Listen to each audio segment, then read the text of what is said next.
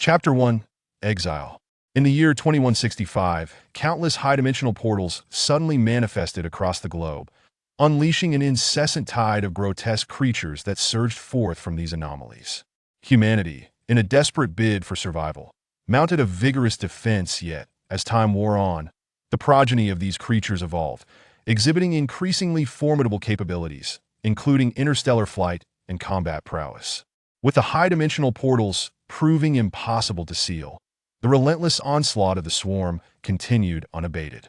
Within a short span, humanity was unable to achieve any significant technological advancements, forcing them into a harrowing decision. They relinquished their home planet, departed the solar system, and ventured into the vast expanse of the universe in search of a new world to rebuild their civilization. During the 2 decades of resisting the insectoid threat, China clandestinely established a base on a concealed asteroid, where they secretly constructed 250 massive vessels, the Polaris, each extending over 5,000 meters in length, to evacuate over 1 billion civilians. To gain precious time for the construction of the Polaris fleet, military forces led by their leader engaged in relentless combat against the swarm for 20 arduous years. However, the military's technological advancements lagged far behind the rapid evolutionary developments of the insects. The celestial forces fought valiantly, repeatedly averting crises posed by the swarms, but at the cost of countless young and valiant warriors. From the very first day that the insects emerged from the high-dimensional portals, the president of the Chinese Academy of Sciences, along with numerous esteemed academics, foresaw the inevitable failure of humanity's struggle against these creatures, concluding that the sole recourse lay in abandoning the solar system entirely. Thus, President Su Xiaodong, together with his colleagues, devised the Shadow Plan, culminating in the colossal Polaris fleet to facilitate the escape of the entire nation. Hu Yu, an ordinary planetary guide at an observatory, was spurred by his old comrade, Wen Zhonghua, to abandon his scholarly pursuits and enlist as a pilot in the celestial forces. Over the course of 20 years of relentless conflict, he gradually evolved into a leading figure within the military and became the protagonist of this narrative. This tale unfolds a grand science fiction epic that transcends the boundaries of the Milky Way. The story, encapsulated within Drowning Stardust, primarily revolves around events within the galaxy, while its sequel, Annihilating Stardust, promises to expand its narrative canvas to encompass the entire universe, alongside parallel realms, high-dimensional spaces, and the intricacies of time and dimension. Annihilating Stardust will serve as the final chapter of the Stardust trilogy, with nearly 700,000 words already published and available on major platforms such as Tushio and Fanxia. Beyond the porthole, the massive silhouette of Sedna loomed large, the last dwarf planet in the solar system to reach a state of hydrostatic equilibrium. Crossing beyond the orbit of Sedna, in a certain sense, one could argue that humanity has already bid farewell to the solar system. The Polaris illuminated the dark void with its vast searchlights, casting a radiant beam over tens of thousands of kilometers that settled upon the surface of Sedna, which once bustled with activity, but now lay in eerie silence, its ruins standing testament to a civilization that once thrived. The footprints of civilization were etched across the planet, and barring unforeseen circumstances, these traces might endure for 1 million years, whispering of a time when this was a realm of humanity. Yet, inevitability loomed within a decade. The insect horde would surely encroach upon Sedna, eradicating every last vestige of human existence. Under the stark luminescence of the Polaris, the topography of the solar system's final planet was projected on every electronic display within the ship. People gazed silently at the land of Sedna, though it was not Earth. It was the last remnant of their solar heritage, a place that still momentarily held its tranquility amid the vast isolation. The fleet did not approach Sedna closely. Although the Polaris was built robustly, its immense size posed a risk of being affected by Sedna's powerful gravitational field, potentially resulting in tidal forces that could damage the ship's sensitive electronic systems. Having departed Earth over 7 months ago, the fleet gradually gained speed. Hu Yu stood quietly by the porthole, while the once familiar visage of Earth had long since vanished from view. The satellites that remained in Earth's orbit had been ruthlessly swept away by the insect swarm, and even if any were operational, they would reveal a planet no longer adorned with azure skies and vibrant life, but shrouded in a blinding white haze of insects, swirling chaos both above and below. The sun had dimmed to a mere ordinary stellar point, its brightness reduced to a negative magnitude, losing all the grandeur once visible from close range. Yet, even at this distance, Sedna, scattered asteroids of the Kuiper Belt, and interstellar dust all obediently orbited the sun, adhering to its legacy. Under the influence of gravity, the sun's dominion extended approximately a light year in radius, while the Kuiper Belt, being significantly closer, represented only the innermost core of the solar influence. Its outermost borders gradually faded into the vastness of the Oort cloud. The fleet, composed of 250 colossal Polaris vessels, scattered across millions of cubic kilometers of starlit expanse, with over 100,000 J-85 fighter aircraft patrolling for vigilance. Each Polaris measured 5 kilometers in length, with its acceleration notably gradual. Even though each vessel was equipped with hundreds of engines, constraints imposed by material science and human endurance limited their acceleration to less than 0.1 g.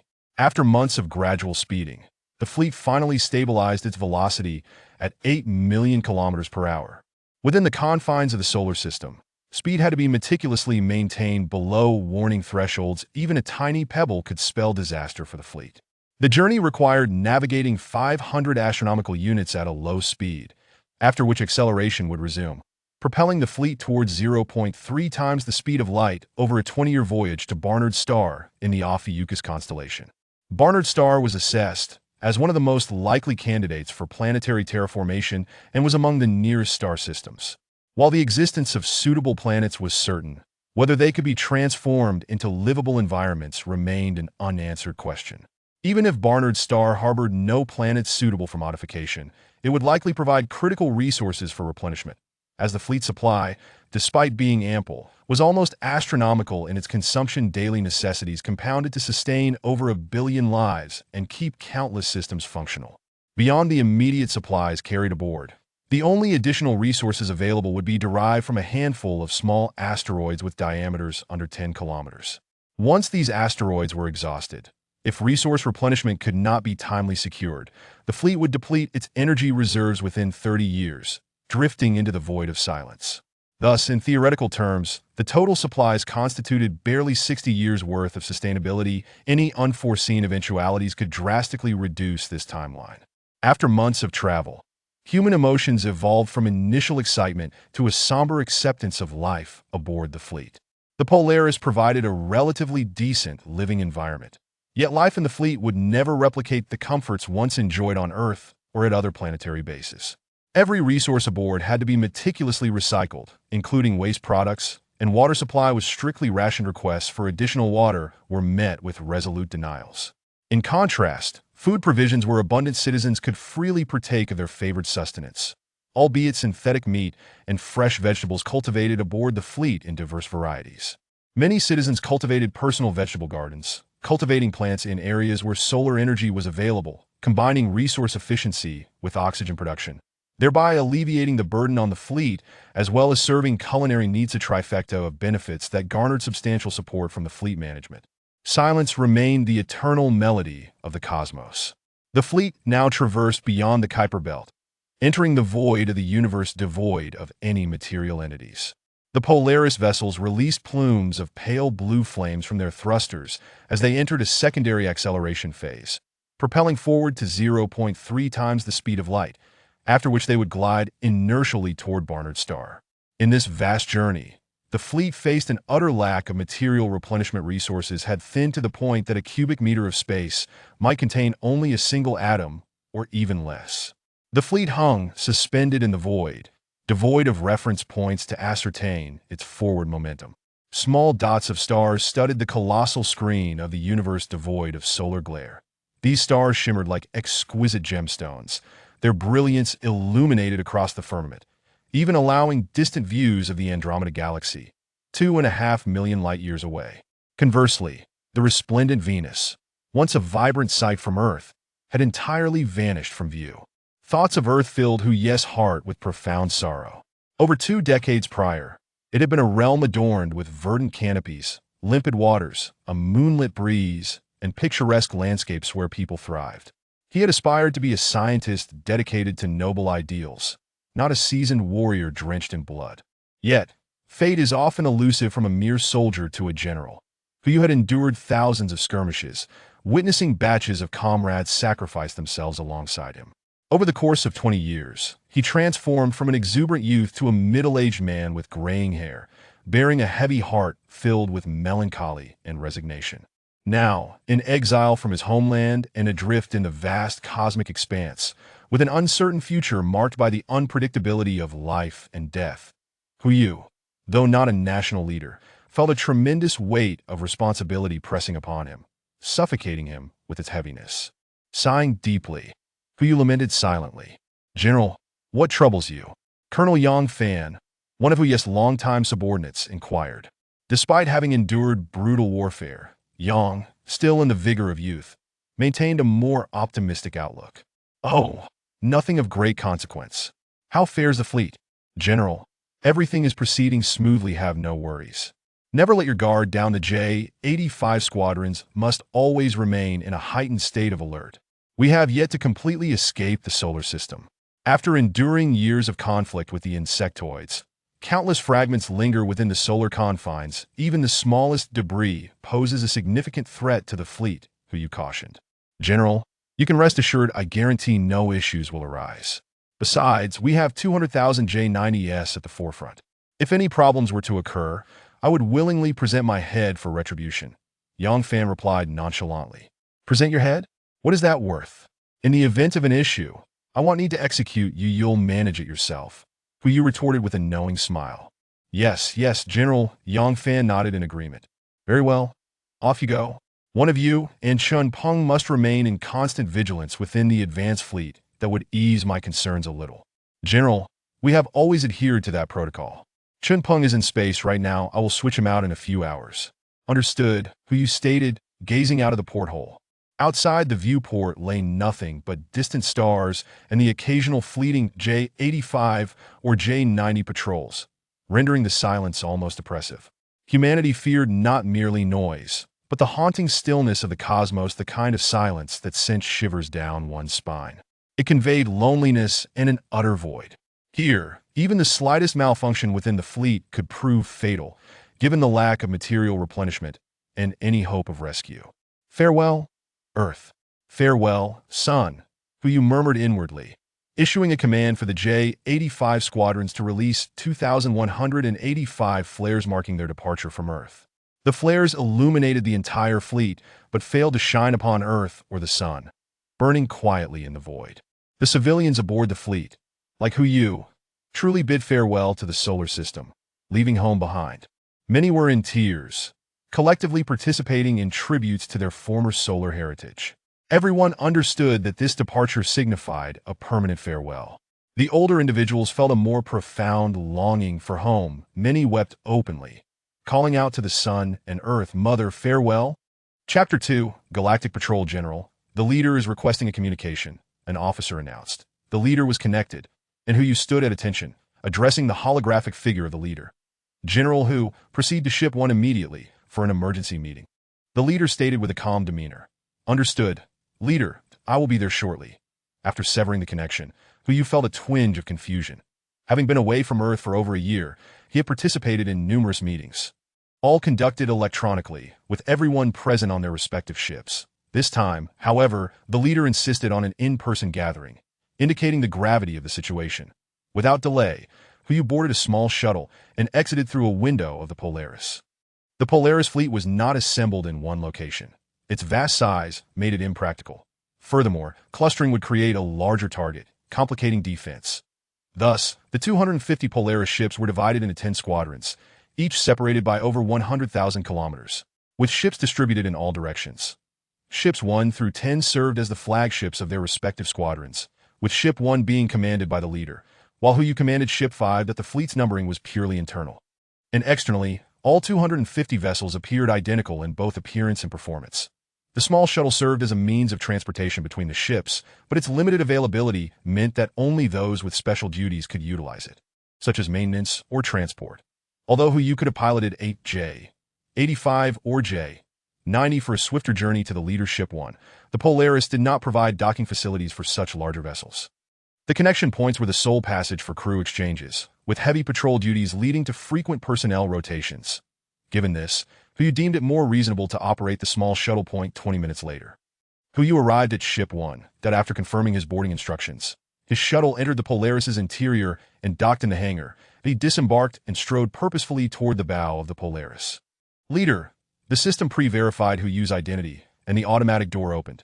Inside, besides the leader, were Defense Minister Luo Zhigao, Deputy Minister Fang Xinyan, Commander of the 1st Army Li Wenfei, Commander of the 3rd Army Wu Haifeng, President of the Academy of Sciences Su Xiaodong, Academician Zheng Jiayuan, and Xiao Yi, among others. Over a dozen individuals gathered together.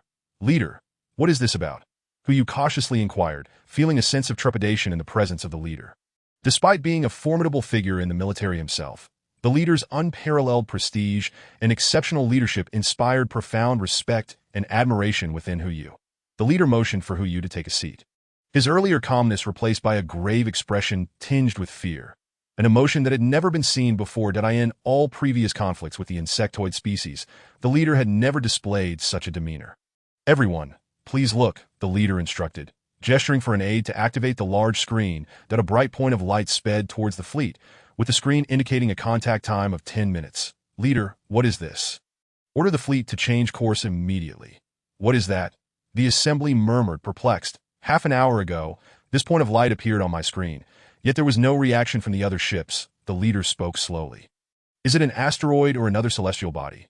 Minister Luo speculated that no, it is definitely not. It is decelerating, Academician Zheng remarked while observing the screen. Leader, I will order the fleet to maneuver and avoid it, Minister Luo asserted. The leader looked at him and shook his head helplessly. It is no use. I have already lost control of most of the fleet. What? Luo exclaimed, the moment we detected the light point.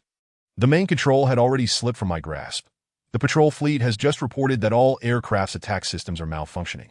For now, we can only observe and hope for its benevolence. Leader, do you mean that this light point is controlled by an intelligent being?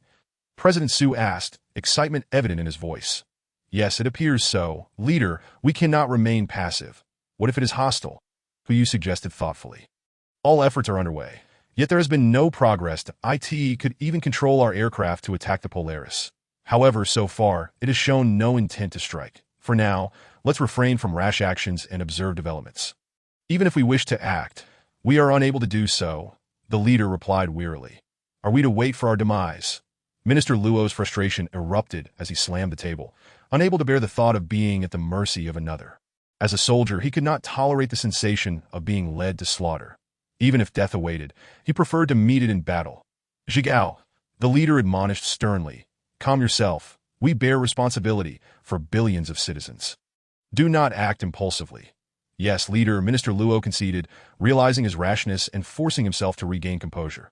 Perhaps we can attempt to establish contact with it, Academician Zheng proposed. Yes, that is worth trying, but how do we make contact?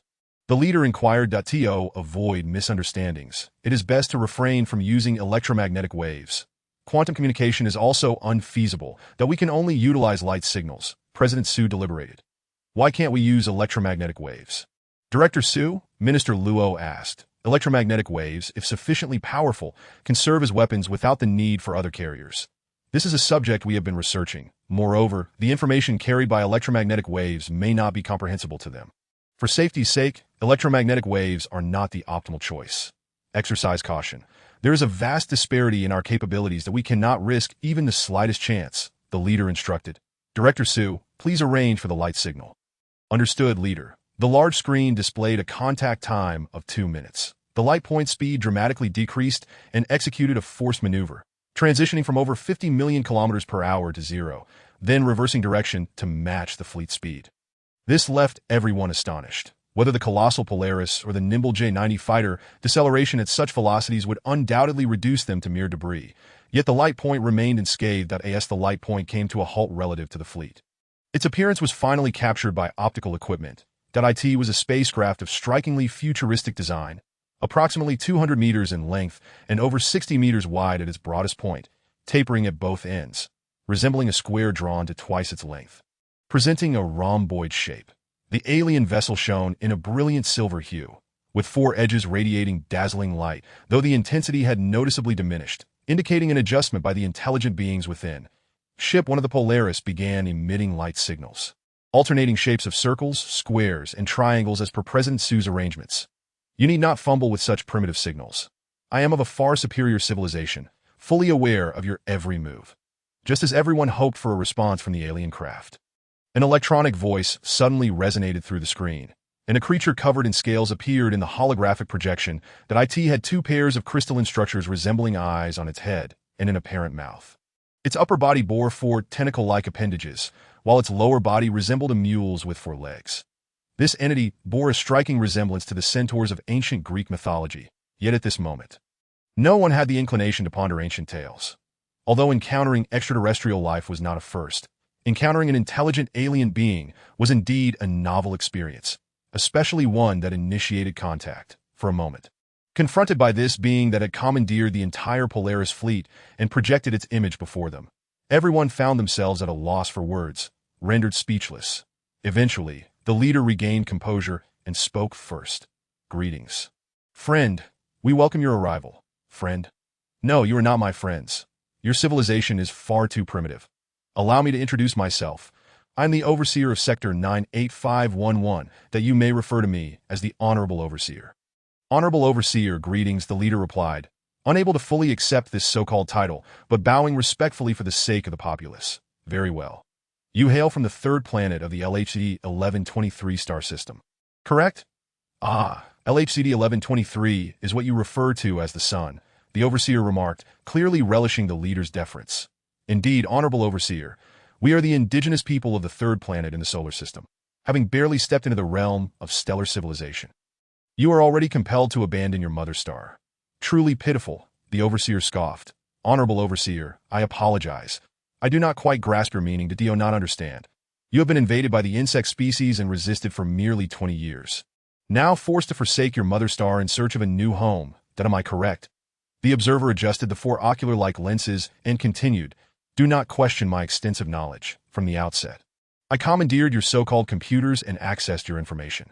Thus, I have been able to synthesize your language and voices. While your technology is indeed primitive, the sheer volume of irrelevant data is overwhelming. To date, I have only managed to decipher a fraction of it. Yet that suffices. The remaining detritus is not worth my time. Indeed, esteemed observer, you are correct.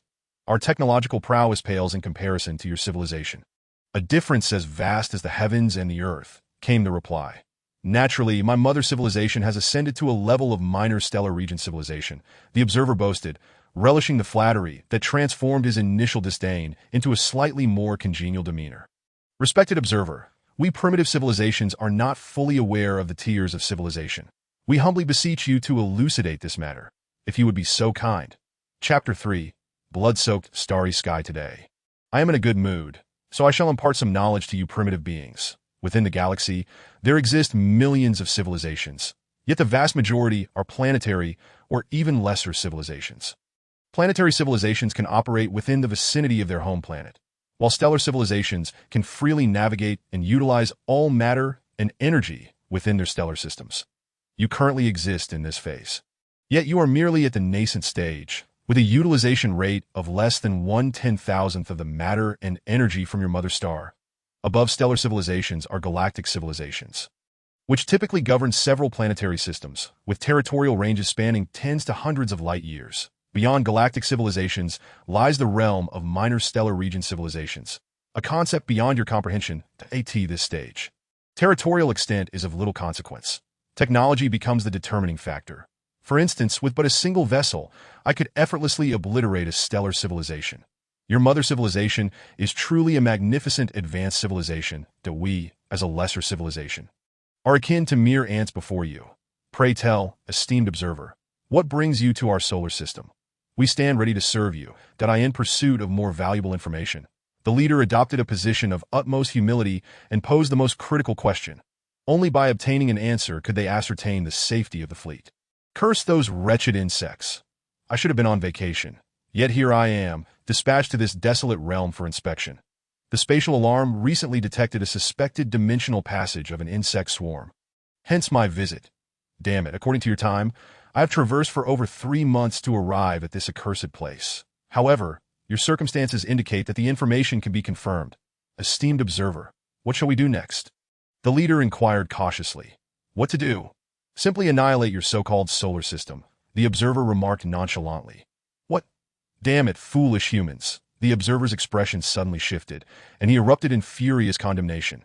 Not good, the leader internally lamented, his complexion paling as his astute companions immediately recognized the shift in circumstances. Yet felt powerless to respond. From 10,000 kilometers away, an alien spacecraft unleashed 12 beams of white light, striking 12 vessels of the Polaris class with pinpoint accuracy that in an instant. The 12 Polaris vessels were engulfed in massive fireballs, subsequently vanishing into the void. This transpired in the blink of an eye, leaving the onlookers unable to react. The loss of 12 Polaris vessels signified the demise of over 60 million souls.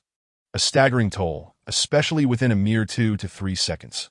Although the dealings with the insects had resulted in considerable casualties, they had never approached the magnitude of 60 million, and certainly not in such a fleeting moment.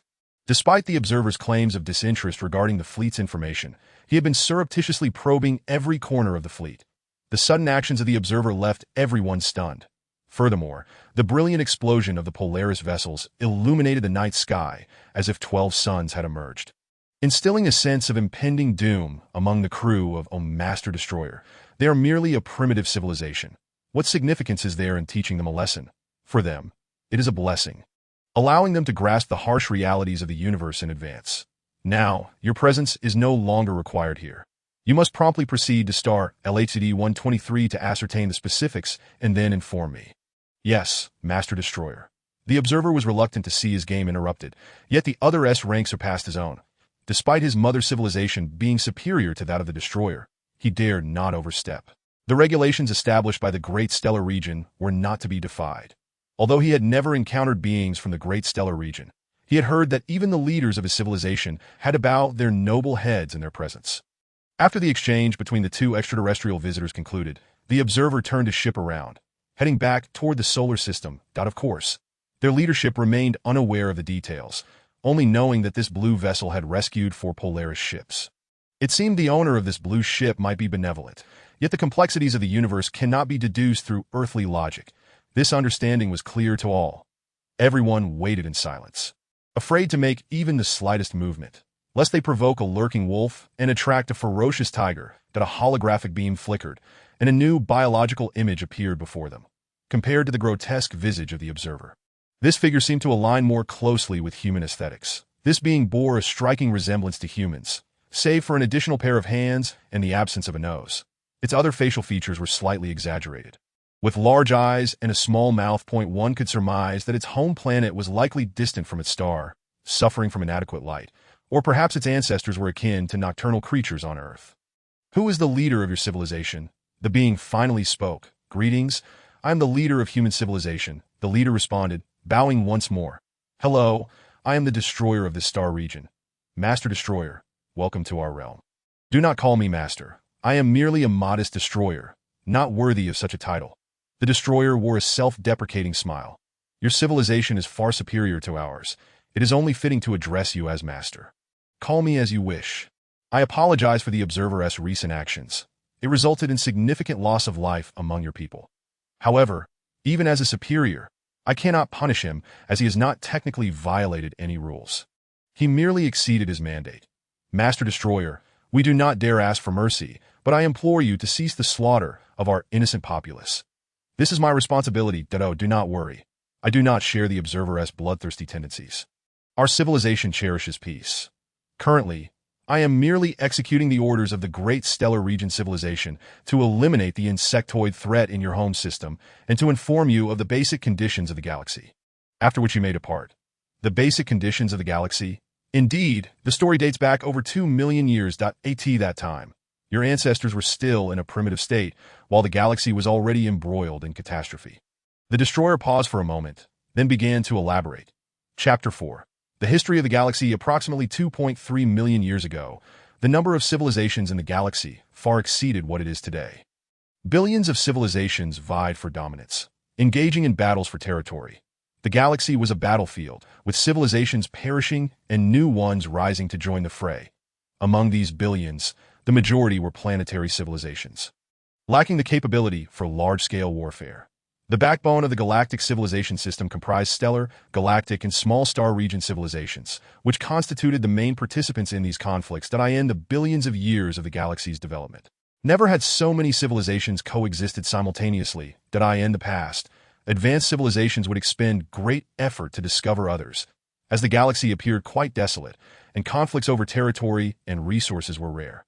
However, at some unknown juncture, civilizations began to spring forth like mushrooms after rain. According to incomplete statistics, at its peak, the number of civilizations in the galaxy may have exceeded 100 billion. On average, one civilization would emerge for every 20 to 30 stars. Even on the most inhospitable planets that in multi-planet systems like your solar system, 2 or 3 civilizations, or even more, could arise simultaneously, an alarming density indeed, while each civilization could claim ownership of 20 or so planetary systems. One must not forget the ancient civilizations already present in the galaxy. These civilizations, having evolved over an extensive period, many had ascended to the status of small star region civilizations, occupying resource-rich systems.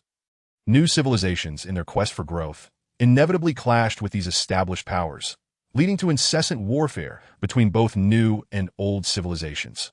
Once a civilization reached the galactic level, it possessed the capability to annihilate stars. Small star region civilizations could seize celestial bodies as easily as plucking fruit that in battles. Stars were often destroyed, plunging the galaxy into chaos, with battlefields scattered throughout. The wars persisted for countless years, during which the intervention of great stellar region civilizations occurred, resulting in cataclysmic devastation that reverberated across the galaxy. Fortunately, such interventions were exceedingly rare. Otherwise, the galaxy might have ceased to exist. The true terror of the great stellar region civilizations was unknown to all, and no one dared provoke them. However, the number of these civilizations was very limited, perhaps fewer than 10, all ancient civilizations that had existed since the genesis of the galaxy. They resided predominantly near the galactic core, maintaining a low profile, neither expanding nor engaging other civilizations unless provoked. Planetary civilizations formed the foundation. They were the most numerous yet weakest. Stellar civilizations were also abundant, but primarily acted as explorers and pioneers, operating within their home systems and the surrounding light years. Galactic civilizations had acquired some understanding of the universe, expanding their territories and exploiting lesser civilizations, controlling ranges of hundreds of light years or more. By the time they reached small star region civilizations, traditional measures of influence no longer applied. They might occupy only a handful of planetary systems, yet their power was formidable. There were approximately over 100 small star region civilizations in the galaxy. Above them were the great stellar region civilizations, whose true strength remained unknown. It was said that even beyond the great stellar region civilizations lay the even more terrifying galaxy-level civilizations. However, few had ever encountered small star region civilizations, and no one understood the might of galaxy-level civilizations. Around 2.3 million years ago, the war escalated to a fever pitch, with increasing numbers of small star region civilizations joining the conflict. The galaxy was engulfed in flames of war, casting shadows of destruction everywhere. Countless planetary civilizations, still oblivious to the nature of the universe, perished in the violent explosions of stars. The number of civilizations plummeted, and at this juncture, the insects descended upon the galaxy through higher dimensional channels. Unlike on Earth, where you resisted for over 20 years against less than half a unit of insects, multiple units invaded simultaneously, each unit approximately the size of your planet. This was the true inundation of insects, descending in multiple units upon every planetary system, and they were high-tier insects.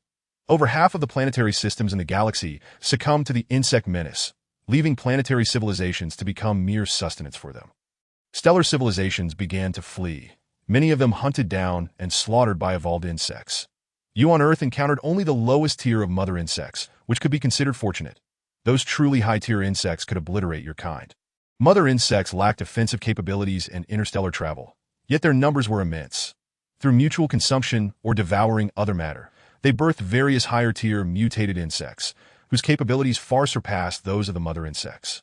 Insects above level 5 possessed interstellar travel capabilities, and I have personally witnessed higher-tier insects exceeding level 20, which fed on planets and possessed devastating combat prowess. No one knew the origin of the insects, nor their intentions, and the entire galaxy transformed into their farm and feast. civilizations finally set aside their enmities to unite against the insects. However, the insects continuously evolved, their numbers and strength ever increasing. Resistance yielded minimal results, and the number of civilizations dwindled to less than 100 million. At this rate, within a few tens of thousands of years, the galaxy would belong to the insects. In this dire moment, the great stellar region civilizations finally intervened. 5 of these civilizations displayed formidable power, launching a fleet that attacked a significant portion of the galaxy overnight. Yet the sheer number of insects was overwhelming. Even the might of the great stellar region civilizations suffered tremendous losses when faced with the infinite swarms of insects. Ultimately, they had to gather their forces to focus on eliminating the higher-tier insect hordes. At this point, the great stellar region civilizations were already severely weakened, unable to engage in large-scale battles against the insects. They ultimately summoned all small star region and galactic civilizations to join forces, clearing half of the galaxy, and finally engaging in a stalemate battle with the swarms near the galactic center along an extended front line. The insects appear to have been sufficiently terrified, with the great star region civilization refraining from further attacks. Consequently, there have been few instances of high-tier insect swarms breaching the defenses. They merely engage in persistent harassment along the front lines. That it is said that the great star region civilization's actions were undertaken under the leadership of a once thriving galactic civilization that has since become a wanderer. Otherwise, it would be inconceivable for such a proud civilization to wage war on the insects simultaneously across 5 fronts. This remains speculative, as we are merely a nascent minor star sector civilization, lacking the stature to partake in such monumental decisions, let alone catch a glimpse of that galactic civilization. While it may seem that minor star sector civilizations are only slightly inferior to the great star region civilization, the disparity is vast. Perhaps 100 galactic civilizations could unite to vanquish a single minor star sector civilization, but even 10,000 minor star sector civilizations may not pose a challenge to one of the great star region civilization. The rate at which high-tier insects spawn far exceeds the evolution of civilizations, and they seem to hold grudges, targeting the territories of the great star region civilization, just as the great star region civilization begins to regain some strength. It incurs losses in battles against these high-tier insects. It is rumored that the great star region civilization, after much contemplation post-war, reluctantly set aside its pride to seek assistance from the wandering galactic civilization. However, that civilization lacked the means to completely eradicate the insects, offering only a method to the great star region civilization. The world operates on a delicate balance, where the conqueror of a lion may not necessarily be an elephant, but perhaps a mosquito. In your vernacular, this suggests that only by identifying the insect's weaknesses can they be eradicated entirely. Thus, the great star region civilization, leveraging its formidable power, unified over 100 minor star sector civilizations to establish the Galactic Alliance, enlisting the intellect of trillions to devise solutions to the insect plague. Yet after over 2 million years, none of the proposed methods have borne fruit. Over 50,000 years ago, the Great Star Region civilization detected significant anomalies among the insect populace. Although the purpose of these movements remained uncertain, a pervasive sense of foreboding gripped them. Consequently, the civilization partitioned its half of the galaxy into distinct sectors, assigning personnel to patrol each area, with orders to act swiftly upon the discovery of any insect presence. The patrollers represent the most basic tier of personnel tasked with continuously seeking traces of the insects, while the destroyers hold a rank above them. Should the insect crisis escalate beyond the patrollers' capabilities, a destroyer would intervene, overseeing several sectors. In the typical scenario, patrols suffice for situations akin to your solar system. However, the Great Star Region civilization has grown increasingly cautious, which is why I've been dispatched to assess the situation in your solar system.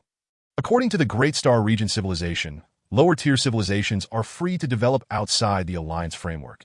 Even in times of war, the Great Star Region civilization refrains from intervening, as each civilization's evolutionary trajectory is unique.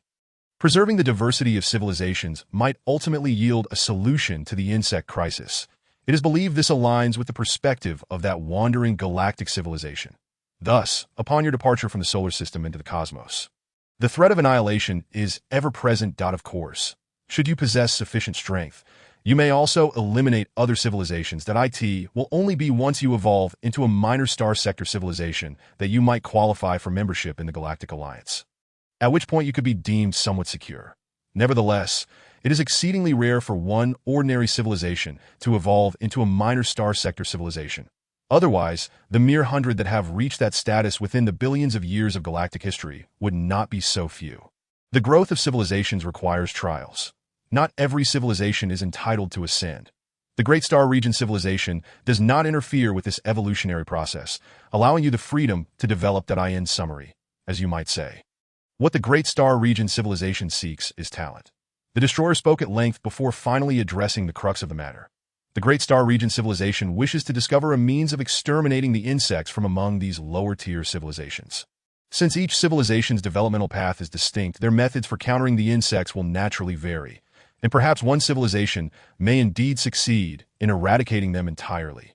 Great Destroyer, do the insects in our solar system originate from a higher dimensional passage? Are the insects in other parts of the galaxy the same? The leader inquired cautiously. Indeed, the difference lies in that the insects in other regions of the galaxy are dispatched as entire units, utilizing both higher dimensional passages and bubbles. Regardless of whether it is a passage or a bubble, the scale of the insect dispatch is beyond your imagination. What is the situation on the other side of the galaxy? The Destroyer closed its large eyes and simply uttered two words. Hell. Even the esteemed Great Star Region civilization has yet to uncover the source of the insects. Not yet. The complexities of dimensional technology are profound. And the Great Star Region civilization has not fully mastered them. Merely from the perspective of dimensional technology, the insect's capabilities far surpass those of the Great Star Region civilization, which is why they have been unable to trace the source via dimensional passages. However, I have heard that the wandering galactic civilization has suggested a potential location for an insect hive. And where might that be? The Abyss. The Abyss. Yes, though it appears that this location does not reside within the galaxy. And no civilization has ventured there. Even the great galactic civilization speaks of it with trepidation. Great Destroyer, with the might of the Great Star Region civilization, should it not be feasible to depart the galaxy? The universe is vast. Surely, the insects cannot permeate every corner of it. Depart the galaxy? Do you think such a feat is simple? The nearest galaxy, Andromeda, lies 2.5 million light-years away, to put it plainly. If a spacecraft could convert all its matter into propulsion, it would still not reach Andromeda before depleting its resources. Transferring an entire civilization requires even more energy. It's a paradox. The more matter and energy you carry, the greater the energy needed for propulsion. Within the galaxy, the Great Star Region civilization can move mountains effortlessly due to ample material resources, but without such resources, they find themselves at a loss. Relying on inertia to glide to other galaxies is a lengthy endeavor that even the Great Star Region civilization cannot endure. Does the dimensional technology of the Great Star Region civilization or their wormhole technology not yet allow for interspatial travel? Chapter 5. Divergence. These inquiries were not meant to be addressed. Yet witnessing your significant loss of population compels me to share a bit more as compensation for your plight. After all, we are a civilization that cherishes peace. The Great Star Region civilizations in our galaxy have not fully grasped dimensional technology. However, they have made significant strides in spatial technology, and a breakthrough in interspatial travel may be within reach in the coming tens of millions of years. Tens of millions of years is an eternity. What do you expect? These ancient Star Region civilizations have developed for billions of years that if they could have achieved breakthroughs sooner, they would have done so long ago. For them, mastering dimensional technology within tens of millions of years would already be quite commendable at their level. Making even the slightest advancement is exceedingly challenging, unlike your lower-tier civilizations, which can experience daily progress. This is something you should comprehend. Great Destroyer, what is the purpose of the insects? From our observations on Earth, they do not exhibit technological capabilities, nor can they be considered intelligent. How do they organize coordinated attacks on the galaxy? I cannot say for certain, but there are widespread rumors that the insects are merely pawns of a higher civilization, manipulated from behind the scenes. This could explain why the Great Star Region civilization, despite possessing the strength to fight, only eradicated half of the regions in the galaxy, leaving the other half for the insects, refraining from total annihilation, perhaps out of apprehension regarding the potential higher civilization behind the insects. Moreover, the sudden emergence of numerous civilizations in the galaxy over 2 million years ago remains a profound mystery. Alas, it is regrettable that our galaxy's civilization levels are still too low. Great Destroyer. Enough inquiries. I have already divulged quite a bit. Initially, I only needed to inform you of the galaxy's basic conditions to afford you a greater chance of survival. Now, I must depart to address the insect issue in your solar system. Farewell, and may fortune favor you. Thank you. Great destroyer. Farewell. The holographic image flickered before the destroyer's form dissipated in the distance. The blue spacecraft completed its turn and sped away in a brilliant streak toward the patroller's direction, leaving behind a considerable mess for all to contend with. Within less than half an hour, the fleet had suffered the loss of 16 ships and over 80 million residents. Faced with this immense loss, the leader and the others could only endure their sorrow, regroup the fleet, and soothe the panicked populace. After much effort to ensure everything was in order, the fleet gradually came to a halt, and the group once more gathered to await the leader's directives. Comrades, in light of this calamity, I believe it is necessary to reassess our original plan to advance toward Barnard's Star. Let us analyze the words of the patroller and the destroyer to understand the challenges we are about to face. This is of utmost importance, as it will determine our survival. The leader spoke slowly, that I believe the contents of the patrollers' and destroyers' dialogues are largely truthful, though the destroyers' statements are mostly conjecture and speculation. However, from their objectives, it appears they have no reason to deceive us, remarked Director Sue of the Academy of Sciences, stroking his white beard. Indeed, I share the same sentiment that at the very least, deceiving us yields no tangible benefits for them. Moreover, they belong to a lesser star civilization. If they required anything from us, they could simply seize it. However, if their assertions hold true, the predicament we face would be exceedingly grave. Yes, leader, stated Director Sue, taking up the leader's words. According to the statements of the Watchers and the Annihilators, nearly half of the galaxy has now been occupied by the Zerg, and the number of civilizations within the galaxy is far greater than we had imagined, amounting to billions. Although the majority are lower-tier planetary civilizations, the sheer scale suggests that the number of advanced civilizations likely exceeds 1 million, though we have only just embarked upon the early stellar stage. And encountering any stellar civilization could spell disaster for us. Leader, said Defense Minister Luo Zhigao with a serious expression, we lack any offensive capabilities. Our defenses are woefully insufficient. The J-85 has suffered from inadequate maintenance throughout its years of conflict, and it was intended for disassembly after completing its mission in the solar system, though we possess only 200,000 J-90s, which are barely adequate for interstellar warfare. This number falls short even for safeguarding our more than 200 Polaris-class vessels, let alone for an offensive. Yet this was dictated by the circumstances we faced at the time, leaving us powerless to construct more aircraft. The Polaris-class vessels are cumbersome and large targets. Should we engage in conflict with other civilizations, the consequences would be dire. Thus, we must reevaluate our destination, that if Barnard's Star lies within the domain of a stellar civilization or a higher-tier civilization, venturing there would be akin to sending sheep into a den of wolves. What should we do now, leader? Asked Luo Zhigao. The leader slowly rose, surveying the assembly, his bloodshot eyes tightly shut before gradually reopening. After a span of several hours, he appeared to have aged a decade. Comrades, I find myself at an impasse. Yet, a decision must be made. Leader, please speak. We shall abide by your decision, the crowd responded. Comrades, my resolution is to separate our forces. The fleet shall be divided into 3, dispersing our actions. However, once we part ways, the chance of reuniting remains uncertain.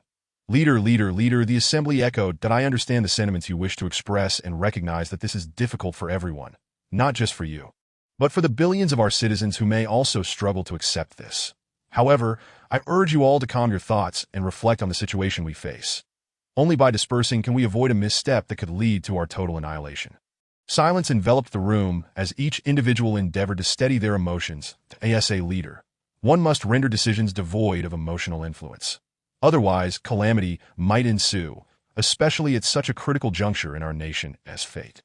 Leader, you are right, but how shall we proceed with the separation? After much contemplation, Luo Zhigao inquired. Luo Zhigao finally articulated the unspoken concern that weighed heavily on everyone's minds, the potential for permanent separation.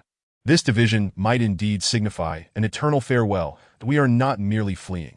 We shall evolve our civilization through 3 distinct models, that we have 234 Polaris-class vessels remaining, which will be allocated into 3 groups. The first group will be led by Luo Zhigao with 50 Polaris-class vessels, adopting a development model centered on war and plunder, seizing technology and resources from other civilizations while ensuring our own safety, a perilous journey befitting your bold nature. The second group, after much deliberation, will be commanded by General Hu Yu with 100 Polaris-class vessels, pursuing a balanced approach, plundering where possible, promoting peace where feasible. The remaining 84 Polaris-class vessels shall follow me. adhering to a conservative development model, focusing solely on ensuring our absolute safety while preserving the ember of our civilization. Is that clear to everyone? I concur with the leader's opinion. Director Su nodded in agreement. Leader, such a significant responsibility. I fear I may not be up to the task. Hu admitted, a hint of trepidation in his voice. That no, General Hu, this is not a spur-of-the-moment decision. That I had anticipated such a scenario even before our departure from Earth. I never expected it to materialize so swiftly.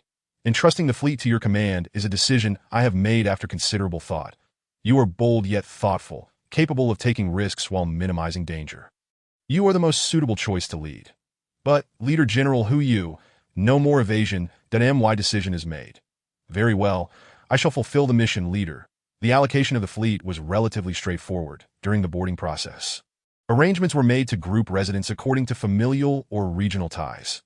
Thus, separation would not pose significant challenges. Provided we diligently explain the situation to the populace, they will understand. All right, Leader, I will make the necessary arrangements. Luo Zhigao conceded with a sense of resignation. Now, the remaining task lay in how to allocate our personnel. Old comrades, we have worked together for many years, united in our efforts against the Zerd. It pains me to part ways, and as we grow older, the desire to remain among familiar friends intensifies. Yet for the sake of our civilization, for our people, we must separate. Leader, the assembly called out. Very well. Allow me to allocate the personnel that Li Wenfei, Fang Xinyun. You will accompany Luo Zhigao, leading 1/3 of the scientific staff. That Wu Haifeng shall follow me. I am aged and require a young general to oversee affairs. Wu Haifeng's character aligns well with my development model, and we will also take 1/3 of the scientific staff. General Hu, your group will include Director Su and others that we shall heed the leader's directives. Leader, Director Su spoke gently. I am old. I wish to accompany you. General Hu, you can certainly lead with academicians Zhao and academician Xiao Yi by his side. Director, the leader interjected that do not doubt your capabilities. You far exceed me and are more than capable of overseeing the scientific endeavors. That I truly am aged. Continuing alongside you would only hinder progress. Moreover, I have worked alongside the leader for over half a century. Now that we are both old, it is fitting for us to remain together. Director Su glanced at the leader, both elderly men nearing a century in age, having devoted their lives to the nation. Their hair white and brows lined with wrinkles. The leader nodded in agreement with Director Su's sentiment. Everyone, after our separation, you shall pursue independent development. However, I implore you to never forsake the essence of our Chinese civilization. If possible, may we yet find opportunities to reunite. That I sincerely hope that each of you survives. Leader, rest assured, even in separation, we shall undoubtedly carry forth the spirit of the Chinese nation, ensuring our descendants know they are children of Yin and Huang. Descendants of the dragon, assured Luo Zhigao and Hu. Indeed, with your presence, I feel at ease, the leader acknowledged. Now, I proclaim an important matter. Our Long River Initiative may commence. What is the Long River Initiative? Academician Xiao, please elucidate. The leader smiled as he turned to Academician Xiao Yi. Chapter 6. The Long River at Sunset. Academician Xiao Yi, who had remained silent until now, smiled mysteriously. That is a pillar of the Chinese Academy of Sciences in the field of biology. His contributions are innumerable. Over a decade ago, Academician Xiao was tasked with the Long River Initiative, and after countless sleepless nights and relentless dedication, he successfully completed the mission. Today, the time has come to unveil this secret. I once thought it would pass with me, never to be utilized again. Although I had suggested to the leader to activate the Long River Initiative long ago, the leader harbored many concerns. And the issues at stake were exceedingly complex. However, now we can cast aside all apprehensions, all for the continuity of Chinese civilization. After a brief pause, Academician Xiao continued, for thousands of years, particularly in recent centuries, the development of technology has been significantly hampered by a shortage of talent. Given our brief human lifespan, we spend decades in learning, only to realize that by the time we are equipped with knowledge, we have already aged, reaching the end of our lives. This is indeed a profound regret in the trajectory of human advancement. Indeed, Academician Xiao, if our scientists could live for several more decades, the situation would be entirely different. Such a pity, Hu lamented, his sentiments reflective of a military officer who had turned from literature to arms. However, from this point forward, such occurrences will no longer transpire, Academician Xiao declared with conviction. The assembly gazed at one another, utterly bewildered by Academician Xiao's implication. Enough with the suspense, Academician Xiao. We are all eager to know, the leader remarked with a smile. Indeed, leader, Academician Shao nodded before continuing. Comrades, amidst our battles against the Zerg, while we may not have provided significant assistance from a biological perspective, I discovered a unique segment within the Zerg's genetic structure that I experimented with the segment's combination in altering the genes of laboratory mice. The modified mice exhibited vastly improved physical capabilities, and those that had already entered old age ceased the aging process, effectively achieving a form of immortality. What? Please refrain from being overly excited and allow me to continue. Upon discovering this situation, I conducted a highly confidential experiment under the guidance of our leader. The results were consistent across various species, from kittens and puppies to monkeys and gorillas. However, without human trials, we cannot ensure safety. That a decade ago, with the leader's special authorization, I modified my own genes. Academician Xiao Yu? Academician Zeng exclaimed. The ASA fellow researcher, Zheng Jiayuan, understood the risks involved in such experiments, even if they were safe in all animal tests. The risks remain substantial when applied to humans. Throughout history, many failed experiments have occurred. Rest assured, Academician Zeng, I'm in good health. Academician Xiao replied with a smile. Comrades, since I modified my genes, I have acquired more accurate and reliable data. My body has become exceptionally healthy, maintaining a balance between new and dying cells that TO illustrate. Think of a fighter jet. Previously, when a part was damaged, we replaced it with an old part. Over time, the parts would age, leading to obsolescence. However, after genetic modification, each replacement is a new part, enabling the jet to maintain its vitality indefinitely. Academician Xiao, do you mean we will never grow old again? Luo Zhigao asked excitedly. To be precise. We will not die of old age, Director Su replied, stroking his white beard. Did I ask that true? How wonderful. Laughter erupted among the group, as no one could conceal their excitement. Comrades, this plan had previously remained classified. Known only to myself, Director Su, and the leader .it is not an easy task, as it involves numerous complex issues. Indeed, it is a significant challenge, Luo Zhigao acknowledged. Comrades, after 10 years, I have compared my cells to those from a decade ago, revealing negligible changes that if this trend continues, human lifespan could potentially reach 1 million years. However, I cannot yet determine whether this change constitutes aging. It may merely be a normal fluctuation in the cellular turnover process. After all, the time frame is too short to compare with a larger sample size. In animal tests, the growth of juvenile forms is unaffected by this gene modification. Growth is a process of cellular division and proliferation, and this modification plays a crucial role in replacing the old with the new, without impacting other factors such as reproduction, intelligence, or behavior. Is the modification process complicated? Academician Xiao, Luo Zhigao inquired. Not at all. It requires only a single pill, which is easy to produce. This bottle of pills should have been securely stored in the laboratory, but given the unusual circumstances, I carry it with me. Academician Xiao produced a small vial containing several yellow pills for everyone to see. Comrades, the leader observed the eager expressions of the crowd and continued, after we part ways, each of you should study how to use this genetic drug and prepare for potential issues. After all, only Academician Xiao has tested it, which is far from sufficient. There may still be various problems that arise. Academician Xiao will accompany General Hu Yu, but prior to this, he has shared all relevant information and key findings with other academicians in the biological sciences. Yes, comrades, there is no need for excessive worry. Genetic modification is currently a straightforward task. Previously, we discovered longevity sequences in jellyfish genes that could extend human lifespan to approximately 10,000 years. However, ethical considerations and other factors have prevented implementation. In truth, achieving longevity or even immortality is not an arcane technology. Our academicians are fully capable of addressing any issues that may arise. So rest assured, comrades, to survive in the harsh battlefield of the universe, we must enhance human lifespan and, in the future, our intellectual capabilities. Otherwise, in comparison to civilizations that have developed for hundreds of thousands or even millions of years, we will undoubtedly be at a disadvantage. With extended lifespans, we can cultivate a larger pool of talent, significantly increasing our population. Although our starship currently restricts excessive population growth, this is merely a temporary phenomenon. Once we find a new home, our population will surely expand. The leader continued, we all know our solar system is located near the edge of the Milky Way galaxy, yet we remain unaware of the boundaries between the civilizations of the Great Star District and the Swarm. The destroyer has not permitted us to inquire further. Our original direction was towards the center of the Milky Way, so the Swarm's territory may lie to our left or right, albeit at a considerable distance.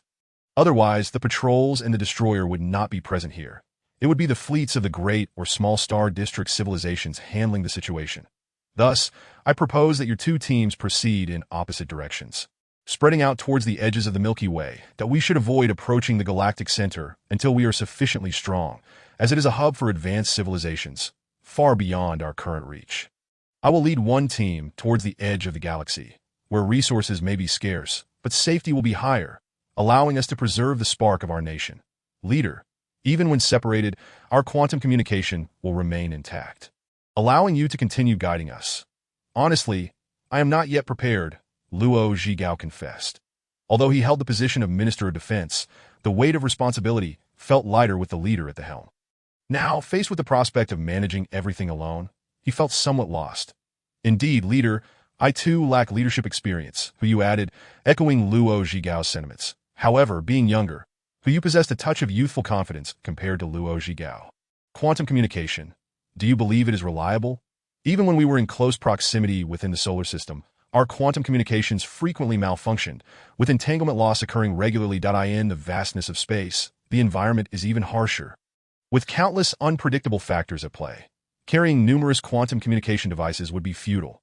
Furthermore, do not harbor feelings of trepidation that I trust you both will excel beyond my capabilities. Leader, how shall we communicate if our quantum entanglement is lost? Hu asked, somewhat melancholic. Well, let's leave it to fate. Perhaps we could be a bit romantic about it and agree to return home every 100,000 years for a reunion in the solar system. If returning home is not possible, we can devise a means to send a message back as long as we remain alive. Understood, leader. Comrades, for the sake of this agreement, we must strive to develop ourselves. I believe that one day, our Chinese civilization will resonate throughout the Milky Way, transforming the galaxy into our domain, and perhaps even venturing beyond it into the universe. When that day arrives, our reunion will surely present a different scene. Rest assured, leader, we shall uphold the name of the Chinese nation. When that day comes, we will return to the solar system, rebuild Earth, and together admire the beauty of the solitary smoke rising above the desert and the sun setting over the long river. Hu proclaimed confidently. Very well, comrades. This place has attracted the attention of advanced civilizations, and it is unwise for us to linger. Though it is difficult, it is best for us to depart as soon as possible. Now is the time for our separation. Take care and farewell. Leader, tears welled in everyone's eyes, and the sorrow of parting led many to weep softly. They embraced one another, reluctant to say goodbye. This farewell might very well be eternal. And even if they were to meet again, it would be after 100,000 years. Over the decades, they had cooperated, united against the swarm, forging bonds of immeasurable depth. Their camaraderie was the most genuine of affections. Though this was work, who could deny that it was not also a manifestation of the emotions of the Chinese nation? Go forth, comrades. The leader waved goodbye through tears that as they turned back with each step.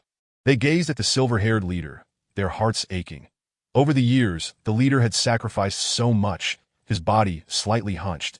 Yet for the sake of the entire nation, he would continue to lead the first team in search of survival within the galaxy. Preserving the seeds of their people. Chapter 7.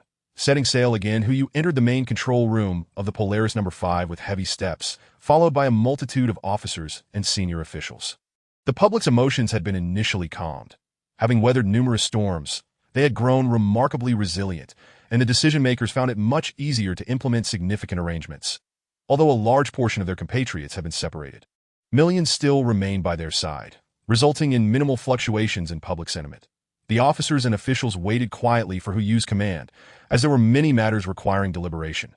Chief among these was determining an appropriate destination and the best route to take, a task that weighed heavily on everyone's minds. Comrades, the leader has suggested that we navigate along the trajectory of the current galactic radius. However, the specific path requires our collective research. Given our limited resources and energy, we must procure supplies from the nearest star systems. Moreover, it is crucial to acknowledge that our combat capabilities are severely restricted. Once we identify a suitable star system, enhancing our military strength must take precedence, as only then can we continue our journey. General, there are numerous civilizations within the Milky Way, and we cannot ascertain the safety of our route. The likelihood of conflict between two civilizations must be considered at 100%. I propose that we launch a fleet of high-speed probes, ensuring that our main fleet maintains a distance of at least 6 months from these probes, providing us with some maneuverability, a task that is certainly feasible. Remarked Academician Zheng Zhaoyuan. Academician Zheng's reasoning is sound. Academician, where should our initial destination be? What recommendations do you have? Who you inquired? As an authority in physics, Academician Zheng possesses profound expertise in astrophysics and high-energy physics. After a moment of contemplation, Academician Zheng replied, General, we should head to Tiansong 5, which is approximately 12 light-years away. Our energy reserves are sufficient to reach it. Historical observations indicate that Tiansong 5 has at least 5 planets. Regardless of their habitability, they could serve as a springboard, allowing us to replenish our supplies of materials and energy. 12 light-years. It would take nearly 40 years to arrive. While our fleet's energy is adequate, what if there are other civilizations at Tiansong 5? Such a multi-planet system might be a focal point for civilizational competition, who you expressed his concerns. This cannot be guaranteed with absolute certainty. However, with our current technological capabilities, it is imperative to identify suitable planets for resupply, making this risk one we must undertake, asserted Academician Zheng. Academician Zheng, I have a premonition that our previous observations of this galaxy may contain significant inaccuracies. The number of planets orbiting stars could far exceed our findings. Otherwise, the existence of the hundreds of billions of civilizations described by the destroyer would be implausible. Perhaps that if Tiansong 5 is inaccessible, we could swiftly alter our course to the UV star in the constellation Cetus. As they are relatively close, that if both planetary systems are occupied by other civilizations, we will have to devise another plan and redirect to other star systems. At that point, we might face a period of hardship. Very well, let us proceed to Tiansong 5, but there is no point in deliberating endlessly here. We must venture forth to find a way. Where there is a will, there is a way. What are your thoughts? Agreement. Agreement that the assembly concurred. Notify the fleet to prepare for departure. Who you commanded. The group dispersed to make preparations, leaving Hu Yu, Academician Zheng Zhaoyuan, and Academician Xiao Yi together. Academician Zheng, I still harbor some concerns. What if, General, this is unlike your former self that I recall when you were merely a young regiment commander, brimming with courage? Why the hesitation now? Academician Zheng chuckled. Academician, back then I was just a foot soldier, willing to sacrifice my own life. But now, every step I take feels like walking on the edge of a precipice, as the lives of millions depend on my decisions. I finally comprehend the leader's burdens. General, you will be an exceptional leader. However, do not dwell excessively on worries. Unless our luck is exceedingly poor, Tiansong 5 should be safe. According to the destroyer, there are approximately 100 million civilizations scattered across half the Milky Way.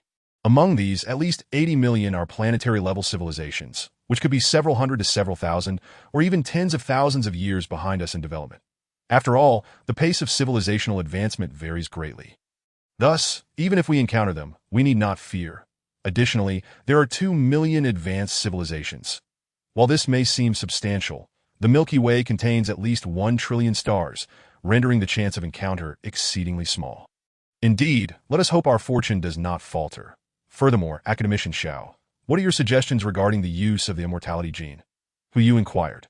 General, I propose that as soon as the fleet departs, we immediately initiate genetic modifications for the populace. There are 3 reasons. First, this group of individuals represents our seeds. They have endured countless adversities and are the exemplary inheritors of our Chinese heritage, essential for guiding and educating future generations. Second, although our fleet appears stable, there are bound to be various thoughts among the populace. Providing them with a monumental surprise will foster greater allegiance to our leadership. Third, we currently face a severe shortage of talent. The loss of any single individual would be an unbearable blow. This is the most critical point, and thus, genetic modification is imperative. I concur with Academician Xiao as perspective. General, we must also promptly initiate a talent cultivation program. The various systems of the Central Academy of Sciences have been disrupted and must be re-established immediately to begin training technical personnel. This way, upon reaching Tiansong 5, we can swiftly commence our work and advance ourselves. Very well, there are further details that require our discussion. Academician Xiao, you will oversee the genetic modification efforts, which should commence immediately upon the fleet's launch. Rest assured, General, smiled Academician Xiao.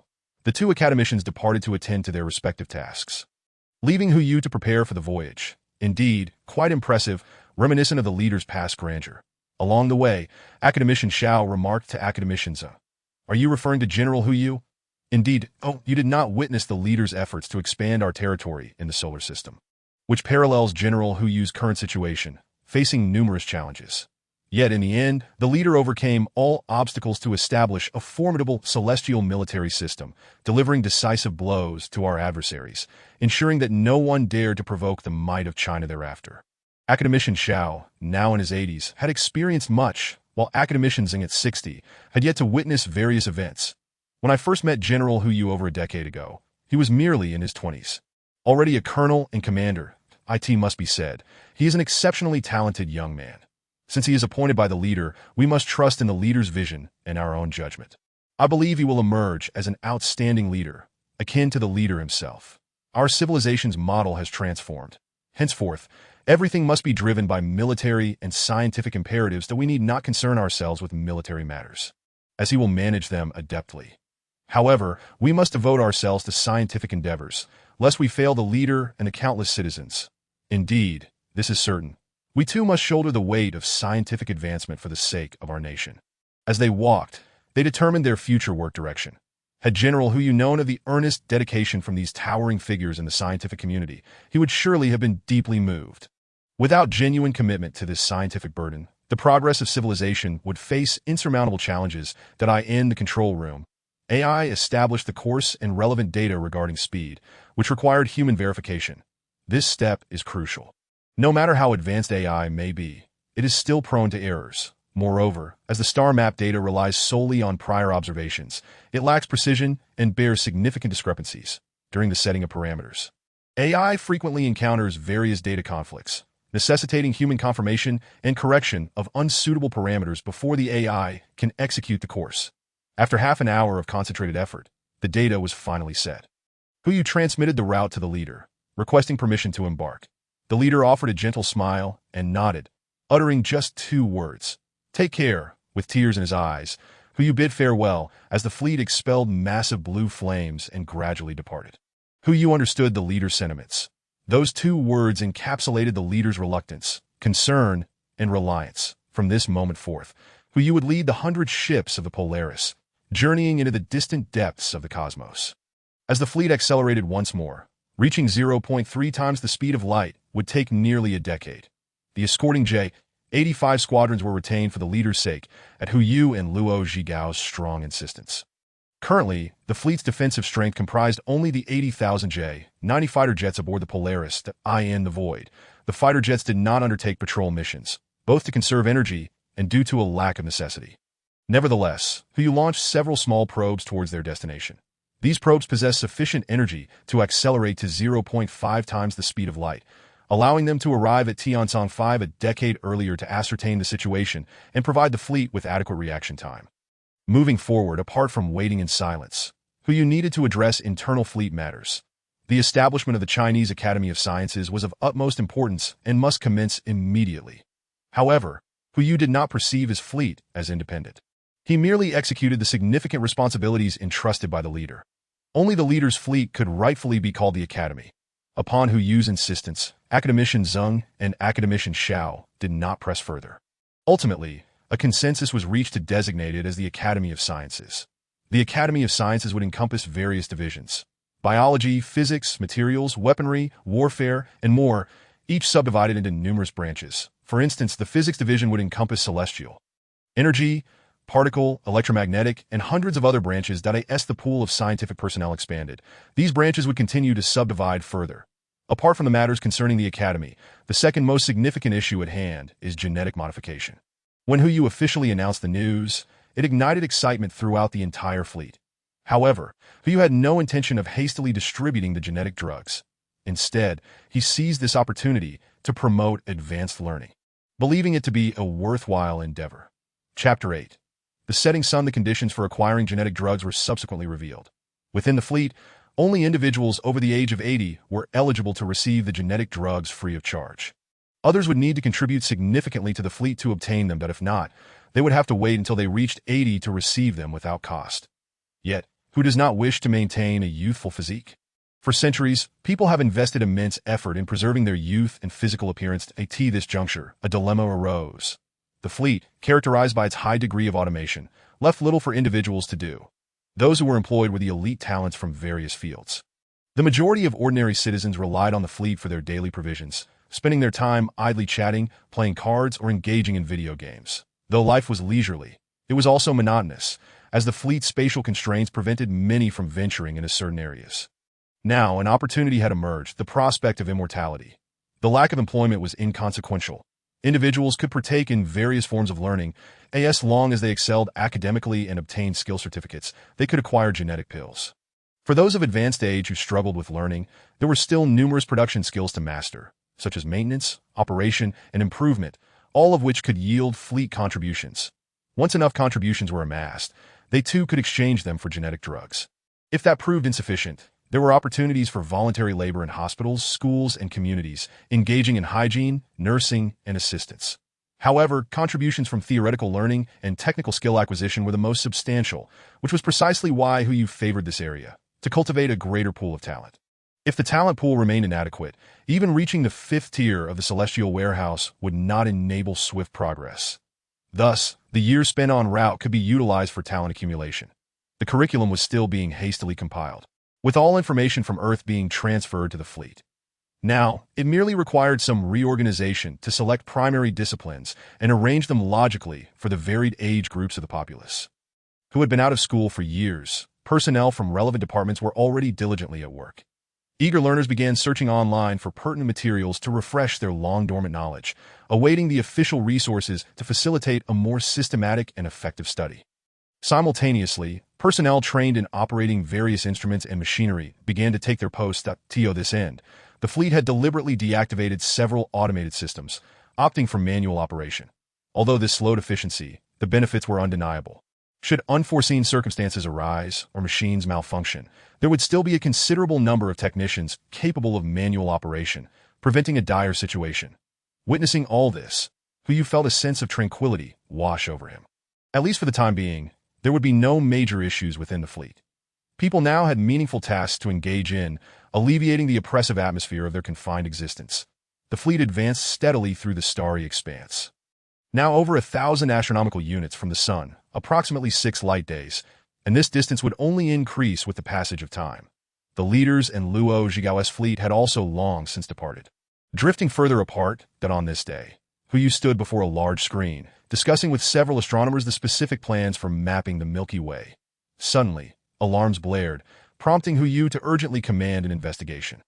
In interstellar travel, even the slightest incident could result in catastrophic loss of life and vessel. Report General. The fleet is experiencing intense radiation, one of the aides announced. What? Hu inquired, his concern palpable. Preliminary analysis indicates the radiation contains multiple types of rays and high-energy particles, with energy levels rarely observed in natural settings. What is the status of the fleet? Hu's primary concern remained the condition of the fleet. Everything else was secondary. General, please hold on. We are analyzing. The results are in. Only a small number of instruments have sustained damage that I will promptly notify the relevant personnel for repairs or replacements. Thank goodness we utilized the Chuang element extracted from the insects' bodies for our armor. Though it is only a few centimeters thick, it proves extremely effective against cosmic rays and high-energy particles. Coupled with the inherent circular magnetic field design of all our warships, we have managed to survive this high-energy storm. The aide reported, still shaken by the experience. This intense radiation, though invisible and intangible, possessed destructive power rivaling that of a supernuclear explosion at close range. Without effective protection, the entire fleet could be obliterated in an instant. What could have caused such a surge of cosmic radiation? Hu pressed. Have we identified the source? General, the radiation appears to be emanating from the direction of the solar system, that I suspect. Suspect what? That there is something wrong with the sun. What? Begin observations immediately. Hu commanded. General, we need to wait. Our observation equipment is currently outside the armor of the Polaris and has been rendered inoperative. We must wait for repair personnel to fix it before we can continue, the aide explained. Once repairs are complete, proceed with observations at once. Hu insisted, urgency lacing his tone. 15 minutes later. General, the sun. It is gone, the aide reported, his voice tinged with sorrow. Are you certain? Confirmed, General. Please look at the recently observed footage from 6 days ago. The sun has vanished. Mercury, Venus, Earth, and the others have been engulfed in the explosion's brilliance. Uranus and Neptune have veered off their orbital paths, and the solar system no longer exists. You gaze at the footage, witnessing Uranus no longer following a circular trajectory, but careening in a straight line. If this continued, in the coming years it might be captured by a new star, potentially regaining life, or it could collide with another planet or star, disappearing entirely and becoming fodder for other celestial bodies. The Sun, this once vibrant star, had simply ceased to exist. Originally, it could have slowly extinguished over billions of years, completing its lengthy existence. Yet in this moment, it released all its energy in a spectacular finale. Prematurely concluding its life, it was evident that the Watchers and Destroyers had obliterated the Sun to eliminate the invading insect race in the solar system. For beings of their caliber, destroying a star was but a trivial feat. Utilizing the Sun's explosive energy to annihilate the insects was indeed the simplest and most efficient method. Cursed insects. Had it not been for their invasion, humanity could have peacefully advanced its technology in the solar system, living in comfort without descending into a state of wandering civilization, uncertain of its future and survival. The Sun would not have faced such a calamity, nor would its life have ended prematurely. Throughout history, humanity has held a unique reverence for the Sun. It selflessly bestowed warmth upon the earth, allowing all life to flourish. Even in modern times, humanity's reliance on the Sun remains unbroken. The Sun, akin to a nurturing mother, has nourished all, and now it bows out prematurely, evoking profound sorrow. With a resounding thud, Hu's clenched fist struck the table, his frustration palpable. This calamity could not be laid at the feet of the Watchers or Destroyers. It was all the fault of the damned insects that I, Hu, vow that one day I shall eradicate you completely. General, do not disclose the news of the Sun's demise. We must not dampen the enthusiasm for learning among the populace. Understood. The Hu rose and moved to the thick viewport in the vast starry expanse. The once most brilliant star was now nowhere to be found, leaving behind only a void of darkness in the years to come. The remnants of the Sun's explosion might coalesce once more. However, given the Sun's relatively small mass, the materials dispersed across the vastness of space would likely fail to gather enough to reignite a core. The most probable outcome would be that the nebular material would randomly disperse into even more distant cosmic realms, potentially reaching other stars after millions or even billions of years, only to be captured by those celestial bodies. Having quelled his sorrowful sentiments, Hu returned to a rational state. As a leader, emotions must be set aside. The immense energy released by the Sun's explosion piqued Hu's curiosity, leading him to consult with academician Zheng Jiayuan from the Academy of Sciences. Academician, what methods exist to induce a star's explosion? The explosion of a star signifies unfathomable power. Such power is terrifying. If we could harness this power, it would provide us with an additional safeguard for the future. Hu found himself captivated by this force, even from over 1,000 astronomical units away. Having traversed the magnetic fields of several planets and the dense material of the Kuiper Belt, the power remained astonishing upon reaching the Polaris fleet. Had it not been for the Chuang element armor, the Polaris would have been akin to a leaf amidst a tempest, utterly defenseless against the Sun's explosive radiation. General, there are numerous ways to cause a star to explode, but we currently lack certain elements to achieve this. The Watchers have stated that a typical galactic civilization possesses the capability to destroy stars, while smaller star systems can manipulate them at will. Academician, please elaborate. I have abandoned my academic pursuits for over 20 years. And now he chuckled, acknowledging the gravity of the situation. Let me briefly outline the most plausible methods we currently have at our disposal. The first method involves launching a substantial amount of antimatter into the core of a star, thereby causing a significant loss of mass and generating immense energy. However, our current production and storage capabilities of antimatter have not yet reached a level sufficient to obliterate a star. Nevertheless, improvements in related technologies could enhance the production speed of antimatter, making this method the most feasible one we can achieve in the near term. The second method entails directing a small black hole towards a star, which would consume the material at the star's core, thereby reducing the pressure and leading to the star's collapse and destruction. Yet, we are still unable to manufacture black holes, as our energy levels are insufficient. In the future, as we advance, we might construct ultra-high energy colliders to explore the potential creation of miniature black holes for cultivation. The third method involves propelling one star to collide with another, a concept that could be realized through a curvature engine. although we currently face significant limitations in this area. The fourth method includes emitting a special type of particle or electromagnetic radiation toward a star to alter the rate of its internal fusion reactions, potentially disrupting the gravitational balance and resulting in the star's disintegration. These are the most viable methods available to us at this moment. Who you nodded, his expectations met. The current technology was still far from realization. He casually inquired, academician, what about creating a star? Creating one?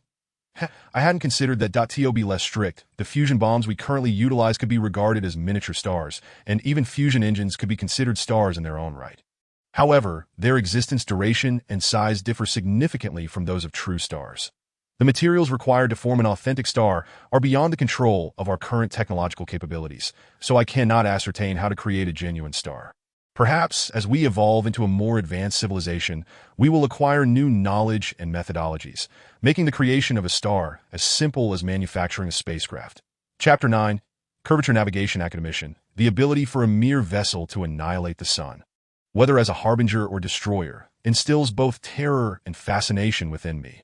Under our present circumstances, any civilization with interstellar warfare experience could easily overpower us. Thus, we must expedite the advancement of our technology, particularly in the realm of warfare. General, our technology has not seen significant progress due to the incessant incursions by the insectoid species. Upon venturing into the cosmos, we have gained considerable energy for scientific research. However, due to limited fleet conditions, many necessary experiments have been hindered, resulting in less than ideal progress. Alas, all solutions await the arrival of the Tian Tsangvi that we currently drift like rootless duckweed, merely following the current. By the way, academician, you have been dedicated to the study of curvature navigation. What stage have we reached? Who you inquired. Having previously led the Heavenly Army in various campaigns, he had not devoted the time to understand the intricacies of curvature navigation despite his newfound authority. Very well, academician Zeng replied with a mysterious smile. Very well? What does that mean? Who you pressed, eager to understand, as he had always been interested in innovative technologies that, General, do you know the fundamental elements of curvature navigation? Academician Zeng countered leisurely. Well, academician, you know that I returned my limited knowledge to my teacher long ago. All right, allow me to elaborate that I will first explain the basic elements of curvature navigation, lest you have to ask me later. Through my years of research, I have discovered that the fundamental element of curvature navigation is spatial density. Academician, does space have density? This density cannot be interpreted in the conventional sense, but rather describes the degree of curvature in three-dimensional space. The greater the curvature, the more severely space is bent and compressed. That I describe this as an increase in spatial density. That I see now, academician, that I understand. Indeed, the fundamental principle of curvature navigation is that in regions of low spatial density, there is a tendency to move toward areas of higher spatial density, thereby propelling objects within space to move along with it. This mode of movement, even if it exceeds the speed of light, does not violate Einstein's theory of special relativity, as it pertains to the movement of space rather than the movement of objects. That I comprehend this, academician. How do we alter spatial density to achieve curvature navigation? Three methods exist. The first method is to increase the spatial density in front of the spacecraft. Since low-density space tends to move toward high-density space, the spacecraft naturally descends forward. This principle applies to all planetary systems. The immense mass of a star bends the surrounding space, increasing spatial density, which allows planets to orbit around the star. The second method involves creating space, by generating space in front of the spacecraft. Spatial density increases, achieving an effect similar to that of compressed space. The third method is to annihilate space, reducing the density of the space behind the spacecraft, which naturally propels it forward into areas of higher spatial density. Academician Zeng elucidated. Creating space?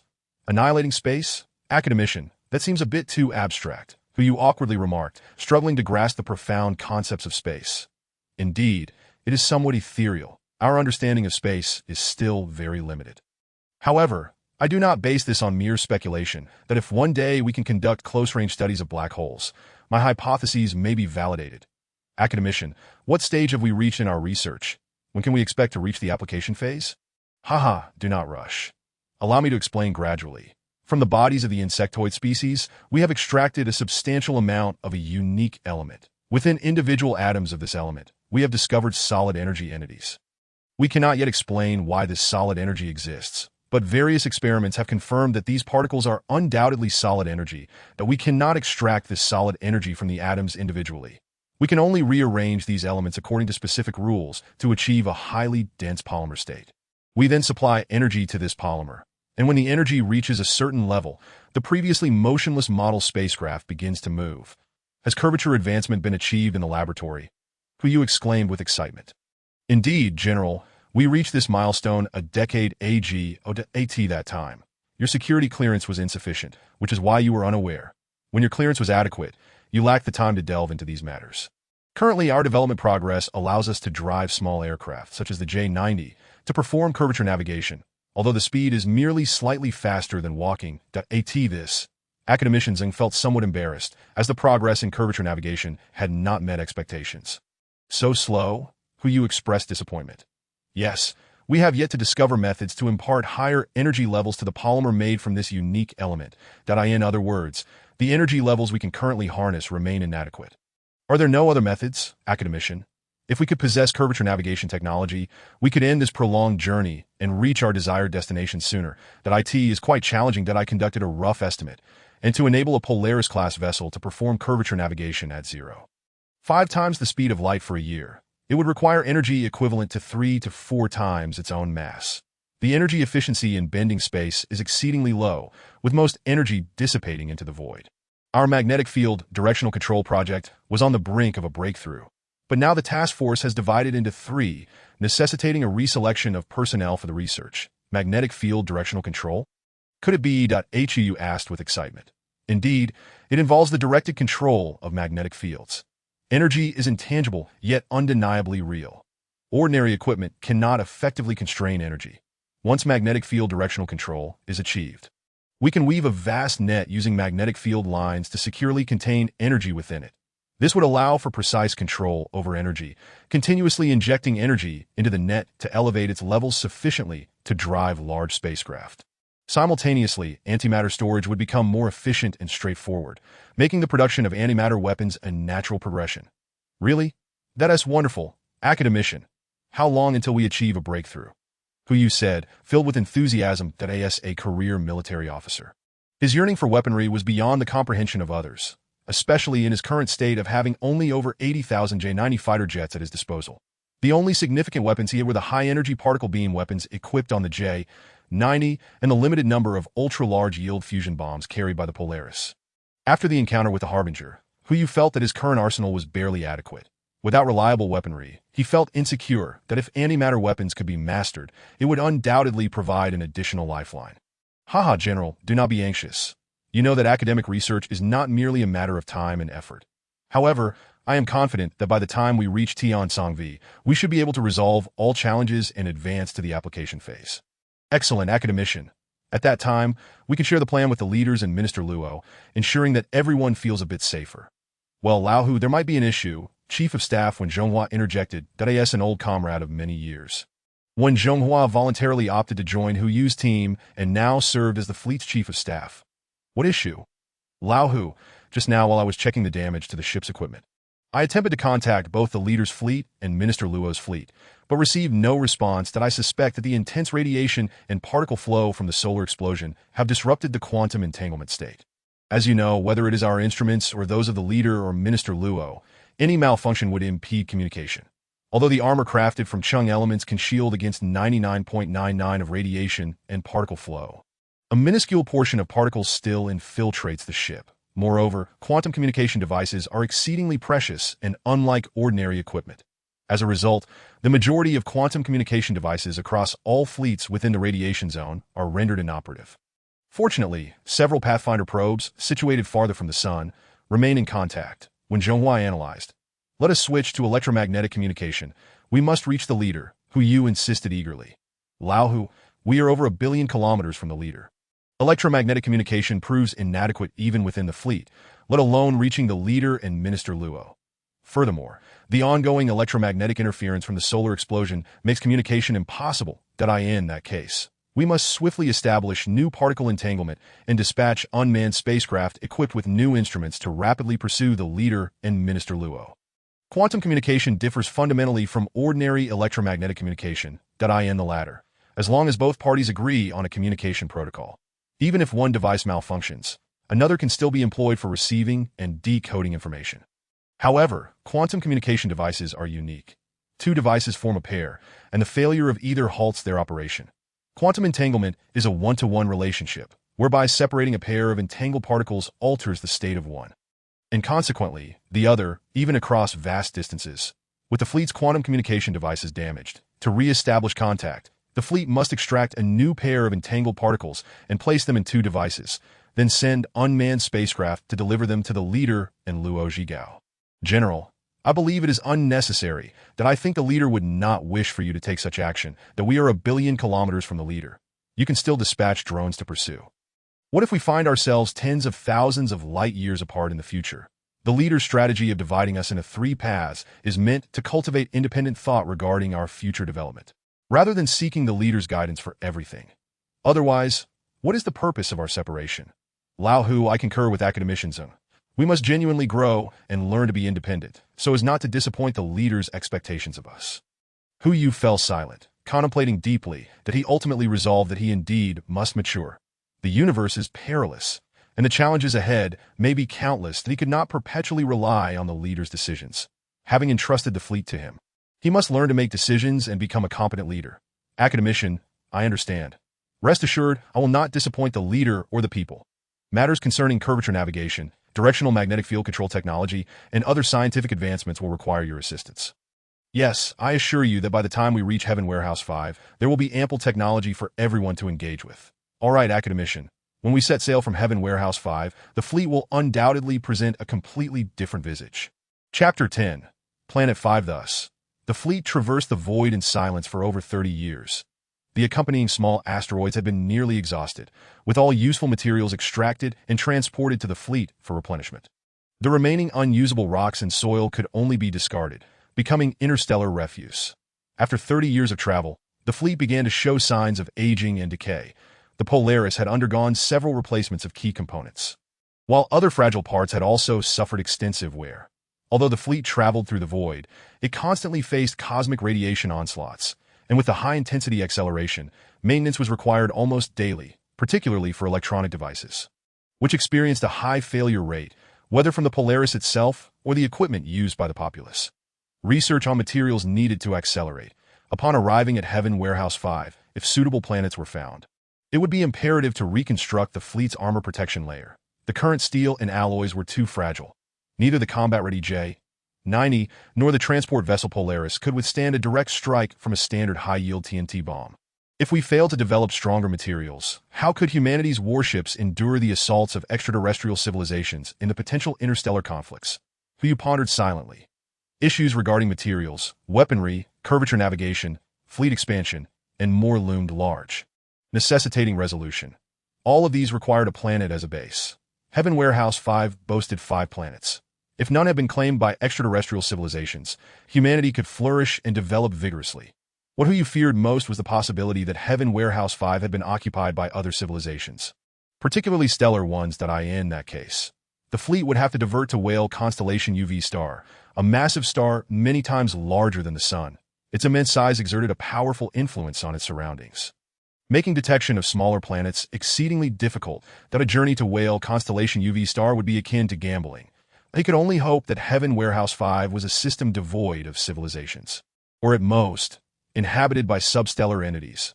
Aside from managing the various affairs of the fleet, Hu spent the remainder of his time gazing out of the thick porthole, lost in the starry expanse. The speed of the fleet was akin to a snail's pace against the boundless cosmos, with unchanging stars hanging motionless in the celestial dome. On this day, Hu stood by the porthole, entranced by the night sky. Lao Hu, come quickly. Pathfinder 1 has arrived at Heaven Warehouse 5. Chief of Staff Wen Zhonghua shouted excitedly. The Pathfinders were high-speed, small, unmanned aircraft dispatched when the fleet prepared to set sail again. Totaling 8 units, numbered from 1 to 8. Really? Hu exclaimed in excitement, rushing to the large screen to observe. Indeed. Look, Pathfinder 1 has begun transmitting images. This should be Planet 1 of Heaven Warehouse 5. Captured from a distance of 500 kilometers, the environment appears extremely harsh, and it does not seem to be inhabited by any civilization. Daytime temperatures exceed 800 degrees Celsius, while at night, they plummet to over -200. It takes just 2 weeks for a complete rotation. We have ample time for extraction activities, Hu remarked, analyzing the data transmitted by Pathfinder 1, that although it is not the ideal construction planet. The most significant news is the absence of any signs of other civilizations. Even if there are, they are likely at a planetary stage or below the threshold of civilization. Let's wait a moment. As Pathfinder enters the orbit of Heaven Warehouse 5, the other planets will be on the opposite side. So the first observation is of Planet 1. However, the remaining Pathfinders will soon reach the other planets. And we will receive news shortly. Alright, we shall wait. At this moment, everyone's mood was at its peak of tension, silently praying that Heaven Warehouse 5 harbored no higher civilizations, while simultaneously fearing the emergence of such entities. The moment of destiny had arrived. Everything rested on the reports from the Pathfinders. 2 hours later, Pathfinder 5 finally reached the farthest Planet 5, and clear images were transmitted back to the fleet via quantum communication. Thus, all 5 planets of Heaven Warehouse 5 had been surveyed. 5 of the 8 Pathfinders had each explored one planet, while the remaining 3 headed toward the more distant fringes of Heaven Warehouse 5 for further investigation. Wonderful. Lahu, we can basically confirm that Heaven Warehouse 5 is an untouched planetary system, devoid of any civilization's interference, not even a trace of biological signs. Can we now breathe easy? Hu sighed deeply. The weight on his heart finally lifted, a smile involuntarily spreading across his face. Zhonghua, release the satellites as per the predetermined plan. Understood. When the fleet resolved to head to Heaven Warehouse 5, Hu had commanded the engineering department to utilize the resources from the accompanying small asteroids to manufacture billions of small satellites. These satellites were designed to decelerate upon reaching their designated locations, lacking any formidable capabilities, merely simple devices to detect moving objects within a radius of thousands of kilometers.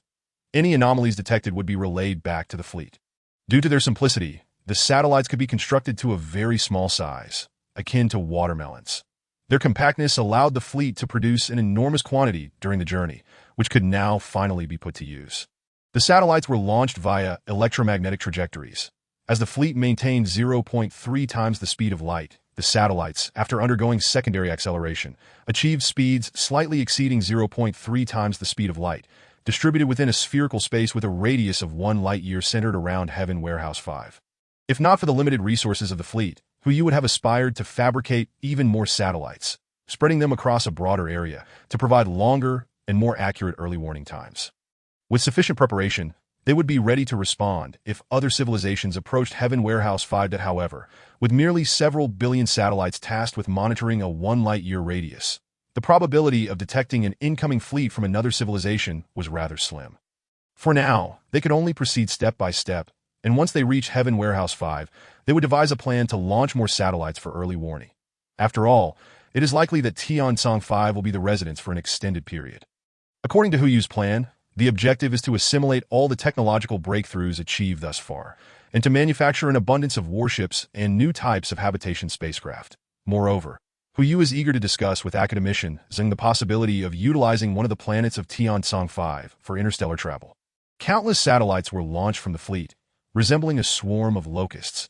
Yet upon entering space, they scattered like grains of salt in the ocean, disappearing without a trace and failing to stir a single wave. The vastness of the universe is truly overwhelming. Several hours later, the Pathfinder completed its preliminary exploration of Tiansong 5 and transmitted back unerring confirmation that no signs of civilization were present. Hu's heart finally found solace. The paramount task at hand is to devise the most suitable mining and construction plans based on the data relayed by the Pathfinder regarding the 5 planets belonging to Tiansong 5. Questions such as how to establish mining sites, what types of factories to construct, the nature and quantity of equipment and components to produce, alongside the construction plans for the new fleet, and the maximum and minimum durations of the fleet stay at Tiansong 5, must all be resolved before the fleet's arrival, ensuring immediate commencement of work without wasting a moment. That be why the end of 2285, the colossal Tiansong 5 emerged before the eyes of humanity, its blazing flames illuminating the entire planetary system. Once more, people felt the warmth of a star. Although slightly smaller than the sun, this did not diminish its might and majesty. The searing sunlight bathed every corner of the Tiansong 5 system. Gazing upon Tiansong 5, people felt as though they had returned to the solar system.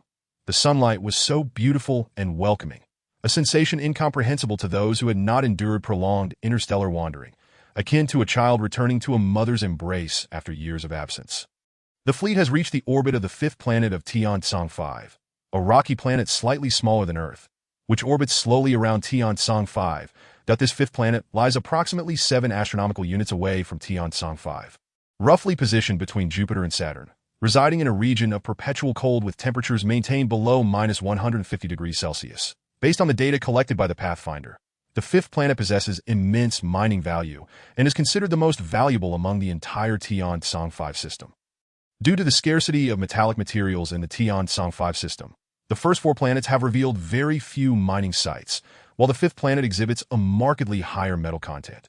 Distinct from the other 4, according to academician Zheng's analysis, the fifth planet likely did not originate from Tian-Tsang 5, but rather is an extraneous entity.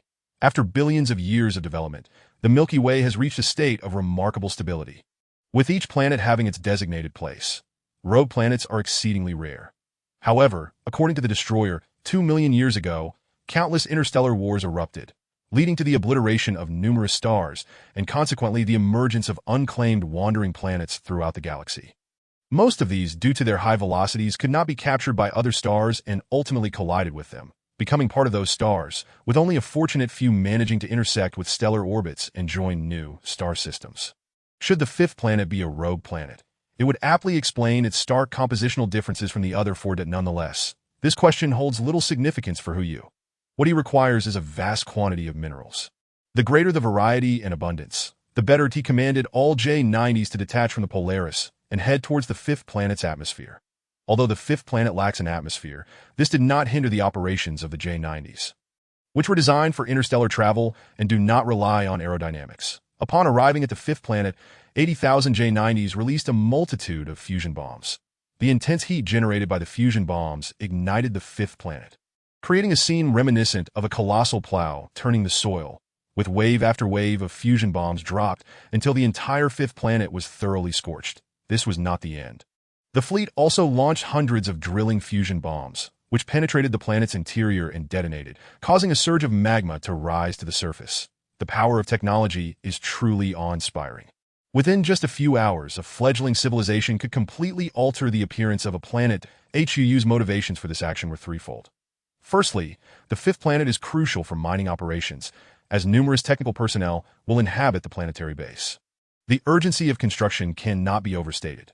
There is no time to waste on prolonged exploration and research.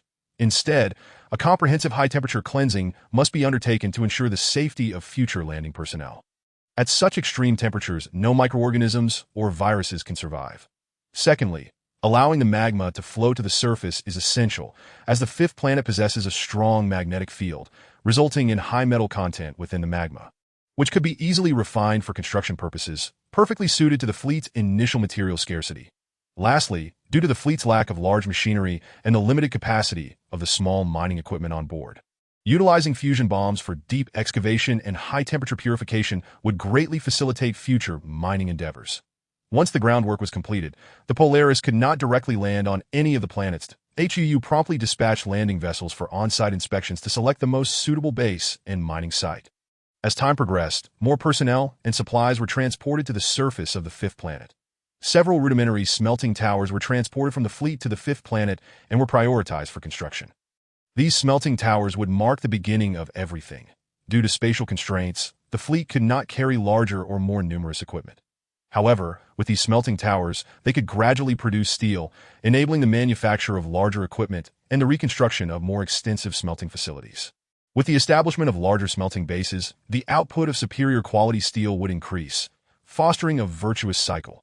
The fifth planet requires more time to reach its operational capacity. After deploying all relevant personnel and equipment, Hu led the fleet to the second and third planets of Tian-Tsang 5, which lie within its habitable zone, in hopes of assessing their potential for modification. The second planet is located approximately 0.7 astronomical units from Tian-Tsang 5, while the third planet is situated 1.2 astronomical units away. In terms of distance, the second planet boasts a more suitable proximity, as Tian-Tsang 5's mass is roughly 80% that of the Sun. However, the second planet lacks an atmosphere, while the third planet possesses a very thin one.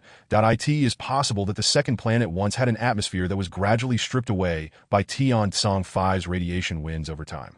Thus, the temperatures on the second planet range from 200 degrees to minus 180 degrees Celsius, while the third planet maintains temperatures between 80 degrees and minus 50 degrees Celsius, making the latter more favorable as a temporary human habitation base.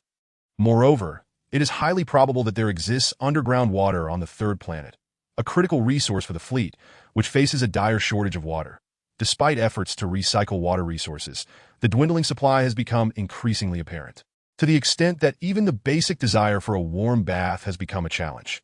Therefore, upon reaching Tiansong 5, the quest for water resources will be of equal importance to construction tasks.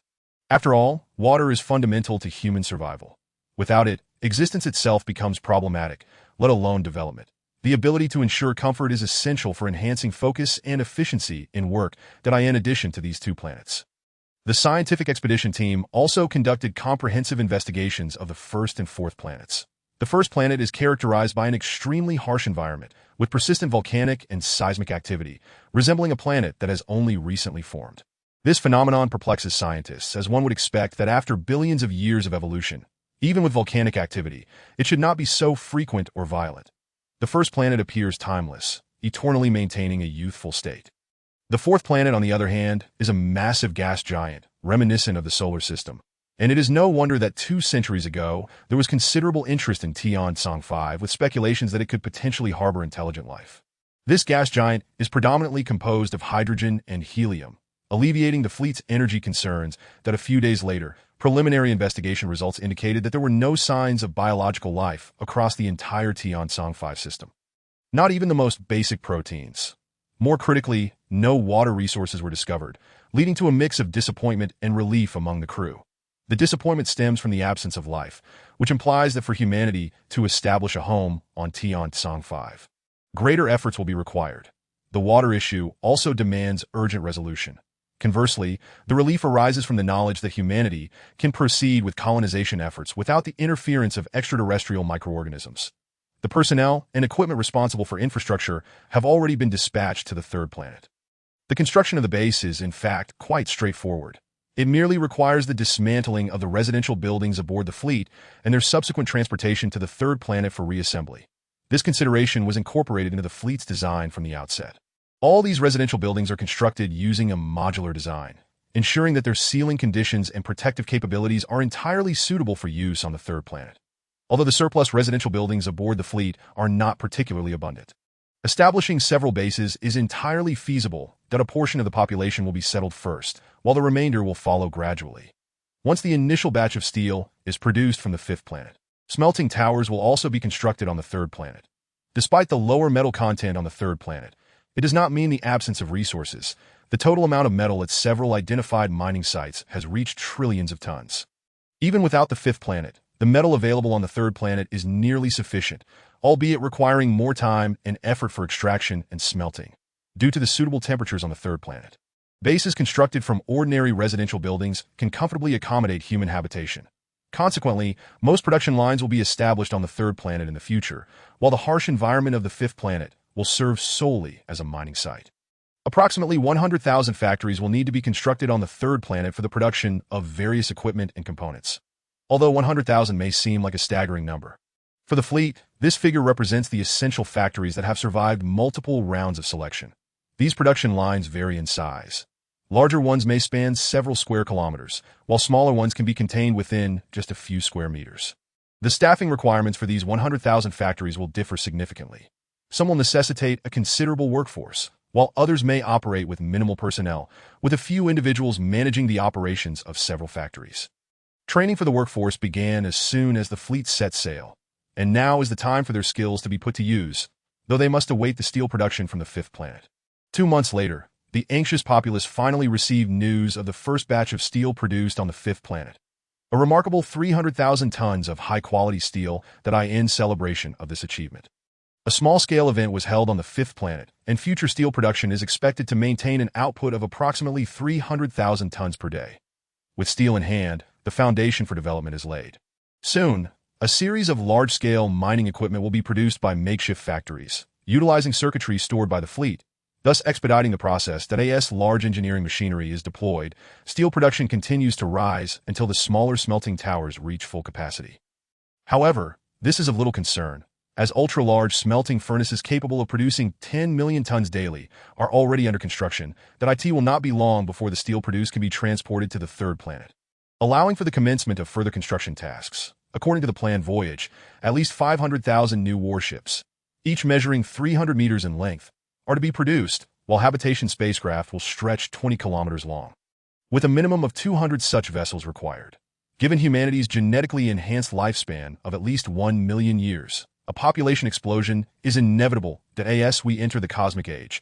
Controlling and utilizing sufficient star systems requires a population in the hundreds of billions or even trillions. A larger population base will yield more scientific personnel, accelerating technological advancement, creating a virtuous cycle. However, whether it is the 300-meter warship or the 20-kilometer-long habitation craft, production cannot occur on the surface of a planet. The first reason is that the planet's gravity exerts significant force on such large vessels, affecting manufacturing precision. The second reason is that the mass of the warships will reach a terrifying magnitude, rendering them incapable of taking off from the planetary surface. To construct such massive ships, it is essential to establish bases in the zero-gravity conditions of space or on suitable asteroids, commanded by Hu. Search teams scoured the entirety of Tian-Tsang 5, but failed to locate a suitable asteroid. Consequently, Hu ordered over 80 Polaris vessels to draw closer together, linking them with steel and outfitting them with various equipment to transform them into a series of space docks. Thus, 15 space docks of varying sizes were constructed in the orbit of the fifth planet. The remaining Polaris vessels were repurposed as transport ships to ferry the substantial quantities of steel smelted from the fifth planet to the third planet. Upon reaching the orbit of the third planet, the steel would then be transferred to the surface using smaller shuttlecrafts. The construction tasks progressed steadily, and after 2 years, all bases were completed. Dozens of towering smelting towers, utilizing fusion energy, stood tall on the surface of the fifth planet, with thick plumes of smoke billowing from their summits into the thin atmosphere. Due to the absence of a substantial atmosphere on the fifth planet, these particulate-laden clouds dissipated over a limited area before settling back to the ground, and steel production surged to an impressive 10 million tons daily. With the assurance of steel supplies, several hundred large bases began to rise on the third planet. Inside these facilities were various machines and production lines, with countless workers bustling about like ants, all driven by enthusiasm and motivation in their diligent labor. Chapter 12. Gravitational bombs. The residential buildings aboard the Polaris have largely been dismantled and transported to the third planet to form civilian bases, retaining only a minimal portion for temporary housing of shipbuilding personnel. The residents have all relocated from the Polaris to the third planet, once again experiencing the grounded solidity of life, though residing within sealed bases. People still feel the warmth and familiarity of the sun's rays streaming through thick specialized glass. This year, the tirelessly traveling scientific team finally brought good news. 200 astronomical units from Tian-Tsang 5. A small ice ball was discovered. This icy sphere orbits Tian-Tsang 5 in a remote region devoid of sunlight and warmth, preserving its form remarkably well. The HU's furrowed brow finally relaxed. Over the past 2 years, the fleet's water supply had dwindled, especially concerning industrial water, which became exceedingly scarce. To ensure sufficient industrial water, the public voluntarily compressed their domestic water usage, conserving it for drinking purposes while minimizing consumption in other areas. Yet, even these efforts proved insufficient.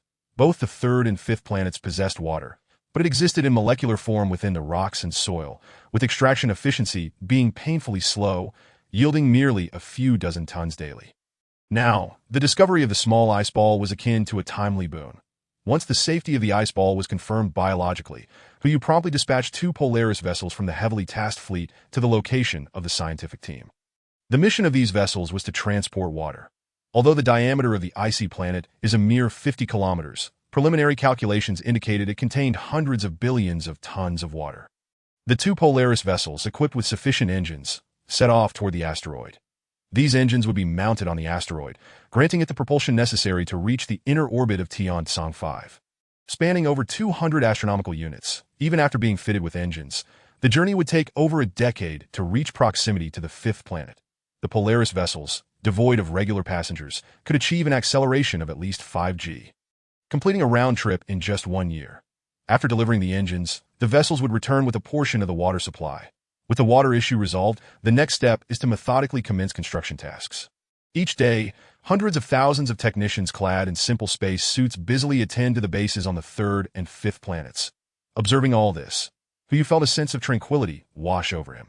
It would not be long before a brand new fleet would set sail from Tian-Tsang 5, though with this thought in mind, Hu Yu could not remain idle and hurried to the Academy of Sciences, which had already established a grand facility on the third planet, rivaling other bases in size. Here, over 100,000 scientists were engaged in various experiments with fervor. Upon entering academician Zheng Zheyuan's laboratory, Hu Yu greeted him. "Oh, General Hu Yu, what brings you here today?" Academician, regarding the curvature navigation you mentioned when the fleet set sail. Sigh, I boasted that I once claimed that once the fleet reached Tian-Tsang 5, all problems would be resolved. Yet it has been 2 years since we arrived, and I feel ashamed. Then, academician, where do we stand now? When will it be completed? It's not that I'm anxious. I simply can't help it. I understand, but as of now, all issues have been resolved, academician Zheng said with a hint of pride. After 5 or 6 decades of hard work, it would be difficult for him not to feel pleased. Really? Hurry, academician. Tell me more. Don't rush. Don't rush. Let me explain slowly. Academician Zheng smiled, that in the final 2 years of our voyage, we conquered the technology for magnetic field line directional control, that we immediately tested its effectiveness in preventing energy leakage. And we achieved notable results. The energy levels within the magnetic field line confinement network have reached new heights, sufficient to propel the Polaris directly to 0.1 times the speed of light. If we were to use a J90, it could move at light speed directly. Why didn't you inform me? Ah, Comrade Hu, although this outcome is commendable, have you forgotten? What size are our new habitation vessels? Therefore, this energy level remains inadequate. The spatial curvature is limited in range and insufficient in degree. A small range prevents large vessels from moving, while a small curvature means an inadequate speed for movement. Oh, I see. So, academician, you have been continuing your research over these years, haven't you? Indeed, within our fleet, we find ourselves lacking substantial particle accelerators for relevant experiments. Just as I was pondering this dilemma, a serendipitous thought struck me. Since we can flawlessly manipulate magnetic field lines, why not construct an intangible high-energy accelerator utilizing these magnetic lines? An intangible high-energy accelerator. Hu Yu interjected, a hint of confusion in his voice. Precisely that we can fabricate a conduit using magnetic lines, which is not fundamentally different from a conventional particle accelerator. Traditional accelerators also employ magnetic fields to guide particles along a circular trajectory. The distinction lies in our approach. There is no need for physical electromagnetic coils, and the conduit formed by magnetic lines is perfectly compatible with the particles. It can even match the size of the particles themselves, thereby occupying minimal space while allowing for extensive operational pathways. Observe this, said academician Zheng as he produced a palm-sized disc. What is this? Hu Yu inquired, taking the disc from academician Zheng's hands, only to be met with an overwhelming magnetic force that surged towards him. He attempted to release it, yet the disc remained firmly affixed to his palm. This is the prototype of the curvature engine, currently operating at its lowest power. Do not underestimate this device. The length of the magnetic line conduit within exceeds 100,000 kilometers, with countless particles racing through the magnetic circular conduit at high speeds. Should we supply it with maximum power, one would find themselves irresistibly drawn towards it, wholly devoid of any means of resistance. Academician, won't the curvature of the conduit impact the velocity of the particles? Especially considering this bend seems rather pronounced. Hu Yu questioned. Indeed, that is a valid concern. However, due to the absence of friction between the particles and the conduit, the energy expenditure required for directing the particles is minimal, resulting in negligible effects on the final outcome. Furthermore, this design is based on the principles of the curvature engine, where smaller is preferable. We certainly do not intend to transport a several thousand-kilometer-wide accelerator for the purpose of propelling our spacecraft. Academician, you truly are. Hu Yu expressed joyfully, giving a thumbs up to academician Zheng. Hold on, I have not finished yet. Are you so easily excited by this small revelation? As a leader, one must possess a degree of composure. He chuckled. Academician, in your presence, what depth can I feign? You are my idol. Enough flattery. I am not one to bask in it. Allow me to continue. What you have is merely a sample of the curvature engine. The actual curvature engine will be significantly larger, but it will not exceed 100 meters in diameter. Any larger would result in a drastic reduction in efficiency, rendering it impractical. According to our data, this curvature engine is more than capable of propelling the residential spacecraft we plan to construct at half the speed of light, while smaller battleships could achieve speeds approaching 3 times the speed of light. Wonderful. We shall no longer endure the torment of sluggish travel. Can we accelerate even further, academician? This is the most conservative estimate. The actual speed should be slightly higher, but not by much. That is splendid news. Compared to before, the speed of the residential ships has nearly doubled, and the battleships have improved by several-fold, crucially eliminating the lengthy acceleration time. Previously, we required 10 years to accelerate the Polaris to 30% of light speed. Now it can be accomplished in mere seconds, Hu exclaimed with fervor.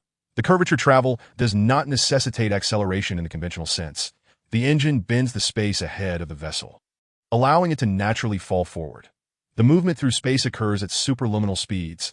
The greater the curvature, the swifter the pace. However, there remains a concern. The high-energy particles within these magnetic engines must be derived from the rare element extracted from the worm's body. Substituting with other particles yields a mere fraction of the desired effect. Furthermore, the particles within the engine are not perpetually available.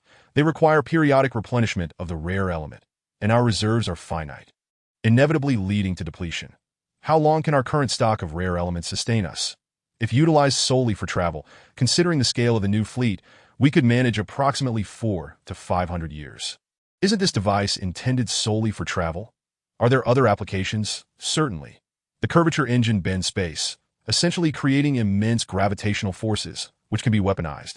With slight modifications, it transforms into a gravitational bomb.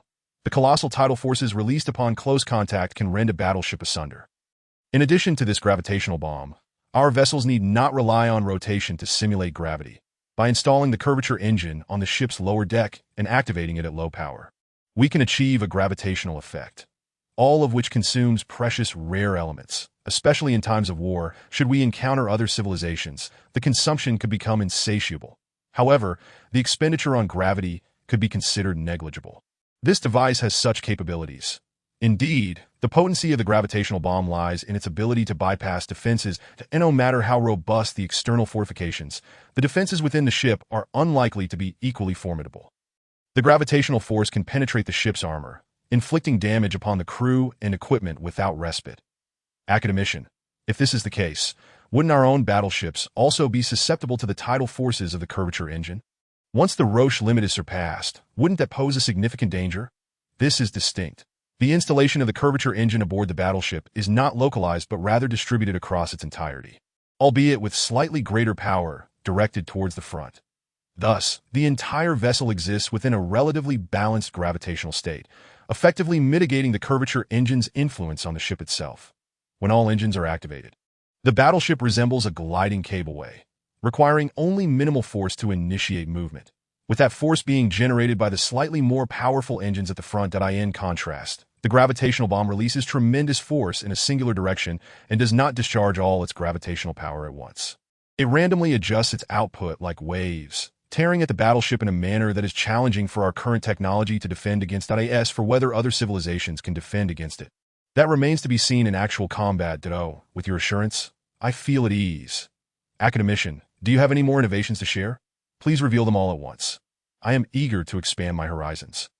Hu said with a grin, having resolved a significant dilemma. Not only was Academician pleased, but Hu felt an uplifted spirit as well. One must always strive for more, especially since you are the leader. You will learn of it in due time, that I shall unveil another significant breakthrough for your viewing pleasure. Is there truly more? Speak quickly, Hu exclaimed, eager to celebrate with Academician. Chapter 13. Man and Machine. Yes. This pertains to the latest achievements of the weapons department. You are aware. It involves antimatter bombs.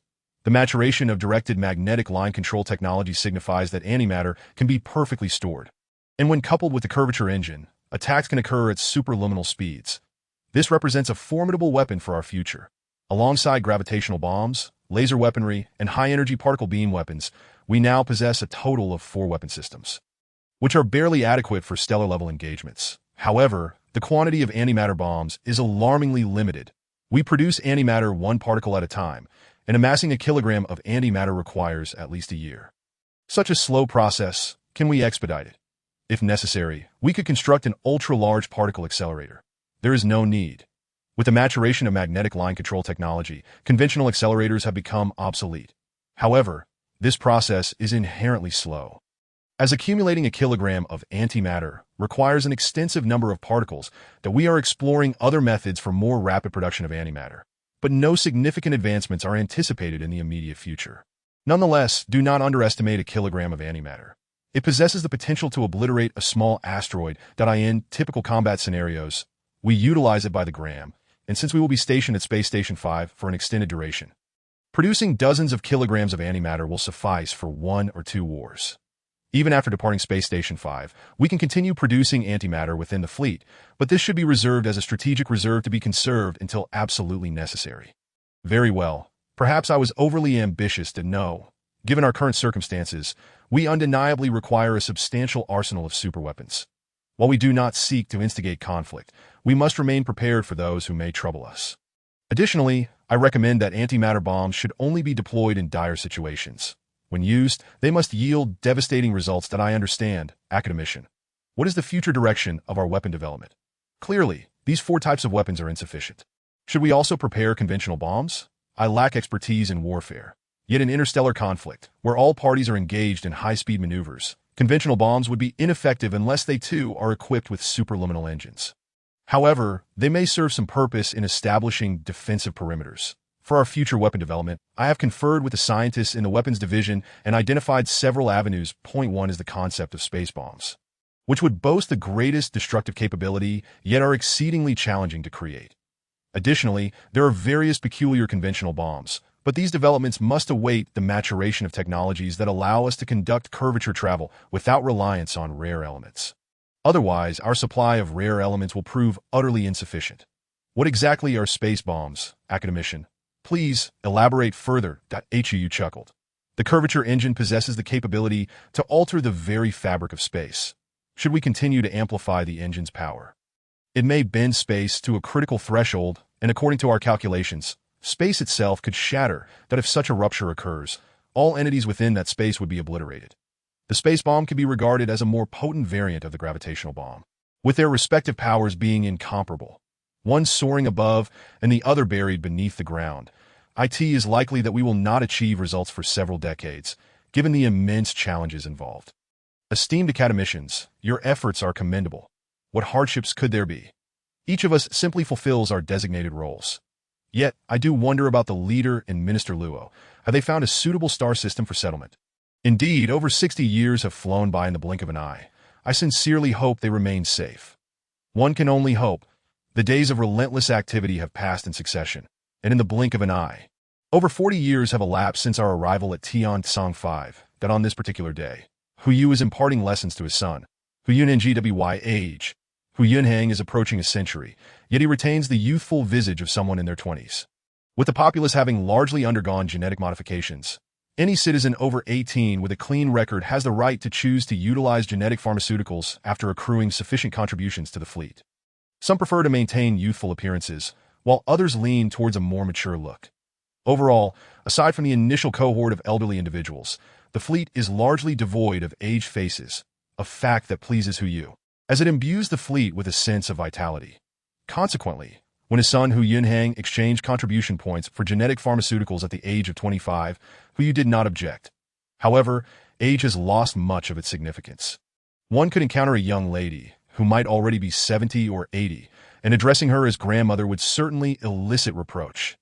You, my son, are idling away your days while everyone else is busy.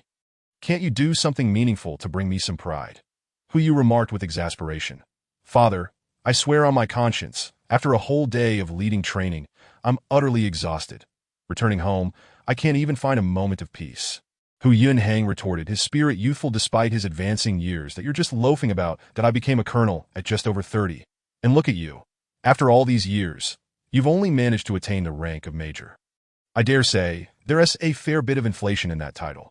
Had it not been for your military commander, knowing I'm your father, you likely wouldn't have been promoted to major at all. Father, times have changed. There are no battles to be fought now. If there were, you'd come to appreciate my prowess. Though I'm merely a lowly major, I assure you, there is no embellishment to my achievements. I fear accusations of nepotism, but our brigade commander has affirmed that my military acumen and combat abilities qualify me for a position at the brigade level without question. You boast too much about aspiring to be a brigade commander. Do you truly believe anyone can just step into such roles? Why not claim you could be a division commander while you're at it? That opportunity hasn't arisen, given the chance. I could excel in that role as well. Hu Yunhang continued to jest, unperturbed by Hu Yu's admonitions to Hu. For his part, bore no resentment towards his son, that he recognized the effort and talent Hu Yunhang possessed. And if not for his own restraint, Hu Yunhang might have indeed risen to the rank of brigade commander. A fact unbeknownst to the young man. Hu's position as a fleet leader necessitated a degree of discretion to avoid unwarranted gossip, though it meant subjecting his son to a degree of hardship. However, allowing Hu Yunhang to gain experience at the grassroots level would ultimately be beneficial. Enough of this banter, can't you two settle down for a moment? Xiao Xiao interjected, emerging from the kitchen with a platter. Mother, it's all Dad's fault. He loves to prattle on without a hint of leadership demeanor that I've told you countless times. Don't call me mother. Am I so old? Xiao Xiao chided, casting a playful glance at her son. Maintaining a youthful appearance akin to someone in their 30s, she shared a similar age with Hu Yu. All right, dear mother, is dinner ready? I'm famished. Famished? I see you both are hardly starving. Why not skip dinner and go bicker outside for a couple of hours before returning? My dear wife, I'm in the midst of educating my son. Must you always trample on my pride? Pride, do you wish to keep your pride or eat? If you want pride, step outside. If you want to eat, hurry up. Let us eat, let us eat. Over the years, Hu Yu has grown accustomed to Xiao Xiao's temperament. Outside, he is the fleet's leader, but upon returning home, his stature diminishes significantly to why you go. How long do we intend to stay here? Xiao Xiao inquired at the dinner table. We're unsure at this moment. It depends on the fleet's construction progress that, if possible, we will remain as long as we can. Why? Is it not enjoyable here? Not at all. It is tranquil and peaceful. However, don't you feel it? We engage in nothing beyond our work. Although it is a special time and everyone is striving hard, this is not a sustainable way of life that go on, continued at Yugo, having grown up on Earth. We have a deeper appreciation for life. Those born within the fleet may lack this understanding or feel it less acutely. If our existence revolves solely around work, what meaning does it hold? Are we merely to survive? If life lacks vibrancy, what purpose does it serve? I understand your perspective, but currently, we lack the means to provide better activities for everyone. Nevertheless, Xiao Er, I appreciate your reminder that I had not previously contemplated this aspect. I shall endeavor to change it. Father, what mother has raised is indeed worth considering. This is not an overstepping of bounds. We are simply having a family conversation that I in our unit, aside from operating and maintaining aircraft and discussing tactical theories. There is virtually no other form of communication.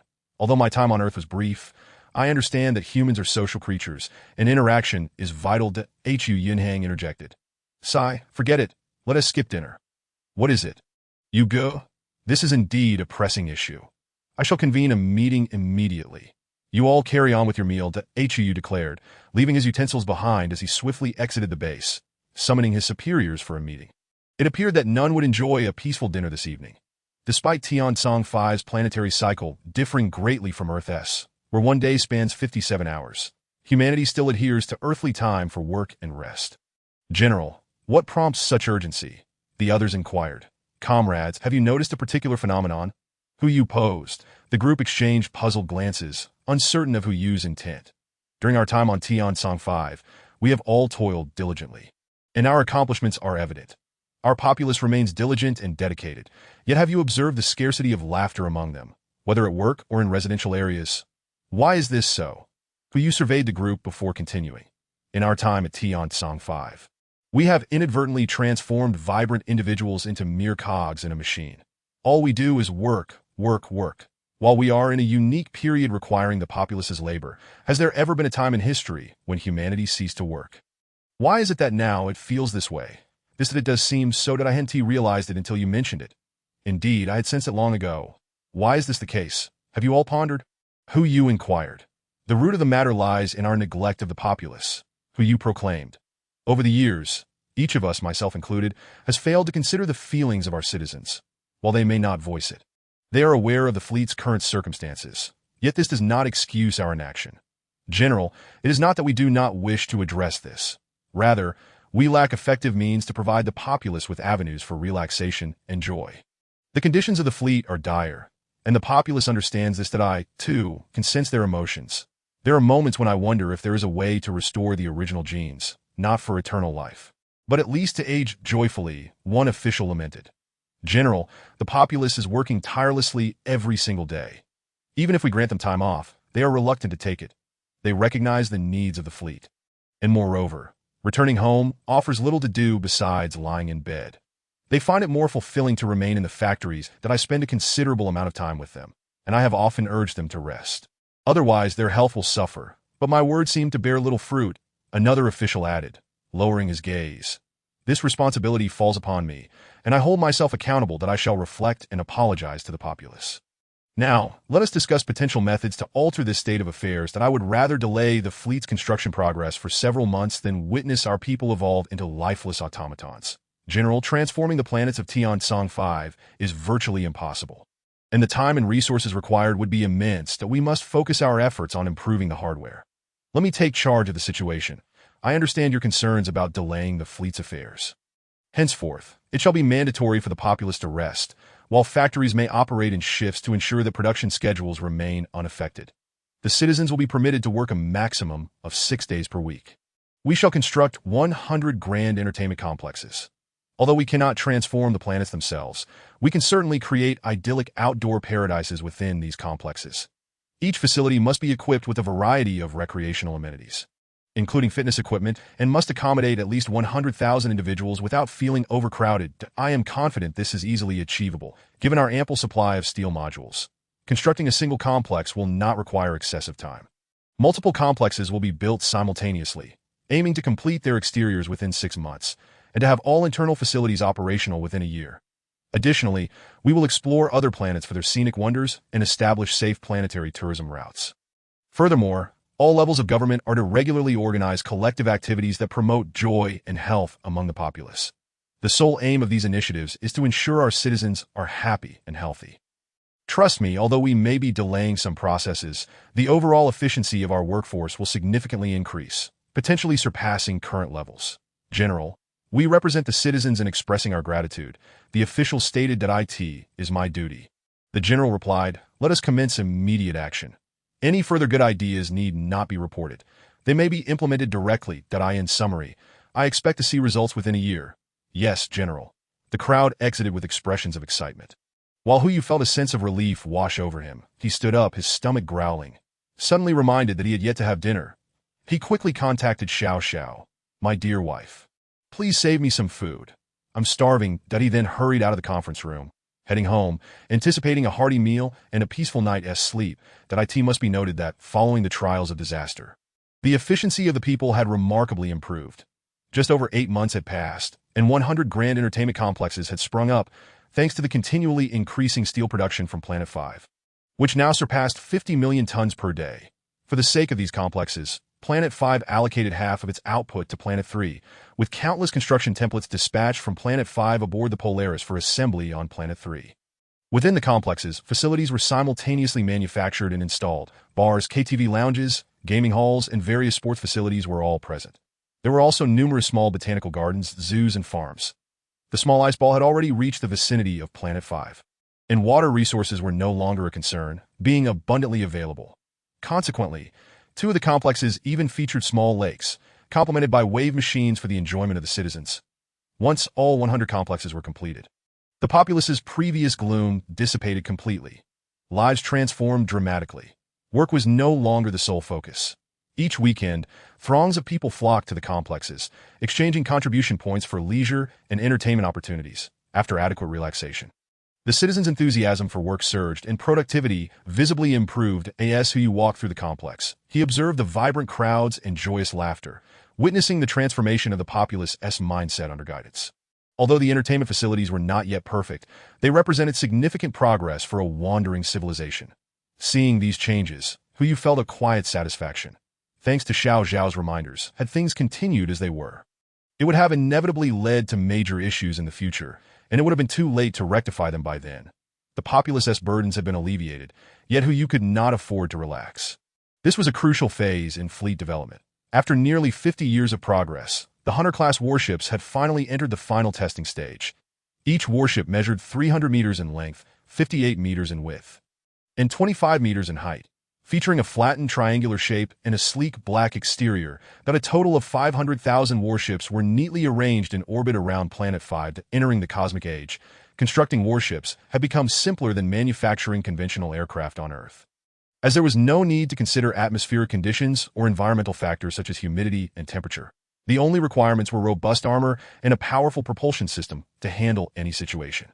Inside the warships, a highly stable ecological maintenance system sufficed, representing the most basic and straightforward technologies available today that if the complexity of aircraft construction from the Earth era were replicated, it would be impossible to produce even 50,000 Hunter-class vessels, let alone 500,000, that the speed of warship production now solely depended on the rate of steel production. The Hunter-class vessels stood side by side, their black exteriors and sharp lines exuding an air of deadly intent. The front third of each ship consisted of a reinforced structure, clad in ultra-thick composite alloy armor, with a sharply pointed bow designed to enhance survivability in combat. In interstellar warfare, vessels typically maintained distance from one another while executing high-speed maneuvers, waiting for the opportune moment to strike. Situations involving mass fleets exchanging fire were rare. If the distance was sufficient, laser cannons would experience delays of mere milliseconds, allowing nimble enemy ships to evade attacks. While high-energy particle beam and laser weapons could not engage in faster-than-light combat, they remained indispensable, cost-effective armaments. Gravity bombs, antimatter bombs, and conventional fusion bombs could utilize faster-than-light engines for efficient operations, albeit at the expense of precious Chuan elements. Thus, enhancing the energy levels of laser and particle beam weapons represented the most economical approach to warfare. With the advent of new super-heavy element alloy materials, warship production capabilities surged. This innovative material could withstand temperatures exceeding 20,000 degrees, offering significant strength improvements. Even a small fusion bomb detonating nearby would not compromise the armor's integrity. Thanks to this high-strength armor, the Hunter-class vessels could even engage in ramming maneuvers at ultra-high speeds, although such tactics were typically avoided unless absolutely necessary. Equipped with high-energy particle beam weapons, laser systems, and powerful nuclear fusion weapons, alongside a limited number of gravity bombs, the Hunter-class vessels were formidable war machines. Once activated, they would bring about destruction, though their combat effectiveness had yet to be tested against extraterrestrial civilizations and their weaponry. Adjacent to the 500,000 Hunter-class vessels were 300 massive Deep Blue-class habitation ships, each spanning 20 kilometers in length and exceeding 5 kilometers in both height and width. Each Deep Blue ship featured entirely unique internal designs, with 300 design teams contributing to their creation. The fleet's internal structure comprised multiple layers, ranging from 5 to over 1,000, with a total capacity of 150,000 cubic kilometers. Remarkably, the central area of each Deep Blue ship was left open to simulate the sky, with the fleet's total area exceeding 20 million square kilometers, more than double that of Earth's landmass. Inside the Deep Blue vessels, mountains formed from soil transported from planet Sword, and rivers and lakes irrigated with water sourced from the small ice ball meandered throughout. The climate within the fleet was simulated by AI to mirror Earth conditions, employing fuzzy algorithms to randomly produce frost, dew, rain, and snow. Besides extensive residential areas, the remaining spaces were populated with Earth flora and fauna restored through genetic technology, creating a vibrant ecosystem. The 300 Deep Blue vessels had a design capacity for 10 billion inhabitants, yet the current population stood at just over 500 million, that the living conditions were thus quite favorable. But as the population continued to grow, there would be a pressing need to design and construct more expansive habitation ships. Despite the relatively comfortable environment aboard the ships, once the population reached design capacity, the quality of life would inevitably decline. In addition to the 500,000 Hunter-class vessels and 300 Deep Blue ships, there were also several hundred functional ships of various sizes, primarily serving industrial purposes. Additionally, there were 2 scientific vessels, one large and one small, sharing a similar design to the Deep Blue ships, though their interiors differed significantly. The larger vessel, led by academicians in Jiayuan, housed 99 of the research departments, while the smaller ship, helmed by academician Xiao Yi, focused solely on biology. The confidentiality level of the smaller vessel was exceptionally high. Aside from Hu Yu and select relevant biologists, no one else was permitted even to know its purpose. Biology, often a contentious field, found new relevance in the cosmic age, where every technology held potential. Following Hu Yu's directives, this vessel could undertake any experiment, including the creation of previously non-existent organisms, as long as the safety of the fleet was ensured. Despite being over a century old, academician Xiao Yi remained ambitious. now able to freely realize dreams previously deemed too risky to pursue, that if scientists are considered mad, then biologists might be likened to demons, as even who you could scarcely fathom the terrifying creations they might conjure. Chapter 15. Beyond light speed, this is a superfleet, and the construction has not yet ceased, given the overwhelming size of the deep blue ships. The number of Hunter-class vessels tasked with escort duties appears insufficient to HUU plans to suspend further construction of the deep blue ships and add an additional 200,000 Hunter-class vessels. Soon, considerations for departure may be warranted. Today marks the day for testing the curvature engine. The technology of the curvature engine was conquered decades ago by a team led by academician Zheng Zhaoyuan. However, the fleet has remained stationed at Tian Warehouse 5. At academician Zheng's request, the battleship was designed with space allocated for the curvature engine, but was never equipped with one. Academician Zheng has been tirelessly working to enhance the efficiency of the curvature engine. Now, he asserts that he has pushed it to the limits of current technology. Unless there is a significant breakthrough, it would take an eternity of improvements to yield any notable effects. Thus, the final practical test of the curvature engine is commencing. If successful, mass production will commence immediately. 16 enormous curvature engines, each 100 meters in length, are being towed towards a ship named Deep Blue. Multiple sections of the Deep Blue's hull are opened, revealing dark, gaping holes extending deep within. The curvature engines gradually approach these openings and, with the aid of mechanical arms, fit snugly into the exposed cavities of the Deep Blue. Everyone anxiously awaits the experiment's initiation. While academician Zheng remains composed, as the overall project commander, he possesses absolute confidence in the curvature engine's performance. Upon issuing the operational commands, the curvature engines begin their silent operation. As their power escalates, the Deep Blue begins to exhibit instability, appearing as though viewed through flames. The ship elongates and the crowd's tension rises. If not for maintaining a sufficient distance, they might feel themselves stretched thin as well. However, academician Zheng reassures them that this is entirely normal. There is ample safety distance from the Deep Blue, and the curvature engine poses no threat to human life. Yet proximity to the curvature engine remains perilous. While spatial distortion does not affect humans, the immense gravitational pull of the curvature engine could be harmful. Consequently, both the Deep Blue and the Hunter-class vessels have undergone extensive design considerations to ensure the safety of those aboard. As the Deep Blue stretches further, particularly at the bow, it begins to resemble a needle-like cone. At that moment, the power of the curvature engine peaks, and in an instant, the elongated Deep Blue vanishes at a speed imperceptible to the naked eye. Objects in curvature travel cannot be observed through conventional means due to the continuous and chaotic alterations in space, and information about the Deep Blue can only be acquired through standard communication. Communications normal, attitude normal, hull structure normal, internal instruments functioning normally. The monitoring personnel continuously report on the Deep Blue's status. Normal, normal, everything is normal. These simple words encapsulate the tireless efforts of countless scientists over a century, embodying their dedication, sweat, and the myriad failures and frustrations they endured. 63 minutes later, on the predetermined orbit of Planet 3, a colossal ship materializes. The Deep Blue has reached its designated position, achieving this in 63 minutes, 17 seconds and 39 milliseconds, with a measured speed of 0.81 times the speed of light. Next comes the testing of the Hunter-class vessels. 100 Hunters initiate their curvature engines simultaneously, stretching not only into thin strands, but also extending outward due to the influence of the surrounding curvature engines. According to academician Zheng, this phenomenon is not a deformation of the warships, but rather an illusion caused by spatial curvature. Those aboard the warships would not perceive such effects. The warships are enveloped by multiple curvature engines, creating a relatively stable state of force. Otherwise, the first casualty of the curvature engine's activation would be the warship itself. Thus, the Deep Blue is equipped with 16 curvature engines, while the smaller Hunters require only 4. The test results arrive swiftly. After 8 minutes, 45 seconds, and 23 milliseconds, the Hunters appear on Planet 3's predetermined orbit, nearing 6 times the speed of light. Humanity has, for the first time, surpassed the speed of light. Success! Academician, we did it! The scientists exclaim, erupting in joyous celebration. Many are moved to tears. Those who have not experienced such a milestone cannot comprehend their emotions.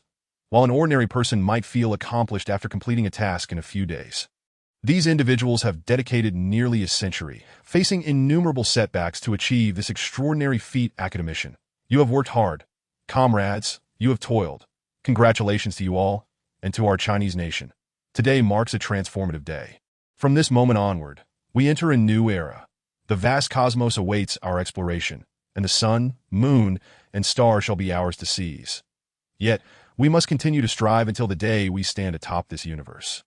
Hu Yu declares, "General, we will continue our efforts," the scientists respond. The entire fleet begins to celebrate. This day has been long awaited. The scientists have become icons, inspiring many to recommit to their studies with aspirations of becoming scientists themselves. While children look up to them with admiration. Under the fleet's promotion, the enthusiasm for learning is sure to reach new heights. HUU organizes a grand celebration for the scientists, the banquet. The scientists finally set aside their burdens, raising their glasses, singing, and conversing exuberantly. Observing this, Hu Yu experiences a pang of regret. He had unknowingly placed immense pressure on these individuals in the pursuit of the curvature engine. He now realizes that scientists are, after all, ordinary people who need liberation and freedom to express themselves. As Hu Yu mingles among the attendees, he continuously raises his glass in gratitude. The scientists share toasts, laughter, and song. And when the festivities finally conclude, Academician Zeng discreetly pulls Hu Yu into his office. "Academician, what is so secretive?" Hu Yu inquires. "What are your thoughts on today's experiment?" "My thoughts? It was a resounding success. Both the small Hunter-class vessels and the massive Deep Blue successfully conducted curvature travel. Although the speed of the Deep Blue was merely 0.8 times the speed of light, I believe it won't be long before your team achieves another breakthrough. Our fleet's travel speed will significantly increase. However, I must express my gratitude for the hard work you have put in over the years. General, regarding the curvature engine, we have indeed succeeded, but a new issue has arisen." "What issue?" "It pertains to our communications. Nearly all quantum communications for the 100 hunters connecting to the ground have been damaged, with most particles losing their entangled states. The Deep Blue has also suffered nearly 1/5 of its quantum communication devices becoming inoperative." "Why was this not mentioned during the experiment?" "I instructed beforehand that as long as the curvature engine functioned without fault, no other issues should be brought up on site. Our people needed a complete victory. However, I anticipated this outcome long ago. I just didn't expect it to manifest truly." "Academician, you were right, but what exactly caused the loss of the entangled states? Without quantum communication, we will encounter significant problems during our travels." "It remains unclear for now, but I have a hypothesis that I suspect that what we refer to as a pair of entangled particles may actually be a single particle, although further data validation is necessary." Academician Zeng muses while pacing in the office. "How could a pair of particles be a single particle? They're distinctly positioned in two separate instruments." "Academician, are you suggesting?" Hu Yu exclaims. "Indeed. Otherwise, we cannot explain the current situation. The instruments aboard the warship are intact, and no high-energy particles or cosmic rays have infiltrated the ship. Aside from that scenario, I cannot conceive of any other explanation." "Academician, I can hardly believe it. We have been studying that very situation, yet I never imagined it could be right before our eyes. Had we thought of it sooner, perhaps our current predicament would not be so dire." "General, do not be disheartened. We shall eventually venture into the cosmos. It's merely a matter of a few centuries. For us, this may not be a negative development. The primary concern now is to gather more data and advance into that realm. Once we reach that level, we will secure our place in this universe." "Academician, I appreciate your efforts, that I will do everything in my power to meet the Academy's requirements, that I hope you can achieve breakthroughs swiftly. If necessary, we can remain in Tion Warehouse 5 for another 100 years. Our fleet is not currently abundant, that in 100 years, we can significantly expand our fleet, that if we make no progress by then, we will continue our search for habitable planets. Our people cannot reside in the base for eternity. Very well, I will organize relevant personnel to study this phenomenon. However, even if we discover something, we won't master this technology in a short time. We are still at a rudimentary stage of energy utilization. Without high energy levels, such advancements cannot be applied." Academician Zeng responds, "That I understand, that as long as our hypothesis is validated, it will be a success. Furthermore, Academician, what shall we do about the communication issues? Losing quantum communication means we cannot rely on electromagnetic communication. Our fleet is expanding, and in a century, we anticipate at least a twofold increase in size, with distances possibly exceeding several astronomical units or even hundreds. Relying solely on electromagnetic communication will not suffice. General, we are currently exploring new modes of communication, and quantum communication is a method that should indeed be discarded. It is merely a matter of being premature at this moment." "What do you mean by that?" "Academician, consider this. Quantum communication is inherently one-to-one. although our fleet comprises over 500,000 warships. We have extracted hundreds of billions of entangled particles and manufactured millions of quantum communicators. Even so, we are unable to meet the communication demands between any two ships that if we were to establish quantum connections for every vessel, we would require trillions of quantum communicators. And as the fleet expands, this number would grow exponentially. There may be no room aboard the warships for anything other than the quantum communicators themselves. This is indeed the case. Even I cannot command each warship unless there are 500,000 quantum communicators in the command room.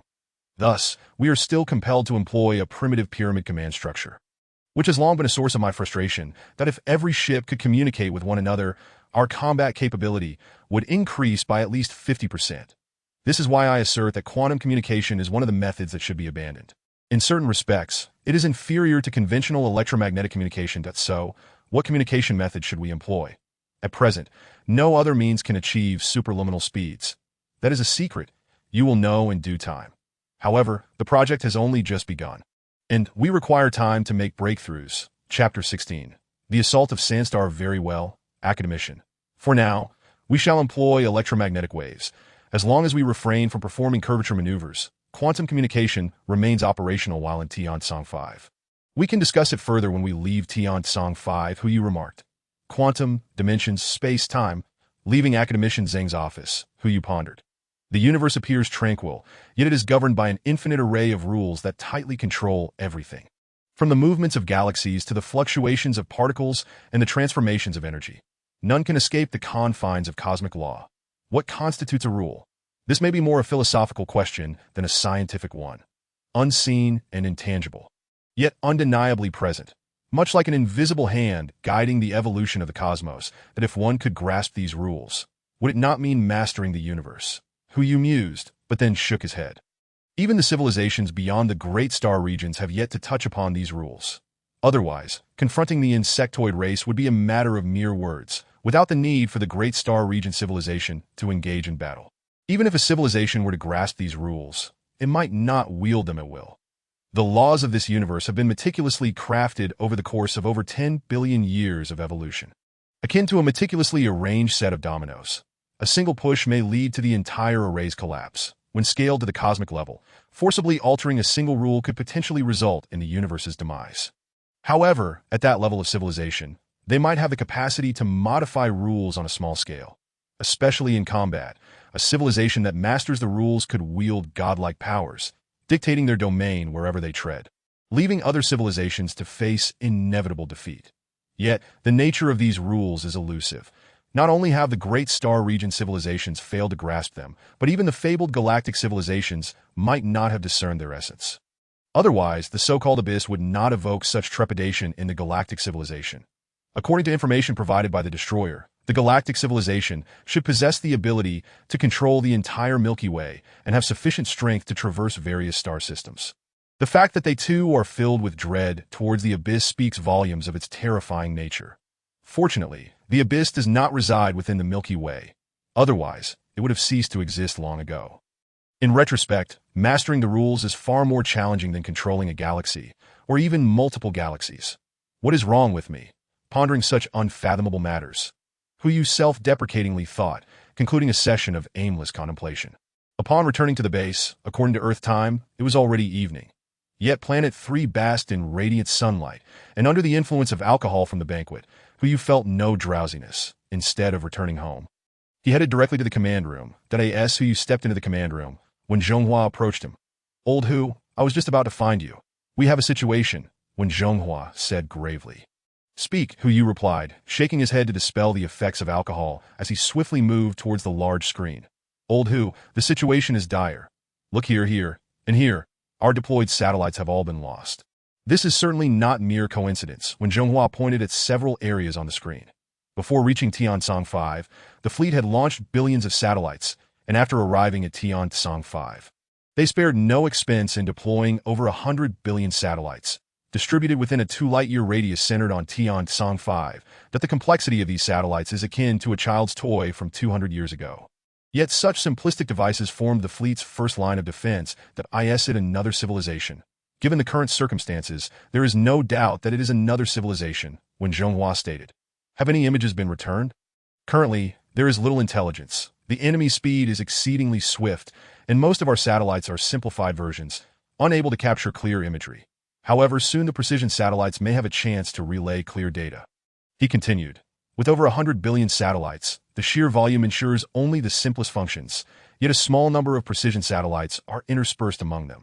These precision satellites possess formidable capabilities, albeit in limited numbers, less than 1/10,000th of the simplified satellites.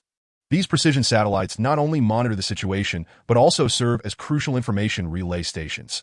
The vast majority of ordinary satellites cannot utilize quantum communication, leaving only the precision variants to ensure contact with the base. Ordinary satellites transmit observed information via electromagnetic waves to nearby precision satellites, which then relay real-time data to the fleet through quantum communication. What do we know about the enemy's situation? Hu Yu inquired. The enemy is traveling at approximately 0.5 times the speed of light, though it is unclear if this is their full speed. Based on the areas of satellite destruction, the enemy fleet is likely in the million-ship range. When Zhonghua analyzed, General, we have captured a clear image, a staff officer reported. Displayed on the large screen, Hu Yu commanded that on the screen appeared the image of a single enemy warship, an elliptical disk with a slightly pointed front. According to satellite data, this disk measures approximately 800 meters in diameter, adorned with various asymmetrical protrusions that mar its aesthetic beauty. These protrusions may house various observation devices or weaponry. This lack of aesthetic consideration for a warship was unprecedented. Even in the vacuum of space, a warship's design bears little impact on its flight performance. Yet both the destroyer and the surveyor vessels adhere to a certain aesthetic standard befitting technological products. Human vessels are similarly designed to conceal observation equipment and weaponry as much as possible, presenting a harmonious exterior. In contrast, the observed alien warship resembled a child's haphazardly stacked blocks, with various devices carelessly piled atop the main body. Functionality was prioritized over form. This vessel is enormous, several times larger than the Hunter, Hu Yu remarked. Zhonghua, how prepared is our fleet? All 500,000 hunters have been fully deployed. We await only the installation of the curvature engines. However, over 100 functional ships remain entirely empty, as we had intended to load the factory equipment onto them just before departure. The Deep Blue is nearly ready, with personnel able to board at any moment. Some subsequent tasks can be completed aboard the Deep Blue. He replied, most of the curvature engine equipment has been manufactured. If we expedite the process, we can equip the warships in about 2 months. Order the factories related to the curvature engines to work at full capacity. All unrelated factories should cease operations immediately. Machinery and equipment must be transferred to the functional ships, and if space is insufficient, arrange for several Deep Blue ships to receive them. Transfer as much equipment as possible. The small ice ball still has plenty of water resources. Let us prepare several more Deep Blue vessels to load them all. Gather any other resources, such as ores and steel modules for base construction. Everything movable must be transported. The Deep Blue currently has ample access. Everyone must mobilize. I hereby declare the fleet to be in a state of emergency. Old Hu, are we truly just going to run away like this? When Zhonghua, as a fellow soldier, was unwilling to flee without a fight. Zhonghua, I cannot gamble with the lives of the people to AT the enemy's current speed. They will reach Tiansong 5 in 2 years. If conflict erupts then, victory would be one thing. But what if we are defeated? Hu Yu reasoned. You make a valid point. Should we not attempt to make contact with them first? Let us wait until Academician Zeng and Academician Xiao arrive. Hu Yu hesitated. Although Academicians Zeng and Xiao are ostensibly the leaders of the Academy of Sciences, their extensive experience from years of conflict with the insectoid race has endowed them with greater wisdom and social acumen. This is why the leadership entrusted them to accompany Hu Yu. They are now the brain trust of the entire fleet, and Hu Yu seeks their counsel on matters beyond warfare whenever possible. General.as they spoke. Academician Zeng and Academician Xiao hurriedly arrived. What are your thoughts on this guest? Hu Yu inquired, having briefed the 2 academicians on the situation during their journey, that I believe we should refrain from any contact for the time being and wait until we are fully prepared. Academician Xiao suggested. Indeed, I share the same sentiment. Based on the current data, we are slightly ahead in terms of speed. However, I am certain that the other party is not advancing at full capacity. They have undoubtedly detected our satellites and are aware of our existence, yet they have taken no action. This can only indicate 2 possibilities. First, they consider their technology to far surpass ours and therefore disdain contact. Second, they do not see the necessity for engagement. Academician Zeng analyzed. Academician Zeng, what do you mean by no necessity for contact? Asked Wen Zhonghua. General Wen, do you converse with your food while dining? Academician Zeng posed a rhetorical question. Of course not. That would surely land one in a psychiatric ward. Wen replied to precisely that in their eyes, we are akin to a meal. They will consume us if they choose to. Zeng remarked. That is rather arrogant. If that is the case, I would fight tooth and nail to bite off a few pieces of them. When Zhenghua declared vehemently. Zhenghua, do not be hasty. Let us heed the academicians, who you interjected. My analysis suggests that the other party is at least at the mid-stage of a stellar civilization, yet they're certainly not at the galactic level. A galactic civilization would not operate at such a slow pace. Furthermore, this civilization must possess substantial experience in interstellar travel or absolute confidence in their technology, as they are boldly approaching us. Typically, a stellar civilization would not abandon their home planetary system en masse. They would remain and gradually expand to surrounding systems as a means of development, academician Zeng elucidated. Could it be that this civilization resides near Tiansong 5? Who you queried. There are over 100 planetary systems within a few hundred light-years of Tiansong 5. The activity range of a stellar civilization is limited, and a fleet's technology would not be sufficient to ascertain whether a particular planetary system harbors a civilization. That is unlikely, from our analysis. This fleet comprises at least 1 million warships, along with an undetermined number of large civilian vessels. This does not resemble the behavior of a stellar civilization expanding to nearby systems. Typically, they would dispatch a few warships and personnel for reconnaissance before establishing bases for habitation. The current approach appears more akin to a mass migration, academician Zeng continued. Yes, I concur. The scale of this fleet seems excessive for interstellar colonization. Based on human developmental parallels, this behavior suggests they might be fleeing an invasion or that their home planetary system is resource depleted, hindering their civilization's progress. The latter scenario seems most probable, as their fleet is intact and well-coordinated, not indicative of a forced exodus, academician Xiao added. Does that imply they are confident in their superiority over us? When Zhenghua asked Point 1 could say so. Our satellites are located 2 light-years away. As a high-energy civilization, it is implausible for them to have destroyed numerous satellites without detection. Clearly, they have identified our presence and may have even intercepted our satellites, deducing our technological level, leading them to believe they can dominate us. Hence, their fleet shows no signs of slowing as they advance towards us. Academician Zeng articulated that is it possible to analyze their strength based on the existing information? Hu Yu inquired that we can glean some insights. Firstly, the other party's warships, approximately 800 meters in length, number in the millions. Our Hunter-class warships are only 300 meters long. That is not that we lack the desire to construct larger and more powerful vessels. Rather, our current capabilities limit us that if we attempted to build larger ships, we would compromise both quantity and quality. Our technological advancements do not align with the size of our warships. For instance, the curvature engine is not something to be taken lightly. However, we are a wandering civilization, while they, if developed within their home planetary system before departing, could potentially expand their fleet several-fold. If we could develop for a few more years at Tiansong 5, we too could construct a fleet of that size, or even larger, academician Zeng reflected. Indeed, we have acted rather hastily. Otherwise, we could have strengthened our fleet by another 1 to 2 times, when Zhenghua sighed. Academician Zeng gathered his thoughts and continued. Secondly, regarding speed, their curvature travel velocity has reached a minimum of 0.5 times the speed of light, which far surpasses our capabilities. That cannot be right. Our slowest vessel, the Deep Blue, achieves 0.8 times the speed of light, when Zhenghua countered. That is due to our use of super-heavy Chong elements extracted from worm bodies, which they may not possess. They do not appear to be fleeing from any entity. We might consider our advancement as a form of cheating or taking a shortcut, that if we were to rely solely on conventional heavy elements, the Deep Blue would struggle to reach even 0.1 times the speed of light. Academician Zeng explained. Chapter 17. The Sand Python Civilization. So, are we not at a disadvantage in terms of speed? When Zhenghua pressed on Point 1 could assert that there is a possibility, but we should not harbor excessive hopes. Their warships are larger than ours, and they lack the Chong elements for optimal curvature performance, that if both parties are at the stellar civilization stage, we might have a speed advantage. However, even at their slowest, their warships will certainly exceed the Deep Blue's speed, that I believe it will not be long before their civilian vessels cease advancing, and their warships will breach the speed of light in their assault on us. We have anticipated this scenario. The fleet is now in a state of emergency, and various preparations are underway to confront the impending conflict that if their speed matches that of our Hunter-class vessels, they could reach Tiansong 5 in approximately 4 months. while our curvature engine requires at least 2 months for outfitting. Time is of the essence for our warriors to acclimatize to their ships. If the enemy's vessels are faster, that window will shrink further, when Zhonghua urged. Indeed, the situation is quite urgent that we shall adhere to General Hu's arrangements, ensuring the populace is informed. First, we must act swiftly, and second, maintain composure. While the curvature engine is of utmost priority, I am confident that we will encounter no issues.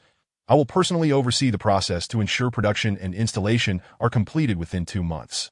Academician Zeng affirmed. Moreover, Academician Zeng, the curvature engine will be prioritized for the Deep Blue, which requires only 1 week for installation.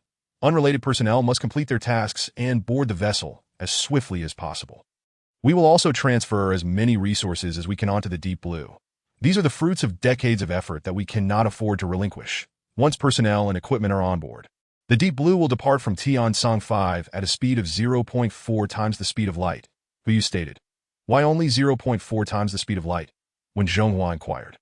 To conserve strength and avoid revealing our trump cards from the outset.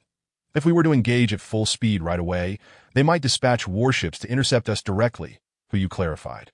Indeed, we need to project a semblance of weakness while ensuring our safety, then strike decisively when they are least vigilant, Academician Xiao concurred. From the outset, this war has been unavoidable, Hu solemnly remarked. Yes, General. Regarding the war, we are of limited assistance. It all rests on your shoulders. However, we have faith that you will excel, Academician Xiao assured. I shall exert my utmost efforts. Very well. Let us maintain open lines of communication. After their conversation, Academician Zeng and Academician Xiao departed the command room, as both had more pressing matters to attend to. The preservation of the Academy of Sciences was paramount as it was relocated to the airborne scientific vessel. This was the guarantee of the future, and not a single detail could be overlooked. Inside the command room, Hu silently smoked, striving to suppress his anxious emotions. This battle appeared inevitable, the first true conflict with an extraterrestrial civilization. Hu harbored few plans. Yet this confrontation could only end in victory, as it represented a clash between two civilizations, and the consequences of defeat would undoubtedly be dire. He would not allow such an outcome to befall his civilization. In the war against extraterrestrial civilizations, Earth had already suffered a defeat, resulting in the populace being forced to abandon their homeland, transforming into a tragic wandering civilization. Arriving at Tiansong 5, they had hoped to develop quietly for some time, yet had barely completed initial construction tasks before facing new challenges. Fortunately, the fleet had accomplished its preliminary tasks. Had the extraterrestrial fleet arrived 20 years earlier, they would have been powerless to resist and would have been slaughtered. However, the current strength still seemed insufficient. They were up against a fleet of millions, with warships several times larger than their hunters. While sheer size does not necessarily equate to superiority, it does suggest a higher technological level. This principle has persisted throughout history, from the advent of large aircraft and ships to various massive machines reflecting technological prowess. This remains applicable today, illustrated by the comparison between the Polaris, measuring 5,000 meters, and the Deep Blue, which spans a formidable 20,000 meters, both embodying the advancements of technology. Tiansong 5, aside from the 500,000 hunters, has not deployed any other defensive forces for interstellar warships capable of long-range strikes and faster-than-light travel. Any ground or space-based weapons are mere decorations, unless such weapons are extraordinarily large, with diameters exceeding several dozen kilometers. However, in the current state of the fleet, it is impractical to expend vast human and material resources on constructing extravagant ground or space-based defensive armaments. Zhonghua, have the orders been issued? They have been issued. Apart from the factories related to the curvature engines, the remaining factories have begun gathering personnel to prepare for relocation. Many citizens are voluntarily joining the relocation efforts. Lacking sufficient transport equipment, they carry supplies on their shoulders and in their hands, stating that every little bit counts. Each item of material embodies the collective effort of the populace and represents the future of the fleet. Thus it cannot be wasted. Let them be. However, if the opposing fleet shows signs of acceleration in a month, we must enforce boarding. Old Hu, there's no need to be overly anxious. Everything will be fine. Zhonghua, you don't understand. This battle will not be easy, that we know nothing about them. Their formations, their weaponry, whether they intend to drive us away or plunder us, and so on. What shall we do if we face defeat? Let us wait a little longer. Once our fleet is fully equipped with curvature engines, we will attempt to establish contact and discern their true nature. Even if they are lions, I intend to pluck a few of their feathers. Indeed, please pay attention to the people. Rest assured, after all these years, have I ever troubled you with my affairs? Focus on strategizing with the academicians. I will handle matters concerning Tian-Tsang 5, at this moment.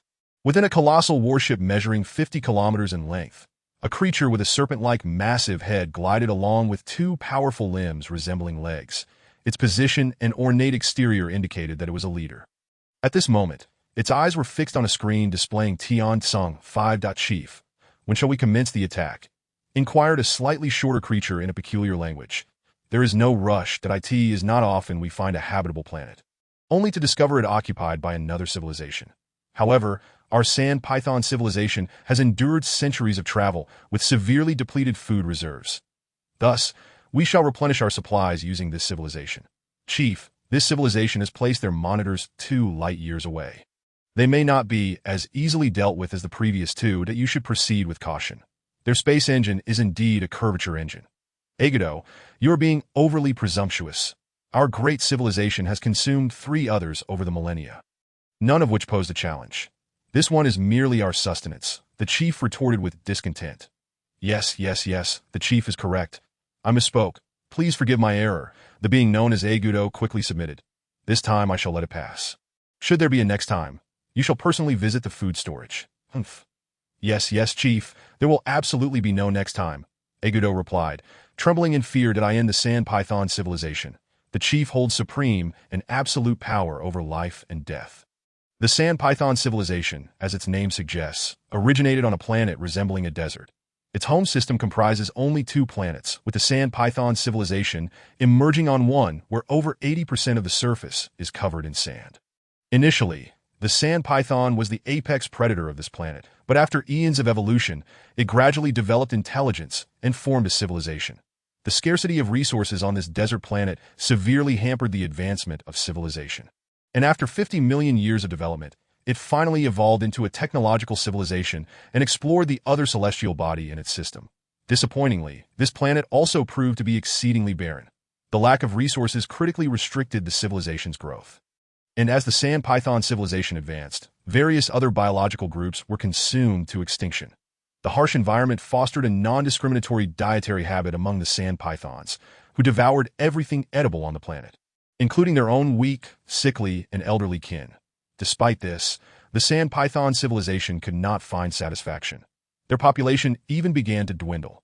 Ultimately, a somewhat insightful chief emerged who believed that to survive, the sand python civilization must venture into deep space in search of other planets with greater resources. Under this chief's command, the sand python civilization extracted nearly all usable materials from both planets, constructing 50,000 small spacecraft to lead their entire race away from the resource-poor system and into the vast cosmos in search of plunder. These vessels were not equipped with all the amenities like humanity's Polaris, but rather were mere rudimentary shells. Nevertheless, the sand pythons, having long possessed the ability to withstand harsh conditions, were physically superior to humans, allowing them to survive even in adverse environments. As long as food was available, the fleet of 50,000 ragged ships slowly traversed the starry void. They exhausted their food reserves after 150 years without discovering a new planet. The sand pythons began to resort to cannibalism, which posed no ethical dilemma for them. Consuming one another was entirely normal, and some elderly or infirm individuals willingly offered themselves as sustenance to ensure the survival of the species. 50 years later, the beleaguered sand python fleet finally arrived at a star system with a planet by this time. Their population had diminished by 2/3, leaving only over 500 million. That this star harbored a planet that had also developed a civilization, albeit one still in its infancy. The sand pythons descended upon this world, and to their eyes, it appeared like paradise after centuries of wandering, abundant with food. Upon their arrival, the foremost desire of the sand python civilization was to indulge in a grand feast. The agricultural stage civilization stood no chance against these early stellar beasts. Even without advanced technology, the physical prowess of the sand pythons was formidable. Countless natives were reduced to screams as they were devoured, and the taste of intelligent beings proved to be far superior to that of mere beasts. Thus, the sand pythons settled on this planet. To ensure long-term sustainability, they periodically compelled the original inhabitants to surrender a portion of their population for consumption. In terms of flavor, the sand pythons favored intelligent beings, and they had no concept of cooking. Everything was consumed raw, their razor-sharp teeth tearing into flesh as they listened to the cries of the intelligent beings. Savoring the exhilarating experience, the sand python civilization remained on this planet for 100 years, not only restoring their population, but also advancing technologically. They utilized the planet's resources to construct 400,000 ships. Before departing, the sand pythons forcibly herded all remaining natives on a spacecraft, freezing them to serve as provisions for their journey, along with most of the planet's fauna. After the sand python's brutal plundering, it would take centuries for the planet's ecosystem to recover, with numerous species consumed into extinction. Perhaps in several million years, this world might again give rise to civilized life, or perhaps it would remain forever lost. In the following centuries, the sand python civilization encountered two nascent stellar civilizations. Utilizing their ruthless tactics and slightly superior technology, they defeated both, forcing the vanquished to surrender their knowledge and themselves as well. Although these were early stellar civilizations, each had a distinct developmental history from which the sand pythons learned diverse technologies, forcibly integrating the acquired technology into their fleet. The sand pythons, despite not being particularly astute, had amassed a formidable force of 1.2 million warships. This power, under the command of the sand pythons, could unleash a combat effectiveness exceeding 100% due to their ferocity and cold-bloodedness. However, when the sand python fleet first encountered the monitoring satellites released by HU 2 months ago, they underestimated humanity. While not particularly intelligent, the sand pythons were not foolish. They captured several satellites for technological analysis. The results brought them great joy. Such rudimentary satellites could not have originated from a galactic civilization, nor from a minor stellar civilization, but could only be the product of a stellar civilization. In the eyes of the chief, a new flavor of sustenance was soon to be at hand. Yet, now was not the time to attack. The fleet's communication capabilities were insufficient to coordinate a battle from a light year away. Thus, the chief's massive flagship must cautiously approach Tian-Song 5 under the protection of its warships. Chief of Staff, do you think these extraterrestrial warships possess shields? One of the aides asked. Have you been watching too many sci-fi movies from the last century? Where are those fanciful concepts? Focus on monitoring them, and don't entertain any nonsensical ideas that if anything goes awry, you shall be held accountable.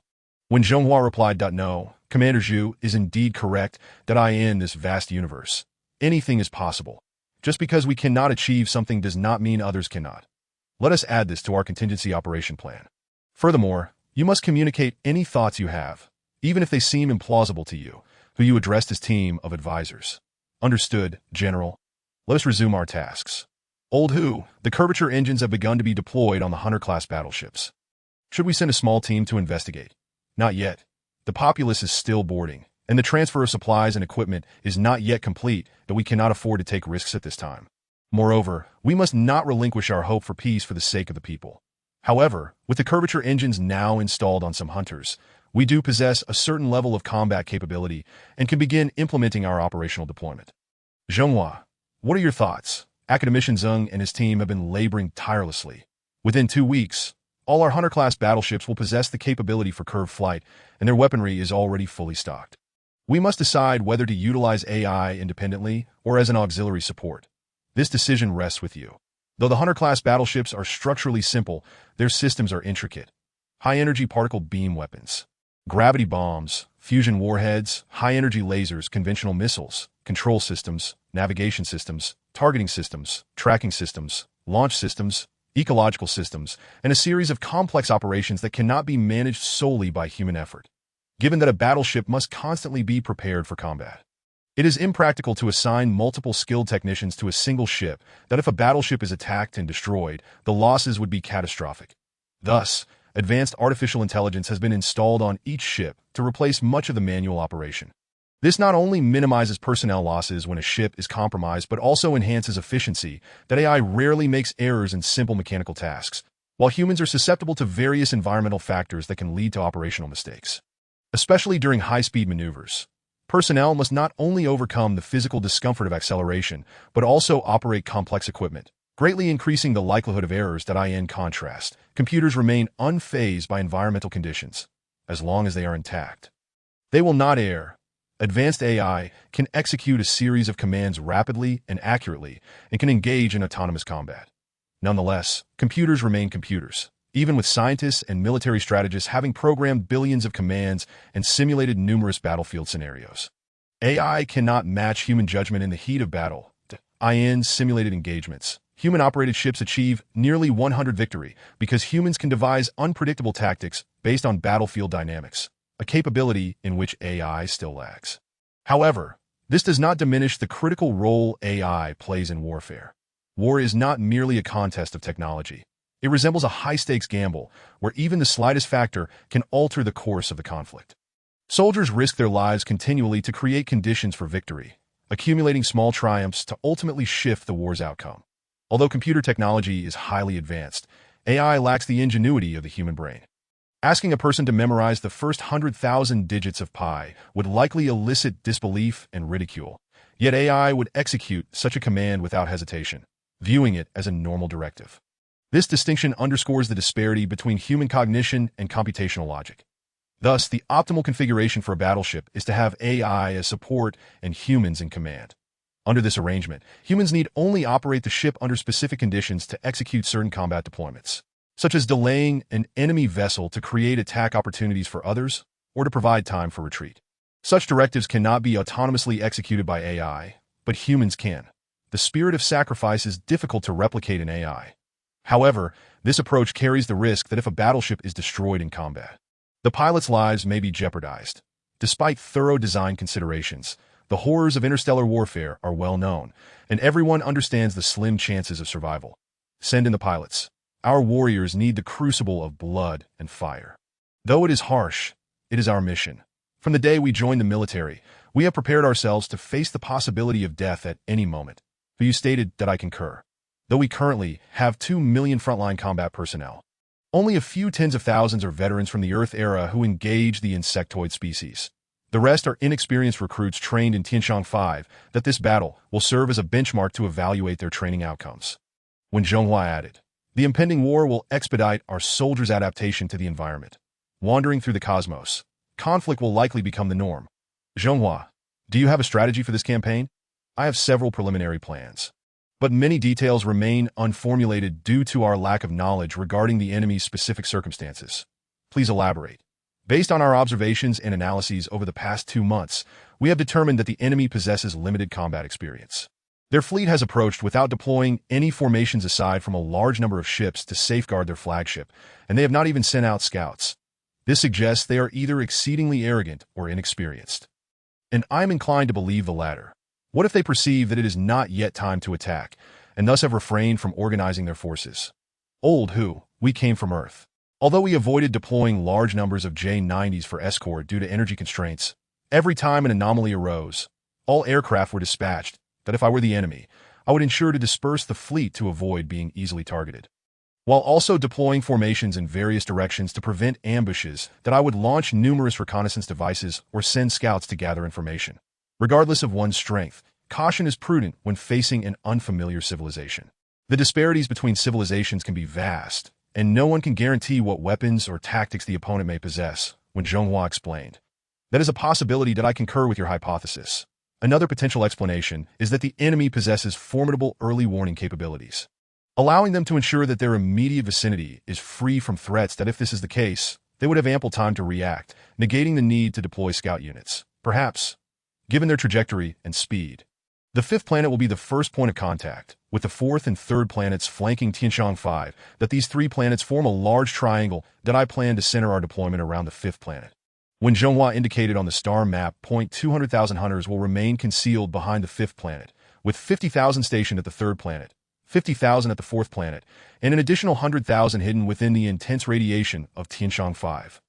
0.1 astronomical units away, that we have also hastily prepared a batch of ground-based fusion missile launchers and ground-based laser cannons to be deployed on the 5th planet to attract the enemy's battleships. Continued out of the 200,000 hunters stationed at the 5th planet, 30,000 should operate autonomously under a level 4 risk mode.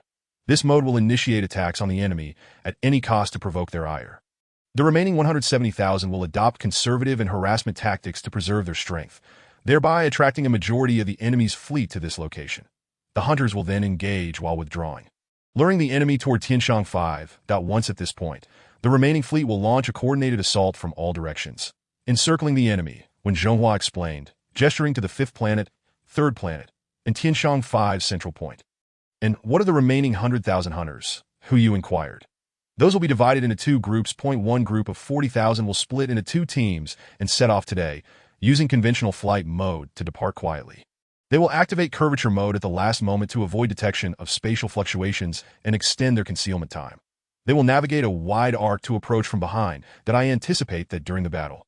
The enemy will deploy a majority of their ships while keeping the flagship and civilian vessels at a distance that moment. These 40,000 ships will become their nightmare.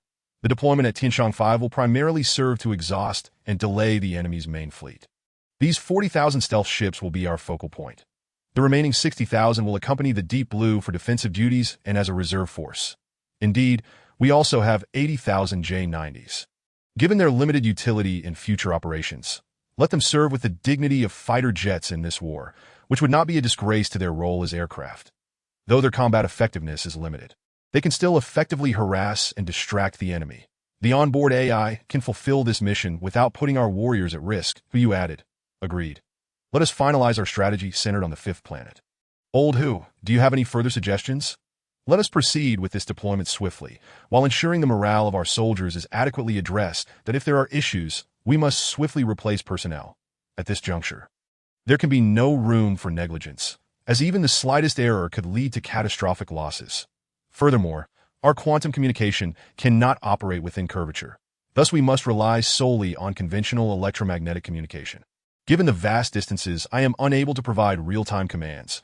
We must dispatch capable grassroots officials. Moreover, in the past, both the destroyers and inspectors could effortlessly infiltrate our systems and decipher all our information. Therefore, I demand that from this point onward, all combat intentions must not be stored online, and information should be transmitted only after undergoing multiple compilations, with the compilation methods frequently altered.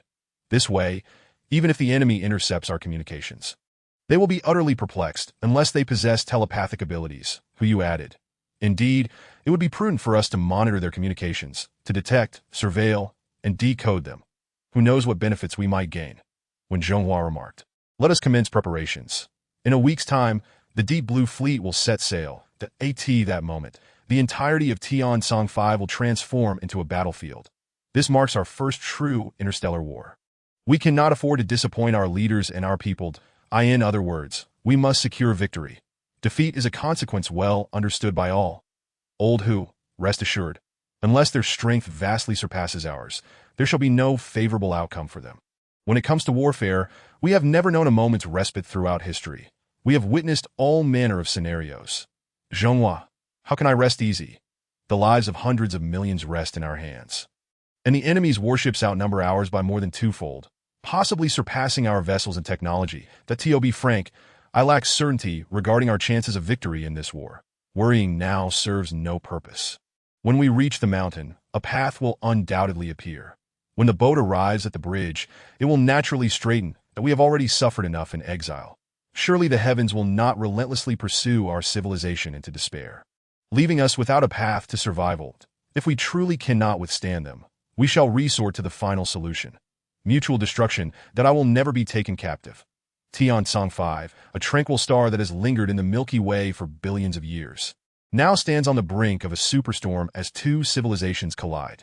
This tempest will engulf the entire Tianshang 5 star system. The Deep Blue Fleet has departed, comprising 300 vessels, each measuring 20 kilometers in length, laden with supplies, accompanied by over 100 ships of various shapes and sizes. Surrounding them are 60,000 dark-hued Hunter-class escorts, forming a fleet that departs Tianshang 5 at 0.4 times the speed of light, now 0.3 light-years away from Huyu. More than a third of the quantum communication devices have been damaged within the curvature, but fortunately, the fleet was aware this situation might arise and had equipped themselves with ample quantum communication apparatuses. Aside from a portion of hastily constructed underground launch facilities, the remainder of Tianshang 5 consists entirely of Hunter-class warships. Pilots have long since boarded their vessels, with groups of hunters flying towards their predetermined locations, lying in wait in concealment. Even with a mere 1 in 100,000 chance, it is always preferable to avoid conflict, especially given the current state of the fleet. Once all preparations were complete, Huyu dispatched 2 unarmed transport ships, stripped of all weaponry, towards the enemy's direction in front of the transport. Scientists equipped a massive display screen to showcase a form of writing from Earth. Simultaneously, The transport ships continuously emitted electromagnetic waves, requesting the enemy to identify themselves and state their intentions, urging them to decelerate and change course, for this is the territory of the Chinese nation. Along with this message, they transmitted an interstellar dictionary written in a lesser-known language. This so-called interstellar dictionary, named by the scientists, contains a plethora of vocabulary and phrases. Communication, after all, is a repository of information. And with sufficient comparative samples, one can grasp the nuances of language. Chapter 19, Deceit and Strategy. For instance, if you send the two words hello to an alien, even if the being is godlike, without comparative samples, they would have no means to comprehend its meaning. However, should you send them a copy of Romance of the Three Kingdoms or any other literary work from Earth, they would likely decipher it. Although each civilization evolves and develops uniquely, many commonalities can still be found. They may not grasp the significance of the 3 visits to the thatched cottage, but they will undoubtedly understand concepts of attack and slaughter. And they should be able to recognize terms like Jingzhou and Luzhou as designations of places that, of course, but you would never be so foolish as to dispatch Romance of the Three Kingdoms, for that would be tantamount to teaching them warfare. All transmitted information has been meticulously considered, ensuring not a shred of useful human intelligence is divulged, particularly regarding the fleet's movements. As for the choice of a lesser-known language, it is to prevent the extraterrestrials from deciphering more linguistic information. In scenarios where strengths are not vastly disparate, breaching the opponent's systems is no easy feat, especially between two civilizations with entirely different frameworks. Akin to a chicken and a duck attempting to converse about whether a dog should eat a bone at night. In terms of computing, even if the alien civilization employs computers, they may not utilize binary. They could be employing octal, hexadecimal, or any number of other systems. Humanity utilizes electronic and quantum computers, while extraterrestrial civilizations might employ biological, optical, or other novel computing methods. The incompatibility among different versions of systems on Earth is already a challenge, let alone the information barriers between two distinct worlds. The creation of this dictionary alone has consumed considerable effort from scientists. Beyond simple text, it incorporates numerous illustrations, as visual representation often facilitates comprehension. Furthermore, while ensuring effective communication, it must remain exceedingly concise. The more complex the dictionary, the easier it becomes for others to infer additional information. Additionally, to err on the side of caution, the scientists have opted for a lesser-known writing system as their means of communication. Leader, we have just received word. They have fled their planetary base. Shall we initiate an attack?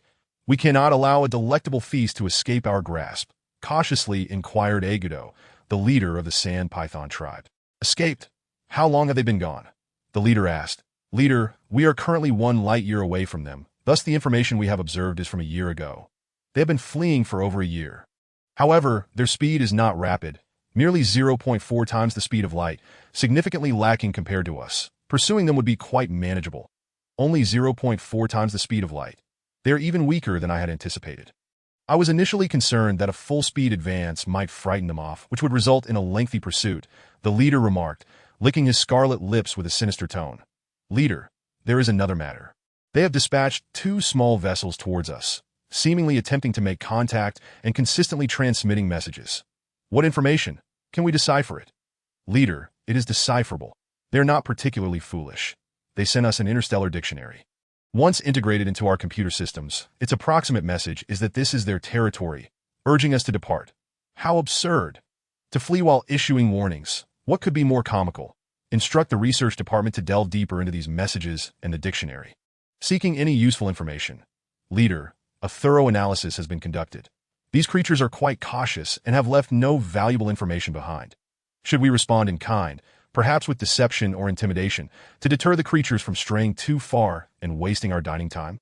It has been quite some time since you enjoyed fresh sustenance. Agudo, that is an excellent suggestion. Reply to them, stating that we, the sand python civilization, are merely passing through. We have been adrift in the cosmos for an extensive period and now require resources to replenish supplies and repair our vessels.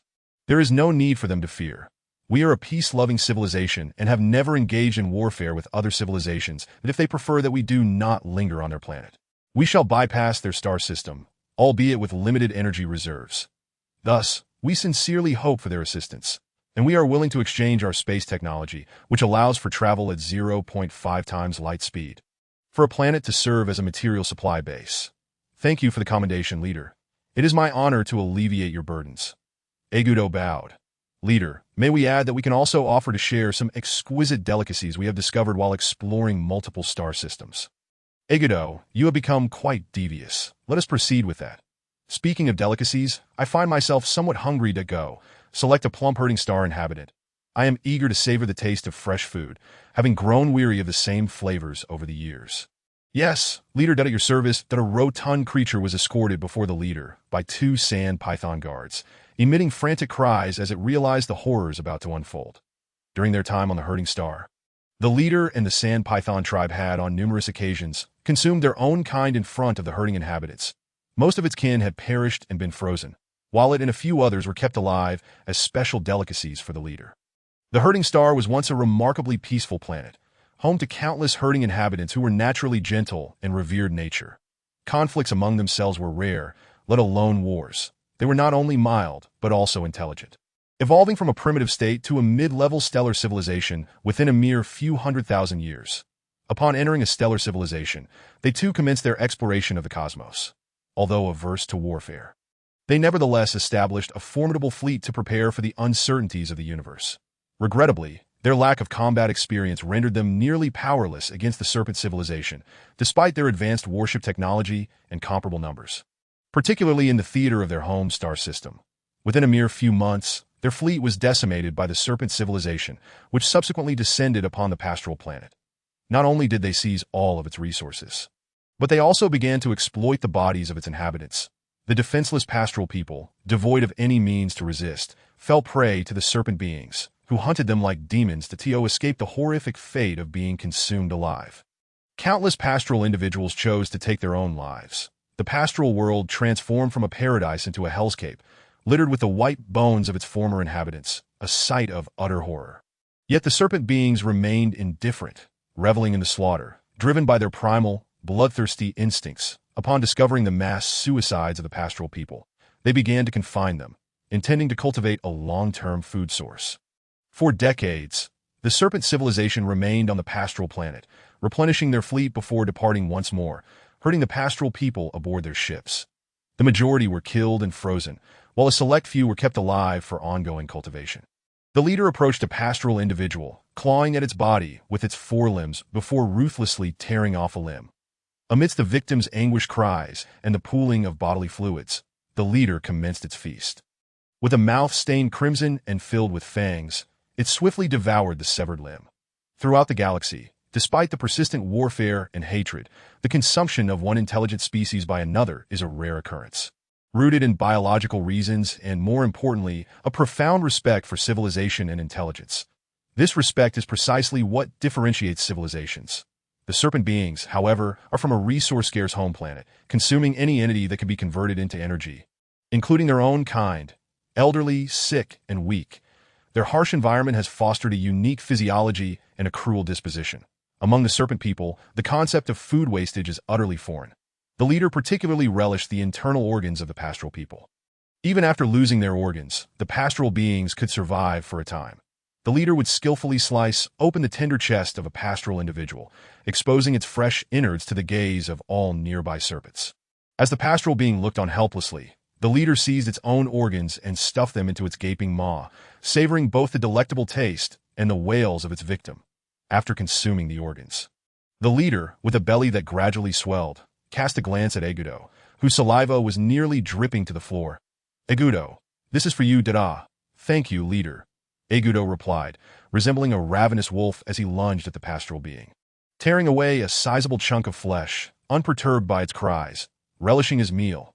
As the leader's aid, Egudo frequently enjoyed fresh sustenance, far superior to the taste of frozen fare, in the inferno-situated 1 astronomical units from Star Warehouse 5-200-000 hidden hunters had been concealed for over a year, shielded by intense radiation and high-energy particles. The hunters' reinforced composite armor could withstand temperatures exceeding 1,000 degrees, yet could not endure the searing might of Star Warehouse 5 that inside the vessel. The temperature remained a comfortable 25 degrees Celsius, prompting Huyu to unconsciously wipe the sweat from his brow. For this was the absolute domain of Star Warehouse 5 Academician Zone. What is your take on this information? Huyu inquired aboard a command ship modified from a hunter vessel. Academician Zung had chosen to remain. while Academician Shao stayed with the Deep Blue Fleet's operational command. Old who, do I even need to answer? If one were to believe the so-called words of these serpent beings, you might as well step on my head and let me experience what it means to have an IQ that knows no bounds. When Zhonghua interjected. Indeed, Chief of Staff Wen is correct. This information is riddled with flaws and devoid of logic. Failing even at deceit, that it appears that the intelligence of this serpent civilization is not particularly high. Academician Zeng assessed. Academician, how did you arrive at this conclusion? When Zhonghua queried. They expressed a willingness to exchange a planet for technology, enabling a large spaceship to travel at 0.5 times the speed of light. This is both normal and reasonable, as they must have discovered that our Deep Blue Fleet is escaping at 0.4 times light speed. However, the latter part of their message, offering to send us delicacies discovered across multiple planetary systems, raises suspicion. This statement bears no relevance to our transaction. Yet they still sent it that if one contemplates the implications, it becomes evident that the serpent beings are not merely searching for food. They are on a quest to plunder other civilizations. The choice of words suggests they have consumed intelligent beings from other civilizations, and they still possess a stockpile aboard their fleet. This is utterly inconceivable, Academician. The thought of consuming another intelligent species is abhorrent to me. When Zhonghua remarked with distaste. From this statement, one can surmise their extreme arrogance and utter disregard for other civilizations, treating them as mere food that I would venture to say their nature is quite bloodthirsty and violent. However, their willingness to divulge such information unrelated to our discourse indicates a certain level of low intelligence. Academician Zeng noted. Academician, your analytical prowess is remarkable. To glean so much insight from a single statement is impressive. When Zhonghua praised.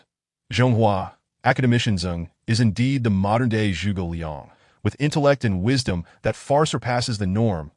He became an academician at the Chinese Academy of Sciences before turning 40. And he has long been my idol. Hu Yu chuckled. Enough of that. Let us remain on topic, that we can continue to engage with them. Perhaps we shall extract more useful information through dialogue, said Academician Zeng. Very well, Academician. How should we phrase our message? Let us propose to supply them with resources for the outermost planet, number 5, in exchange for the 0.5 times curvature technology. However, we must insist that they comply with our regulations. Their warships may only dock near Planet 5, as we will send our own ships to monitor them. Should they breach our rules, they will face a fierce assault from our fleet. Academician Zeng deliberated. Academician, does this not prematurely expose the fleet stationed at Planet 5? Shouldn't we demand their ships remain at a distance? Inviting them to approach Planet 5 seems rather conspicuous. When Zhonghua questioned. Chief of Staff Wen, it is not only the fleet at Planet 5 that cannot hide. The fleets at Planets 3 and 4 would be discovered as well. Only the 200,000 vessels here possess the potential for concealment. Furthermore, we must feign ignorance. This will serve to better confuse them. Academician Zeng reasoned. His logic was sound. Complete concealment of our fleet was impossible, and the serpent beings would inevitably discover us. However, should they approach with a sense of overconfidence, they would unwittingly fall into our trap. When the time came to launch a full-scale assault, even if they outpaced us or outnumbered us, they would find themselves at a disadvantage. Our primary target remains their civilian vessels. Their warships are secondary. As long as we can lure their warships firmly into the solar system, allowing for a successful ambush, we would achieve 80% of our objective. Hu Yu clarified. Excellent. Let us promptly draft a message to send to the Serpent Fleet. Chapter 20. Interstellar Warfare Leader. It appears that the so-called Chinese civilization has acquiesced to our demands, though they insist we remain at Planet 5, that how laughable. Once we arrive, they shall learn the true meaning of being food. All while foolishly coveting our spatial technology, Agudo remarked slyly. Has the research department conducted an analysis? Are there any flaws? Leader, the most astute sage of the research department has personally scrutinized it and confirmed that there are no flaws. Everything appears quite reasonable. That old coot, Gaia, opposed me vehemently during my tenure as leader, and if not for a few tribal leaders backing him, he would have long since become my meal. This opportunity is perfect. If all goes smoothly, well and good, but should there be any misstep, he shall not escape my wrath. Understood, leader. When the time comes, I shall capture him and present him to you as a meal. The other dissenters should also become food. They have never truly submitted to you. Agudo, your loyalty is unmatched. I shall not neglect your rewards. Continue your efforts that we are less than a light year away. Keep sending messages to confuse them. The communication vessels, laden with numerous quantum communication devices, had sustained some damage during curvature travel, yet the remaining equipment still ensured normal correspondence. Both parties were diligently gathering information on one another. Although the Serpent civilization may not possess particularly high intelligence, they have nonetheless reached a mid-level stellar stage, boasting over 1.2 million warships. According to the intelligence relayed by the precise satellites dispersed in space, the Sand Python civilization harbors no concealed fleet capabilities. Yu, through analysis of the communications exchange between both parties, discerned the characteristics of the Sand Python civilization. It is a society that favors victory through overwhelming force. Intentionally, Yu maneuvered the fleets surrounding planets 3, 4, and 5, creating an appearance of tension, while the fleet concealed within the radiant light of the fifth star lay in wait like a venomous serpent, striving to exhaust and delay the Sand Python fleet, thereby granting the attacking fleet an opportunity and time. The fleet that had circumvented to the rear of the Sand Python fleet continued to operate on conventional engines, now achieving 0.3 times the speed of light. These two fleets had shut down their engines, relying on inertia to approach the Sand Python fleet. They awaited the moment when the enemy's transport ships and warships would separate, ready to activate their curvature engines and obliterate the Sand Python's foundation in one swift strike. In silent anticipation, 2 years passed, and finally, the main fleet of the Sand Python civilization, consisting of 1 million warships, detached from the transport ships and commenced acceleration towards Planet 5 that alongside the 1 million warships. There were several hundred oddly shaped large vessels, likely supply ships or specialized craft at this juncture. The Sand Python civilization was merely 0.1 light-years from Planet 5, and their warships had surged to speeds exceeding 10 times the speed of light. Possibly without any reserve. Even without reserve, this velocity surpassed the 6 times the speed of light limit of the hunters to interstellar warfare. A mere 40% increase in speed can significantly influence the outcome of a battle. Within a maximum of 4 days, the Sand Python fleet would reach Planet 5, where the 200,000 hunter warships were positioned several thousand kilometers apart, subtly forming a wall of firepower, with countless interstellar mines already deployed. Most of these mines possessed a yield equivalent to 1,000 tons of TNT, yet hidden among them were over 100,000 massive mines of significantly greater yield. Time constraints had prevented the production of a larger quantity, as such devices could not be manufactured with the same impunity as simplified satellites. Furthermore, interstellar mines were wasteful. Deploying 10,000 mines and triggering merely 100 would be considered a success. In the vastness of space, even without evasion, planting a single mine is no easy feat. Lastly, the element of deception, real and false, could sow confusion among the enemy, potentially yielding unexpected results. Egudo, I can no longer wait. The leader licked its enormous mouth with a crimson tongue. Leader, upon our arrival at Planet 5, I shall personally take a small team to procure some fresh food for you, Egudo said, fawningly. Very well. Let us start with the pastoral beings to satisfy my cravings. I feel somewhat hungry, and it will take a little more time to reach Planet 5. That's certainly, leader. I shall fetch the plumpest pastoral being for you immediately. After speaking, Egudo respectfully withdrew, hopeful that the leader's good mood might reward him with a taste of fresh meat, as consuming frozen food day after day held no allure for him. As time ticked by, it would be disingenuous to claim there was no tension. Yu discreetly wiped the anxious sweat from his brow. This battle allowed no room for failure. Yu had even prepared himself for sacrifice. The Deep Blue Fleet had just traversed 0.6 light-years, and the Sand Python fleet could easily pursue. The Sand Python fleet's speed had surpassed that of the hunters, outnumbering them, commanding larger vessels, and moving faster. How could they possibly win this engagement? Even Yu harbored doubts. Yet, he would not yield until the final moment. A tenacity he had cultivated over many years that was not an absolute advantage that guaranteed victory. Numerous instances in Earth's war history exemplified the triumph of the few over the many, the weak over the strong. Surrendering casually was not Yu's nature. Otherwise, the leader would not have entrusted him with command of the fleet. Moreover, the fleet possessed a trump card, which they might have to deploy in critical moments. With only 20 minutes until contact, they could already see the Sand Python civilization's fleet through optical devices. The fleet, comprised of over 1 million warships, was undeniably awe-inspiring. However, the hunter fleet remained unflustered, maintaining its formation in the starry expanse to confront the impending battle. Sand Python fleet, cease curvature travel immediately and utilize conventional engines to approach Planet 5. In the final moments, Yu continued sending messages, maintaining the ruse, while in reality, All the fleet's attack systems were activated, poised to unleash a barrage of firepower as soon as the Sand Python fleet entered range. That in the age of interstellar warfare, discussions of right and wrong held no significance. Between civilizations, there was no morality, only survival. Haha, leader. The foolish human civilization still believes we have come merely to repair ships and resupply. Agudo displayed the information on the screen for the leader. The leader did not accompany the warships into action. As a noble figure, it would not risk engaging in battle. Its flagship remained amidst the transport fleet, guarded by 200,000 warships. Meanwhile, Agudo commanded from the front lines, personally leading a small team of ships to prioritize capturing food for the leader. Namely humans. Agudo, may we commence the attack? Each thought of fresh food makes me ravenous, the leader remarked. Leader, in a matter of a meal, the food will enter attack range. It is laughable that they still request us to cease curvature travel. We are on the verge of assault, Agudo replied. Agudo, do not underestimate the enemy. Should we falter, you are aware of the consequences, the leader cautioned. I am acutely aware, leader. We hold an absolute advantage, that we shall soon deactivate the curvature engines and proceed with the attack. Please be patient as we await our food. Attack. Attack. Almost simultaneously, both Agudo and Huyu issued the command to engage. At this juncture, the distance between the two sides was less than 1 million kilometers. The 200,000 hunters unleashed a ferocious roar, releasing countless high-energy laser beams, invisible high-energy particle beams, and over 1 million interstellar cruise missiles towards the Sand Python fleet. In response, the Sand Python fleet launched millions of spherical projectiles, each exceeding 5 meters in diameter, advancing at astonishing speeds. Beyond the spherical weaponry, they unleashed laser beams far exceeding human numbers, indicating that stellar-level civilizations wield light with similar proficiency.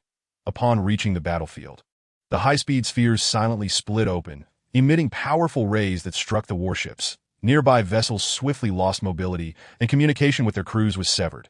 This intense radiation rapidly diminished, losing its potency beyond 5,000 kilometers. Concurrently, both fleets executed evasive maneuvers. However, the battlefield was not a simple one-on-one exchange. Avoiding attacks from one direction could result in colliding with bombs from another, and proximity between forward and rear vessels could lead to disastrous consequences, particularly with the rapid-fire laser cannons saturating the area.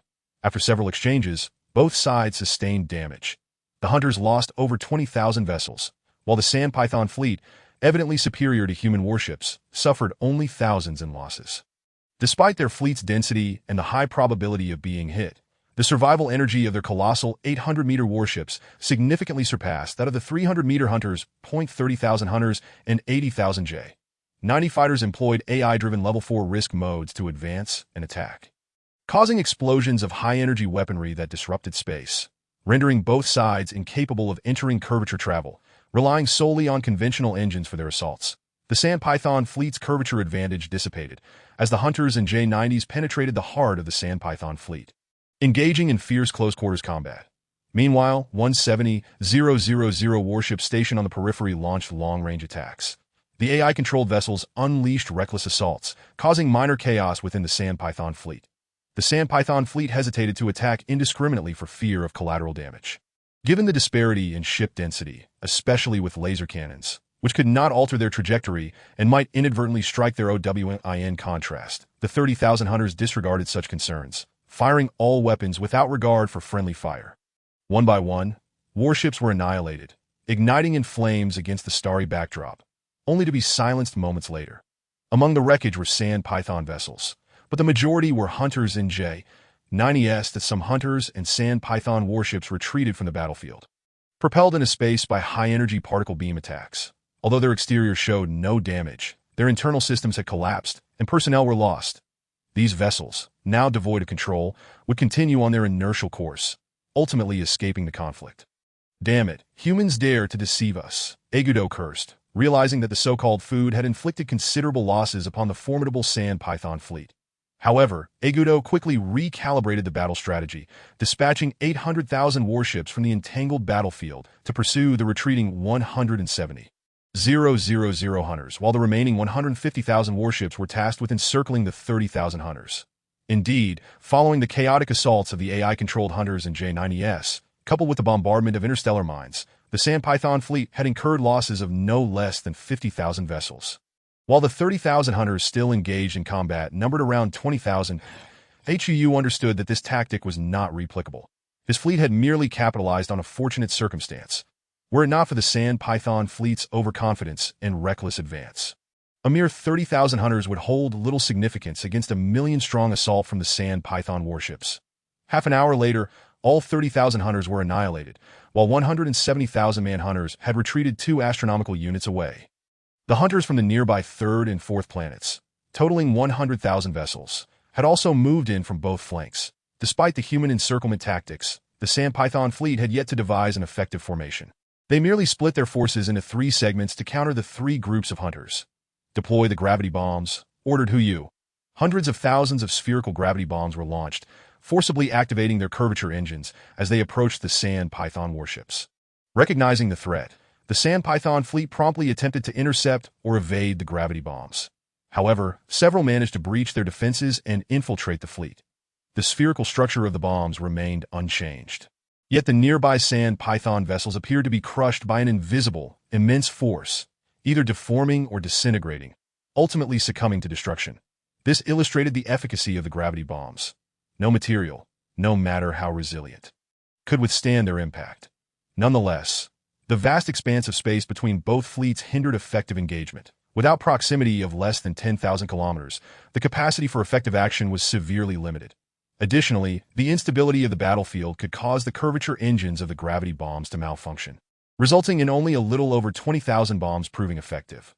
Like the radiation spheres of the Sand Python civilization, gravity bombs also had significant range limitations, with an effective destruction radius of 200 kilometers for warships and merely incapacitating personnel within a range of 1,000 kilometers. Nevertheless, the superiority of the gravity bombs was undeniable. Any defense within their attack range was futile. However, they required the precious Chuang element extracted from the bodies of the Zerd, a resource that would diminish with each use, as the fleet would need it to manufacture curvature engines in the long term. Ultimately, only 1 million bombs were produced, with 500,000 taken by the 40,000 hunters responsible for the ambush. In comparison, conventional bombs were far less effective. They lacked the opportunity to breach defenses without curvature engines, with most being destroyed by laser cannons. Even when they struck Sand Python warships, they often failed to incapacitate the enemy, whereas laser cannons could directly penetrate armor and inflict devastating internal damage. Nonetheless, the sheer volume of conventional bombs contributed to creating confusion and chaos on the battlefield. Chapter 21. A desperate strike. The speed advantage of the Sand Python fleet was glaringly apparent during the conflict, as hunters were systematically destroyed. Despite thorough pre-war assessments, humanity's understanding of another civilization remained woefully inadequate, and in Agudo's eyes, he similarly underestimated human civilization's capabilities. Activate the laser matrix, Agudo commanded furiously, following his orders. The Sand Python fleet began pairing up their warships, maintaining a distance of approximately 10,000 kilometers between each pair. 2 beams of laser emerged from one ship, reaching the other, creating a connection between them. The 2 connected vessels advanced in unison, and as a beam swept past a hunter, the ship was instantly sliced in 2. The Sand Python fleet still boasted over 900,000 warships, forming nearly 2 million laser strands, creating an intricate, interwoven web of spatial death. Utilizing their speed advantage, the Sand Python fleet ensnared the hunters, with many becoming trapped in the web and meeting their demise upon contact with the laser lines. The hunter vessels resembled insects caught in a spider's web, perpetually facing the threat of predation, while the Sand Python fleet subtly expanded the web's reach, intent on ensnaring all hunters. The ultra-high energy laser cannons employed by the warships required a charging phase. The energy levels were extraordinarily high, and without proper preparation, the emitted low-energy lasers possessed minimal offensive capability to maintain a prolonged activation state, akin to a flashlight left on, required substantial energy, which a single warship could not sustain. Consequently, laser cannons were charged, aimed, and fired once before resuming charging for the next attack. Lasers also experienced attenuation in space. The laser cannons mastered by humans had an effective attack range of around 1 light second. Beyond this distance, energy dissipated, diminishing effectiveness. The Sand Python fleet's laser cannons had a slightly greater range, indicating even higher energy consumption, which also proved challenging for the fleet to manage. Old Who, I see they are recycling energy. They do not wait for the laser energy to deplete before reabsorbing it, replenishing just enough to fire again. This minimizes energy lost, and if 2 or more ships cooperate, they can construct a vast laser net. The Sand Python fleet outnumbers us and employs this energy recycling strategy, placing us at a disadvantage, who you declared. Order the fleet to disperse and maneuver around the periphery of the Sand Python fleet, breaking free from their laser net to attack from the outside, who you commanded. Old Who, the fleet is too scattered to form an effective fire net. We will soon be segmented and annihilated. When Zhonghua cautioned that I am aware, but if we do not escape the Sand Python fleet's laser net, we will be like fish in a net, easily caught. Breaking free will at least allow us to endure longer. Our primary aim is not to defeat the Sand Python fleet, but to buy time for the ambush fleet, which will arrive shortly. Let the soldiers preserve themselves and conduct harassment attacks for another 2 days. Had I known the Sand Python civilian vessels were so close, I would not have taken such a lengthy detour. Zhonghua, order all hidden hunters to advance and hold the Sand Python fleet, awaiting the ambushers' arrival to execute Plan Zero immediately, that we cannot risk unknown weapons or tactics from the Sand Python fleet. Who you ordered that I end the void. 40,000 hunters glided at 0.3 times the speed of light, utilizing inertia to effectively evade Sand Python detection. Positioned close to the Sand Python civilian fleet, poised to strike in 10 hours. Meanwhile, the 400,000 hunters engaged in the Tian Songvi operation had dwindled to fewer than 150,000, with a vessel being obliterated every second, including its 5 crew members. Only a few managed to reach escape pods, and even then, none had a chance of rescue. The war had escalated to a fever pitch.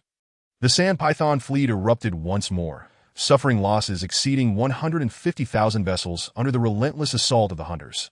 Finally, the Sand Python warships ceased concealing their strength, retracting the laser net. Every 100 ships formed a unit, interconnected by massive steel columns, creating a bizarre composite vessel that unleashed a colossal laser beam with a diameter of 50 meters. This beam had no firing intervals and could effectively strike targets over 5 light seconds away, conducting a deadly scan through space, annihilating all in its path. All hunters, retreat. Retreat! Conceal behind the planets. Who you shouted, as within mere minutes, thousands of hunters were obliterated by the laser beam at this rate. The remaining hunters would not withstand until the ambushing hunters arrived. Once the conflict concluded, the Sand Python fleet would immediately pursue the deep blue civilian vessel Daha. In the face of absolute power, any resistance is futile. What a pity to waste so much food.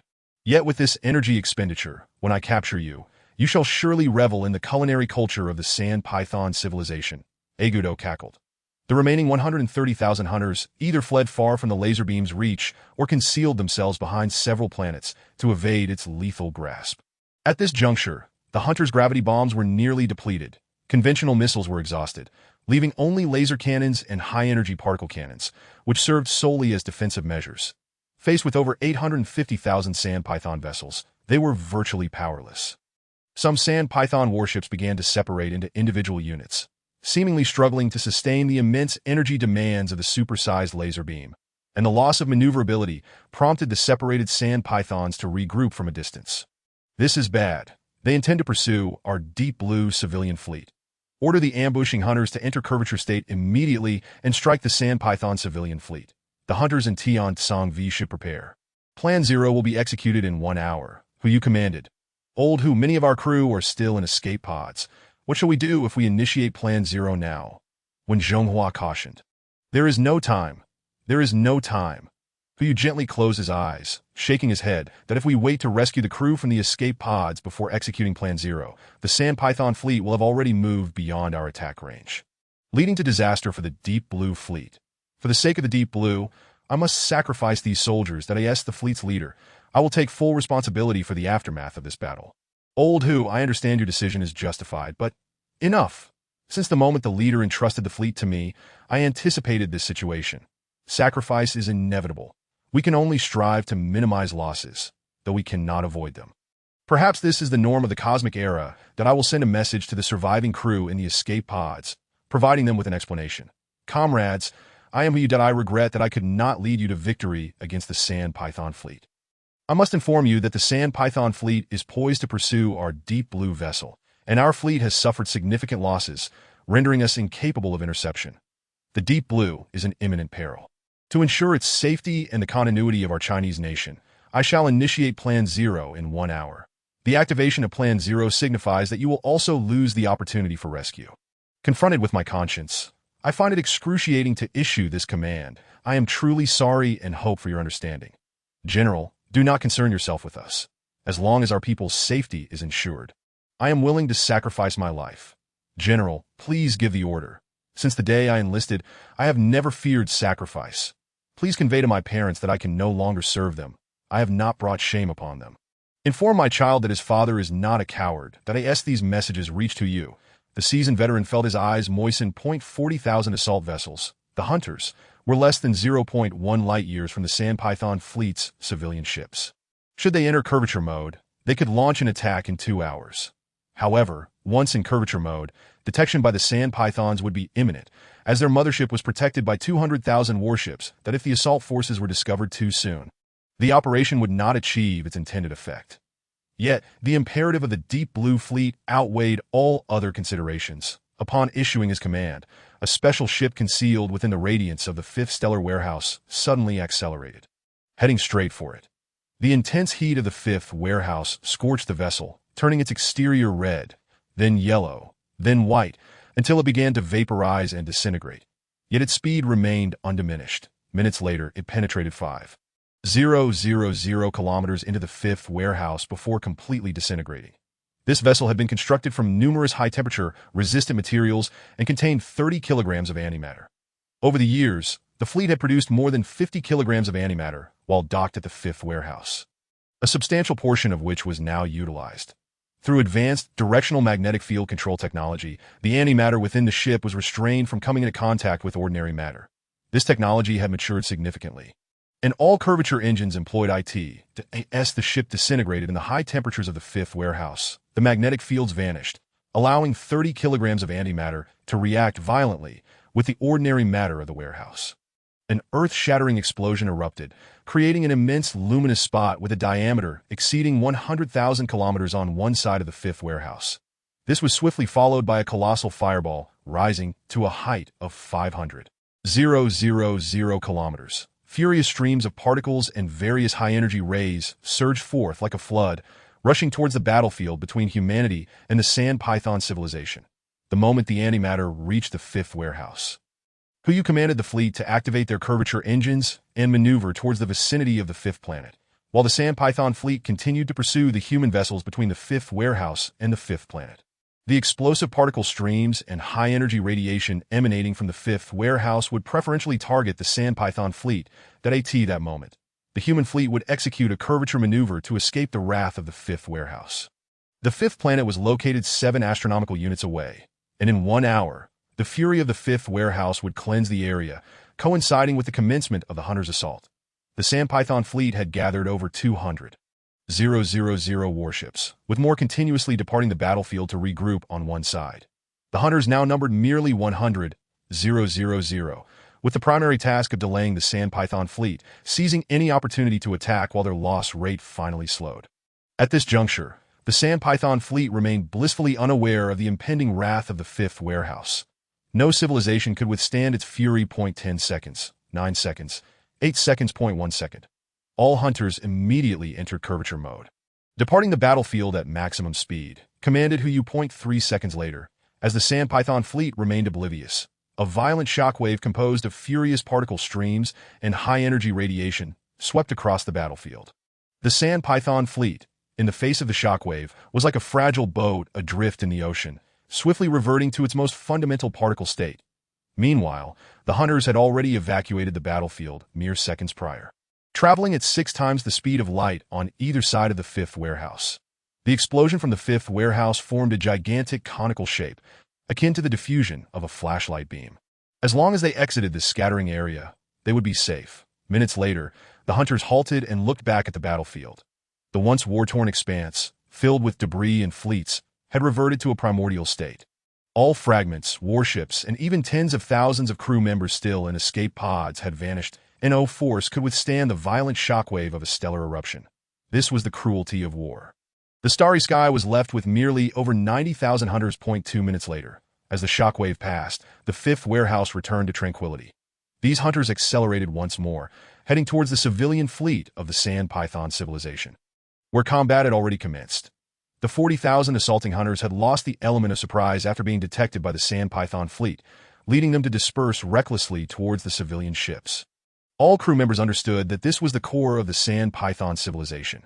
Only by severely damaging it could they inflict harm on the very foundation of the sand pythons, thus buying time for the Deep Blue Fleet and creating an opportunity for survival. To achieve this goal, they were willing to sacrifice their lives, a testament to the sacrificial spirit and national purity of the Chinese military since ancient times.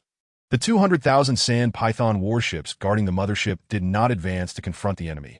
Instead, they clustered even more tightly, encircling the command ship to ensure the absolute safety of the mothership. Disregarding the plight of the civilian vessels, the leader of the sand python civilization, Egudo, cursed in fury as he devoured a plump pastoral being, exclaiming, 100,000 warships, and yet the entire fleet has been annihilated.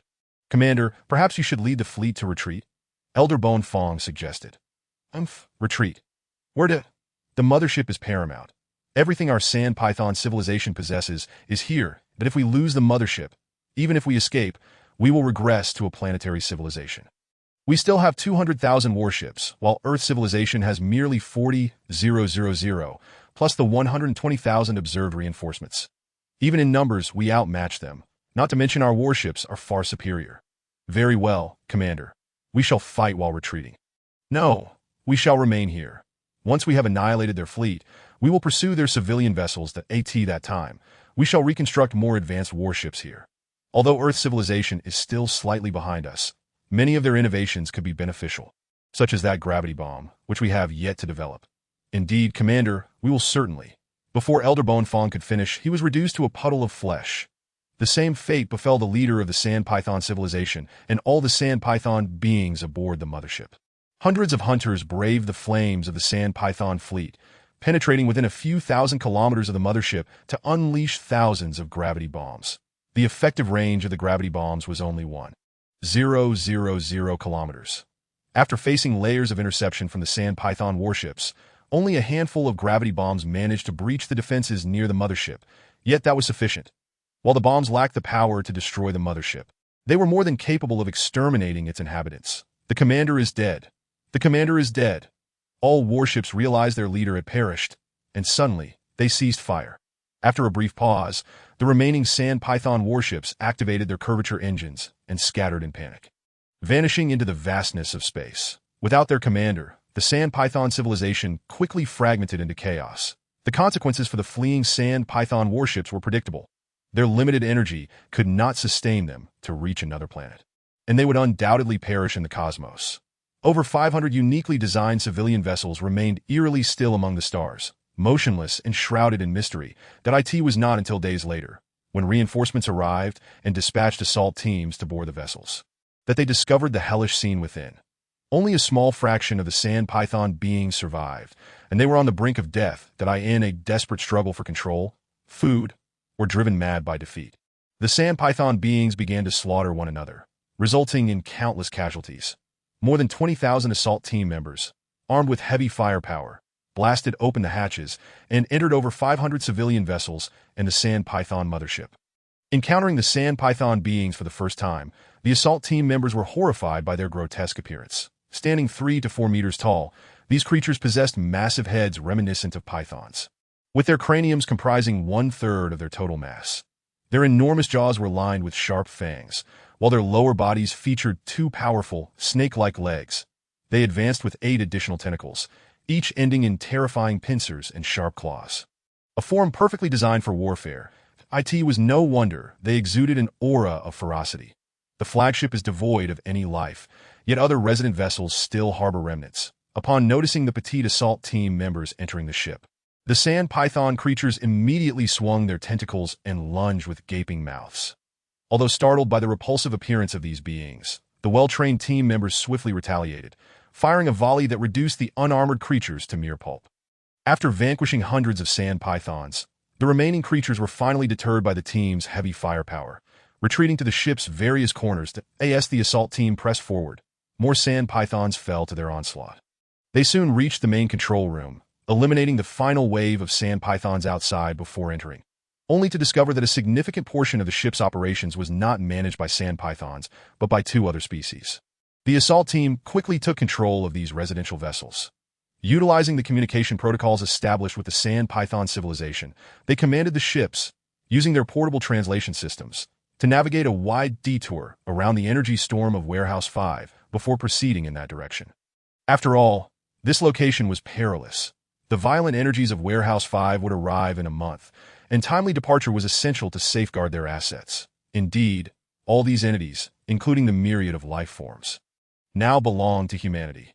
The Sand Python mothership represented the core of their civilization and constituted their greatest wealth. The advanced technologies and cosmic knowledge contained within were urgently needed by the fleet. Although the mothership had not disintegrated under the gravitational bomb's influence, it had sustained significant damage, with its power unit completely destroyed. Similarly, many other residential vessels had also lost power. Even those that remained operational were sluggish. Consequently, Hu commanded hundreds of hunters to attach themselves to a single residential vessel, propelling it into warp speed at 3 times the speed of light. This maneuver was fraught with danger, as an imbalanced distribution of warships could lead to the destruction of the ensnared residential vessel by the warp engine's gravity. However, given that these were not their own vessels, some casualties were deemed acceptable. Failing to escape the impending energy storm of Warehouse 5 would result in far greater losses. Thus, over 500 residential vessels and 1 mothership, under the unique escort of 130,000 hunters, gradually made their way towards Planet 3. The Deep Blue had already traversed nearly a light year and was now altering its course back towards Planet 3 that the fleet needed to rest and resupply before embarking again, with all personnel and equipment aboard the Deep Blue. Therefore, the ship moved closer to Warehouse 5 once more. HEU tallied the war losses. Of the 500,000 hunters, only 190,000 remained, with a significant portion damaged. The crew losses amounted to 1.5 million. And less than 1% of the crew aboard the destroyed hunters managed to escape, resulting in only a few hundred being rescued. That it was not a matter of reluctance to save them, but rather the absence of opportunity. As warships were constantly maneuvering at high speeds in the vastness of space, stopping for even a second would render them prime targets. With loss comes gain, and the vast rewards corresponded to the losses incurred. Upon receiving the captured Sand Python fleet, the Academy of Sciences immediately commenced technological analysis. For the fleet at hand, this was undoubtedly a treasure trove. The Sand Python fleet had integrated technologies from 4 civilizations. Had the Sand Pythons been more adept at research, their fleet could have easily overwhelmed the Earth fleet. This also related to the Sand Python's tendencies. Having triumphed in several wars, they preferred to seize readily available resources rather than invest in research. Among the 3 civilizations they plundered, 2 were stellar class. Had they committed to thoroughly assimilating these technologies within a planetary system, the Sand Pythons might have reached a stellar level themselves. They were akin to possessing a mountain of gold, yet only collecting a few stones. The Sand Python civilization had merely enhanced their laser technology and warp engines. The 2 technologies likely developed well in the civilizations they plundered, making them easier for the Sand Pythons to digest. While other technologies they found difficult to assimilate were discarded. Such beings, inherently imbued with brutal and murderous tendencies, were indeed less proficient in scientific endeavors compared to other civilizations. Achieving a stellar level was already a miracle. "We have indeed gained immensely this time, General," exclaimed academician Zheng Zhaoyuan, nearly leaping with excitement upon reviewing the technology list. "Academician, what valuable items do we have?" Hu was preoccupied with organizing the fleet. Having entrusted the technological analysis to academician Zheng. "General, the Sand Pythons are truly foolish. Their technological breadth far exceeds ours, yet the weapons they developed are merely high-energy particles, lasers, and some lesser-quality ordnance. What a waste." "Academician, do we have anything immediately usable? Our fleet has suffered considerable losses, and this location is unsuitable for prolonged stay, that we urgently need to enhance our capabilities." Yes. After a preliminary review, I can offer you 3 types of weapons that should suffice. First, the laser knife. Second, the antimatter bomb. And third, the gravitational bomb. Academician, isn't the laser knife just another application of lasers? That doesn't qualify as a new weapon. And as for antimatter, Haven T, we already mastered it. Albeit with limited production, the gravitational bomb is even less noteworthy, inquired Wen Zhonghua, perplexed that no, our previous use of lasers required a charging time, which significantly diminished combat effectiveness. The laser knife, however, operates differently. It functions similarly to the laser nets employed by the Sand Python fleet, requiring only minor modifications. Our warships will be akin to hedgehogs bristling with laser knives, capable of piercing anything in their path. The antimatter bomb is even better. The sand pythons have already developed rudimentary instruments for material decay and fusion. By integrating our own technology and continuing our research, we face no technical bottlenecks that I believe we will enter the application phase in just a few months. All heavy elements can continuously decay into iron, while all light elements can undergo fusion until they become iron. With slight modifications to these instruments, we can produce antimatter in abundance. Previously, we could only generate 1 kilogram a year, but now we can achieve that in a single day. And we can manufacture even more instruments for greater antimatter production. Finally, the effectiveness of the gravitational bomb will also significantly improve with modifications. Indeed, if we acquire sufficient antimatter, I would dare to confront anyone, rather than remain as passive as we currently are. If the sand python civilization delayed their attack, they might have mastered antimatter technology themselves. That we have been fortunate, academician. Let us expedite this. I want every one of our warships equipped with antimatter bombs. In this galaxy, we will have a measure of self-defense. Furthermore, with this instrument, we will no longer be troubled by material shortages. Theoretically, any material can be transformed into the elements we desire to end no more wasting remnants of shipwrecks or various debris. We will also gain energy from manufacturing elements, alleviating our energy concerns. Are there any other treasures, academician? Present them all at once. When Zhonghua prompted, there are countless treasures such as warp technology, gravitational technology, magnetic technology, and more, including an array of ingenious small tools. The list is endless, as this encompasses the complete technologies of 3 stellar-class civilizations and 1 planetary-class civilization. Once we complete the analysis of these technologies, we are likely to achieve the galaxy-level civilization that the destroyers spoke of. Academician Zeng elaborated, By the way, how is Academician Shao handling the extraterrestrial beings, who you recalled the captives that You wouldn't believe it. Academician Shao has been swamped these past few days. Before I arrived here, I visited the biological science ship and almost lost my lunch. Those biologists are utterly mad. Among the sand python residential ships we captured, some were originally starships from the other 3 civilizations that the sand python fleet had annihilated. The sand pythons themselves cannot operate these foreign vessels and left some extraterrestrial beings behind for that purpose. Thus, we now have extraterrestrial beings from 4 civilizations.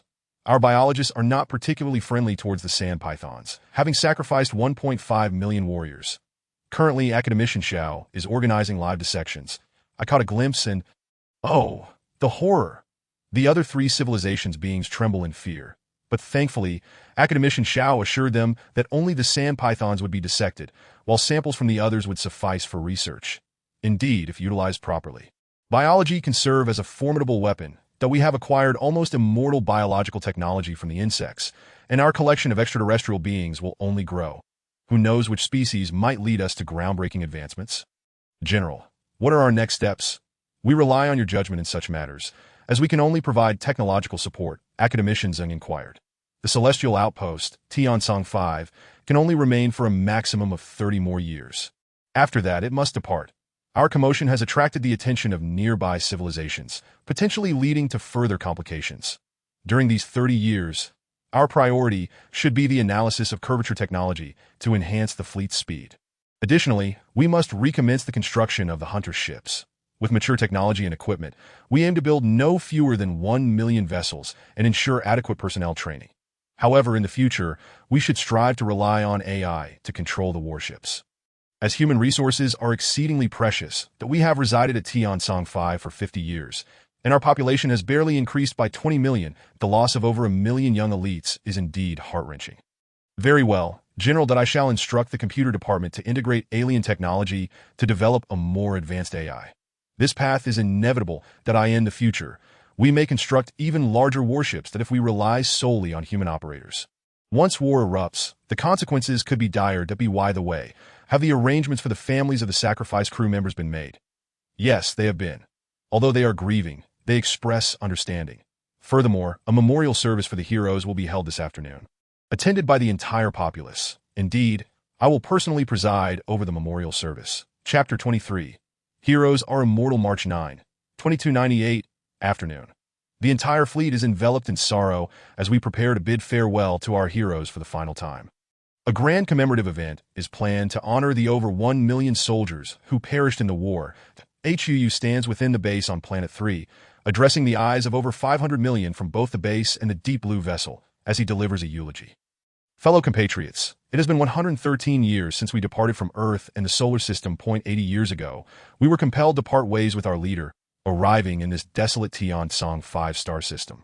Throughout these years, we have united in purpose, tirelessly overcoming myriad challenges. Finally, we have established the formidable Hunter Fleet and the Polaris Fleet. Yet in the face of the Sand Python civilization, we remain at a disadvantage. To secure victory in this war, to protect the fruits of our labor over these decades, and to safeguard the over 500 million souls aboard the Deep Blue, 150,000 exceptional crew members sacrificed their young lives. I bear an undeniable responsibility for their sacrifice. Our pre-war intelligence was insufficient, leading to an underestimation of the enemy's strength. Throughout the conflict, we conducted nearly no rescue operations and could not respond effectively to sudden changes from the enemy. To preserve our Deep Blue fleet, we resorted to a mutually destructive strategy, utilizing antimatter bombs to provoke Tian-Song 5, harnessing its power to annihilate the Sand Python civilization. Tragically, hundreds of thousands of our crew members perished in the wrath of Tian-Song 5, unable to be saved. Were it not for these extraordinary circumstances, I would stand before a military tribunal, facing the judgment of the people. Yet, I cannot abandon the fleet to soothe my guilty conscience.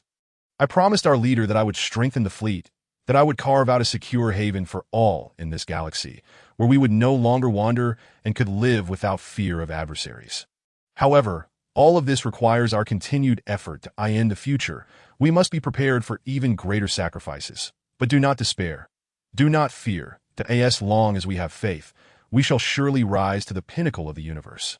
In our battles against the Sand Python fleet, every commander and soldier exhibited unwavering courage and steadfast commitment to their mission. They did not tarnish the honor of being a Chinese warrior. We, as a populace, should take immense pride in their valor, as their achievements will be enshrined in the annals of Chinese history for eternity. Today, we honor the 1 million martyrs. They are the pride of the Chinese nation, the pioneers of our civilization. While we may not be able to name each one, their deeds shall forever be etched in our memories. Fellow compatriots, the future awaits our creation. It demands our blood, sweat, and sacrifice. Each drop of our perspiration embodies hope for the future, and every effort we make lays a solid foundation for what is to come. That we remember those we have lost in our hearts, ensuring their sacrifices were not in vain. Creating a brighter future is the greatest tribute we can offer them. The fleet belongs to every one of us, be we soldiers or ordinary citizens. We are all integral to the fleet. For its future, we must labor together to forge ahead, ensuring the name of the Chinese nation resonates throughout the cosmos. Now, let us together bid farewell to the 1 million martyrs. Everyone, salute! A small white spacecraft, named Immortal, slowly powered on, carrying the relics of each martyr. The eruption of Tian-Song 5 had transformed the remains of all fallen soldiers into gas, affected by intense gamma rays and particle flows, leaving Immortal to bear only a few of their belongings. Set on its course, it would glide toward the solar system over 300 years, despite the solar system's destruction and the planets having drifted from their original orbits. Lost to the unknown. Yet, in the hearts of the people, that space remains the final resting place for heroes, as returning home is a cherished tradition of the Chinese nation. In the sky, the remaining 190,000 hunters roared, and the flashes of cruise missile explosions illuminated the starry expanse. This was their farewell to comrades and kin. Though their lives have passed, their legacies shine brightly like the bursts of flares across the heavens. In the Deep Blue fleet and the ground bases, people wept softly. These 1 million martyrs were not merely relatives. They were friends, husbands, sons, and fathers, integral members of the fleet. Young, outstanding, brave, and fearless, they knew well that being a soldier in the fleet was the most perilous of professions. Yet they pressed forward undeterred, for the entire fleet depended on their guardianship and sacrifice. They were truly the most admirable individuals. Now that they are gone, how can one not grieve? How can one not lament? How can tears not flow for them? Most remain engulfed in profound sorrow, yet he has forcibly set aside his grief. As the leader of the fleet, many pressing matters await his attention. The position of Tian-Song 5 in the cosmos has been entirely exposed, and other civilizations may come to investigate at any moment. Time for the fleet to recuperate is running short. We must swiftly bolster our military strength and set sail. The hunters, having revealed numerous shortcomings during previous battles, possess acceptable defenses, yet their maneuverability and offensive capabilities leave much to be desired. significantly lagging behind the Sand Python fleet. Though the curvature speed of the hunters is merely 6 times the speed of light, far slower than the Sand Python warships, neither can engage in combat while in curvature travel due to the instability of the surrounding force fields, where gravitational fluctuations can cause missiles or other projectiles to detonate prematurely, akin to a suicidal attack. Even directed electromagnetic wave weapons would become distorted and lose their trajectory within such a force field. The acquired technology from the Sand Python civilization has been fully transferred to the scientific vessel, where countless scientists are diligently analyzing it. Fields such as optics, mechanics, materials science, computer science, and even architecture are experiencing rapid advancements. Most urgently, the fleet requires high-efficiency engines and various weapon systems. Upon first encountering this alien technology, the scientists were so exhilarated that they neglected everything else, working tirelessly for days and nights without leaving the laboratory, eating hastily and resting briefly in corners before resuming their work. This is humanity's first encounter with extraterrestrial technology, some of which we have never mastered, such as the technology of arbitrary element decay and fusion, while others we have yet to fully comprehend, like curvature technology, that as they sifted through the information, scientists were eager to consume it all at once, though they realized that comprehending the entirety of several civilizations' technological advancements would require more than a lifetime. Even for a single branch of technology, their natural curiosity, especially among those scientists enamored with technological pursuits, drove them to categorize and prioritize the most accessible and urgently needed aspects to address the fleet's current predicament. The design plan for the improved Hunter has been submitted to WHO's office for approval. Externally, the improved Hunter shows no significant changes. Upgrades have been made only to the propulsion and weapon systems, incorporating the technological reserves of the Sand Python fleet. The improved Hunter's curvature speed can now reach 20 times the speed of light, with substantial enhancements in conventional propulsion. Laser and antimatter weapons will become standard armaments for the improved Hunter. Had the previous Hunters possessed such performance metrics, WHO believes that even in a 50,000 against 200,000 scenario, they would have the capacity to fight effectively without resorting to mutually destructive tactics. The Deep Blue vessel sustained no damage in the war. Following modifications, its engine will also reach approximately 3 times the speed of light, a significant increase from the previous 0.8 times. Most importantly, neither the Hunters nor the Deep Blue will require the precious Chuan elements for curvature travel henceforth. The surface of the 5 planets in the celestial warehouse has become bustling once more, with countless engineering machines roaring into action. Various rocks and minerals are being incessantly mined, and after a series of refining processes, will become integral components of the new Hunters, building upon previous foundations. This extraction operation is proceeding swiftly and efficiently. From the transportation equipment to the first furnace of steel being produced, it took less than a week.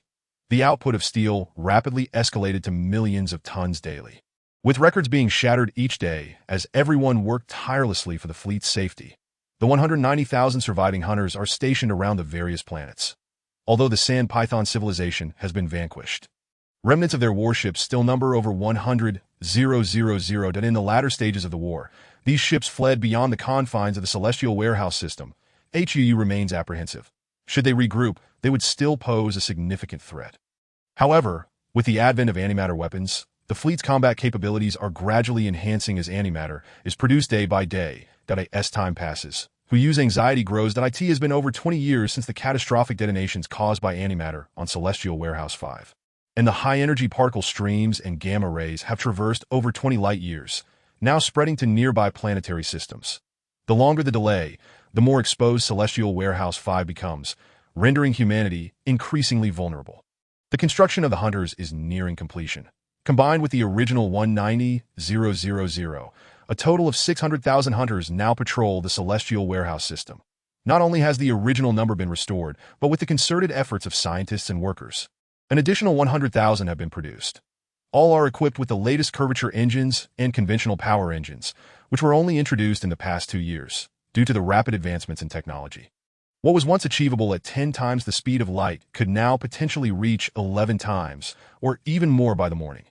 Thus, the curvature engine was among the last batch of equipment to be produced. The speed of the new curvature engines approaches 30 times the speed of light, far exceeding the initial estimate of 20 times. Even mounted on the Deep Blue vessel, they can achieve speeds of 5 times the speed of light. Moreover, the AI system of the improved Hunters has become significantly more sophisticated, reducing the crew from 5 to 2 were it not for the necessity of crew rest. Given that interstellar wars often extend over many days, the improved hunters could easily be operated by a single individual. With 2 crew members, one can take turns resting aboard the Deep Blue during peacetime, while in the event of war, the duo can keep the warship in a constant state of readiness. The enhanced hunters are armed with 10 laser blades, each exceeding 50,000 kilometers in length. Following breakthroughs in gravitational technology, the laser can now be constrained within a length of 0.2 light seconds, resulting in minimal energy loss when not in contact with other objects. Should all 10 laser blades activate simultaneously, the hunter resembles a hedgehog bristling with brilliant spikes. The energy levels of these lasers are extraordinarily high, slicing through steel as effortlessly as cutting tofu. Besides being confined around the hunters, the lasers can also be released for long-range strikes. One can only imagine the spectacular sight of hundreds of thousands of hunters, blades ignited, rampaging through enemy fleets. In addition to the laser blades, the most formidable weapon of the hunters is the antimatter bomb. The production of antimatter has reached 2 kilograms daily, a significant increase from the mere grams produced in previous years. If not for the technological advancements gleaned from the sand python civilization, the output would have remained stagnated. Currently, 20,000 kilograms of antimatter have been manufactured, divided into 50-gram portions and encased within specially designed curvature engine bombs. Ensuring no contact with ordinary matter under the directional magnetic field, one should not underestimate the energy contained within these 50 grams of antimatter, as they are backed by the square of the speed of light. These compact and agile antimatter bombs can go unnoticed in warfare, and by the time the enemy detects their presence, it is already too late. Various designs of these antimatter weapons have been developed. Some are small and launched via electromagnetic rails to achieve stealthy attacks, while others disguise themselves as debris or meteors as interstellar mines. Some are equipped with curvature engines, allowing for rapid strikes at 30 times the speed. Gravitational bombs are merely an extension of the curvature engine. As the curvature speed increases 5-fold, so too does the power and range of the gravitational bombs, expanding from 200 kilometers to 1,000 kilometers. As for high-energy particle beam weapons, they have yet to be widely implemented due to their short range, high energy consumption, and poor targeting capabilities. While effective in planetary and stellar-grade warfare, the fleet's technological reserves have now reached advanced stellar levels, rendering such weapons obsolete for the time being. Conventional weapons are no longer necessary, as antimatter weapons can replace all standard bombs, including massive fusion bombs. With the augmentation of high-energy lasers, antimatter bombs, and gravitational bombs, the improved hunters have transformed into true war machines. It is no wonder that the Observer claimed a single warship could annihilate a stellar civilization. Indeed, a hunter can effortlessly obliterate a planetary civilization. Given the vast chasm between levels of civilization. Chapter 24. The conspiracy begins. It has been 28 years since the end of the war against the Sand Python civilization, and Celestial Warehouse 5 has once again returned to tranquility. All traces of human activity on the planets have been meticulously erased, save for a secret base within Planet 3, a contingency left by Yu, with the hope that it will not be needed in the future. The base is well sealed, and unless a civilization with technology several levels beyond humanity conducts a thorough probe, its existence will remain undetected. Moreover, in the stable environment of Planet 3, no issues are expected for millions of years. The base is equipped with various facilities, and should the fleet encounter dire circumstances necessitating a strategic retreat, it is hoped that those who escape can return to Celestial Warehouse 5 and restart their endeavors on Planet 3. Of course, such a scenario is only a last resort. With antimatter weapons now available, self-preservation is not a pressing concern as long as caution is exercised. The analysis of technology, aside from a few key subjects, has only just begun. Fully deciphering the technology of 4 civilizations will require decades, if not centuries. The HUU is in urgent need of a safe haven to buy time for scientists to maximize their understanding of the Sand Python civilization and the other 3 civilizations.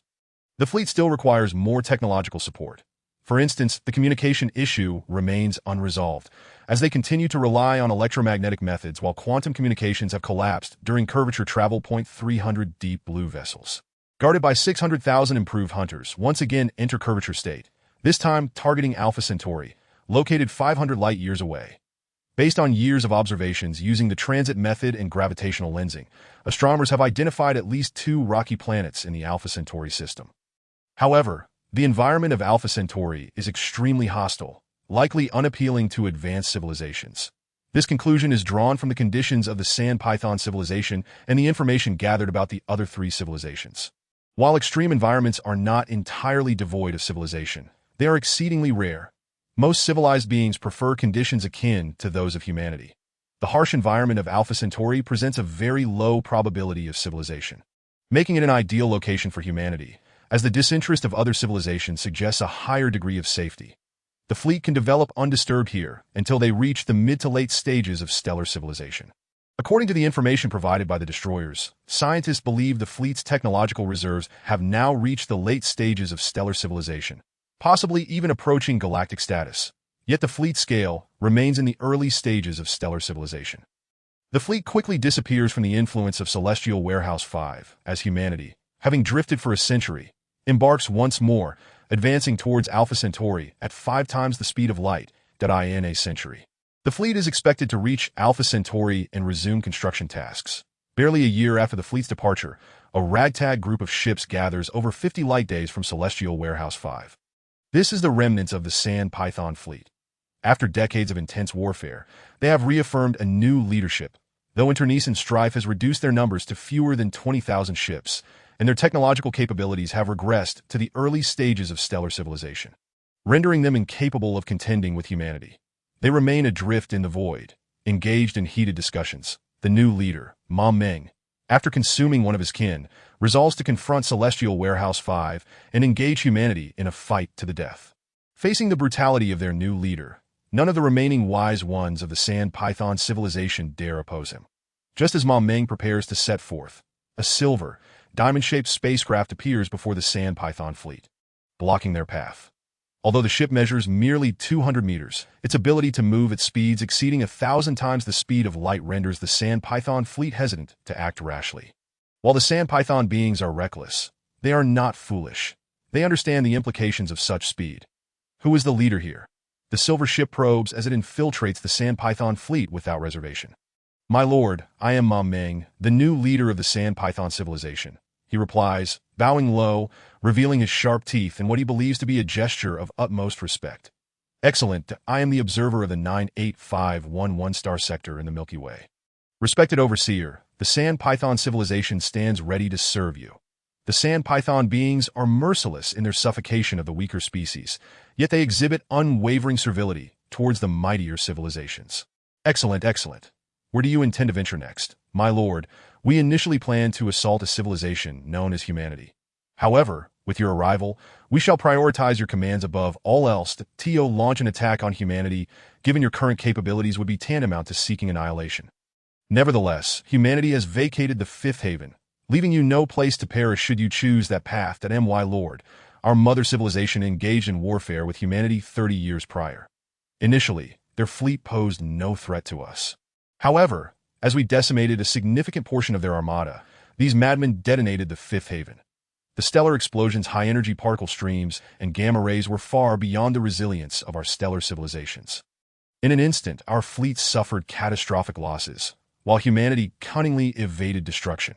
The original leadership perished in the energy storm, and the fleet fractured. It was only recently that I managed to reunify the Sand Python civilization.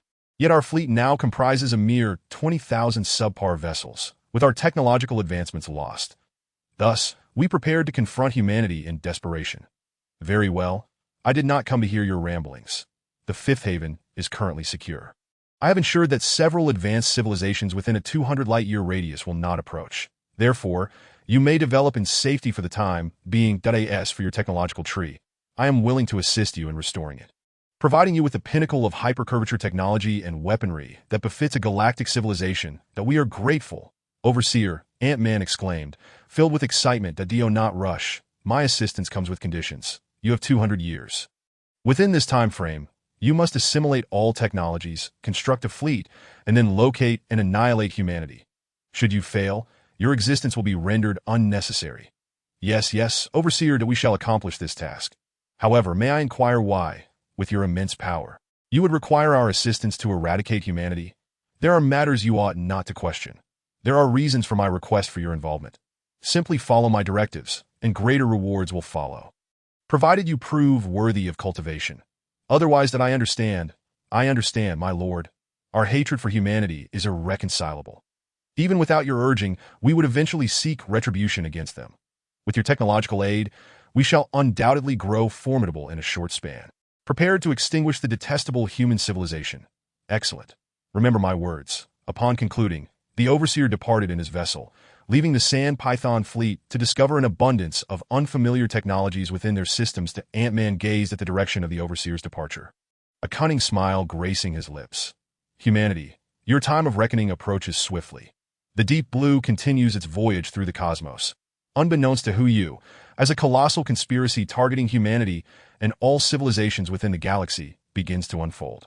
Particularly for lower-tier civilizations seeking advancement, the path ahead will prove exceedingly arduous. Many civilizations will face obliteration in this plot. However, that is a tale for another time. Father, I wish to join the frontline fleet. In the fleet's twilight, Hu Yunhang spoke to Hu Yu's only son. Hu Yunhang possesses the same martial lineage and training as his father. During the conflict with the Sand Python civilization, although Hu Yunhang has attained the rank of lieutenant colonel, he still pilots the Hunter at the forefront, having destroyed 2 enemy warships and damaged 5 others in the course of battle. Though this record is not particularly impressive, it is due to the overwhelming superiority of the Sand Python vessels and their numerical advantage, being 4 times that of the human fleet. Many human ships must unite to defeat a single Sand Python vessel. After the battle, due to significant personnel losses, Hu Yu and a cadre of the most capable officers were reassigned to the rear for urgent training of new soldiers by the time the fleet set sail. Several batches of recruits had entered the practical training phase aboard the Hunter, engaging in numerous combat drills. With the fleet now underway, the Hunter could no longer provide training, relegating the new soldiers to theoretical courses. Much to Hu Yunhang's dismay. Son, isn't the rear safer? It spares your father and me the worry. Before Hu Yu could respond, Xiao Xiao approached with a platter of fruit. This moment, Hu Yu appeared in his 40s.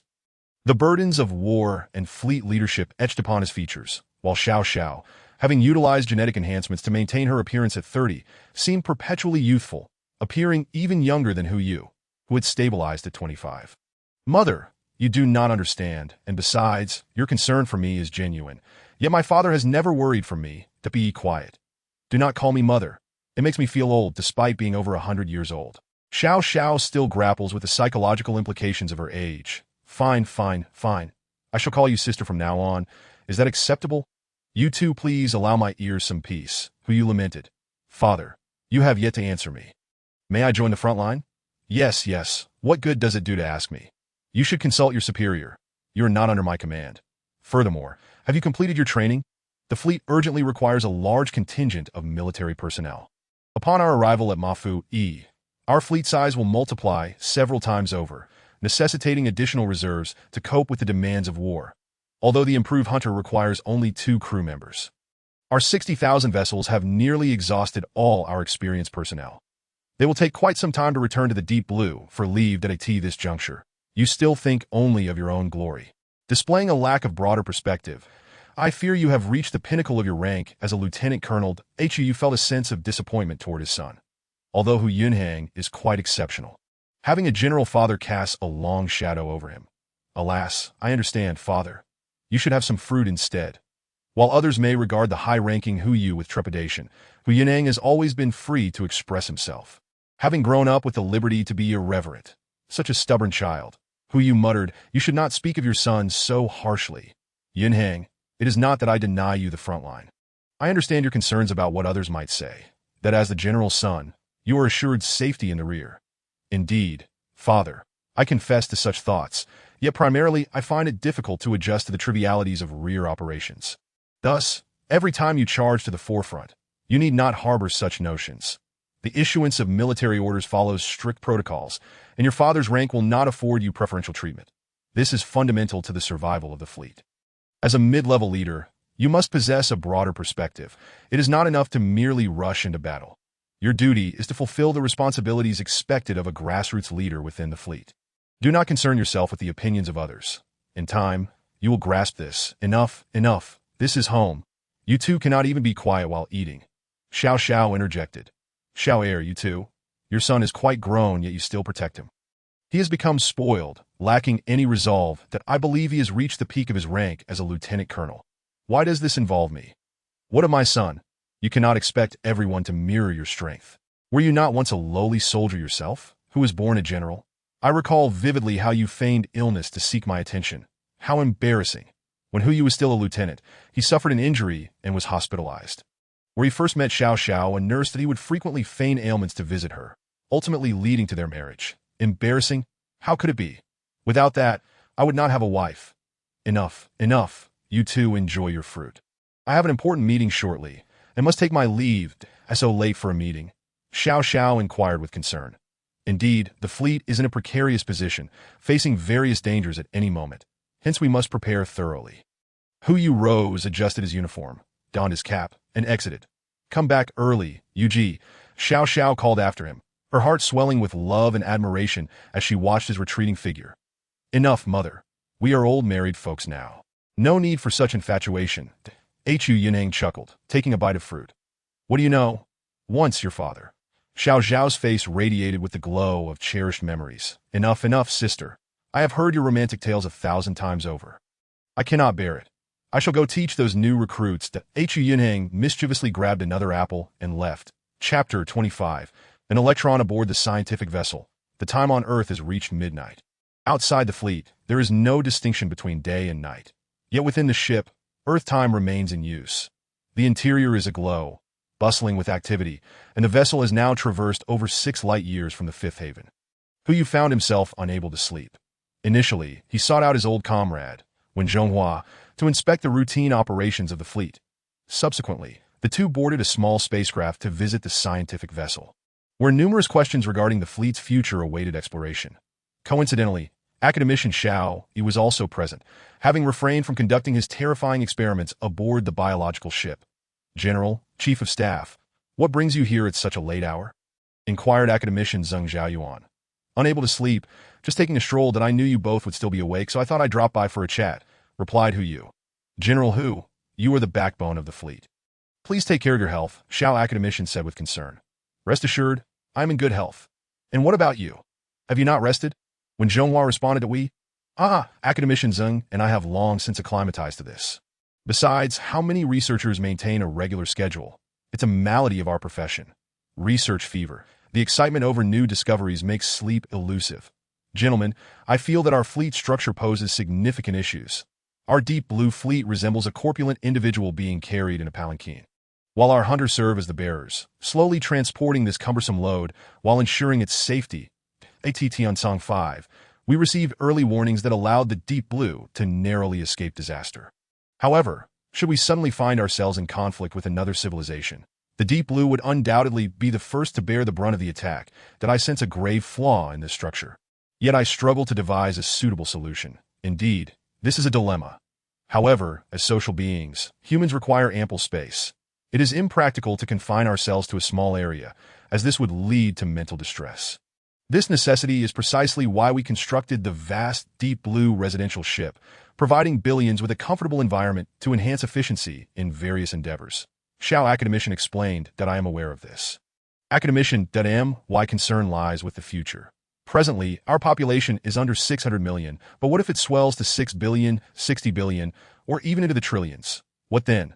These enormous residential vessels would function as slow-moving, colossal targets. General, this predicament is nearly universal among lower civilizations.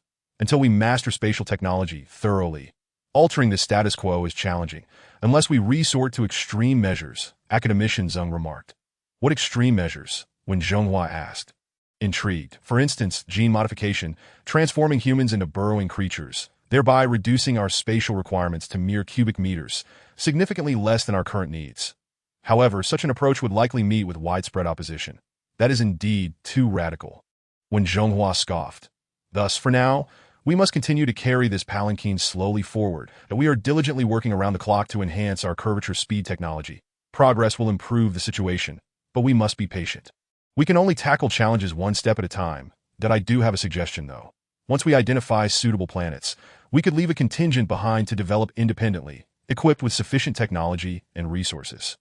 This would be akin to the guerrilla warfare of our founding leaders, establishing bases wherever possible. However, this remains a preliminary idea, and its feasibility requires further discussion in meetings. Xiao academician proposed that I will consider it. Once we locate a habitable planet, we can gauge the opinions of others. Some may wish to remain, as the nomadic life is arduous and fraught with anxiety. What is the current status of our technological analysis? We are currently understaffed as technology advances. The branches of our technological tree proliferate. Since reaching Tian-Tsang 5, our focus has primarily been on fleet construction, relegating the training of scientific personnel to a secondary priority. Consequently, our number of scientists has scarcely increased, remaining around 100,000, though we can only select a few key technologies for intensive research. The century-long journey to Mafu provides an excellent opportunity to cultivate a substantial number of scientists aboard the scientific vessel. Since we have idle time, we should find ways to enhance everyone's enthusiasm for learning. Additionally, we must improve the birth rates within the fleet. Our Deep Blue fleet has a design capacity of 10 billion. Yet we have barely reached 600 million. Such waste is unacceptable. Understood that I will make arrangements, when Zhonghua replied. Ensure the cultivation and ideological education of the newly added populace. I promised our leaders not to tarnish the spirit of the Chinese nation. The new citizens must develop a sense of identity with our heritage and embrace the essence of our people. For now, we are relatively secure. Let us open up the Deep Blue vessels and allow the engineering ships to produce more small spacecraft. As long as the populace contributes adequately, they should be free to choose their residences. There is no need for them to crowd into a few ships. Consider it a form of travel. Each of the 300 Deep Blue vessels possesses a distinct construction style, providing ample variety for their appreciation. Once we reach Mafu and assimilate most of the technology, we shall seek a habitable planet to settle and develop gradually. Wandering is not a sustainable state for civilization, and I wonder how the leaders and Minister Luo are faring. Old Hu, do not worry. Minister Luo is seasoned in battle. They are currently engaged in plunder. They will fight if they can win and retreat if they cannot. They are like a venomous snake lurking in the shadows, and nothing will befall them. The leader is heading toward the galactic fringe, a desolate region in the eyes of advanced civilizations, ensuring his safety. Our own situation, however, is less than optimistic. Let us hope for the best. By the way, academician, what shall we do about our communication issues? We cannot rely solely on electromagnetic communication forever. Our fleet currently comprises only several 100,000 ships, and once we reach Mafu and expand the fleet several times over, the spatial distribution will increase dramatically. Electromagnetic wave communication is too slow, and during curvature travel, vessels must remain in close proximity within the same spatial curvature. If they drift apart, electromagnetic waves cannot catch up with ships traveling at curvature speeds. Progress is imminent, the academician assured. Just give me a moment to provide some reassurance. Very well, please share your insights. I would like to have some understanding. Haha. Let me begin by discussing a phenomenon we are all familiar with.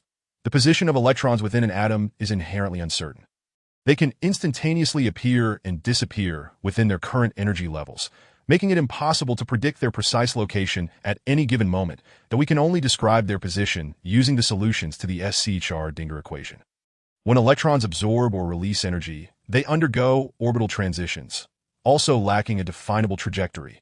For centuries, we have studied the mysterious behavior of electrons without reaching a conclusive understanding that I remember something along those lines.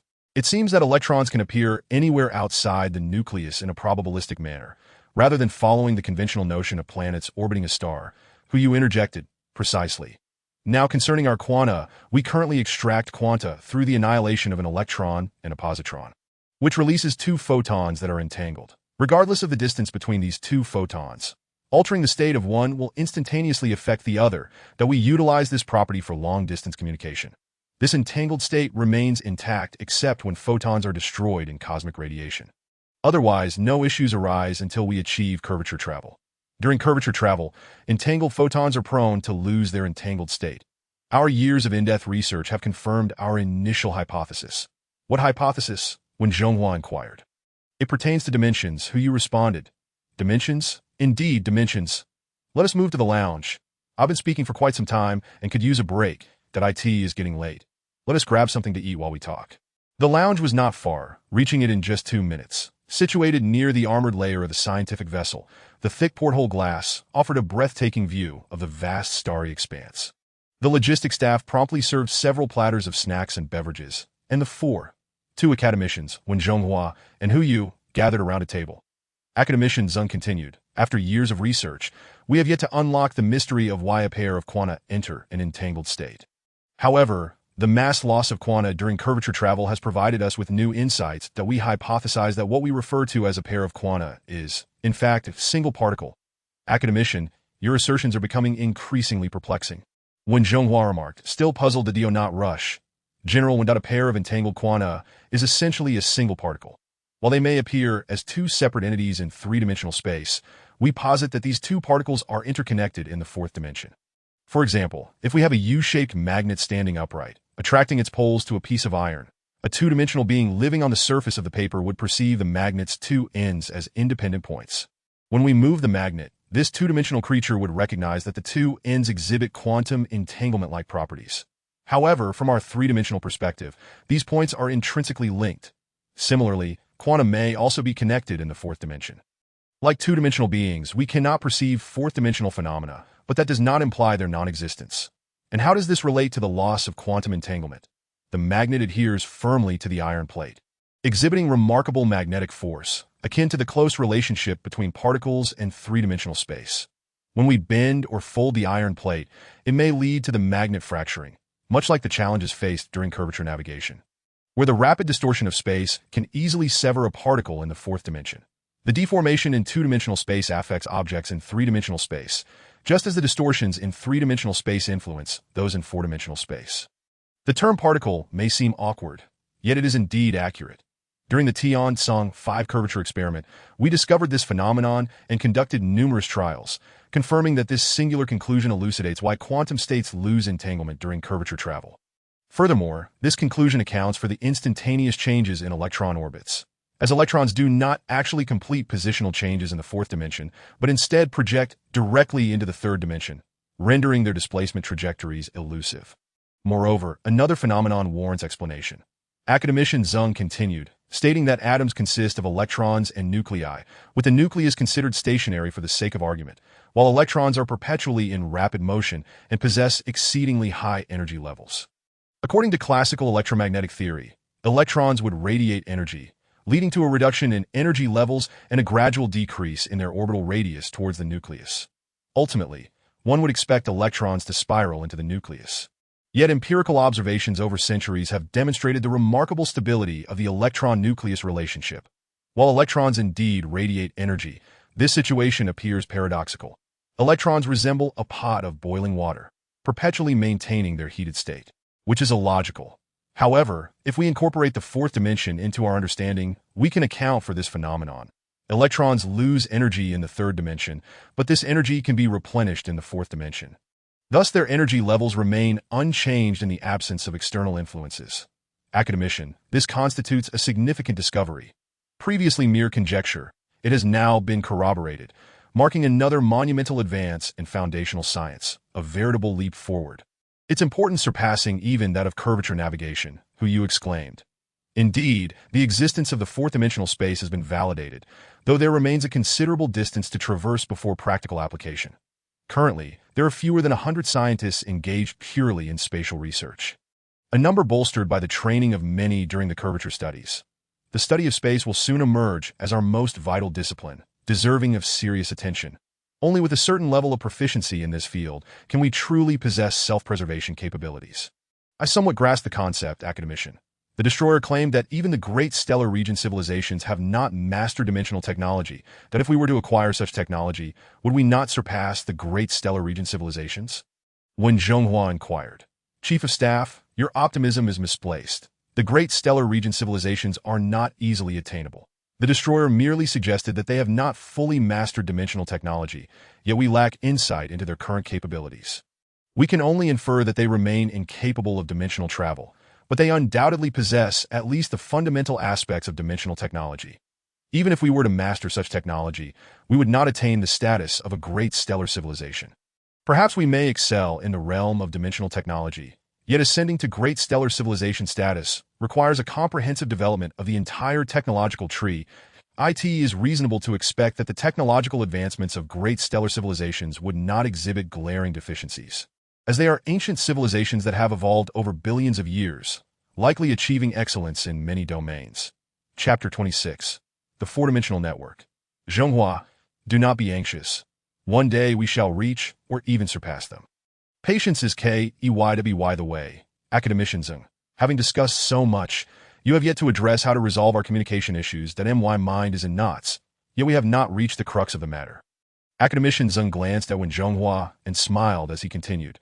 We have devised a new communication method, a novel communication network based on the spatial framework of the fourth dimension that do not inquire about its operation. Allow me to elaborate. To transition from a lower dimension to a higher one. The most straightforward approach is to elevate energy levels. For a two-dimensional entity to enter three-dimensional space, it suffices to create an aperture in the paper. However, regardless of the method employed, the intervention of force or energy is necessary. Of course, the energy level required for a two-dimensional entity to enter three-dimensional space is minimal, while the energy level necessary for three-dimensional entities to ascend to the fourth dimension is considerably higher. With each additional dimension, the required energy level increases exponentially. The reason electrons can traverse freely between three-dimensional spaces lies in their exceptionally high energy levels. Do not underestimate an electron, that if we were to scale it to a macroscopic perspective, its existence would be profoundly formidable. Academician, if that is the case, could a nuclear explosion readily breach three-dimensional space?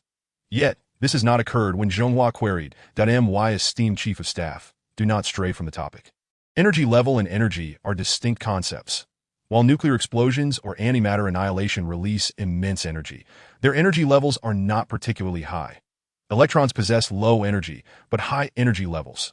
Following the confirmation of the fourth dimension's existence, we employ directional magnetic line control technology to stabilize one of the particles in a state of quantum entanglement, ensuring it remained within our three-dimensional space while infusing it with energy to elevate its energy level several tiers.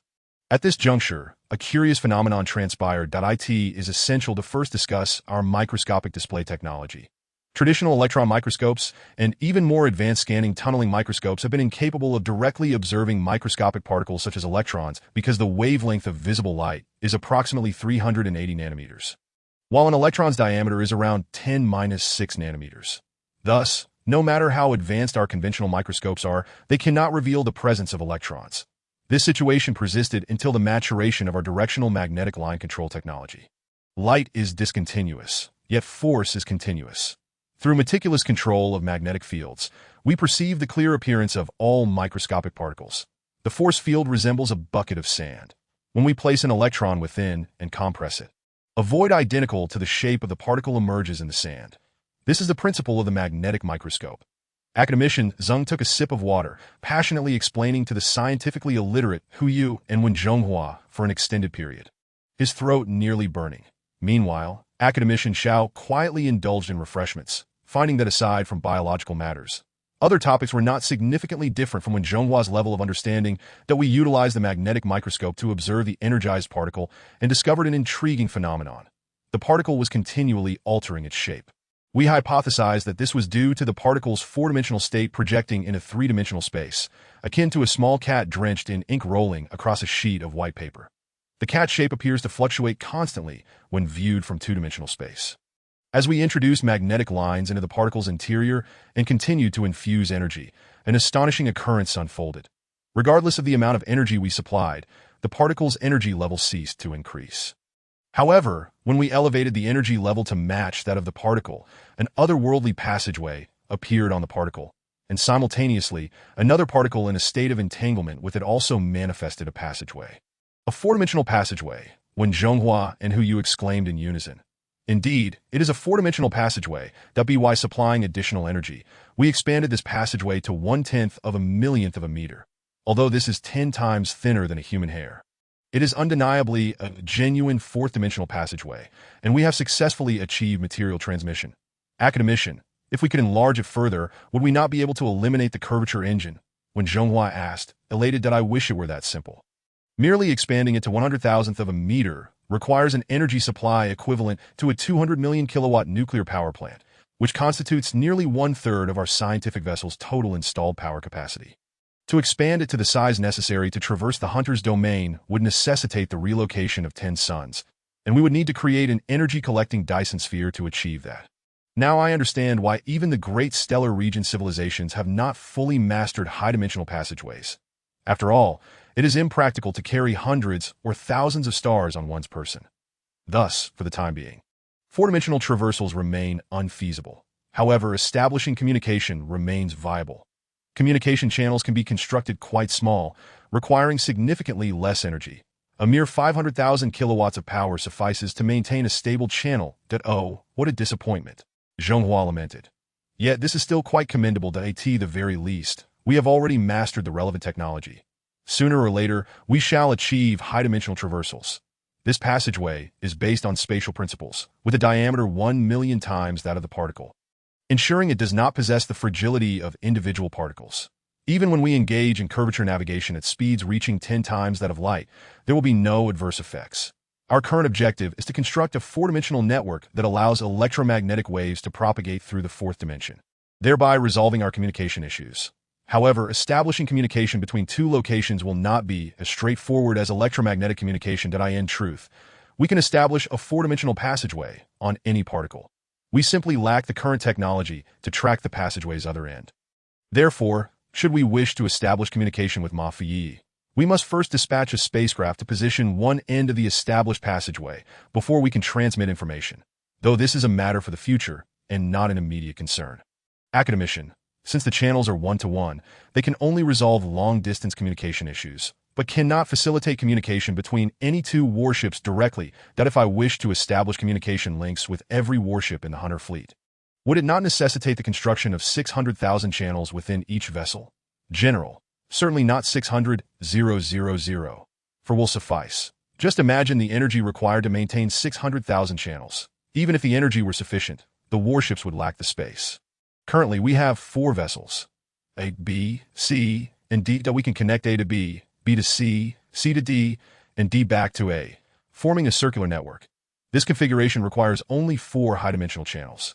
Each vessel has 2 channel ports. Although A and C are not directly connected, they can communicate indirectly through B or D. Similarly, additional vessels can be integrated into this framework that we merely need to install information relay devices at each vessel's channel port. The resulting four-dimensional communication network resembles a fishing net, with each node representing a warship interconnected by 4 channels in all directions. Thus, if a segment of the net sustains damage, the overall information transmission remains unaffected. I see that by the way, academician, will these channel ports move with the warships? Has this been tested? Certainly, as these are spatial channels, and the interior of the warship is also spatial. When we maneuver the vessel, we essentially sever the space inside the ship from the original space, causing the channels within that space to move along with the warship. If that is the case, can this technology be immediately implemented? Who you inquired eagerly. Theoretically, yes. There are a few minor design aspects that need refinement, but these are technicalities that can be completed in a month or 2. We have also devised a channel closure system. If a spacecraft is abandoned due to malfunction or is destroyed in battle, the channel will remain in place. Ignoring this poses significant risks to the fleet. For instance, if we abandon a ship due to a fault and do not deactivate the high-dimensional channel, there exists the possibility that a future civilization might discover it and trace it back to our location. Hence, we developed a channel closure system that ceases energy supply to unused channels. A brief high-speed curvature maneuver lasting a few seconds will entirely sever the connection, ensuring that even the most advanced technology cannot trace our whereabouts. Moreover, if a channel is forcibly destroyed, it releases a substantial amount of energy, potentially exceeding that released during matter annihilation by a factor of 10. This is the data we have gathered thus far. Transitioning from a low-dimensional to a high-dimensional state requires energy absorption, while the reverse incurs energy release. We will continue to delve into this subject, aspiring to develop spatial or dimensional weaponry in the future.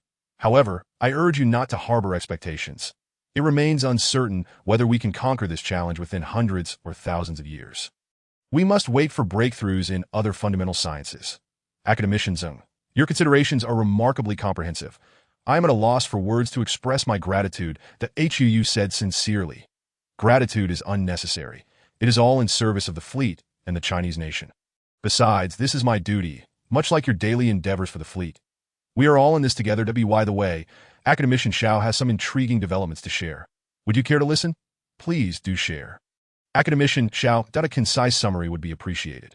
After an entire evening of theoretical discourse from Academician Zeng, my mind is in disarray. I could use some clarity to ease my mental strain, when Zhonghua remarked, "Do not be swayed by Academician Zeng's allure. There is nothing of merit here.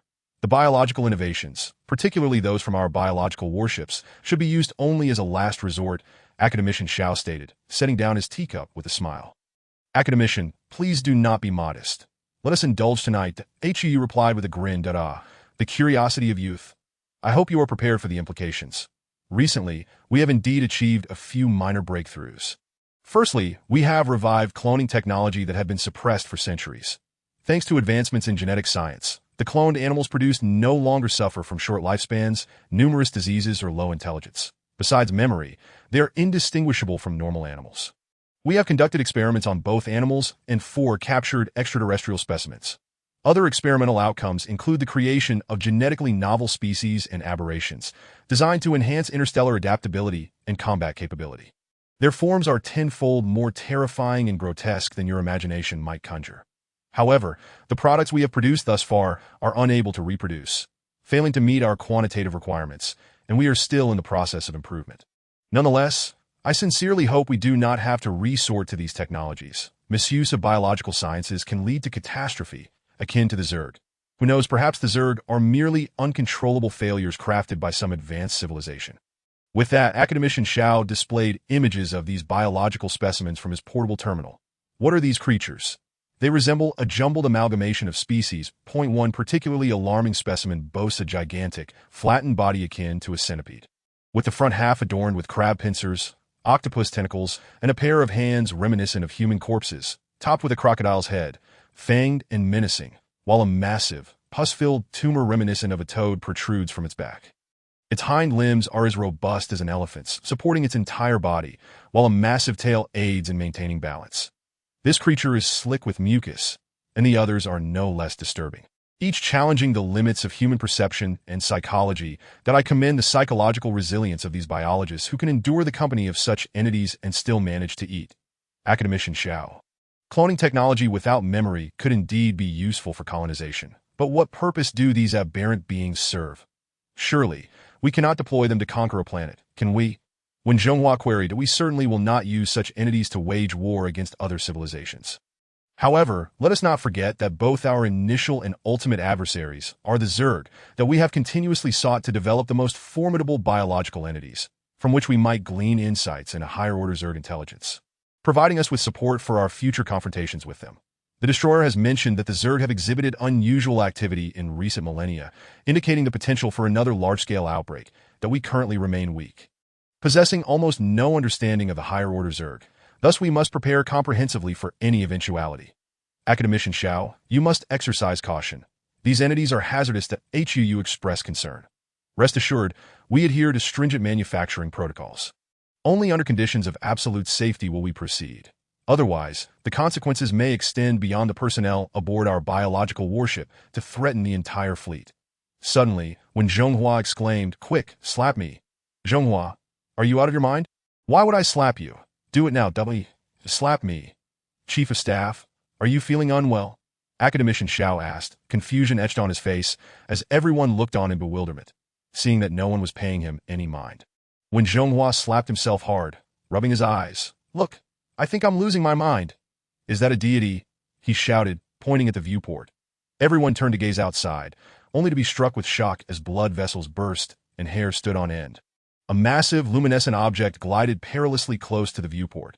Upon closer inspection, they realized that the glowing entity was a gigantic bull, atop which stood an elderly man with white hair and a beard, gesticulating angrily at HUU and the others, his mouth moving incessantly in apparent fury. Chapter 27. The elder on the bull. The group, being well-educated individuals, could hardly believe in the existence of deities. So, what exactly is this elder on the bull? They were momentarily at a loss, staring blankly at the furious old man. "Zhonghua, is that a person?" HUU inquired of the still days when Zhonghua, perhaps a deity. When Zhonghua replied, now somewhat dazed, witnessing various extraterrestrial phenomena in the vastness of space was nothing new, having encountered beings from 6 or 7 civilizations. However, seeing an old man on a glowing blue bull in the void was astonishing. The old man wore no protective gear, his head and hands exposed to the vacuum of space. Yet he appeared perfectly unharmed, seemingly invigorated as he raged. "Academicians, what do you think? Is he human? His appearance is indeed similar to ours.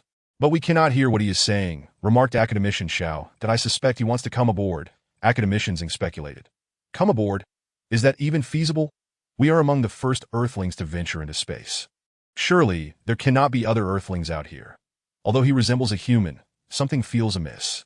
Hey, should we take action against him and see how he reacts?" When Zhonghua suggested, having regained his composure, to AT that moment. The white-bearded old man seemed to intensify his tirade, visibly more agitated, spewing saliva that sprayed across the thick viewport as he jumped up and down on the bull's back, resembling someone furiously impotent. Do not hastily initiate an attack. We remain uncertain of the identity and intentions of the newcomer, at least for now. Aside from his invective, he poses no real threat to us. Nonetheless, I will instruct the hunter fleet to remain on high alert for any signs of aggression.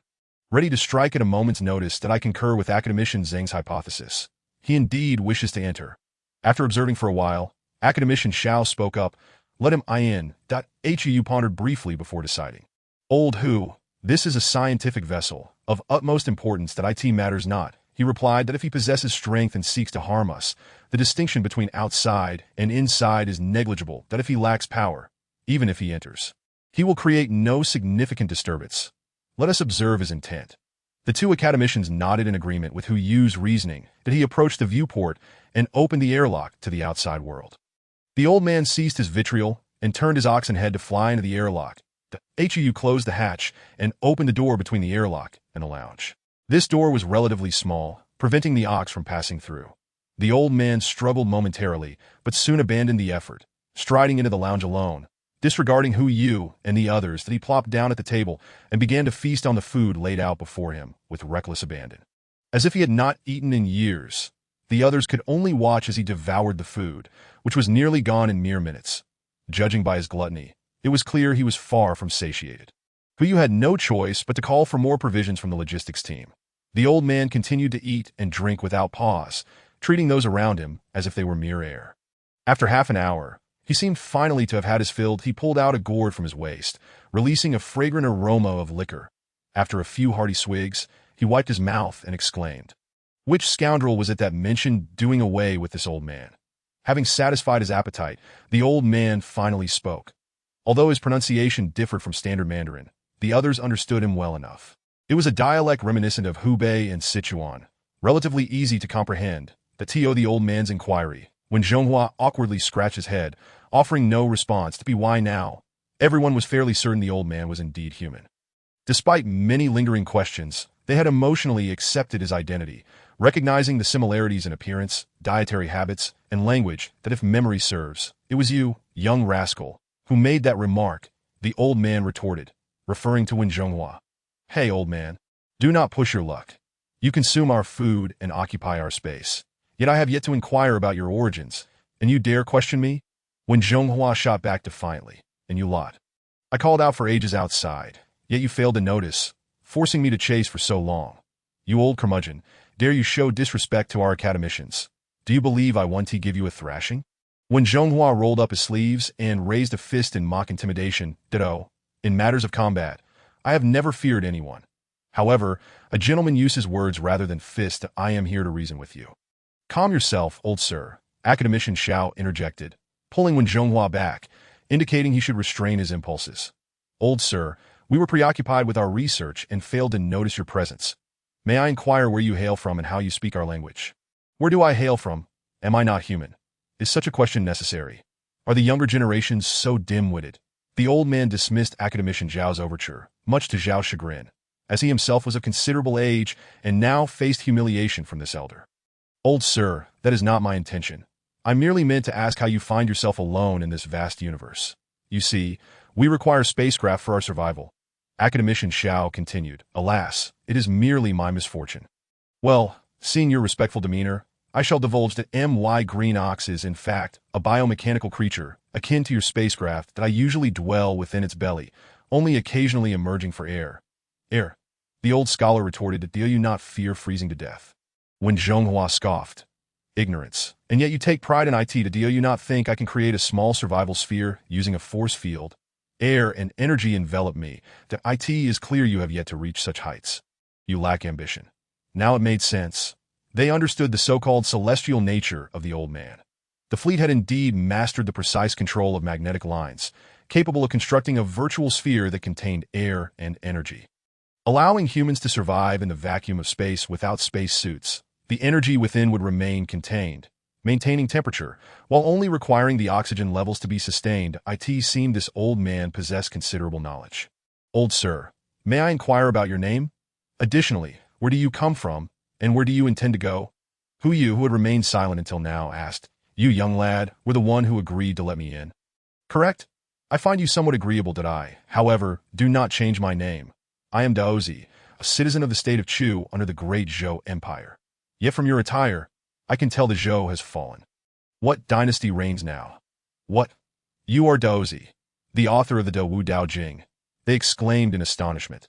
This was a figure from nearly 3,000 years ago, renowned as the progenitor of morality.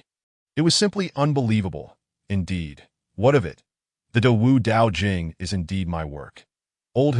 This old fellow must be an impostor. How could one who authored the De Wu Dao Jing possess such a lack of virtue? You insolent brat. Are you finished, lacking knowledge and still calling me an impostor? First, I wrote the De Wu Dao Jing under duress. That scoundrel Yin Liang forced me to write it. He lacked morals and would not let me leave unless I complied. Thus, I penned the De Wu Dao Jing as a mockery of his immorality. Secondly, my Dao De Jing speaks of revering nature, the coexistence of beauty and ugliness, good and evil. All are interdependent, and existence itself is reasonable, which has nothing to do with my own morality. Daozi, it is said that you once rode the green ox and ventured west beyond Jiaguan, amidst rays of light, yet thereafter, there were no further accounts of you. What transpired? Who you inquired. Sigh, I was utterly disheartened by the Zhou court and sought to wander. Upon reaching Jiaguan, I was coerced into writing the De Wu Dao Jing, just as I finally achieved freedom. I was abducted by an extraterrestrial civilization. The world is ignorant. The rays of light were merely the glow from an alien spacecraft. As he spoke, the old man's tone softened, and his demeanor lightened. What happened next? Initially, I was bewildered. How could a man from an agrarian age comprehend such alien technology? I believed I was chosen by the divine, but it was far from that. They transported me, along with other abducted humans and beings from other civilizations, to a strange planetary system where we were subjected to research. Yet all others perished during the experiments, leaving me the sole survivor. Originally, I too was to be eliminated. But for reasons unknown, the leader of that civilization spared my life and allowed me to remain by his side, where I learned some of their technology. That it was only around 1,000 years ago that I seized an opportunity to escape in the Green Ox spacecraft I had constructed. However, its speed is slow, and it requires energy replenishment from various planets. So I've been drifting for 1,000 years without returning home. Just now, I spotted a fleet and upon closer inspection, discovered it was manned by humans, which brought me immense joy. Daozi, I assume you were drawn to the delectable food on our table. Let us not beat around the bush. Indeed, I have not tasted my homeland's fare in over 3,000 years. How could I not yearn for it? Young rascal, go and procure more to fill the belly of the green ox. I wish to indulge on my journey home. The Daozi gestured toward Wenzhonghua. Daozi, I must regretfully inform you that home no longer exists. Academicians sighed. Did I understand? The Zhou dynasty was decadent and incompetent, destined for ruin. There must have been many dynastic changes over these millennia. My family, lacking genetic technology, surely no longer exists. But as long as the land remains, that is sufficient.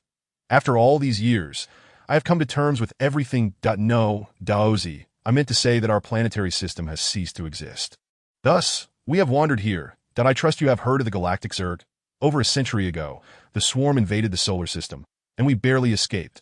Subsequently, the galactic watchers and destroyers obliterated our sun to eradicate the Zerg. Please do not be too saddened. Although the sun is gone, Earth may still wander through the cosmos. That if you truly wish to return home, we can guide you toward Earth's trajectory. What? How could this be? It should not be so. I have endured nearly 3,000 years merely to glimpse my home. And now you tell me it is gone. The old man began to weep upon hearing that Earth was lost. He fell silent for a moment, wiped his tears, and took several large gulps from his gourd again. Well, this too is the way of nature. It is nothing of great consequence. The old man quickly regained his composure. Old man, if you have nowhere else to go, stay with the fleet, but we will not charge you for lodging. But you must assist us in return for sustenance. When Zhonghua continued to provoke, the impudent rascal. In the past, wherever I went, people clamored to treat me to meals. Accepting your offerings is merely a sign of respect, and yet you dare to ask me for money for food. This is utterly outrageous. Upon hearing a challenge, Daozi became invigorated. Who esteemed academicians, Look at this old scoundrel. He feasts and drinks at our expense, and still thinks he has a right to complain. That one said. I have never encountered such brazen shamelessness. Several individuals stifled their laughter, their faces flushed. It seemed that this legendary sage was not so extraordinary after all, though his thoughts were remarkably advanced for an ancient. He was still just an ordinary man in other respects, particularly at this moment, merely a stubborn and irascible old man. Enough, Zhonghua, cease your antics, who you interjected to Mr. Daozi. Please remain with the fleet for the time being. After all, you have nowhere else to go, and we can take good care of you here. Indeed, I did not misjudge your character. When you invited me in, I sensed that you possessed a modicum of integrity. Daozi replied, By the way, how did you hear our conversation outside? What kind of technology is that? Who you inquired. Technology? Nonsense. I merely read your lips, Daozi retorted irritably. However, I have no desire to linger in your fleet. It holds no interest for me. Since my home is lost, I shall wander and explore. Old man, I was merely jesting. Surely you are not so petty as to take offense that if you wish to stay. Then stay. Do not let pride prevent you, Zhonghua urged. Petty? Do you think I would quibble with you youngsters? I shall remain here for a day, and you may study the Qingtian. Just be careful not to damage it. This is all the technology one can obtain. By the way, this is a product of a high civilization from a small star region. Although I have learned little, it should serve you well. In return, you scoundrel must provide me with fine food and drink. By this time tomorrow, your days of hardship will come to an end, Daozi said, pointing at Zhonghua with a sly grin. Thank you. Esteemed sir, Zhonghua replied. Commander Wen, you are to faithfully attend to Mr. Daozi for the next 24 hours. Should he express even the slightest dissatisfaction, you shall receive 50 lashes for your insolence. No need for thanks. I am aware this is what you desire most. After all, you are my descendants, and our meeting here is fate. That I stand to lose nothing. By the way, when you return the Qingtian to me tomorrow, ensure its interior is stocked with food, leaving only a space to sleep. The fleet as provisions are quite commendable. Now, you rascal, come over and massage my legs. I have stood too long outside, and my legs have gone numb. Chapter 28. The swarm's intelligence. The group struggled to contain their laughter, their faces turning crimson. Zhonghua felt an urge to slap himself, yet he was genuinely grateful to this peculiar old man for allowing him to study the technology of the Qingtian without any conditions. With this thought, Zhonghua donned a beaming smile, squatting down to massage the old man's legs. Observing Zhonghua's attitude, the old man felt somewhat uncomfortable and allowed him to stop after a few moments, instead requesting Zhonghua to show him around the fleet. Daozi voluntarily offered to have the fleet analyze the technology of the Qingtian, dispelling any lingering doubts about this eccentric elder and garnering newfound respect from the others. The previous barbarism and rudeness were completely forgotten. The old man was not merely a source of assistance, but akin to a benefactor. Despite repeated pleas to stay, Daozi insisted on departing the fleet to drift through the cosmos. And the group did not press him further. Zhonghua softened his earlier provocations, treating the old man with utmost reverence, bustling around to attend to him as if he were a beloved relative. However, having spent time among the advanced civilizations of small star regions, the old man had developed discerning tastes. After a brief period of novelty, he lost interest in the unique designs of the deep blue. At this juncture, it was already past 2 in the morning, yet the old man appeared entirely unaffected by fatigue. This was due to the efforts of dozens of top-tier chefs, summoned from their slumber by Zhonghua, who prepared several lavish feasts for the old man overnight. Additionally, rare wines from the Earth era were generously presented at the old man's table, treasures preserved for centuries and now classified as cultural heritage, far superior to the inferior concoctions he had previously consumed in space. Old man, come, let us raise another glass. This is exquisite wine. Were it not for your presence, I would never have the chance to taste such a thing in my lifetime. Zhonghua exclaimed, his face radiant as he clinked glasses with the elder. Their lively banter filled the air, and Zhonghua eagerly recounted the history from the spring and autumn period to the resurgence of the new China, eliciting nods of approval from the old man. At the end, he requested Zhonghua to provide him with a copy of the historical materials for leisurely study during his travels through the stars. You scamp, I find you somewhat agreeable now, but your intentions remain dubious. That if you wish to inquire, simply ask. You are all my descendants, and it is only right that I look after you. That I no need for subterfuge. I am not fooled by such tricks. Now refill my glass, the old man commanded. Esteemed elder, how could I dare to manipulate your words? I hold you in the highest regard, to be candid.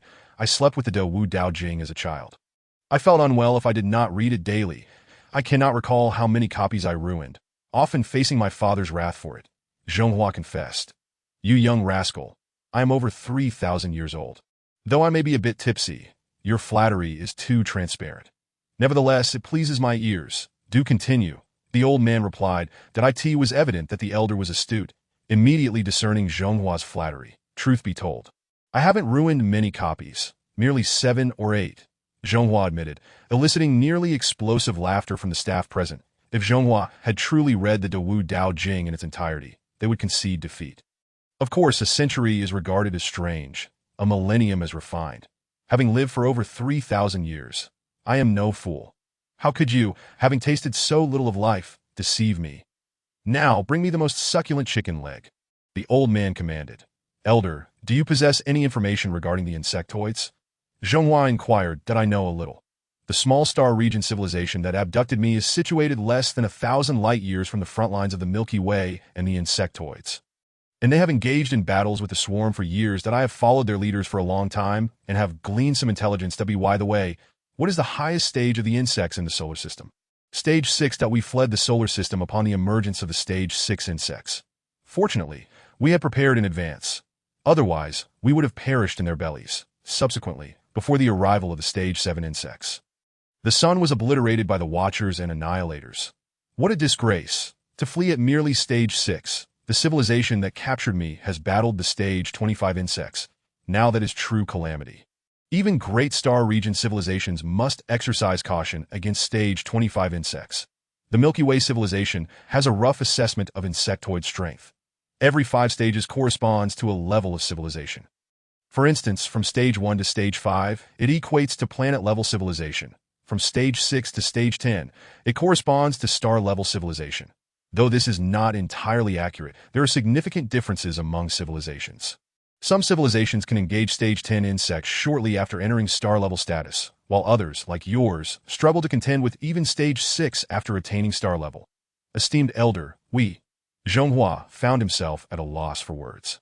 Enough! The strength of the swarm varies at each stage, and I do not entirely look down upon you. After all, you are my descendants. To disdain you would be to disdain myself. Hey, young rascal, would you like to know what the Stage 25 insects look like? Absolutely! Hurry, tell me. After consuming so much fine wine, consider it the payment for information. Zhonghua urged, do you know about the state of the swarm on the other side of the galaxy? I shall tell you once.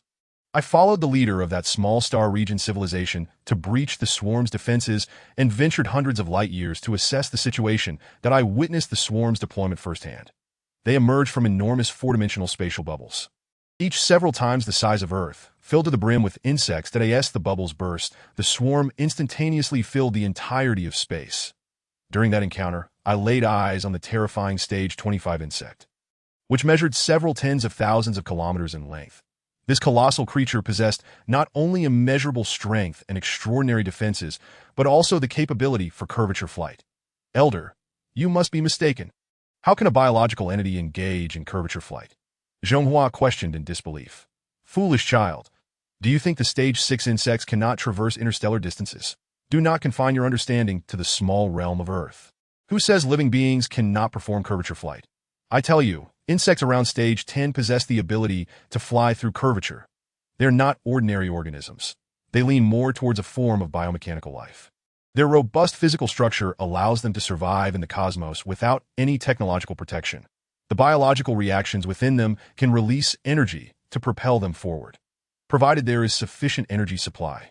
They surpass any of our vessels in advancement. That it appears to be the case that we once believed the swarms of insects required the buoyancy of air to fly. However, upon venturing into the cosmos, they continued to soar, unfazed by the frigid temperatures and various radiations of the universe. This perplexed us greatly. Subsequently, we conducted dissections of several 5th and 6th order insects and discovered an organ within them, resembling a nuclear reactor. This organ can fully release the energy contained in numerous substances, propelling the insects through the cosmos. Indeed, the leader informed me that the insect race's efficiency in energy utilization surpasses that of any civilization. That 25th order insect could not only execute high-speed curvature flights, but any of its movable limbs could instantaneously engage in curvature attack speeds, akin to delivering a kick at several multiples of light speed. As the 25th Order insect emerged from the dimensional bubble, it immediately lunged at the surrounding warships, as if swatting away mosquitoes. All assaults from the warships seemed futile against it. What happened next? How did you manage to slay it? Slay it? Nonsense. We simply fled. That was a swarm of dozens of units capable of overwhelming the fleet at any moment. Moreover, we were deep within the insect territory. Delaying our escape could cost us our lives. In the final moments, over 100,000 warships expended all their energy to reinforce the space around us, diminishing the insect's curvature speed and granting the leader and other vessels precious time to retreat. It was amidst this chaos that I managed to escape. Is this what you refer to as a battle with the 25th Order insect? Did I ever claim such a thing? Youngster, do not dwell on the minutiae. Now pour me another glass. Good sir, have you ever heard of the Abyss? The Abyss? No, I have not heard of it, no. The old man hastily denied it. Judging by his demeanor, it was clear he possessed knowledge of the Abyss, yet chose to remain silent. Since the old man was unwilling to elaborate, Wenzhongwa did not press further. The two continued their revelry from dawn until noon, and then from noon into evening. The company of drinkers changed repeatedly. Yet Wenzhongwa remained steadfast by the elder's side. Despite having taken several alcohol-decomposing pills, he still could not withstand the onslaught of intoxication, while the old man appeared unaffected, having consumed most of the alcohol. Apart from a slight slur in his speech, he seemed entirely unperturbed. They had consumed copious amounts of food, leaving the elder to burp repeatedly while continuing to stuff his mouth to by this time. It was already past midnight, and the group had gathered in silence, watching the elder indulge in his meal. Well, I must take my leave. The old man finally set down his cup. Elder, Wenzhongwa felt a pang of reluctance to part ways with this eccentric sage. No banquet lasts forever, my friends. I bid you farewell. The old man gestured politely to the crowd. Sir, take care on your journey. The others bid their farewells to the elder. Until we meet again. Daozi climbed atop the massive biomechanical ox. The outer door of the airlock slowly opened. Before I depart, young ones, allow me to impart one crucial piece of information. I inadvertently attracted the attention of a late-stage civilization, and they are now in pursuit of me. It won't be long before they arrive in this star region. However, having partaken of your wine, I consider it fortunate for you. Over 99% of the insect swarm's four-dimensional spatial bubbles have completely collapsed into three-dimensional space. Yet within 100 light years of this vicinity, one remains. Though it is damaged, it can still provide refuge. Survive, and I shall seek you out again. Wenzhongwa, you old scoundrel. You conniving rascal. Wenzhongwa erupted in frustration, realizing he had been duped. Tricked into feasting and drinking, wasting such fine liquor. Who knew this old man was stirring up trouble and bringing enemies to the fleet? The azure ox emitted a white glow, swiftly vanishing into the profound starry expanse. Academicians, did we glean any insights from studying Mr. Daozi's azure ox, who you inquired? There are indeed some findings, albeit Mr. Daozi started from scratch. Even after 2,000 years of learning, he could not possibly master all the technologies of a small stellar civilization. Moreover, in his haste to escape, he would have chosen to focus on relevant subjects rather than delve too deeply, learning only what was necessary. That we examined the biomechanical ox and discovered numerous elements we had never encountered before. Yet it is unlikely to significantly impact our fleet in the short term. It can merely be considered a reserve of technology, akin to half the technological wealth of a sand python civilization. Old who, this elder claims to have provoked a late-stage civilization, which will soon reach this star region. What shall we do? They will undoubtedly vent their anger upon us. Alas, this old gentleman is merely adding fuel to the fire. Sighed Academician Xiao. General, we lack the strength to engage in combat with a stellar civilization. This Mr. Daozi truly brings trouble upon himself. However, I suspect they will not mobilize a large fleet to pursue an old man. Hence, we may still possess the means to defend ourselves. What is the maximum speed of the azure ox? Who you asked? Approximately 50 times the speed of light that Mr. Daozi mentioned he fled a millennium ago. And considering any stops along the way, he may have covered around 40,000 light years, surpassing the galactic core. The civilization that abducted Mr. Daozi is merely 1,000 light years from the insect race's front lines. We can reasonably conclude the situation of the civilization concerning the insect front lines. Observing from above the Milky Way, if the solar system is at the 6 o'clock position, drawing a line between 2 and 8 o'clock. This line roughly represents the front line. Our current trajectory is towards the left, increasingly approaching this front line, while the right side remains relatively secure territory of other civilizations. The HUU analyzed the Milky Way star map. General, we still cannot ascertain the location of this civilization or how far away they are. If they mobilize a large fleet, how long would it take them to arrive? The destroyer has stated that the influence of a stellar civilization can extend over hundreds to thousands of light years. We caused quite a commotion at Tianzong 5, and even after 30 years, no other civilization has come to investigate. This indicates that the surrounding hundreds of light years do not belong to that civilization. I deduce that this civilization is likely over 1,000 light years away. Otherwise, given their speed and control, they would not have allowed Mr. Dozy to escape. Old who? That doesn't seem right. How do you know the old man has traveled far? Wen Songhua pinched his forehead to regain clarity. The Azure Ox only travels at 50 times light speed, while stellar civilizations typically travel at speeds ranging from hundreds to thousands of times light speed.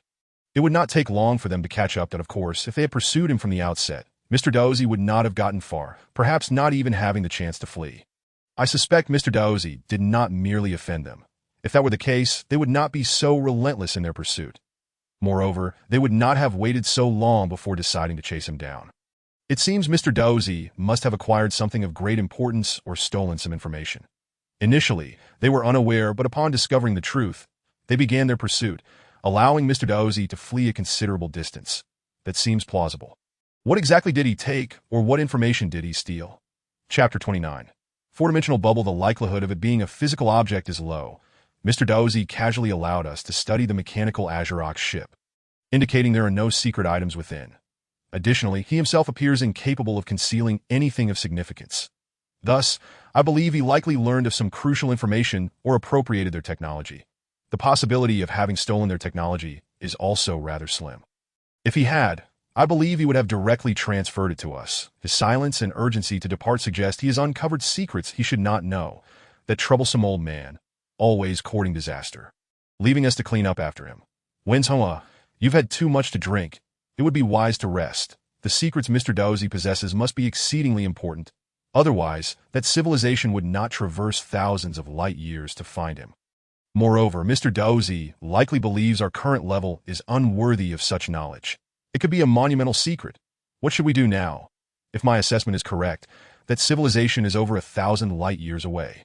The forces pursuing us would be highly dispersed at this point. After all, this is a three-dimensional space, with a search area spanning billions of cubic light years. While our fleet is vast, it is insignificant in comparison to this expanse. If the opposing search forces are dispersed due to distance, they may not even detect us. Even if they do, it could only be a few or a dozen warships, though they may be one level above us. It would be improbable for those few vessels to overpower us. What if they gather nearby warships for support? Thus, locating the four-dimensional bubble mentioned by the Elder is the most prudent course of action. Who knows if that cantankerous old man is reliable? I believe he is trustworthy, and I sense that Mr. Dozy harbors even more secrets. Academician Xiao Yi analyzed. If Mr. Dao intended to harm us, he need not have disclosed such information. Furthermore, Mr. Dao travels aboard the Qingyo spacecraft at a mere 50 times the speed of light, that he is evidently aware of the existence of dimensional bubbles, yet chooses not to evade them, which suggests he possesses confidence in escaping pursuit. This warrants further scrutiny, particularly regarding how Mr. Dao came to know that a star system-level civilization is in pursuit of him. Additionally, when inquired about the abyss, Mr. Dao's expression indicated he was aware, yet he vehemently denied it. Moreover, the motivations behind the small star region civilization's abduction of Mr. Dao remain unclear. What are they truly seeking? I am convinced that such a civilization would not merely wish to study a species still in its agrarian stage. The situation becomes even more perplexing. As a leader, he has seemingly rescued a primitive species from an unfamiliar civilization, and their relationship appears to be rather significant. All these issues merit careful consideration. Indeed, I too find this troubling. Yet I believe Mr. Dao can stand with us. Perhaps our current strength is still insufficient, which is why he has refrained from sharing these secrets with us. His recent hint regarding the presence of four-dimensional spatial bubbles ostensibly invites us to seek refuge.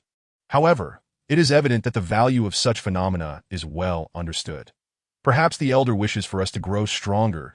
I am convinced that the Milky Way harbors many secrets yet unknown to us. Secrets that extend beyond the mere invasion of the insectoid species. Academician Zhao Yuan concurred that we discreetly verified Mr. Dao's DNA, confirming without doubt that he is indeed human, and his genetic makeup is closer to our ancient ancestors. Thus his identity poses no issue.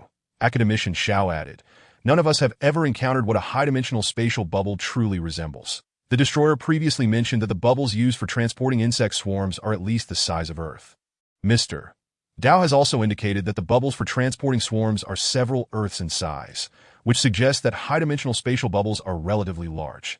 However, locating an object the size of Earth within a 100 light-year radius is quite a challenge, particularly when it is not a physical entity, Hu remarked. Searching for an Earth-sized object within a three-dimensional space with a diameter of 100 light-years is akin to seeking a single hair in a space the size of Earth. At such scales, stars become faint points of light, let alone the so-called high-dimensional spatial bubbles. General, since Mr. Dao has articulated this, he must possess confidence that we can locate it. He is aware that our deep blue spacecraft can only achieve 5 times the speed of light. Thus, it is likely that this bubble is not too far from us.as for how to find this bubble. Further research is necessary. Academician Zheng suggested. Let us proceed. I will mobilize 300,000 hunters to disperse outward, releasing satellites along the way for a broad search, while leaving 30,000 to guard the deep blue fleet. The fleet should ideally remain stationary to minimize the chances of detection. Alright, but the search fleet must wait until the four-dimensional communication network is established before it can set out. The area is vast, and without communication, relaying messages will only waste time. The technology for the four-dimensional communication network is now nearly mature, Academician Zheng, and I ask you to exert additional effort to explore other avenues for locating this spatial bubble. If we cannot find it, we will have no choice but to face the wrath of this star system-level civilization and fight to the death. The four-dimensional network can be completed within a month. I also recommend focusing the search on the surrounding 50 light-years. If the distance is too great, even if we locate it, it will take a considerable time for our deep blue to arrive, rendering it pointless that Mr. Dao would not act in such a manner. The information relay engineering ship is being urgently constructed, with the technicians assigned to establish the dimensional passage working diligently aboard the hunters. 600,000 pairs of entangled quantum particles have been extracted, with each warship serving as a node, and each node containing 4 quantum particles, each connecting to 4 warships. Inside the warships, quantum particles are continuously infused with energy after being fixed by directed magnetic fields. This energy is sourced from several nuclear fusion reactors aboard the hunters. When a particle receives energy and reaches an exceptionally high level, a spatial passage slightly larger than a hair appears, accurately connecting through the 4th dimension to another quantum on a different warship. Thus, a 4-dimensional communication channel is established. 1 month later, 300,000 nodes, 600,000 channels, and 1 million channel entrances, along with relay devices, complete the 4-dimensional communication network. The stability of the channels is no longer as fragile as quantum states. Even during high-speed curvature maneuvers, they remain intact. That a test message was dispatched from one hunter, relayed through 200,000 node connections, and reached another hunter precisely 2 seconds later. Although there remains a 2-second delay, in terms of stability and timeliness, it surpasses previous quantum and conventional electromagnetic communications. Moreover, this timeliness will not fluctuate with the warship's displacement, as their movement occurs within 3-dimensional space and does not affect the 4-dimensional communication channels, unless future advancements allow warships to shift within the 4th dimension. With this network, the flagship can direct every warship in the battlefield, although additional lines must be established to ensure that the 4 warships connected to the flagship are not simultaneously destroyed. Previously, quantum communications could only employ a hierarchical command structure in the face of a vast number of warships, making direct information transfer to each warship impossible.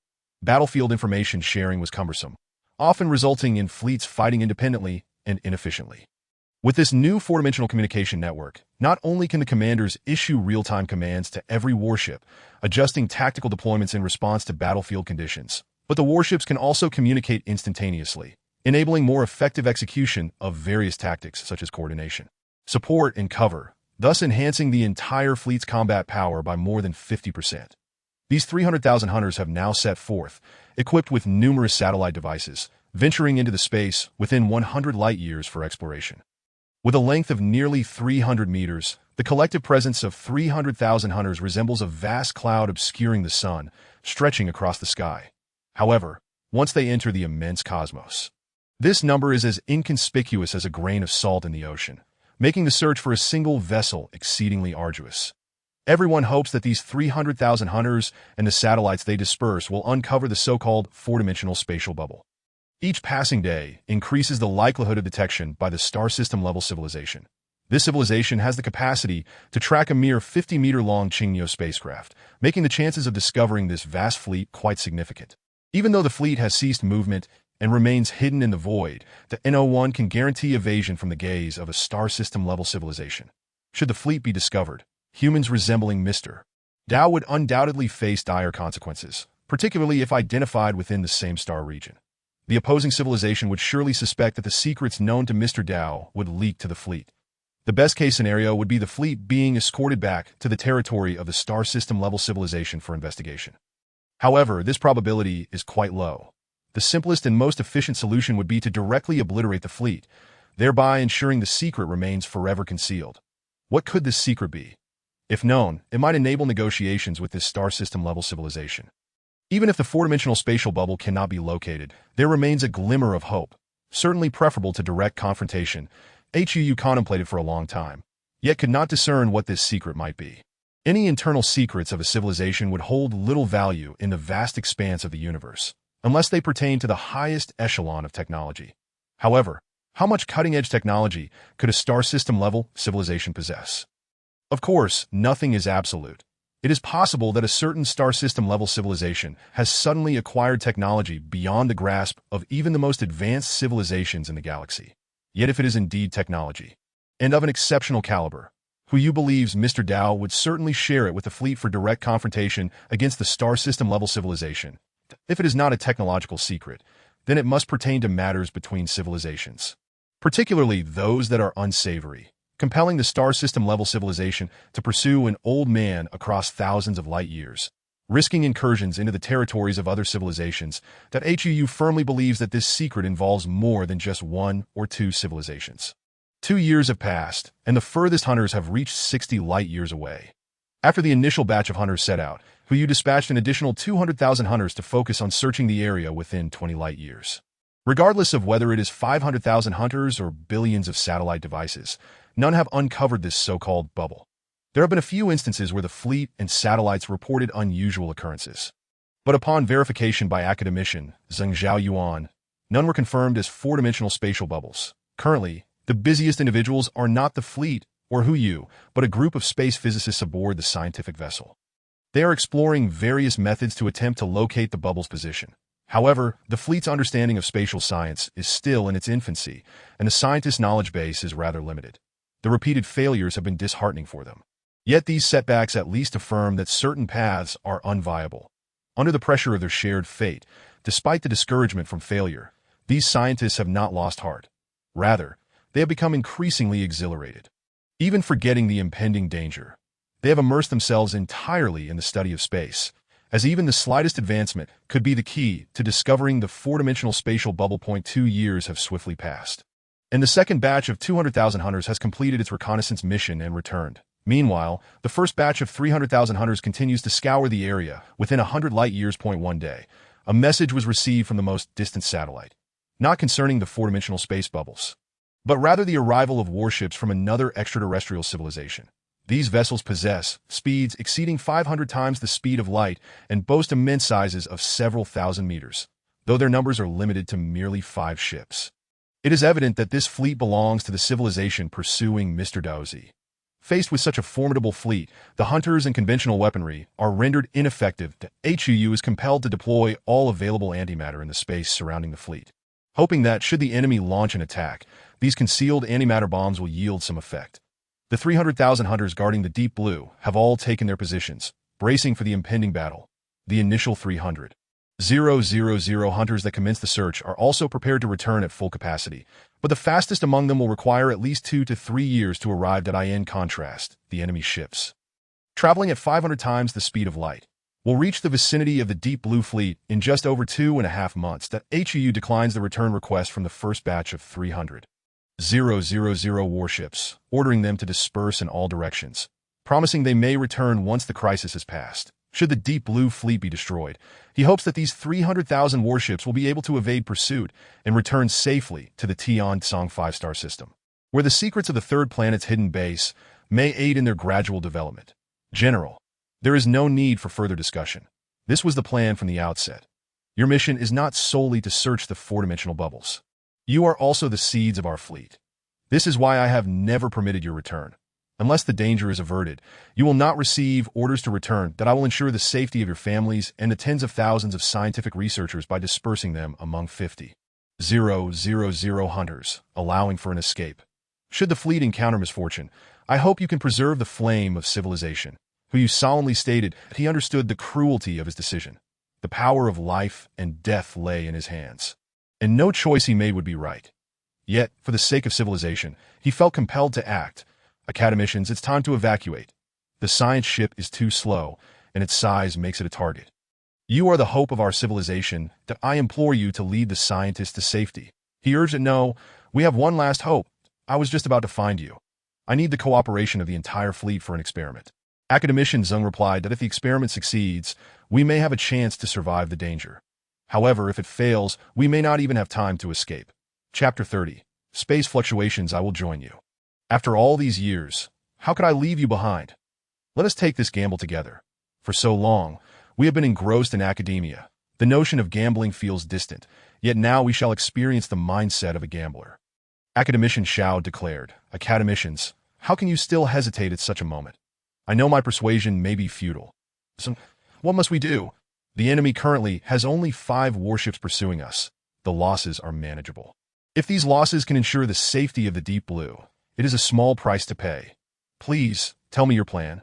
The enemy fleet has already reached the outskirts of 100 light years. And with their incredible speed, they could advance here in less than half a year. That MY proposal is as follows. Academician Xiao began. The Zerg are three-dimensional beings that traverse through higher dimensions. There must be a three-dimensional spatial structure to anchor the swarm. Otherwise, their three-dimensional nature would encounter severe complications in four-dimensional space, which we all understand would adversely affect the transmission results. Therefore, the Zerg leaders, or their unseen manipulators, created these four-dimensional space bubbles, akin to how humans construct roads to reach distant locations. Without roads, we would be hindered by mountains and rivers, or perhaps lost in forests and plains. The principle of four-dimensional transmission is fundamentally similar. We hypothesize that the exterior of the space bubble exists in the fourth dimension, while the interior must be three-dimensional. The IT resembles a M-bias strip. The outer band is three-dimensional, yet the surface is two-dimensional. This M-bias strip represents a three-dimensional bubble for two-dimensional beings. However, the four-dimensional bubble for three-dimensional beings is far more complex. The four-dimensional space bubble functions more like an aircraft or spacecraft, lacking fixed pathways akin to roads. The four-dimensional space bubble does not manifest within three-dimensional space during transmission. IT only transitions into the greater universe upon reaching its designated location, when the three-dimensional aspect of the space bubble intersects with the three-dimensional universe. The Zerg swarm emerges into the greater cosmos. At this juncture, the space bubble dissipates energy into the universe or collapses due to the swarm's destruction, merging its three-dimensional structure completely with the greater cosmos. However, it is possible that a minuscule portion of these space bubbles, for reasons unknown, has not entirely severed its connection to the fourth dimension. That if we can locate this specific bubble, we may enter the fourth dimension and temporarily evade the pursuit of that galactic civilization. Given that this space bubble possesses a three-dimensional structure, or rather, that its three-dimensional component has fused with the greater universe, it becomes exceedingly difficult for a ship passing through this region to detect its existence. As it appears as normal space, that we can observe the projection of four-dimensional objects in three-dimensional space, yet the projection of four-dimensional space in three-dimensional space remains invisible to us, akin to pouring a drop of water into a glass of water. They are fundamentally the same substance, capable of merging seamlessly. Since this space bubble maintains a connection to the fourth dimension, under current technological conditions, gravitational waves may be the sole means of detecting its presence. Gravitational waves ripple through space. Ordinary electromagnetic waves undergo no alterations while traversing this space bubble, yet gravitational waves are distinct. Being based on the existence of space, they will undoubtedly lose some energy upon passing through the bubble due to absorption by the fourth dimension. We currently have 300,000 warships stationed in this region, and we need them to convert most of their energy into gravitational sources to create 300,000 gravitational waves. By observing the transmission of these waves, we can ascertain the location of the four-dimensional space bubble.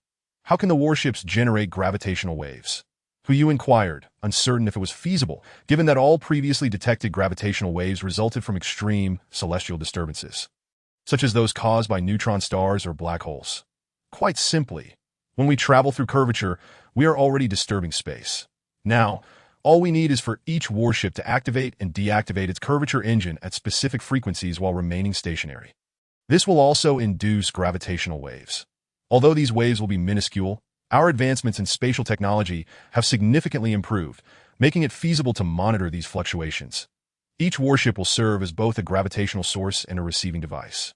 Once the data from these gravitational waves is captured by surrounding warships, it will be transmitted through the four-dimensional network to the science ship for analysis, that as long as there is a discrepancy between the received data and the transmitted data from any gravitational wave. We can determine the location of the four-dimensional space bubble. Very well. Academician Zeng, I now transfer command of the fleet to you.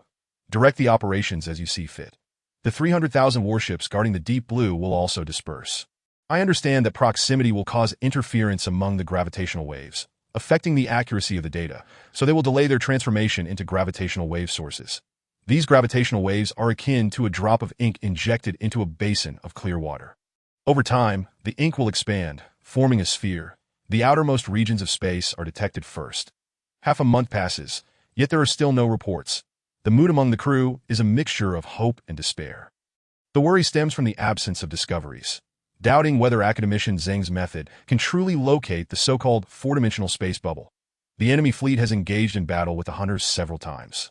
Launching immediate assaults, the hunters appear as vulnerable prey before the galactic civilization as warships, reinforcing the suspicion that the enemy aims to eliminate any potential leak of secrets. Conversely, the absence of findings might indicate that the space bubble does not reside in the outer regions. Had it been located there, the Deep Blue would still face significant risks in a lengthy journey. With 600,000 hunters, each broadcasting 600,000 unique frequencies, 600,000 gravitational waves traverse through space. The hunters navigate the starry expanse, evading the pursuit of the galactic civilization while awaiting the transmission of the gravitational waves, praying that the civilization shows no signs of movement regarding the Deep Blue. For now, the Deep Blue enjoys a stroke of luck.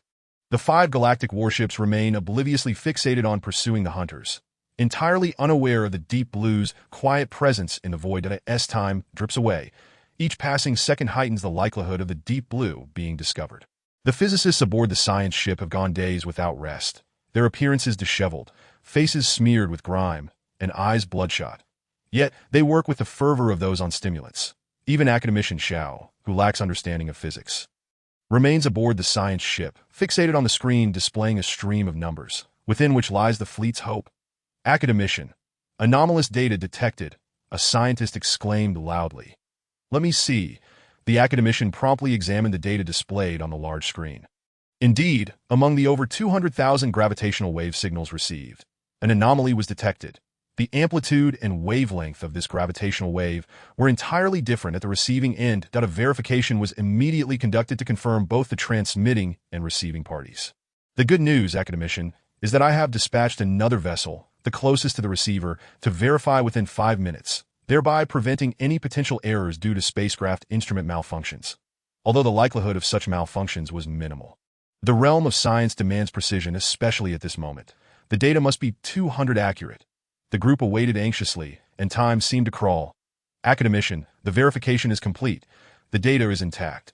This gravitational wave was received by over 50,000 warships, but only 2 vessels in this direction recorded anomalous data, the assistant reported. What? Academician Zeng could scarcely believe it. Indeed, academician, because we are centrally positioned within the fleet, the nearest 50,000 hunters sequentially receive the gravitational wave data. Where are the 2 warships that recorded the anomalous data, and how far are they from us? The academician inquired. Academician, the closest one is approximately 0.2 light days away. I should have anticipated this, academician Zeng lamented. Academician, what troubles you? Now that we have located the position of the spatial bubble, at most 2 light days away, we can conduct an on-site investigation that if all goes well, the fleet can safely navigate through this crisis. Hu Yu reassured him. General, we have underestimated Mr. Daozi. I now suspect that this spatial bubble may have been created or orchestrated by him. It is regrettable that our ignorance delayed this realization. Academician, there is no need for self-reproach. Let us hasten to verify. That civilization at the galactic level has already detected our presence, and now our outer hunters are being decimated, with losses exceeding 100 vessels. Let us proceed to a small spacecraft. Carrying Hu Yu, academician Zeng, and several space physicists, detached from the Deep Blue Fleet. The small ship accelerated to 0.5 times the speed of light in an incredibly short time, relying on inertia for flight. The fleet had already conquered the issue of internal force equilibrium based on gravitational bombs, allowing the spacecraft to sustain high G-force acceleration without harm to its occupants. Otherwise, reliance on a meager acceleration of merely a dozen times gravity would render them sitting ducks in the absence of curvature maneuvers during warfare. The two hunters that received anomalous data glided towards the scientific vessel, also moving at 0.5 times the speed of light, continuously relaying gravitational wave data to the small ship that if the small ship received anomalous data from the scientific vessel, or if the hunters received normal data, the position of the spatial bubble could be pinpointed. Coordinated actions from both parties would expedite the discovery of the spatial bubble's location, as receiving gravitational wave signals necessitated the ships to exit curvature mode. Otherwise, the operation of their curvature engines would significantly interfere with the faint gravitational waves. Academician, we have received anomalous data, one of the space physicists exclaimed excitedly. Receiving such data indicated that the small ship was currently within the four-dimensional bubble. As the gravitational waves traversed the four-dimensional spatial bubble, they were altered by interference from the fourth dimension, resulting in a significant disparity between the transmitted and received data.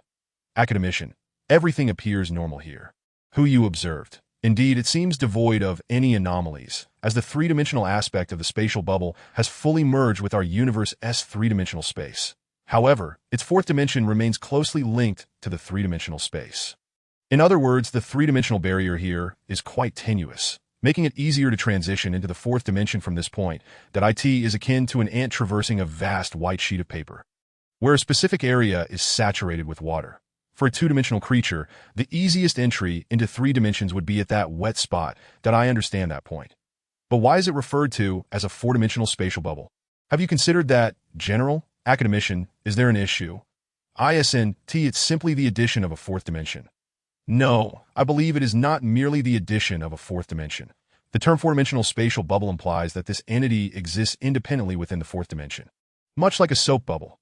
Although a bubble exists within three-dimensional space, it is isolated from it. That if this bubble rests upon a sheet of paper, an ant may enter the bubble, yet it cannot breach the bubble's wall to access the broader three-dimensional space. What we are encountering may be a similar concept. However, this bubble has now ruptured, leaving only a pool of water upon the paper. Academician, I am already content that the fleet may evade danger. Although fragmented, it holds a measurable practical and scientific value for us. That Mr. Dozy has indeed left us a remarkable gift. By the way, Academician, we have located it, but how do we enter? This is rather simple, if I am not mistaken. We merely need to activate the curvature engine here. In fact, if luck is on our side, the hunters should have discovered it as they passed through. Unfortunately, we ultimately relied on our intellect to uncover it. With 600,000 hunters, not a single one has traversed this area, Academician Zeng remarked. Academician, the hunters operate as a group when departing from the Deep Blue Fleet, gradually dispersing into regimented units, and finally acting independently as they move farther away. Moreover, this location is already 80 astronomical units from our fleet, twice the distance from the Sun to Pluto. This spatial bubble is merely the size of Earth. Imagine how insignificant Earth is within the vastness of the solar system. Even if 600,000 hunters rampage through this expanse, they might never encounter IT. IT is indeed fortunate that we have discovered it. General, would you like to witness it? Academician Zeng said, a confident and enigmatic smile gracing his face. Certainly. Very well. We shall now enter the fourth dimension. However, prior to that, everyone must heed this caution. Once we enter the fourth dimension, should we encounter any situations, do not act hastily. Although we have theorized and envisioned countless interpretations of the fourth dimension, these remain mere conjectures. For safety's sake, everyone must maintain their positions and refrain from movement. Any actions must await my command. Is that clear? Understood. The group responded in unison. Activate the curvature engine. Chapter 31. The Second World as the command was issued. The small spacecraft activated its curvature engine, causing the surrounding space to warp. The distant stars began to twist and distort within their field of vision. Unlike before, the spacecraft did not displace within the vast universe.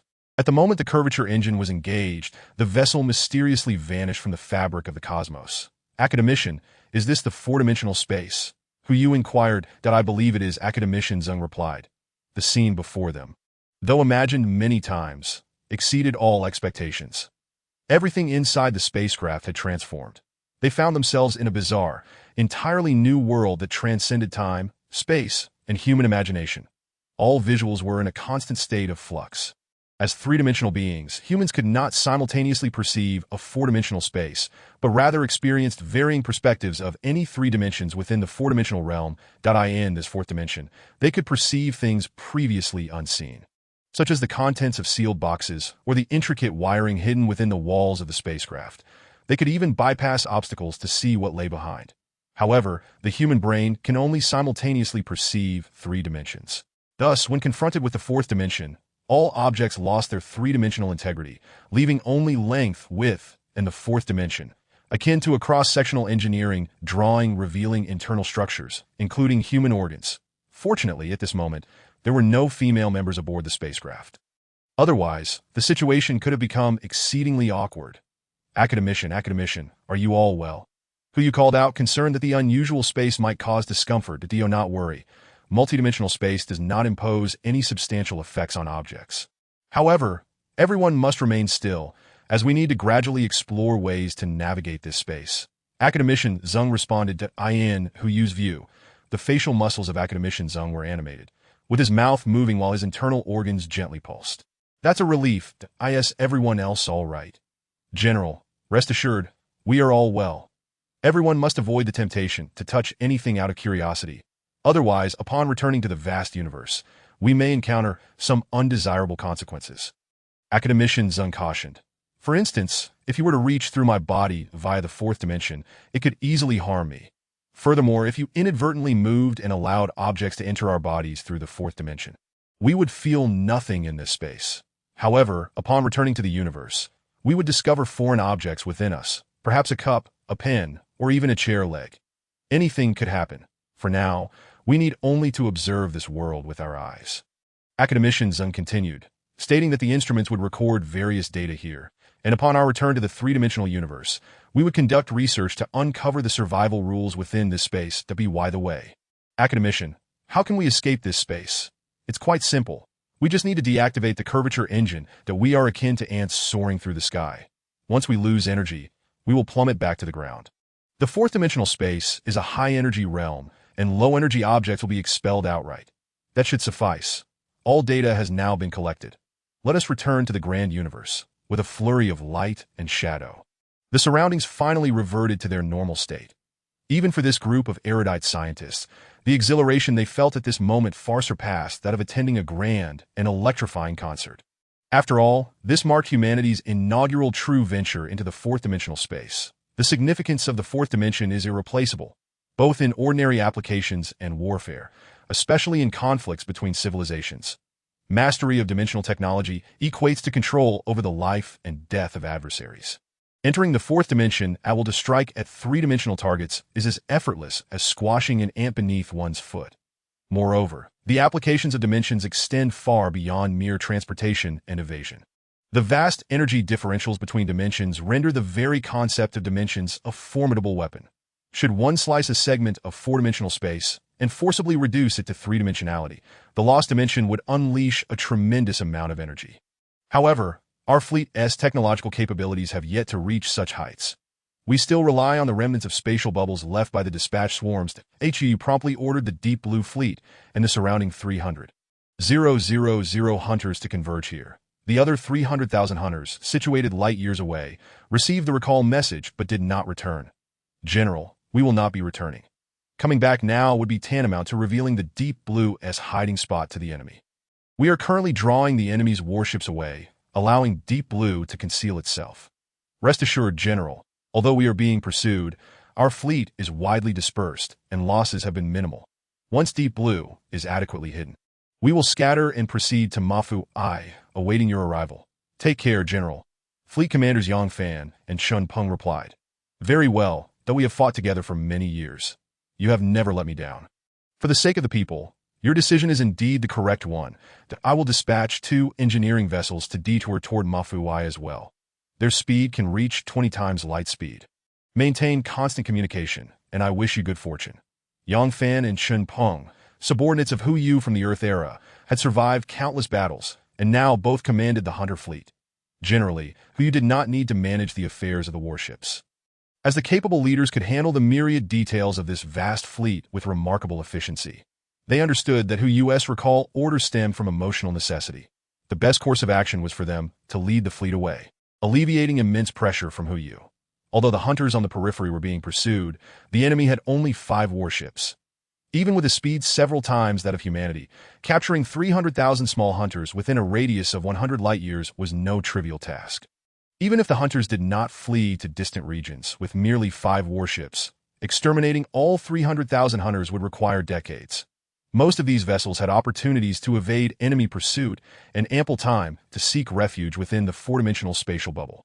However, should they pursue this course of action, numerous warships converging toward a single point would inevitably reveal their intentions to any reasonably intelligent civilized beings that ensure the absolute safety of the Deep Blue. The optimal strategy was to disregard it entirely and scatter to escape. The enemy would be unable to pursue or discern the fleet's intentions. Interstellar wars often spanned years. It was not unusual for a conflict to last a decade or more, and it could even extend to hundreds or thousands of years. Hence, the fleet's reserves must be ample. Although the hunters did not possess supplies for a millennium, the 2 crew members could sustain themselves for 50 years, ensuring that they had sufficient provisions for long journeys to other star systems in case they were scattered or needed to break through. The 4-dimensional spatial bubble was less than a light day away from the original docking space of the Deep Blue. In a few hours, the Deep Blue would reach the vicinity of the spatial bubble. Reports from satellites indicated that 5 alien warships were still occupied 80 light-years away, as the numerous hunters on the periphery successfully diverted their attention, preventing any further advance in their search. Academician Zeng, accompanied by a group of spatial physicists, was diligently interpreting various data within the spatial bubble. Without timely interpretation of relevant information, the Deep Blue could not remain in this 4-dimensional space for long. Humanity requires activity, sustenance, and labor. These actions, commonplace in the 3-dimensional universe, became extraordinarily challenging in 4-dimensional space to evade the pursuit of the alien civilization. It was likely that they would need to remain within this spatial bubble for an extended period. Humanity could not simply sit idly without food or drink, that if no reasonable solution was implemented. Upon returning to the universe, one might discover dismembered bodies, misplaced limbs aboard other ships, or individuals fused together as conjoined twins. 80 light-years away, 5 colossal warships, vastly larger than the hunters, convened. Number 1. Time is running short. We cannot extinguish all these human warships. They are far too dispersed. Number 2. I have already reported the situation to higher-ups. Soon, additional warships will arrive for support. Number 1. Is it necessary to eliminate every single one of these ordinary warships? Our primary mission is to pursue that old human that I'm uncertain. This mission was directly assigned by the Supreme Leader, and I have no idea what that old man did to warrant such attention. Number 1, have you noticed any changes in our Supreme Leader this year? I haven't perceived any changes. What kind of changes? Number 1 inquired. Previously, all decrees issued by the Supreme Leader aimed at the development of civilization, but recently, numerous orders for aggression have been issued, targeting both internal and external civilizations. Our civilization has historically pursued peaceful development, rarely engaging in conflicts with others. Look at how our fleet has expanded exponentially in recent years. More than at any other time, that IT seems that way. But these matters are beyond our comprehension. The Supreme Leader surely has his reasons, acting for the good of our civilization. And do you recall the previous Minister of Industry? Of course, he was a highly respected figure who made significant contributions to the advancement of civilization. Unfortunately, he later betrayed us, leading a fleet to attack the home planet, ultimately resulting in their complete annihilation. That's not entirely accurate. Number 1, that I have a friend working at the home planet's base. His position isn't high, but he possesses considerable insider information. During a casual conversation, he mentioned that the Minister of Industry did not actually betray us. He merely opposed the Supreme Leader's large-scale fleet expansion, which led to uneven development in other areas. Consequently, he, along with a group of others, was falsely accused of treason and executed. The fleet stationed at the minister's planet was completely unaware and was suddenly attacked and destroyed by our own kind. Thankfully, I wasn't there. Otherwise, I couldn't have borne the consequences of either attacking or being attacked. That I've heard about this as well. Number 5 interjected. Actually, this matter has been circulating in secrecy on the home planet, but it has been suppressed by the Supreme Leader's faction, preventing it from reaching the outside world. Everyone is hesitant to speak openly about it, since we are working within the fleet. We hear little of such matters, moreover. Have you not noticed that several high-ranking officials in our civilization have changed recently? The old ministers have all been replaced for various reasons. Number 4 remarked. Breaking his silence. That's implausible. Even opposing the supreme leader's orders is normal. Such occurrences are inevitable. Different opinions should be discussed. We are all striving for the good of civilization. The supreme leader would not resort to such measures. Number 3 chimed in. I share your sentiments. Yet my friend insists it is undoubtedly true that he even claims to have information of utmost secrecy, but it is so significant that he, being of low status, fears revealing it. Alas, let us not dwell on such topics. Being discovered would be disastrous. These matters are beyond our station. We must focus on ourselves. By the way, what is the background of that old human? I am not entirely certain. I only know that he is a member of this human civilization, that he arrived in our territory a few years ago and was even received by the leader. It is quite peculiar that a being from a civilization, not even at the mid-stellar level, would receive such an audience. Well, let us cease our chatter and continue with our mission. So far, we have yet to locate their civilization's core, which is quite puzzling. Their warships are all in this area, yet we cannot seem to find the essence of their civilization. Could it be that their civilization's beings are scattered among these warships? Alas, at this rate, we shall not return home for quite some time. The scientific vessel, academicians and several leading space physicists engaged in a fervent discussion.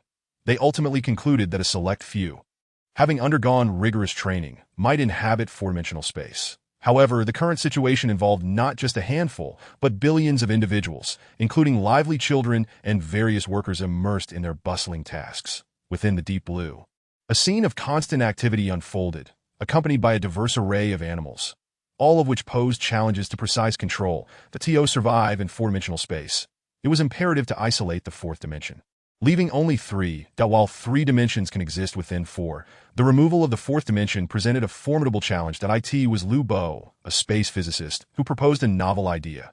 Instead of extricating the elusive fourth dimension, why not stabilize a segment of the vast universe and draw it into the spatial bubble, preventing it from merging with the internal space?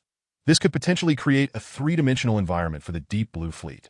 However, this notion ventured into the realm of spatial manipulation. Humanity had yet to discover a means of survival within four-dimensional space, let alone the intricacies of spatial separation. Nonetheless, Dr. Lu clarified that this process should be referred to as stretching space rather than cutting it. He likened it to an ant on a piece of paper that, if it were to ascend into the sky, would remain firmly attached to the paper, that if the force supporting the ant's ascent were significant enough, it would distort the paper, causing it to bulge upward, indicating that part of the paper had transitioned into three-dimensional space. Furthermore, academician Lu proposed a detailed plan to stretch the three-dimensional space of the universe into the four-dimensional bubble. In Chapter 32, Stretching Space, we find Lu Bo, a rising star in space physics under the mentorship of academician Zeng, who was born when the fleet departed Earth, by the time the fleet reached Tian-Tsang 5. He had already been awarded the title of academician.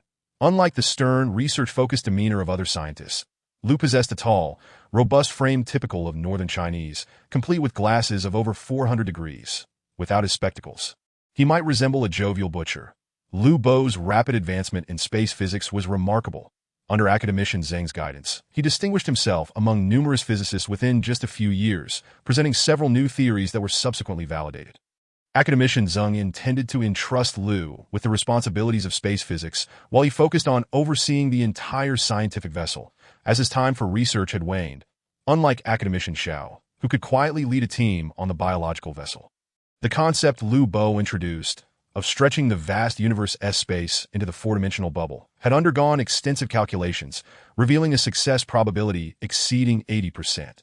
The experiment commenced with over 100 hunters forming a spherical shell of several kilometers in diameter in the three-dimensional universe where the four-dimensional bubble resided. Inside this spherical space docked a small spacecraft, and academician Zeng, Lu, and a few others found themselves once more within.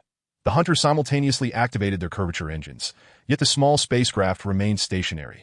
Outside, you observed the massive spherical formation of ships gradually fading from view. Along with the small spacecraft contained within 0.5 minutes later, the vessels reappeared as if they had never moved. Academicians and academician Lu, how did it go? Hu inquired. It was successful, General, replied Lu Bo. Thank you. In that moment, Fu found himself at a loss for words. Without these scientists, the fleet might have long ceased to exist. The curvature engine, while operational, distorted the surrounding space. The simultaneous activation of the curvature engines by the 100-strong hunters effectively warped the entirety of the space's periphery, making any external alteration struggle to penetrate the interior. Only by destroying the hunters could a normal spatial passage be established. Once space was distorted, it would enter the fragile boundary of the four-dimensional bubble. As long as the hunters maintained their formation, the three-dimensional sphere crafted by the hunters would remain unaffected by the fourth dimension, existing as an independent space. The TO comprehend this in 2 dimensions. The hunters were akin to a circular blade, cutting out a circle from a sheet of paper, which would then fall into the third dimension. Yet the 2-dimensional creatures on the circular paper could continue their lives unperturbed. It is important to note that the 3-dimensional sphere created by the hunters should not be confused with a severance. The space entering the fourth dimension remained part of the vast universe's 3-dimensional realm, merely stretched and deformed. Inside the small spacecraft during the experiment, everything functioned normally, and the scientists did not perceive the fourth dimension. The space remained 3-dimensional. After conducting several prolonged trials, the scientists confirmed the safety of the space. Fu promptly ordered the Deep Blue to draw closely together, evacuating all 300,000 Hunter crew members to the Deep Blue, leaving the remaining tasks to the AI, which proved to be far more reliable than humans for these straightforward operations. Under the central computer's control, the 300,000 Hunters arranged themselves in formation, forming a massive sphere over 300 kilometers in diameter in the starry sky. Within this sphere were 300 Deep Blues and other functional vessels, tightly packed together. Had they been in flight, such proximity would have been perilous. The hunters activated their curvature engines, and the immense sphere gradually vanished from the 3-dimensional universe, ensuring the fleet's safety. General, the Deep Blue is secure, and we are ready to withdraw it. I have already lost over 1,000 hunters. Yongfan communicated through the 4-dimensional network. Very well, we shall adhere to the original plan that we will split into 2 teams, making a wide detour before returning to Mafu 1. We are approximately 400 light-years away from Mafu 1. The detour will take about 700 to 800 light-years and require around 30 years.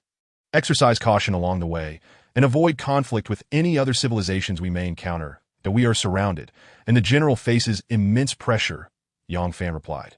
Let us hope these alien warships do not linger too long. Otherwise, the general will have to endure a prolonged wait. Let us depart swiftly. The sooner we leave, the more at ease the general will be, until we meet again in 30 years. Understood. Maintain communication, with the 4-dimensional network in place. The warships would not lose contact, regardless of the distance separating them. However, even when 2 warships were relatively close, their communications might still route through a third or more vessels situated dozens or hundreds of light-years away. Despite suffering losses of several thousand ships under pursuit from the alien vessels, the 300,000 hunters remained a formidable force, no longer delaying the alien warships and instead advancing rapidly towards the periphery. As time passed, their distances from one another widened, complicating the aliens' pursuit.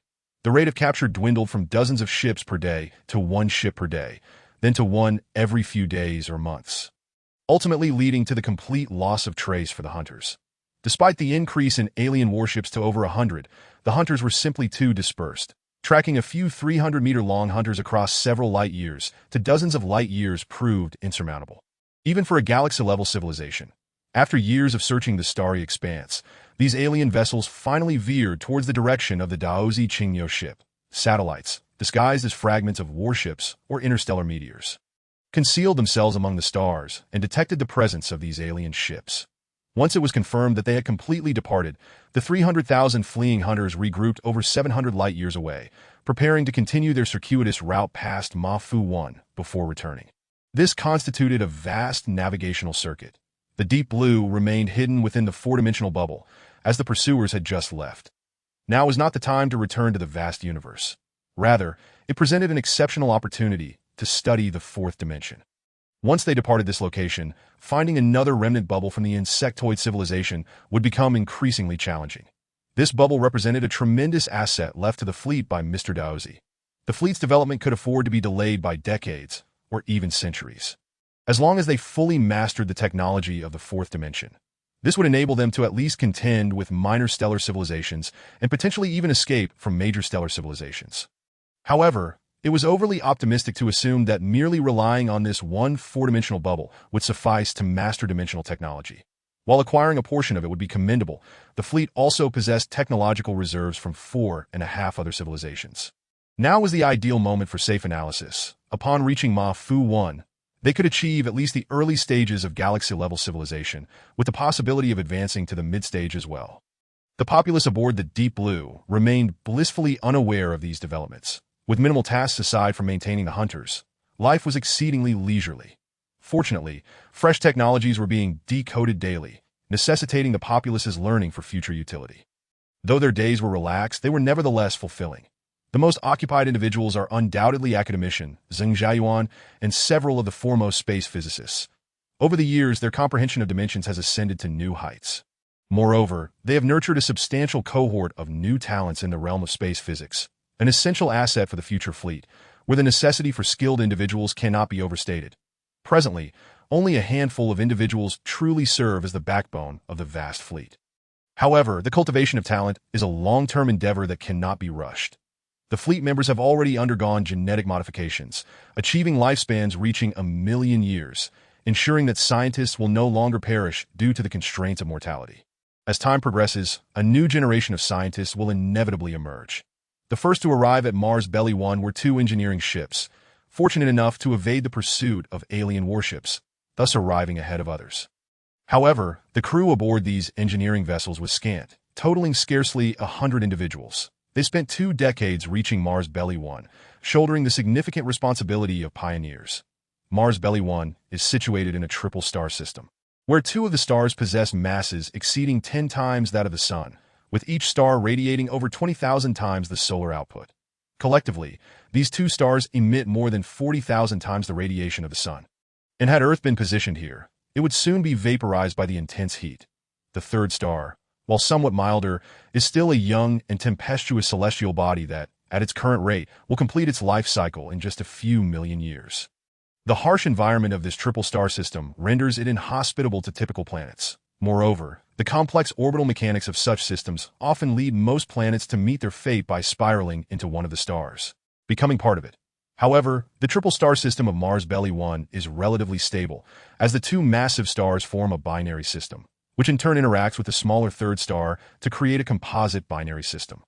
This structured arrangement allows for predictable stellar orbits. Avoiding chaotic movements that end the early stages, scientists utilize the transit method and gravitational lensing to ascertain that the third star possesses 2 planets.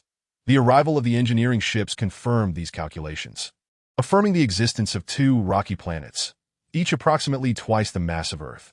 Their orbits are exceedingly peculiar, suggesting that their tenure in Mars Belly 1 will not be prolonged. Even in a stable triple star system, stability is relative. For the planets, the gravitational influences of the 3 stars fluctuate constantly, resulting in irregular orbits that can be predicted through mathematical models. Currently, the orbits of these 2 planets have significantly gravitated towards the binary system of the 2 massive stars, and it is likely that they will soon be captured by this binary system. Their survival in such an energetic environment indicates that they possess orbits distant from the stars, with the nearest approach between them being merely 2 astronomical units, while their closest point to the third star exceeds 50 astronomical units. However, this nearest point will gradually diminish over time until they are either captured by the binary system or collide with the third star.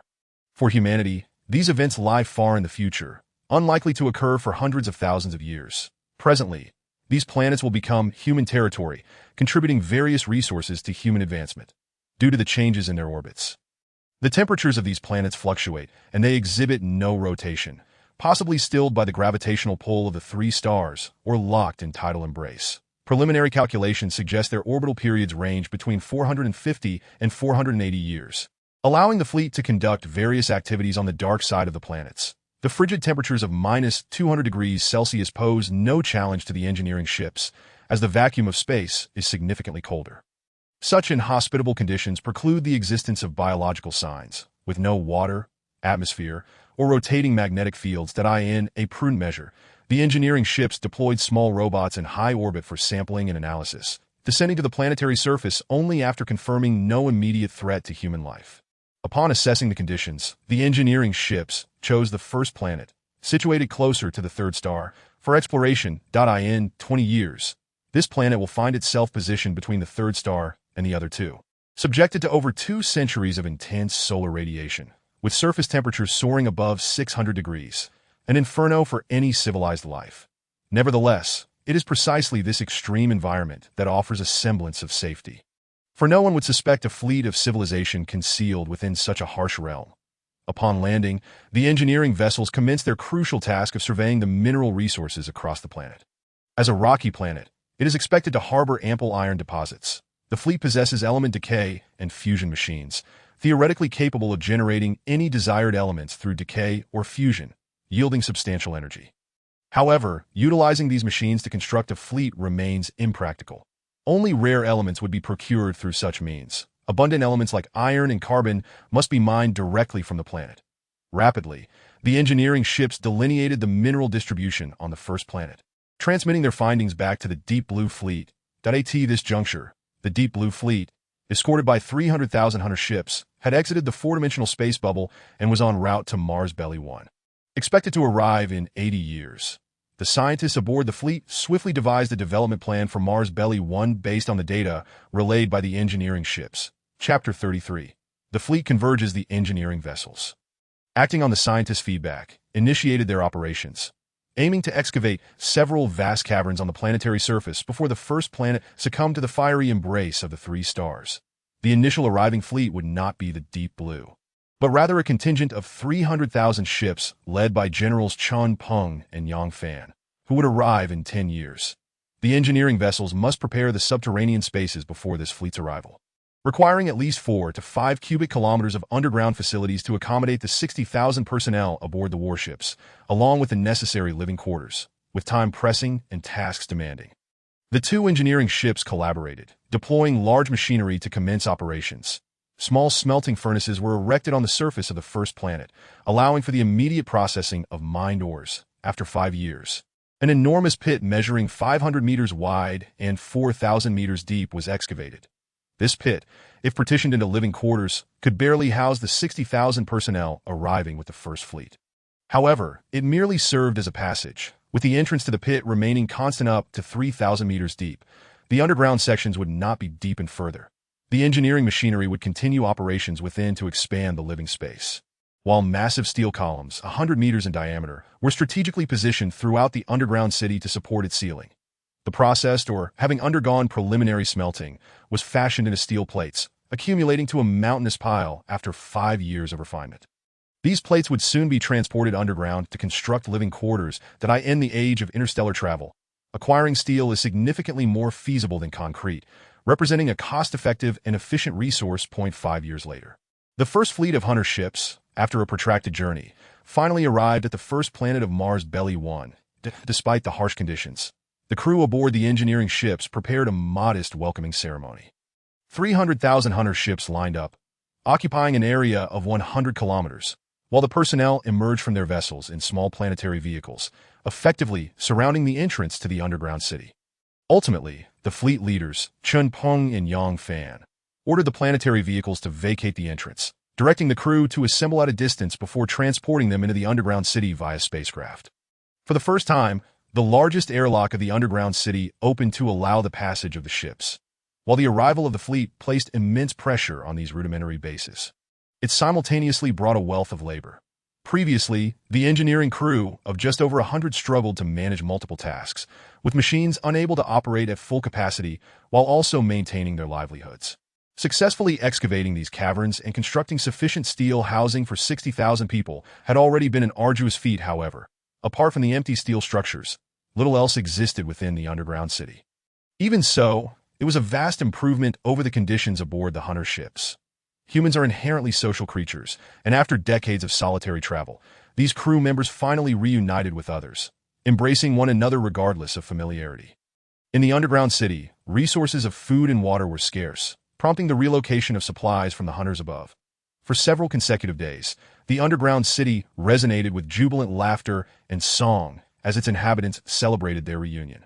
The engineers aboard the construction ship observed this scene with joy, feeling fortunate to be part of a small community, especially after over 30 years of familiarity with the same faces, which could easily lead to ennui. However, the revelry soon gave way to the urgency of construction work. Although the engineering vessel had not completed the underground city, it had produced a plethora of large-scale machinery, with sufficient personnel now available. The machines could finally operate at full capacity. Spaces within the underground city were being excavated one after another, establishing not only living quarters but also specialized factories, farms, and various production bases, all to be accomplished underground. The urgency of their endeavors was underscored by the impending arrival of the Deep Blue Fleet, expected in 50 years that a decade prior, the first planet had entered an orbit exposed to the simultaneous radiation of 3 stars, causing temperatures on its surface to soar above 600 degrees Celsius in some areas, that if they failed to act, in 50 years there would be no viable space for human or mechanical activity left on the first planet. The initial group of hunters had already been buried under thick layers of earth expelled from the excavation of the underground city, with steel pipelines providing access for personnel to enter the hunters when needed. Thanks to the hunters' powerful engines, exiting from the earth posed no challenge. Currently, the hunters relied on the soil for protection. While they could withstand temperatures reaching thousands of degrees, prolonged exposure to such heat would undoubtedly accelerate the aging process of their components.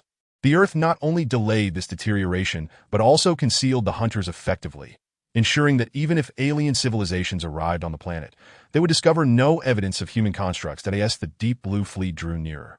The construction of the underground cities progressed, with 5 completed cities now fully operational. Optimized space. These cities were designed based on the Deep Blue's specifications. Collectively, they could accommodate the entire population of the Deep Blue. Nevertheless, the inhabitants had endured confinement aboard the ship for too long, and with the planet finally within reach, they were unwilling to live in overcrowded conditions. Consequently, over 20 additional underground cities were under construction, along with an equal number designated for production. Time was of the essence, as the Deep Blue Fleet was already hovering in orbit around the first planet, with the protective hunters transformed into transport vessels ferrying residents from the Deep Blue to the underground cities. Who stood in the underground city, sincerely expressing gratitude to the initial group of engineers. Without their efforts, everything would have had to begin anew. These 100 individuals had commenced with a few machines and had diligently forged this remarkable achievement. In a conference room, Yang Fan and Chun Peng provided a detailed report on their journey. General, our army has circumnavigated 700 light-years with 150,000 hunters and encountered only one planetary civilization. To avoid unnecessary complications, we refrained from disturbing them or collecting any samples. Yang Fan reported that we found no signs of civilization or abnormalities along the way. Chun Peng added that it's already impressive to discover a civilization in such a limited area. We must focus on our own survival for now and refrain from interfering. We can assess the situation once our fleet departs from the orbital path of the first planet. Who concluded. General, has everything been well with the fleet over the years? The fleet is functioning normally, especially in terms of rapid technological advancement. That be why the time we leave the orbit of the first planet, we will no longer fear that star system level civilization pursuing Mr. Dozy. That's truly splendid. All right, you two should get back to work. The newly arrived hunters and the Deep Blue must be concealed. It's no small task. You both should personally oversee the operations. Now, come with me to the Science City. Understood, General. Rest assured, HU set aside his current tasks and led Yang and Chen swiftly to another underground city. The distances between the cities varied, with their construction tailored to the distribution of mineral resources, connected by underground passages. This particular small underground city was designed for over 150,000 scientists to emphasize the superiority of scientists and foster a spirit of scientific excellence within the fleet.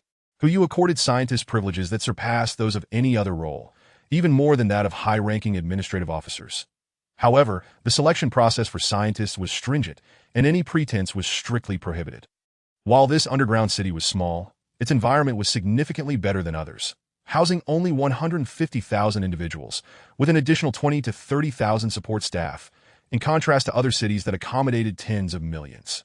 During the ride in the underground transit, Who notified a few individuals to rush to Science City for an important meeting. Academician Zheng, Zhenghua, good to see you both. Has everyone else arrived? Who entered the conference room alongside Yang Fan and Chun Peng. General, we are here. Just then, 2 more senior officers, Gao Jinchuan and Li Zhixiong, entered.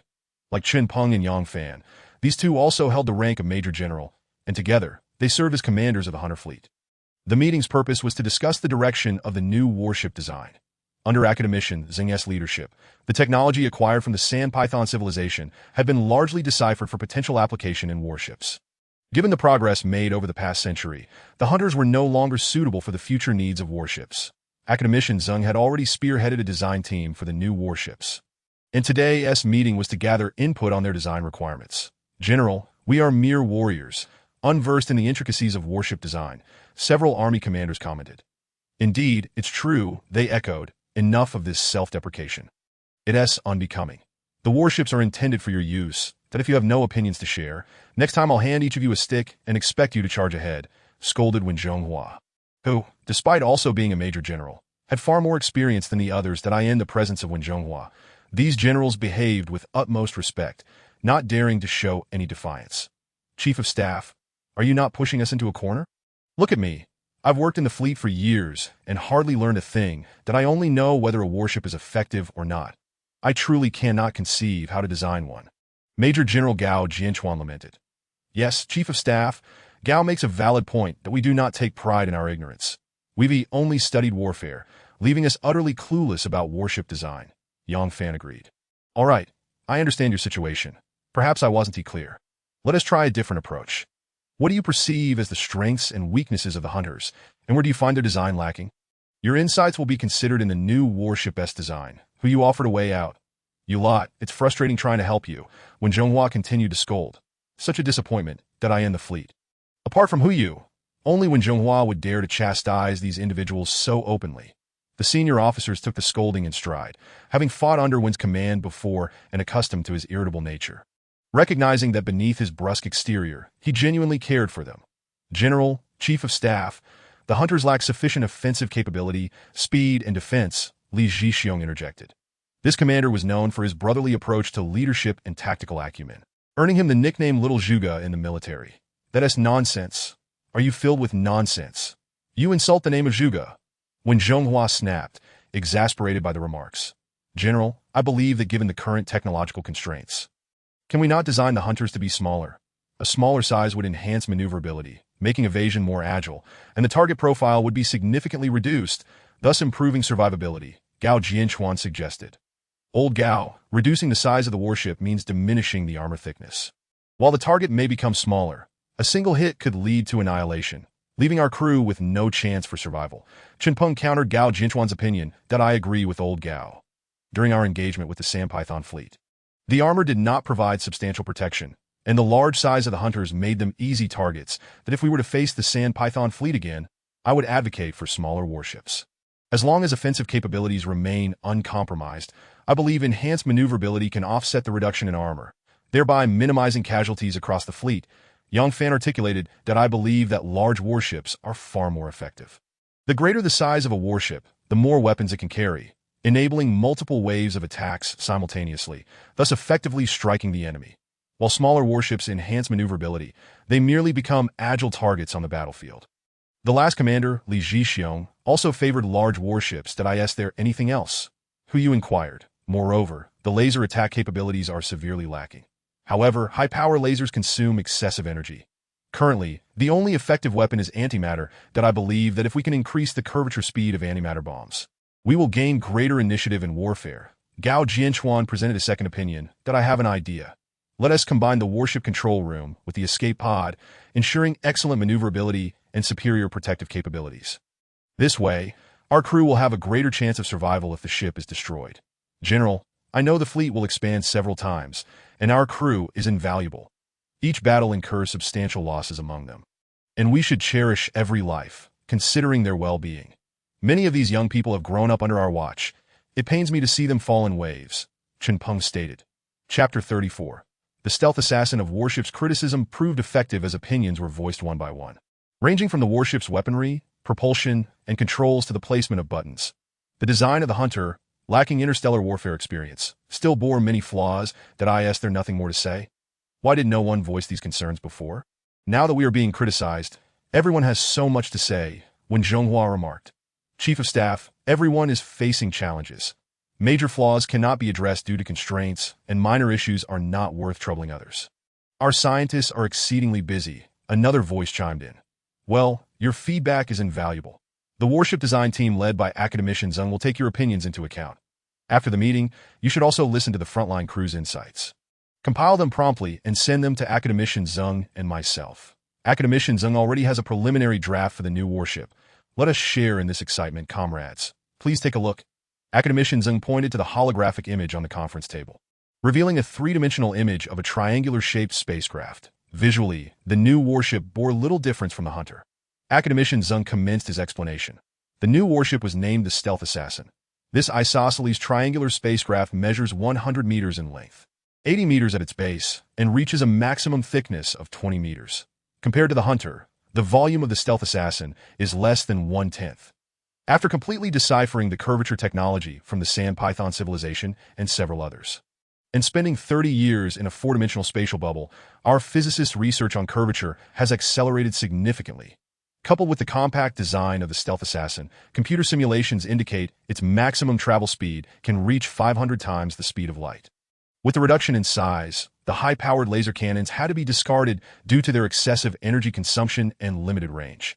Until a technological breakthrough occurs, large-scale deployment of laser cannons is temporarily abandoned. The weaponry of the Stealth Assassin primarily relies on antimatter, including various antimatter bombs and anti-photon beams. The antimatter bombs will encompass curvature antimatter bombs and electromagnetic antimatter bombs.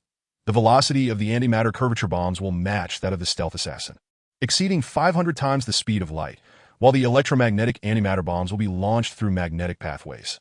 Although they travel at merely hundreds of kilometers per second, they will saturate the entire combat zone, allowing for all-angle strikes against enemy vessels. Currently, the fleet's antimatter production has increased to 10 kilograms per day, with stored antimatter exceeding 200 tons that we will continue to enhance antimatter production, and a small number of Stealth Assassins will still be equipped with laser cannons and other weaponry to adapt to unknown battlefield conditions. Despite the Stealth Assassin's reduced size, its defenses have not diminished. In fact, they have been strengthened several-fold. First, advancements in material science have played a crucial role. Secondly, we have developed a new defensive system. Over the years, our energy utilization has improved by several levels, allowing for the creation of this new defense mechanism based on energy fields and spatial principles. During our time in the four-dimensional bubble, we gained a deeper understanding of dimensions and space that by adjusting the position and power of the curvature engine. The Stealth Assassin can irregularly distort the spherical space surrounding it with an energy field. Consequently, enemy attacks, whether laser beams or physical projectiles, which appear to be heading directly for the Stealth Assassin, will mysteriously alter their course at the moment of impact. Traditional curvature engines merely bend space in a regular manner, failing to provide effective defense. Additionally, the new engine still has defensive blind spots, currently achieving defense for a maximum of 80 of the ship's area. However, due to the Stealth Assassin's smaller size and enhanced maneuverability, its survival rate is at least 20 times greater than that of the Hunter. Academician, if we could further improve it to achieve 100 defense, wouldn't our warships be invincible? Chen Peng inquired. That is, of course, impossible. Even with 100 defense, energy considerations remain that a steel plate may withstand a wooden stick, but against firearms, it would crumble. The same principle applies to spatial distortion protection. As long as the energy of the enemy's attack exceeds a certain threshold, it can disrupt space, breaching our protective measures against the Stealth Assassin. Therefore, during warfare, we must advise our crew not to withstand direct hits. Avoiding strikes is the safest approach, with the Stealth Assassin's reduced size. Will this impact our crew's living conditions? After all, they must remain inside for extended periods, and a smaller living space could induce significant feelings of claustrophobia. Not at all.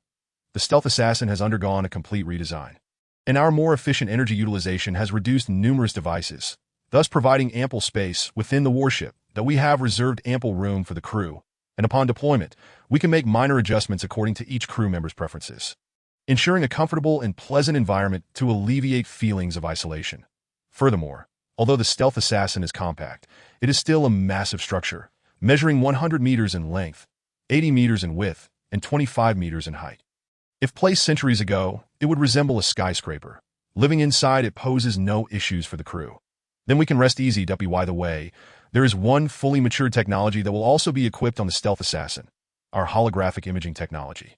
Previous holograms were pixelated and rather crude, but our optical team's new vector holography can display every detail of an object with clarity that if you were not informed beforehand, you might struggle to distinguish between the real and the virtual. We will install identical halls in each Stealth Assassin, so if two parties wish to drink together, they simply need to send a request and enter the hall. The system will project each other's holograms into both halls, making it appear as if friends are genuinely sitting beside them, sharing a drink. Is it truly that remarkable? Certainly.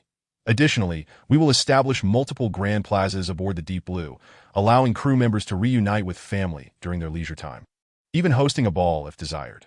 However, given the hyper-realism of this technology, it's easy for us to confuse virtuality with reality. Therefore, the usage time and scope of the holographic devices will be regulated until our cognitive abilities improve. By the way, academician, will the residential ships not be reconstructed? Chen Ping asked. The Deep Blue will undergo some minor modifications. Constructing a new Deep Blue is no simple task, so we cannot simply dismantle it. We will optimize and upgrade the curvature engine of the Deep Blue or replace it altogether, adjusting its position, among other tasks. Although this is a significant undertaking, it pales in comparison to building a new Deep Blue. The modified Deep Blue will theoretically achieve a speed of around 100 times the speed of light, and, like the stealth assassin, will possess energy field distortion capabilities for protection. The Deep Blue's ample energy supply will enhance its defensive strength several times beyond that of the stealth assassin. Academician Zeng replied. Academician, are you suggesting that we dismantle all hunters? Gao Jinchuan expressed reluctance. Yes, the hunters no longer hold value for modification. Furthermore, as we are currently located in an underground city, we cannot construct large smelting bases on the planetary surface for concealment. Relying solely on the smelting plants in the underground city would require at least a century to produce the necessary steel. Dismantling the hunters is the most straightforward and effective solution. I understand your attachment to the hunters. Although they are merely machines, they have accompanied us for over 2 centuries. Trust me, this is not the end for the hunters, but rather their rebirth.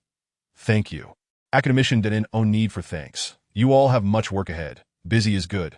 We have little to occupy us in the base. Several commanders, our Academy of Sciences, through war simulations, will collaborate with the General-in-Chief of Staff when to determine that the construction quantity of the stealth assassins will reach 30 million. This means we will require at least 60 million crew members. Currently, our total crew members barely amount to 3 million, insufficient even for a fraction of the requirement. Academician, this seems rather excessive, setting aside the issue of crew members. Constructing 30 million stealth destroyers would take at least a millennium. Are we to remain here for 1,000 years? Academician Zing chuckled. Of course, it won't take that long. Our stealth destroyers are designed with a modular approach. Centuries ago, building an aircraft required millions to tens of millions of components. Now, to manufacture a stealth destroyer, we need fewer than 500,000 parts.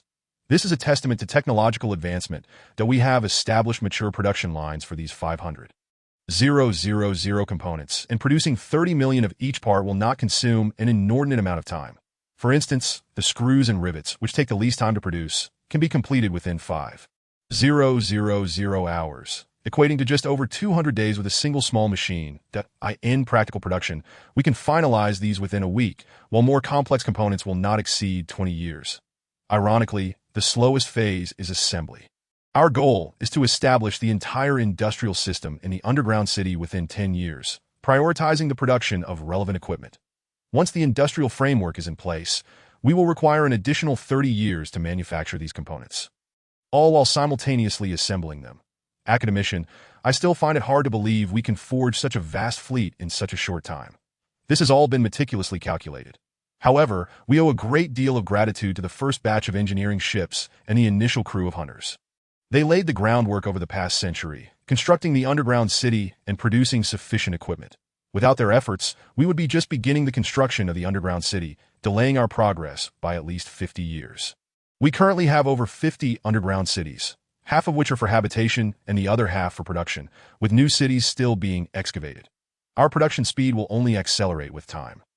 To illustrate, let us rewind a few centuries to the early 21st century, when global automobile production approached 100 million vehicles annually. That if market demand is substantial, that figure could multiply several times. Fast forward to 2050, when smartphones were fully ubiquitous and domestically produced. Our nation could produce over 1.5 billion smartphones a year, with each phone consisting of over 200 components. That amounts to 300 billion parts annually.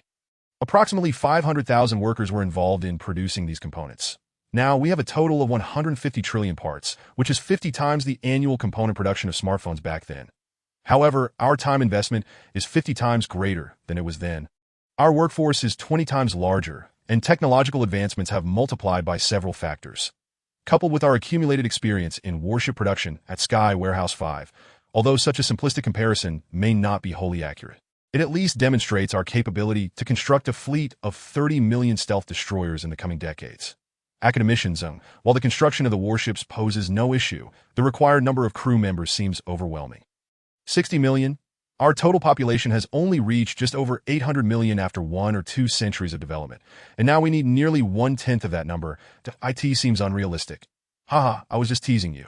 If we truly needed that many crew members aboard, our fleet structure would be quite unhealthy. Thus, stealth destroyers will not require personnel in the same manner as hunters that I mentioned earlier regarding holographic technology. Most stealth destroyers will operate autonomously. Crew members can simulate the actual conditions of a stealth destroyer aboard the Deep Blue, making it as simple as playing a video game. This design omits the most complex survival support systems for crew members, resulting in a simpler structure, which is why we are confident in constructing 30 million vessels. Only a select few stealth destroyers will be equipped with survival support systems for specific missions requiring human presence. As the General anticipates the uncertainties of future battlefields, we still need a cadre of passionate crew members for hands-on operation. That is reassuring. Several commanders wiped the sweat from their foreheads that if such a vast number of crew members were truly needed, the losses in the event of war would be unfathomable. That we have created a pair of glasses that allow the wearer to experience the perspective of a stealth destroyer. They need only perform simulated maneuvers, and the ship will respond in kind. Thus, even if a stealth destroyer is destroyed, the crew will remain unharmed. Should we find ourselves short-staffed, the AI of the stealth destroyers is even more sophisticated than that of the hunters, capable of coordinating with operators for automated attacks. However, we still aspire to train as many operators as possible. While AI can excel in structured environments, it still lags behind human intellect in the chaotic realm of battle. Very well, that concludes our meeting. Please return to your duties, as Academicians will take your feedback into account for the modifications of the stealth destroyers. Who you announced that it must be acknowledged that accomplishing the construction of 30 million stealth destroyers in a brief time frame is indeed a formidable challenge, necessitating the collective effort and dedication of everyone involved. Fortunately, the fleet has evolved over centuries. The current populace is vastly different from the era on Earth that in the past. One could avoid starvation without working, with little danger involved. However, the fleet era demands that each individual's contributions safeguard their own lives and futures. The populace is not only fervent about their work, but also possesses skilled expertise and high standards. Each person takes pride in their labor and learning, viewing laziness and idleness as shameful. It is this admirable citizenry that has enabled the fleet to survive through numerous crises, unable to remain idle. You left the scientific city and swiftly traveled through the conduits to the biological ship. Due to the unique nature of biotechnology, Academician Xiao proposed that there was no need to construct a dedicated underground city. Biologists continue their work aboard the biological ship. This group of biologists represents merely a branch of biology, while other standard branches have remained alongside Academician Zone. Only this particular branch occupies an entire vessel. As others have described them, these biologists are the creators of monstrosities, producing things that often astonish the world. However, this is merely speculation, as the exact nature of the biological ship's contents remains highly classified, known only to a select few. After passing through 10 layers of protective doors, changing outfits 3 times, and undergoing 5 rounds of disinfection, you finally arrived at the central laboratory of the biological ship. General, I was just about to seek you out that we require an independent underground city, completely isolated from other cities, or a deep blue vessel that can depart from the original fleet and fly to the opposite side of the planet. Academician Xiao, acquiring a new underground city or a deep blue vessel is not an issue. The construction of a new underground city is underway. I'll instruct the engineering team to excavate one for you on the opposite side of the planet. The deep blue is not particularly suited for your needs. Do you have any specific requirements? None, just a larger space will suffice. Academician, what will this underground city be used for? Come, let me show you our new product.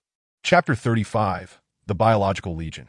With that, Academician Xiao led Yu into a heavily secured room sealed with a massive gate. Upon entering, a chilling air enveloped them, emanating from the low temperatures within. Inside a glass chamber, Yu beheld Academician Xiao's latest creation. Encased in ice was a colossal creature measuring over 10 meters in length, resembling a sand python with a massive serpentine head. Powerful limbs and 8 fleshy appendages on its back akin to octopus tentacles, each tipped with sharp spines and claws that at first glance, it appeared to be a formidable biological war machine. Academician Xiao, what is this? Yu inquired. The first generation of interstellar biological warriors. for landing operations? No, it possesses interstellar flight capabilities that on the surface, it appears to be a biological entity, but in reality, it represents the ultimate state of a biological organism. Inside, there is a biological reactor discovered within a fifth-tier insect species from the solar system. Its speed and strength far exceed that of fifth-tier insects, and its exterior biological armor can withstand the extreme cold and complex radiation environments of space. Our current combat capabilities should suffice to confront insect species of Tier 10 or higher. This is of little utility, correct? No, I merely stated that its speed and strength surpass those of fifth-tier insects. Its capabilities likely align with Tier 10, that this remains a rough estimate, as we possess limited data on insect species as for its utility that depends on the circumstances. Its jaws and the sharp spikes on its appendages are extraordinarily formidable. Our Hunter-class ship's high-strength tempered glass would be mere appetizers in its mouth. However, it cannot yet perform curvature flight as Mr. Dozy mentioned. The 25th tier insects possess curvature flight capabilities, and we are continuing to research and improve its genetics. Particularly concerning the biological reactor. Can it bite through warship armor? Who you asked with growing intrigue. General, of course not. Not only can it not penetrate the armor of our hunters and the soon-to-be deployed stealth destroyers, but it also cannot even breach the high-strength alloys of the Earth era, academician Shao explained. Then it seems to lack significant utility. Certainly, it is evident that no warship is entirely sealed. At least civilizations akin to ours will possess such vulnerabilities. Humans require glass to observe the external world or rely on various sensors strategically placed outside to acquire information about our surroundings, along with the exhaust ports of our conventional engines. These are the weaknesses of warships, and thus, biological warriors will exploit these areas for attack. While the likelihood of destroying a warship may be minimal, incapacitating the enemy's vessels, rendering them deaf, blind, or immobile, is entirely feasible. Furthermore, although they cannot engage in curvature flight, they can achieve speeds up to one-third of the speed of light in a short time frame, a terrifying velocity in the chaotic environment of space warfare. Coupled with their boundless numbers, they could tip the scales of victory in a conflict. What? Boundless? Academician, such entities should possess a modicum of intelligence. What if they spiral out of control and turn against us? Indeed, the cultivation of biological warriors is remarkably straightforward, that we merely require a deep blue vessel, or an underground facility, to produce billions of embryos. Naturally, for safety, isolation is paramount, as for safety concerns. These beings do not reproduce naturally. Nor do they possess the capacity for reproduction that we can exert complete control over their numbers. Each biological warrior must undergo embryonic development in our factories. They grow to approximately 2 centimeters in 3 days, after which they are nurtured to maturity. This is merely the result after 2 months of growth. With continuous nourishment, they can reach lengths of several hundred meters. However, the optimal size remains as they are now, as excessive growth does not confer significant advantages. Moreover, these creatures indeed possess considerable intelligence. Their primary genetic makeup is derived from sand python biology, intermingled with genes from the insectoid species we collected during the Earth era, as well as several terrestrial organisms. Through numerous experiments, we eliminated certain sequences from the sand python genes and replaced them with canine genes, reducing cunning and self-awareness while enhancing loyalty and obedience. The most crucial safety mechanism is this entity, academician Shao spoke. He retrieved a creature resembling a soft-bodied crab from a nearby container, its body coated in slippery mucus, utterly repugnant. Its 8 limbs clung tightly to academician Shao's hand, gently caressing him as if it shared an intimate bond. This is our final line of defense. We have named it Little Crab. It is, in fact, a genetically engineered organism, a parasitic product, exhibiting remarkable loyalty. It typically resides within the biological warrior's brains, influencing their cognitive processes to ensure greater fidelity to us. Should any biological warrior pose a threat to humanity, it will utilize its 8 limbs to obliterate the warrior's brain. By producing a sufficient quantity of biological warriors, they could effectively quarantine an entire planetary system. Academician, we could certainly implant chips, embedding small explosives within the biological warrior's brains. Would this not be more reliable? Chips, of course, cannot match the reliability of Little Crab. The energy within the biological warriors far surpasses that of conventional animals. They are not an enhanced version of a tiger or a lion, but a completely independent new species. I understand that our current material technology is quite advanced, yet biological warriors have no expiration date. Until the second generation of biological warriors is created, they will persist indefinitely. The likelihood of a small chip malfunctioning in the harsh environment of a biological warrior's brain is too high. Whereas Little Crab is immune to such failures. General, allow me to share a secret. Little Crab possesses a fragment of human genes. Subconsciously, it may perceive itself as part of humanity, yet it lacks intelligence. Thus, we need not bear any psychological burden. Academician shall, even if their loyalty is assured, cultivating a sufficient number of biological warriors to quarantine an entire planetary system is no trivial task. It would require the total mass of numerous planets to sustain their growth needs. Indeed, while their dietary preferences are not particularly discerning, they primarily require organic matter. Their absorption and conversion abilities are exceptionally potent. Consuming 1,000 grams of organic matter can increase their weight by 500 grams. A an end-stage organism. This conversion capability is formidable. I have discussed this with academicians, and currently, the fleet's food supply is rather limited. With reserves sufficient for less than 200 years of consumption, large-scale cultivation of these biological warriors remains unfeasible. But producing a few tens of millions is certainly achievable. At that point, we can load these biological warriors into the stealth assassins, keeping them in a dormant state through medication. Once hostilities erupt, they could be deployed into the combat zone, autonomously seeking targets for attack or coordinating with our commands to engage enemy vessels. After the conflict, they can be recovered and reused. Given this, we shall forge a biological legion. Their production is undoubtedly far simpler than that of the stealth assassins. I will expedite organic matter production at the base and allocate a portion of our strategic reserves for embryonic cultivation, aiming to produce around 100 million small individuals. Once food supplies are ample, we can gradually nurture them to maturity. General, such entities will always remain subordinate products, not to be relied upon as primary forces. While the insectoid species may dominate half the galaxy, I do not believe that human biological technology can reach such heights. I suspect that the insectoids are not merely biological products. To speak candidly, these biological warriors represent the pinnacle of our current biological technology. Even if granted another 10,000 years, their evolution would be minimal. Biology will always remain biology, incapable of contending with steel weaponry. In our research of biological technology, we have already confirmed this premise. A significant portion of our technological accumulation is aimed at future encounters with the insectoids. In conflicts with other civilizations, biological technology can only serve as support. I can comprehend this, academician shall. When you say that the insectoids are not biological products, what do you mean? The ability for biological entities to survive in outer space, driven by energy for interstellar travel, is understandable. However, if mere numbers could conquer half the galaxy, I remain skeptical. Regardless of their strength, how could they withstand the onslaught of an entire galactic civilization without some extraordinary qualities, to say nothing of other factors? The explosion of a single star would be a force no organism could resist. Mr. Daozi once remarked that a 25th-order insectoid could send the fleet of a small star region civilization into a frantic retreat. It is truly unfathomable what kind of environment and power could give rise to such seemingly impossible biological entities. Thus, I suspect that these high-order insects are not merely biological. There must be some secret, unknown to the entire galaxy, lurking behind them, and this secret surely originates from the fabled abyss. Speaking of the abyss, what exactly is its nature? The previous destroyer mentioned it, and later Mr. Daozi seemed to possess knowledge about it. Yet they appeared to speak of it with palpable trepidation, unwilling to divulge any further information. It is rather perplexing. Let us take things as they come. The abyss is not something we can currently engage with. Once our stealth assassin fleet is completed, we should possess the strength of a galactic civilization. Ensuring our self-preservation is not a concern. At that point, we can locate a habitable planet and gradually expand our capabilities. The early bird catches the worm, and the industrious will prosper.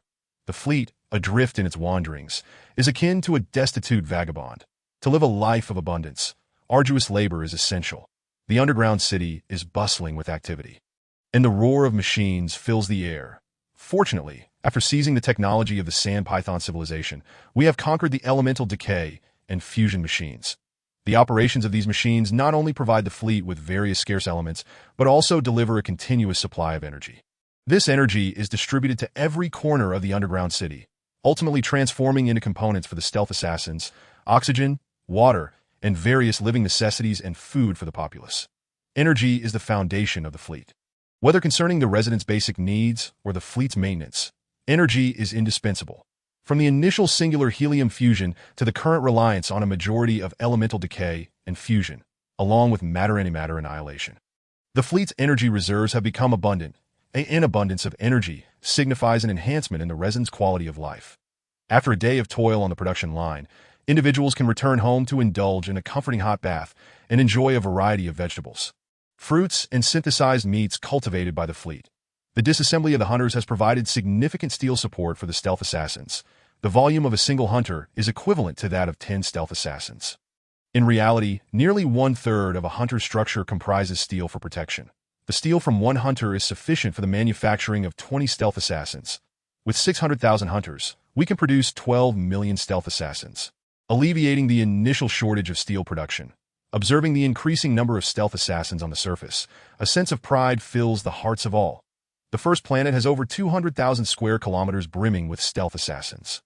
Like the hunters, these stealth assassins are painted in an inky hue, arranged neatly on the surface of the first planet, where temperatures exceed 600 degrees Celsius, imbuing the entire planet with an aura of lethality. With strength at our disposal, the stealth assassins need not remain concealed within the planet's soil. In just 18 years, 20 million stealth ships have been completed, surpassing expectations by 2 years. The enthusiasm among the workforce grows day by day. Those who have drifted through the stars for centuries appear increasingly enamored with the idea of wandering the cosmos, for the underground cities are not a favored abode of humanity. The vastness of the universe seen from the fleet is far more appealing. Completing the fleet's construction sooner would allow them to leave this place earlier. Regardless of what the future holds, hope must always persist. However, Huyu yearns even more to find a habitable planet for everyone. To end this precarious existence of drifting, the fleet has now grown formidable, and even if they encounter other civilizations of stellar magnitude, as long as they do not provoke them, it is believed that no advanced civilization would initiate a war. The mutually destructive outcome is something no rational being desires. Soon, the fleet will embark on a quest for a habitable planet where people can settle down, subsequently transforming surrounding planets for colonization and development. This is the essence of what a civilization should embody. Even the mightiest fleet civilization is but a rootless reed, incapable of withstanding any turmoil. Unbeknownst to them, a diamond-shaped silver spacecraft, merely over 200 meters in length, has been concealed in the flames of the third star of the Mafu East system for over 2 years. It remains motionless, observing every move of the fleet, akin to a venomous serpent lurking in the grass, poised to strike at any moment. Yet it ultimately refrains from attacking, instead redirecting its course and accelerating to a speed exceeding 5,000 times the speed of light towards Tiansong 5. This destination is a mere 500 light-years from Mafu E, and at such velocity, it arrives in just over a month. In the vastness of the cosmos, a month is but a fleeting moment. Ma Ming, where are you? A being from the Silver Diamond ship transmitted. Master, Ma Ming has met you. Chapter 36. Ma Ming, the leader, do you remember my words? This envoy is the first extraterrestrial life form the human fleet encountered after departing the solar system. Master, I dare not forget. You bestowed upon us technology, enabling us to ascend to the pinnacle of stellar civilizations, and commanded us to eradicate that human civilization in 200 years. Very well, just remember. How fares your situation now? The envoy inquired. Master, after 148 years of development, our population has surged from 2 million to 1 billion. With your technological support, our latest warships now measure 3,000 meters in length. And we have over 10 million of them. In another 52 years, the fleet's numbers will undoubtedly reach 20 million. Too slow. No wonder you fell to humanity's hands that I granted you technology and a secure environment. Yet after all these years, you possess only this meager strength. You realize that humanity, with far inferior technological reserves and resources, has already manufactured over 20 million warships, and I am confident their ships are of equal quality to yours. What, Master? This is impossible. Foolishness. Your inability does not equate to humanity. Tell me, have you fully analyzed the technology one provided? Have you applied it entirely to your warships? Master, well, we have deciphered part of it, and I have ordered the others to expedite the analysis. Ma Ming, the new leader of the Shamang civilization, replied with displeasure. The envoy's reprimand left him quite unsatisfied. For years in the Tiansong 5 system, he relished his position of authority. Previously, he was merely a chief of a small clan within the Shamang civilization, bowing to larger tribes and pandering to the leaders of the coalition. Over a century ago, the former leader perished in war. Yet Ma Meng's clan fleet miraculously suffered no losses in the ensuing days. He led his clan fleet to pursue scattered enemy ships, either forcing them into submission or annihilating them. Despite the Sha Meng creature's bloodthirsty nature, Ma Meng still amassed a fleet exceeding 20,000 warships. Without civilian vessels, they originally intended to plunder those adrift at AS for confronting humanity. That was merely a passing thought. As the new leader, he had to maintain appearances.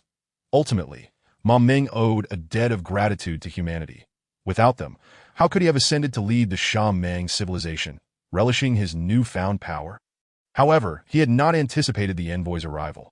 The envoy's conditions were so tempting that Ma Meng agreed without hesitation. It would be foolish to turn down such an opportunity, even if they could not defeat humanity in 200 years. At least the technology would not be lost, and with a bit of effort, they could preserve a significant portion of their fleet. Perhaps a mere pretense would suffice. This was Ma Meng's initial thought. After enjoying his elevated status for over a century, Ma Meng's perspective had shifted entirely. Once the fleet grew larger, he would quietly depart from Tiansong 5, that with the fleet's current capabilities at 400 times the speed of light. Evading the envoy would be entirely feasible, that he could seek a distant star system and indulge in a comfortable life. Who would be foolish enough to provoke humanity? Yet Ma Meng did not anticipate the envoy's arrival, with just over 50 years remaining until the 200-year deadline.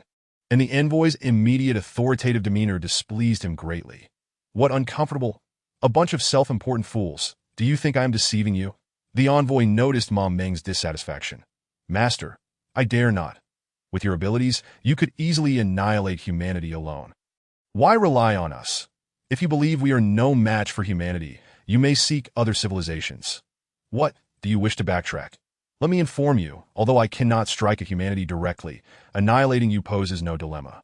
I command you to set forth immediately. Do not wait for 200 years. The longer you delay, the more catastrophic your defeat will be. Master, it would be prudent to adhere to our agreed timeline.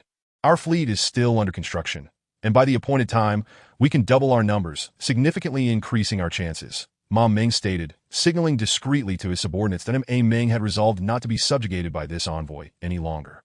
He prepared to mobilize the fleet to eliminate the envoy. While he might fear the small regional civilization backing the envoy, there was currently only a single envoy warship present, with over 10 million warships at his disposal. The annihilation of this solitary ship was entirely conceivable. After destroying it, they would swiftly depart from Tiansong 5, remaining undetected.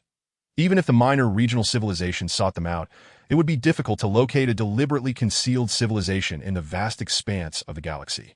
The galaxy is immense. At worst, they would retreat to the Magellanic Clouds, and as long as he remained the leader of the Sha Meng civilization, he could still enjoy a life of ease.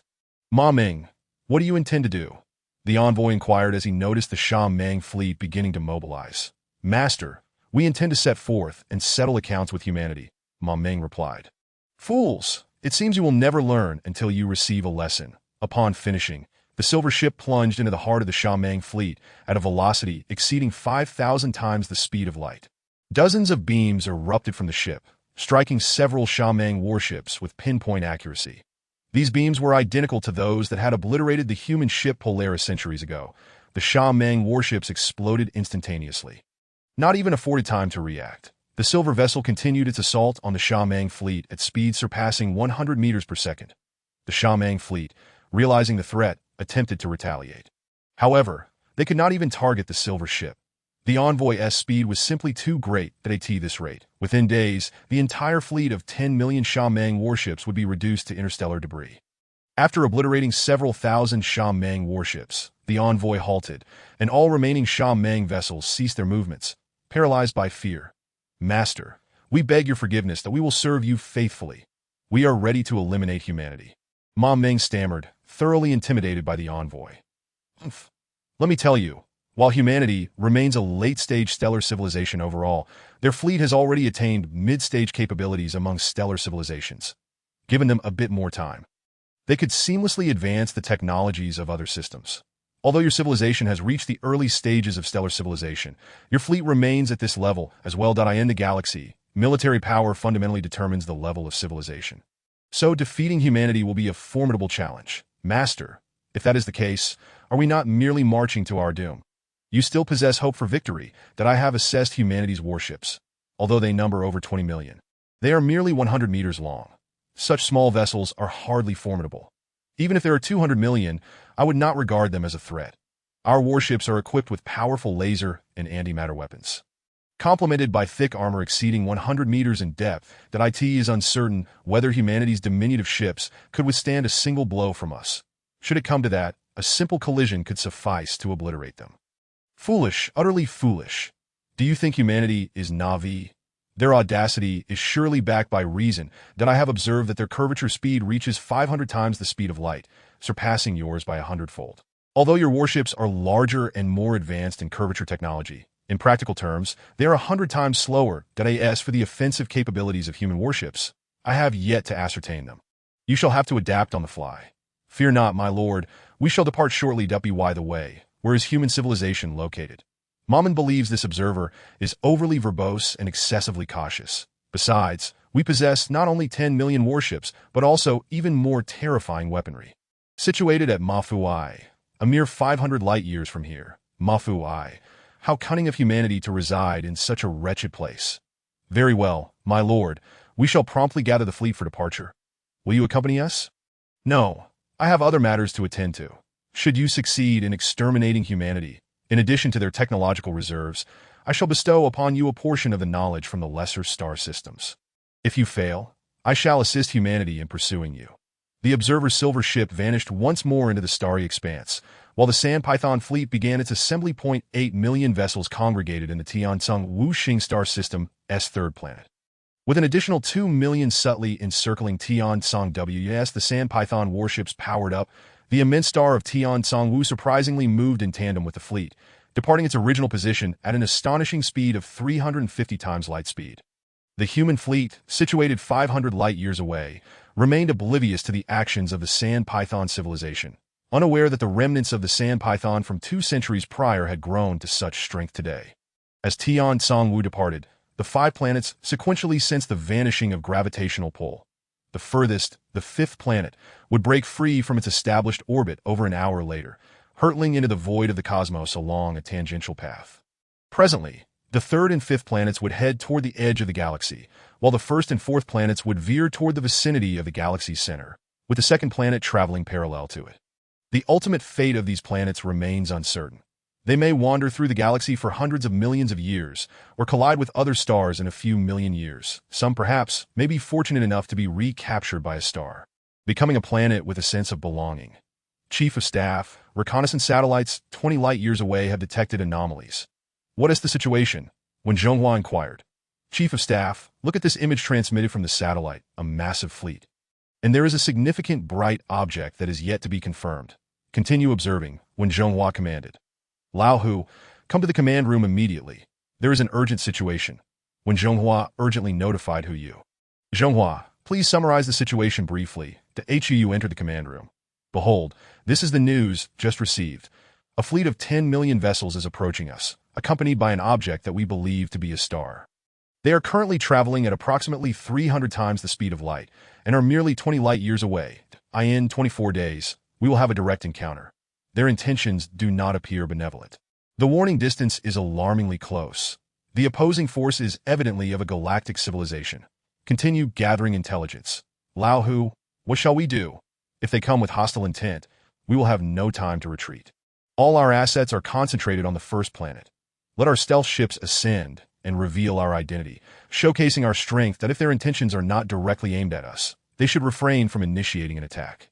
On the surface, our warships are also of galactic caliber that a conflict between 2 galactic civilizations, absent absolute advantage, would yield no benefit for either side. 20 million stealth ships departed from the 1st planet within 24 hours.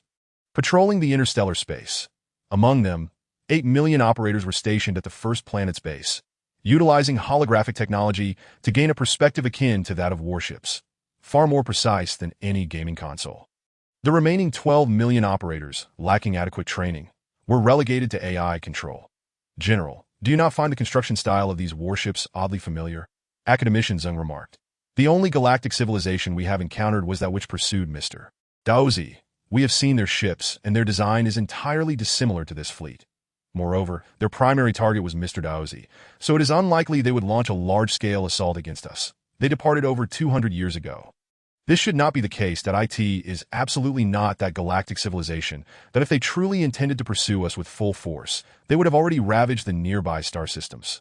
General, do those ships bear any resemblance to the sand python vessels of your academician? Your observation indeed suggests a trace of sand python design. However, the sand python civilization has ceased to exist. Those who fled lost their technological lineage. Given their intellectual capacity, it is improbable they could construct such a sizable fleet in a short time. Based on our observations, their fleet comprises at least 10 million vessels, traveling at speeds between 300 to 400 times light speed, with ship lengths exceeding 3 kilometers. Such specifications, coupled with high velocity, indicate superiority in curvature and energy technology. Their approach with a star is highly irregular. Typically, galactic civilizations do not require a star for energy replenishment during their cosmic voyages, as the galaxy is replete with sufficient planets and stars to supply their fleets. The sole purpose for towing a star must be warfare, academician Zeng analyzed. Should they intend to annihilate us by detonating a star, they severely underestimate our capabilities. If they can manipulate a star, we can certainly move a planet. Academician, please organize the relevant scientists to calculate the optimal positioning of our warships that we must relocate the first planet. It cannot withstand the explosion of a star. Given the urgency, let us transport the entire planet. General, that is unfeasible. Over the past decades on the first planet, we have researched this topic, and experimental results indicate that even employing all stealth ships, we could only propel the first planet at sublight speeds. Their advancements in spatial technology have far surpassed ours. Academician, then we shall move the first planet to the rear of the first or second star. Both stars far exceed the Sun in size. The first planet currently rests among 3 stars, requiring only a movement of over 100 astronomical units. Once the relocation is complete, our fleet will advance and initiate an offensive, keeping the opponent at bay. Zhonghua, you are responsible for coordinating with the academician on the transport of the first planet to HUU swiftly devised the combat strategy, after calculations by a team of space physicists. Over 17 million stealth ships were gathered in a spherical distribution around the first planet. As the engines of these over 17 million stealth ships ignited, the first planet gradually departed its original orbit. 18 hours later, the first planet traversed the gap between the first and second stars of Mafu I, reaching the backside in relation to the first star and the unidentified fleet. Once the fleet positioned the first planet in its designated orbit, they immediately advanced toward the unidentified fleet, ready for a direct confrontation. The armor and spatial distortion shielding of the stealth ships could effectively withstand the shock from a stellar explosion, although the opposing fleet numbered only half that of the stealth ships. They were all colossal vessels. The distance between the two forces shrank to less than a light day, nearly palpable on a cosmic scale. The stealth ships disengaged from curvature travel, dispersing within the void. Awaiting the command to strike. Chapter 38. The Star of Days Past General. This star seems strikingly familiar, academician Zeng remarked. Academician, stars are all alike. What could be familiar about them? Now that they have exited curvature travel, any slight movement will trigger our attack. Hu replied that no, it is Tian Songwu. No wonder it appears so recognizable. Tian Songwu? Hu inquired, perplexed. Indeed, it is undoubtedly Tian Songwu. The spectral analysis results have just been received. Tian Songwu, we have benefited from her light, and in our hearts, her significance is second only to the sun. Now, we can only watch helplessly as she becomes a weapon for the sand python civilization. Humanity, I am Mamin, the new leader of the sand python civilization. First, I thank you for eliminating my predecessor, allowing me to ascend to this position. Initially, I had no desire for conflict with you, for unlike my predecessor, I am not so foolish as to initiate a war against a civilization of comparable strength. However, entrusted with a mandate, I must eradicate your civilization. I was once a proponent of peace, and now I offer you a choice. Surrender all your warships and all sentient beings to our sand python civilization. I will ensure your safety. Though your civilization may cease to exist, at least your lives will endure. You have 3 minutes to contemplate this offer. After 3 minutes, should there be no resolution, do not blame me for the consequences. It is indeed the sand python civilization, General. This is almost an inconceivable occurrence. Their fleeing warships number only around 200,000, that even with a sufficient population base to ensure the propagation of their species. Their technology has been entirely seized by US. That it would be utterly impossible for the sand python entities aboard those ships to reconstruct their technological framework in less than several millennia. Even we, as humans, would require a millennium to restore the lost branches of our technology. Academician was profoundly perplexed. From their tone, it seemed they were not mistaken. Academician, on the surface, it appears that the Sand Python fleet's technology has surpassed ours. I too find it hard to believe they possess the capability to surpass us in such a short span, especially since we have integrated their technology along with certain advancements provided by Mr. Daozi to attain our current achievements. That it is indeed improbable for them to achieve this independently, particularly given their biological traits, which are ill-suited for scientific research, remarked Wen Zhonghua. There must be another civilization supporting them. And the new leader of the Sand Python civilization, Ma Meng, has stated that eliminating us is a task entrusted to him. He added, Academician, since we ventured into the cosmos, we have not offended any civilization. Aside from the Sand Python civilization, that we have not encountered conflicts with any others. Could it be that Mr. Daozi has offended a civilization at the galactic level? Who you analyzed? Unlikely. That galactic level civilization has already taken action. And even that civilization is merely at the galactic level, that if they were to elevate the Sand Python civilization to a similar status, they would need to allocate nearly all their technological resources.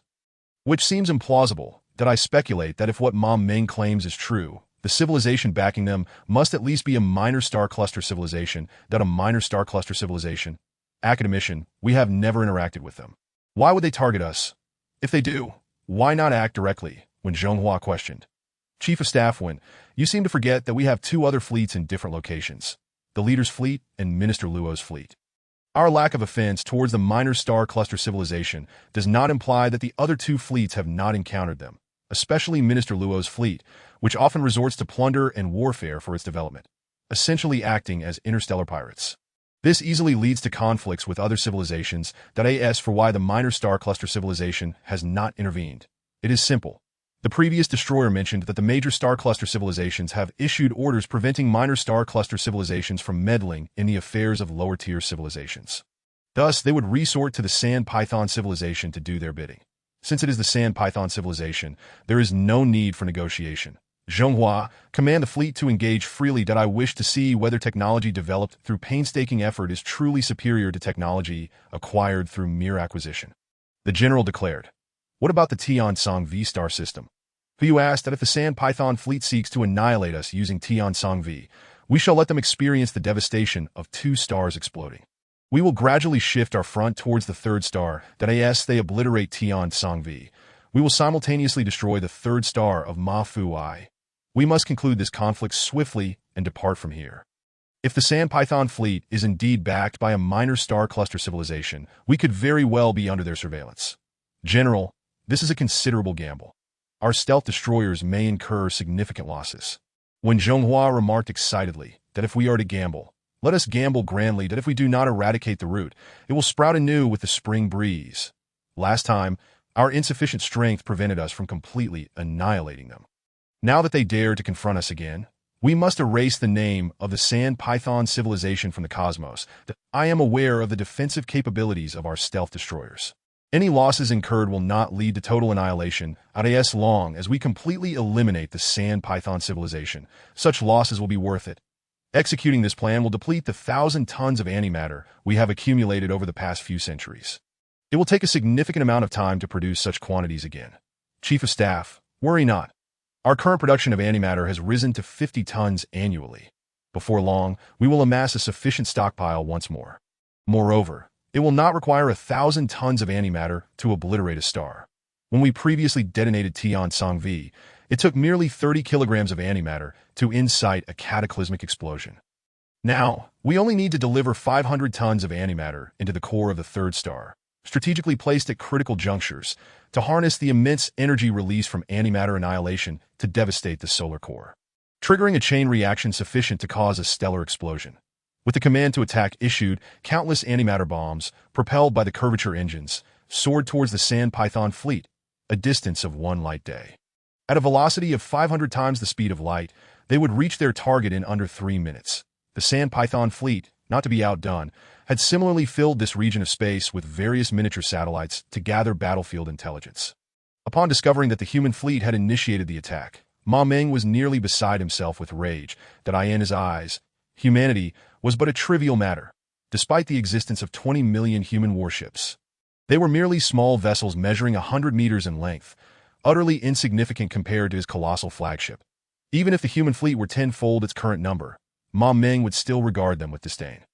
He had initially believed his fleet could easily crush the human forces, especially with the addition of the Tian-Tsang V stellar bomb, which would sufficiently intimidate humanity into surrender. Counterattack. Annihilate these ungrateful morsels. Ma Meng bellowed frantically to AT this distance. Laser weapons were ineffective. Even a galactic civilization could not resolve the energy attenuation issues faced by lasers over vast distances. Antimatter bombs and gravity bombs were far more effective offensive measures. Countless antimatter bombs, propelled by curvature engines, traversed the space within this light day range, distorting the entire area. The chaotic warping of space caused many antimatter bombs to lose their original trajectories, colliding into one another within the twisted spatial folds, resulting in violent explosions. Chapter 39. Shattering space, the antimatter bombs from both sides ranged in size from several dozen to several hundred grams. Once they went out of control, they would annihilate upon contact with the matter they were carrying, releasing enough energy to obliterate a city. Had the warships not been separated by tens of thousands to hundreds of thousands of kilometers, even a small fraction of these antimatter bombs could decimate all participating fleets. Utilizing their smaller size and superior maneuverability, the human warships weaved through the energy fissures created by the detonating antimatter bombs, charging towards the Sand Python fleet. Meanwhile, the Sand Python warships had evaded the first wave of the human antimatter bomb attacks and began their assault on the human fleet. The two sides engaged in fierce combat, unleashing high-energy lasers, gravity bombs, and antimatter bombs, illuminating the entire expanse of space with the fury of their War.1 stealth destroyer maneuvered to within 100 kilometers of a Sand Python warship, skillfully evading the laser attacks, and unleashed a volley of antimatter spheres via electromagnetic rail. These gram-sized antimatter spheres reached the Sand Python warship almost instantaneously, annihilating upon contact with its armored hull. Propelling it several hundred kilometers into the void that a massive crater formed on the warship's armor, yet retained its combat capabilities. The Sand Python warship quickly regained its footing and retaliated against the stealth destroyer, directing a colossal beam of light towards it. The energy level of these lasers was sufficiently high to distort space itself, causing the stealth destroyer's force field to lose some of its efficacy. Under the barrage of powerful laser beams, the stealth destroyer disintegrated in midair. Another stealth destroyer, seizing the opportunity while the Sand Python warship was engaged in its attack, maneuvered to its conventional engine exhaust port and launched an antimatter bomb. A flare erupted from the rear of the Sand Python warship, and the massive vessel began to explode in segments, disintegrating into debris in the vacuum of space. The departure of these two warships did not alter the overall battlefield dynamic. Yet such scenes unfolded everywhere in the expanse, influencing the battlefield situation significantly. Kill them all, annihilate everything, deploy all antimatter. Ma Meng roared in fury. In response to the command, the Sand Python warships regrouped and unleashed a torrent of antimatter bombs, effectively stalling the advance of the stealth destroyers. The Sand Python warships, with their thick armor, could withstand human antimatter bombs, while the smaller stealth destroyers found it impossible to evade the relentless barrage. The Sand Python fleet's antimatter bombs were deployed in hundreds of grams. Amidst such powerful explosions, even the stealth destroyers could not guarantee their survival. Antimatter bombs, gravity bombs, high-energy lasers, and electromagnetic cannons filled the battlefield as warships exploded. The space had descended into utter chaos. Both the stealth destroyers and the Sand Python warships were hesitant to engage in curvature travel, as the instability of space could lead to uneven gravitational distribution and potential disintegration of the vessels. The increased gravity would also attract surrounding bombs, causing them to plummet onto the ships. Consequently, both sides relied on conventional propulsion engines for maneuvering, as the high-speed antimatter bombs became increasingly difficult to evade. The Sand Python fleet's antimatter reserves were evidently far superior to those of humanity. The stealth destroyers had no choice but to navigate around the Sand Python warships while evading the relentless laser beams. Utilize reflective photon weapons to attack their antimatter bombs. Ordered Wen Zhonghua from the command center of the first planet. Reflective photon weapons, a form of antimatter, differed from antimatter bombs in that they were generated instantaneously and could not be stored. They could also annihilate with matter to release tremendous energy. Inside a reconfigured deep blue holographic command ship, millions donned specialized glasses, their hands engaged in a flurry of actions that to an uninformed observer. This scene might appear exceedingly bizarre. However, in reality, they were linked to the assassins via a four-dimensional network, manipulating them with a sense of immersive control. That it soon became evident that the photon beams were no longer attacking the sand python warships like ants gnawing on bark, but were instead targeting the unwieldy antimatter tracking bombs. Destroying the sand python warships proved a formidable task, yet dismantling the antimatter bombs was considerably easier. As fiery explosions erupted, the photon beams disrupted the balance of the antimatter bombs, leading to immediate annihilation upon contact with their surrounding matter. The photon beams rendered the majority of the Sand Python fleet's antimatter bombs ineffective, but the Sand Python fleet exacted a heavy toll on the assassins, as countless assassins perished not from the pursued antimatter bombs, but from colliding with the densely packed antimatter bombs in the vicinity. Waves of operators reluctantly removed their glasses and exited the deep blue ship designed for controlling the assassin fleet. The battlefield shifted unfavorably for the Sand Python fleet. Both sides had nearly exhausted their antimatter bombs, rendering them ineffective. The assassins, utilizing their nimble forms, engaged in harassment attacks on the battlefield. The energy levels of the Sand Python fleet's laser weaponry had escalated to alarming heights, with reports from the assassins indicating that the laser temperatures exceeded 500,000 degrees, a temperature far beyond what any material could withstand.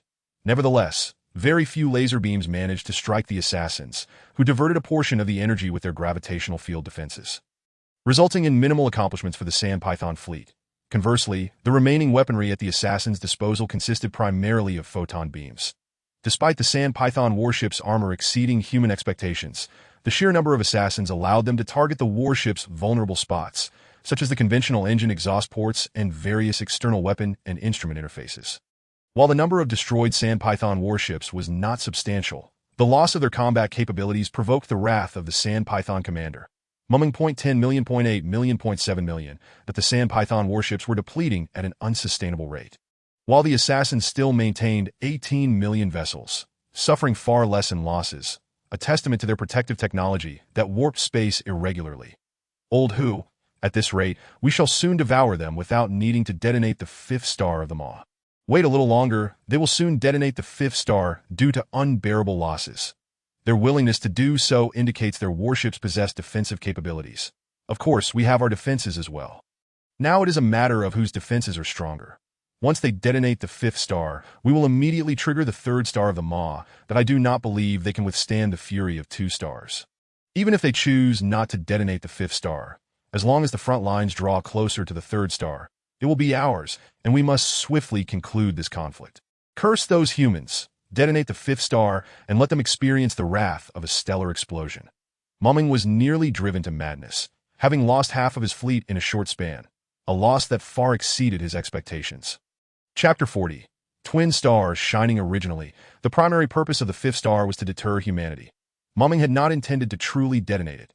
The power of a nearby stellar explosion was terrifying, and the fleet would inevitably suffer losses. Unexpectedly, the seemingly weak humans demonstrated such formidable combat prowess, and their enigmatic protective technology rendered the Sand Python fleet's attacks futile. At this juncture, Mumming could no longer afford to ponder. Only by detonating the fifth star could he inflict irreversible damage upon humanity, at least ensuring a stalemate to prevent his fleet from being entirely consumed by them. That a Sand Python warship, hidden behind the fifth star, received orders from command and launched a massive antimatter bomb. The bomb sped toward the fifth star at 800 times the speed of light, breaching the outer gaseous layer of the fifth star in 0.3 seconds. Just before being melted by the star's intense heat, it reached the core in 0.01 seconds. The core's high temperature immediately compromised the bomb's outer structure, causing the hundreds of kilograms of antimatter within to annihilate with nearby matter. The violent release of energy disrupted the delicate balance the fifth star had maintained for billions of years, with the inward gravitational forces unable to contain the outward release of energy. In an instant, the fifth star disintegrated, unleashing a tremendous wave of energy that swept across the battlefield, sending warships of all sizes spiraling away like leaves caught in an autumn breeze, while battlefield debris returned to a particle state. 1 minute after the explosion of the fifth star, the third star of the Maw was detonated by humanity, further amplifying the energy within the region by several magnitudes. The entire expanse transformed into a hellish inferno, filled with high-energy radiation and particle streams. The Sand Python fleet, still reeling from the fury of the fifth star, now faced an even greater onslaught of energy. However, this time, fortune did not favor them. as the Sand Python fleet's detonation of the star was akin to a desperate last resort. Confronted by a third star, several times the size of the fifth, the Sand Python fleet could no longer withstand the energy tide and disintegrated under its overwhelming force. Once again, the Sand Python civilization found itself bereft of leadership, having mistakenly believed their fleet could endure the wrath of the fifth star. They underestimated humanity's warship protective technology, a stark reflection of the disparity between mid-level and early-level civilizations within the galaxy.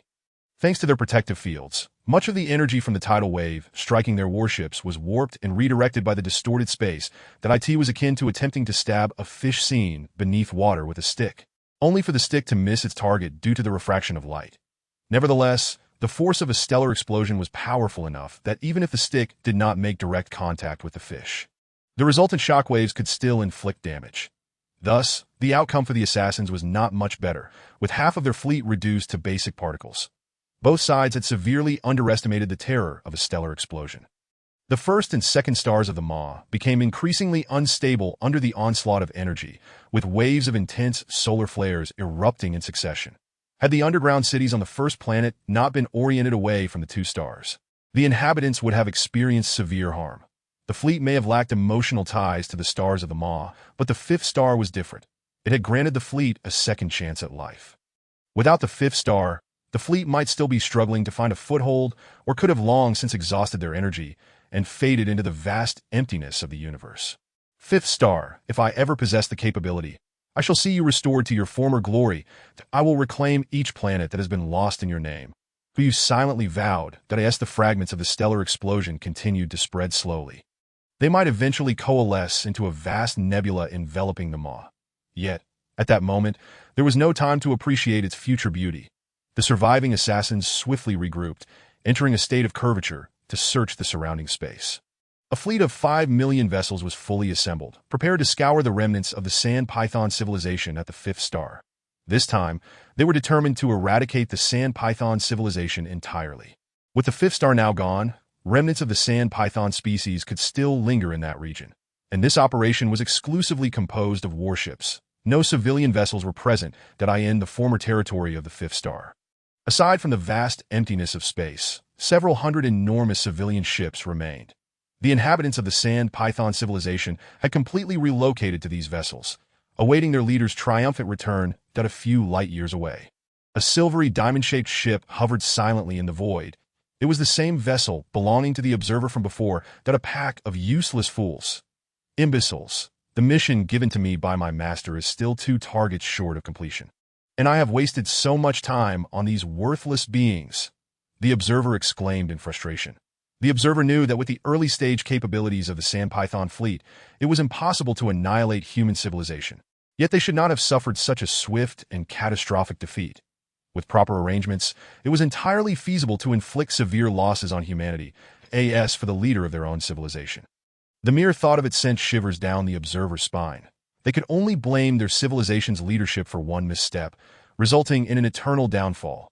After venting, the observer activated the ship and headed toward the former territory of the fifth star. The civilian vessels of the Sand Python civilization remained blissfully unaware that their leader and massive fleet had been reduced to basic particles. Your leader has perished in battle. Consider this a warning. Do not meet an untimely demise without understanding why. The observer approached the vicinity of the Sand Python civilian fleet. My lord, this cannot be. Our warships are far more powerful than those of humanity. What do you mean? Why are we meeting our end without clarity? The leader of the civilian fleet exclaimed in panic. Do you truly not comprehend how you have survived this long? You foolish species. Humph. You are merely a waste of the galaxy's energy. I shall personally escort you to meet your leader. A bunch of imbeciles, utterly unworthy of survival. My lord, please no. Without uttering another word, the observer made a swift motion, and the Sand Python civilian vessels erupted into flames, thus marking the complete eradication of the Sand Python civilization from the galaxy. General, no signs of the Sand Python civilization have been detected in the Tion Warehouse 5 space domain. Our search extended hundreds of light years in the vicinity, yet yielded no discoveries that it is possible that the Sand Python inhabitants have dispersed amongst their warships or retreated in advance.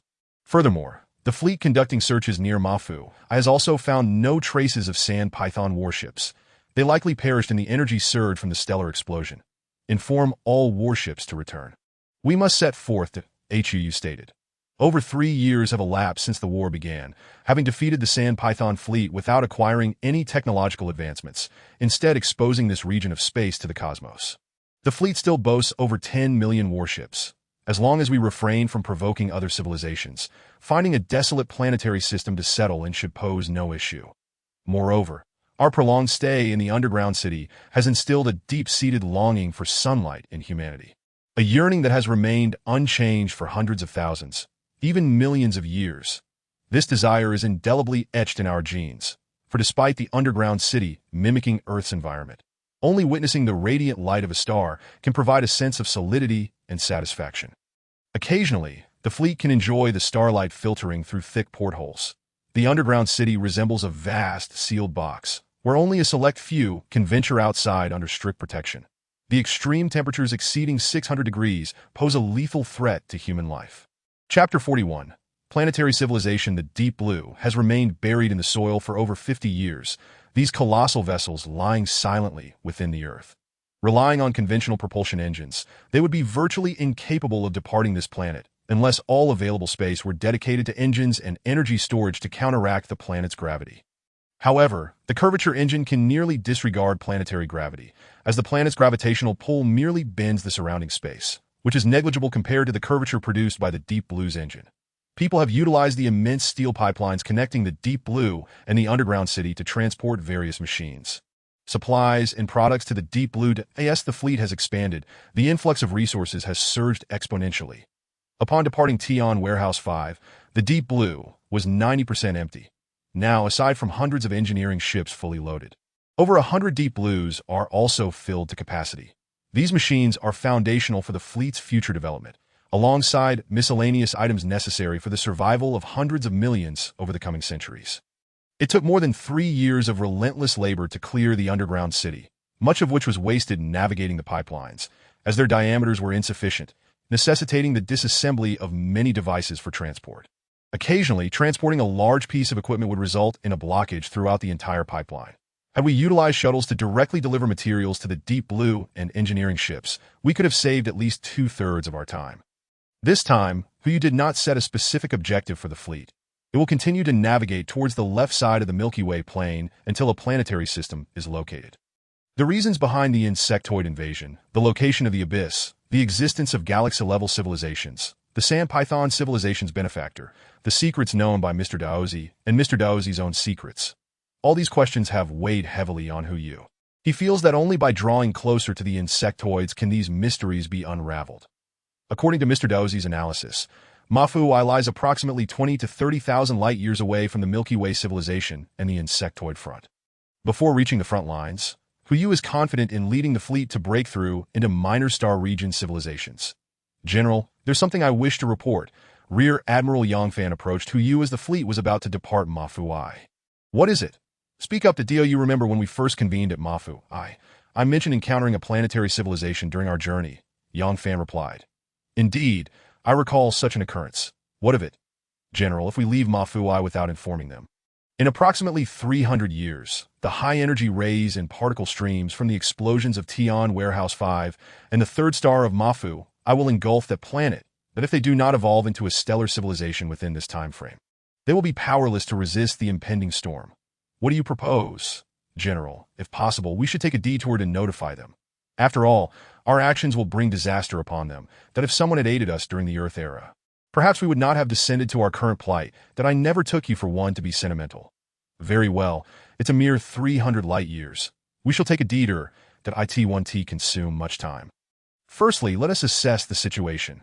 Observing the trajectories of other civilizations can greatly benefit us, that if they are worthy of salvation, we will assist them. If they resemble the Sand Python civilization, then let them fend for themselves. Each civilization's developmental trajectory is vastly different. Perhaps a planetary civilization's technology may not significantly enhance our fleet's capabilities, but their creativity and ideas might inspire our scientists to overcome long-standing technological bottlenecks. Thank you, General. Go now. The fleet has much work ahead of it. Ensure everything is in order. I expect no slip-ups. Yes, I assure you the task will be completed. The prepared fleet ascended from the first planet. Having fought the Sand Python civilization, The Shadow Killers had lost half their numbers. Now, nearly 10 million vessels remained, still relatively sufficient, that in addition to safeguarding the Deep Blue, several million ships could be allocated for combat.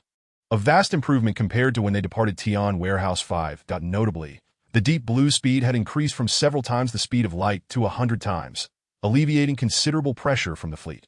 This planetary civilization piqued Hu's curiosity, an interest shared by all scientists.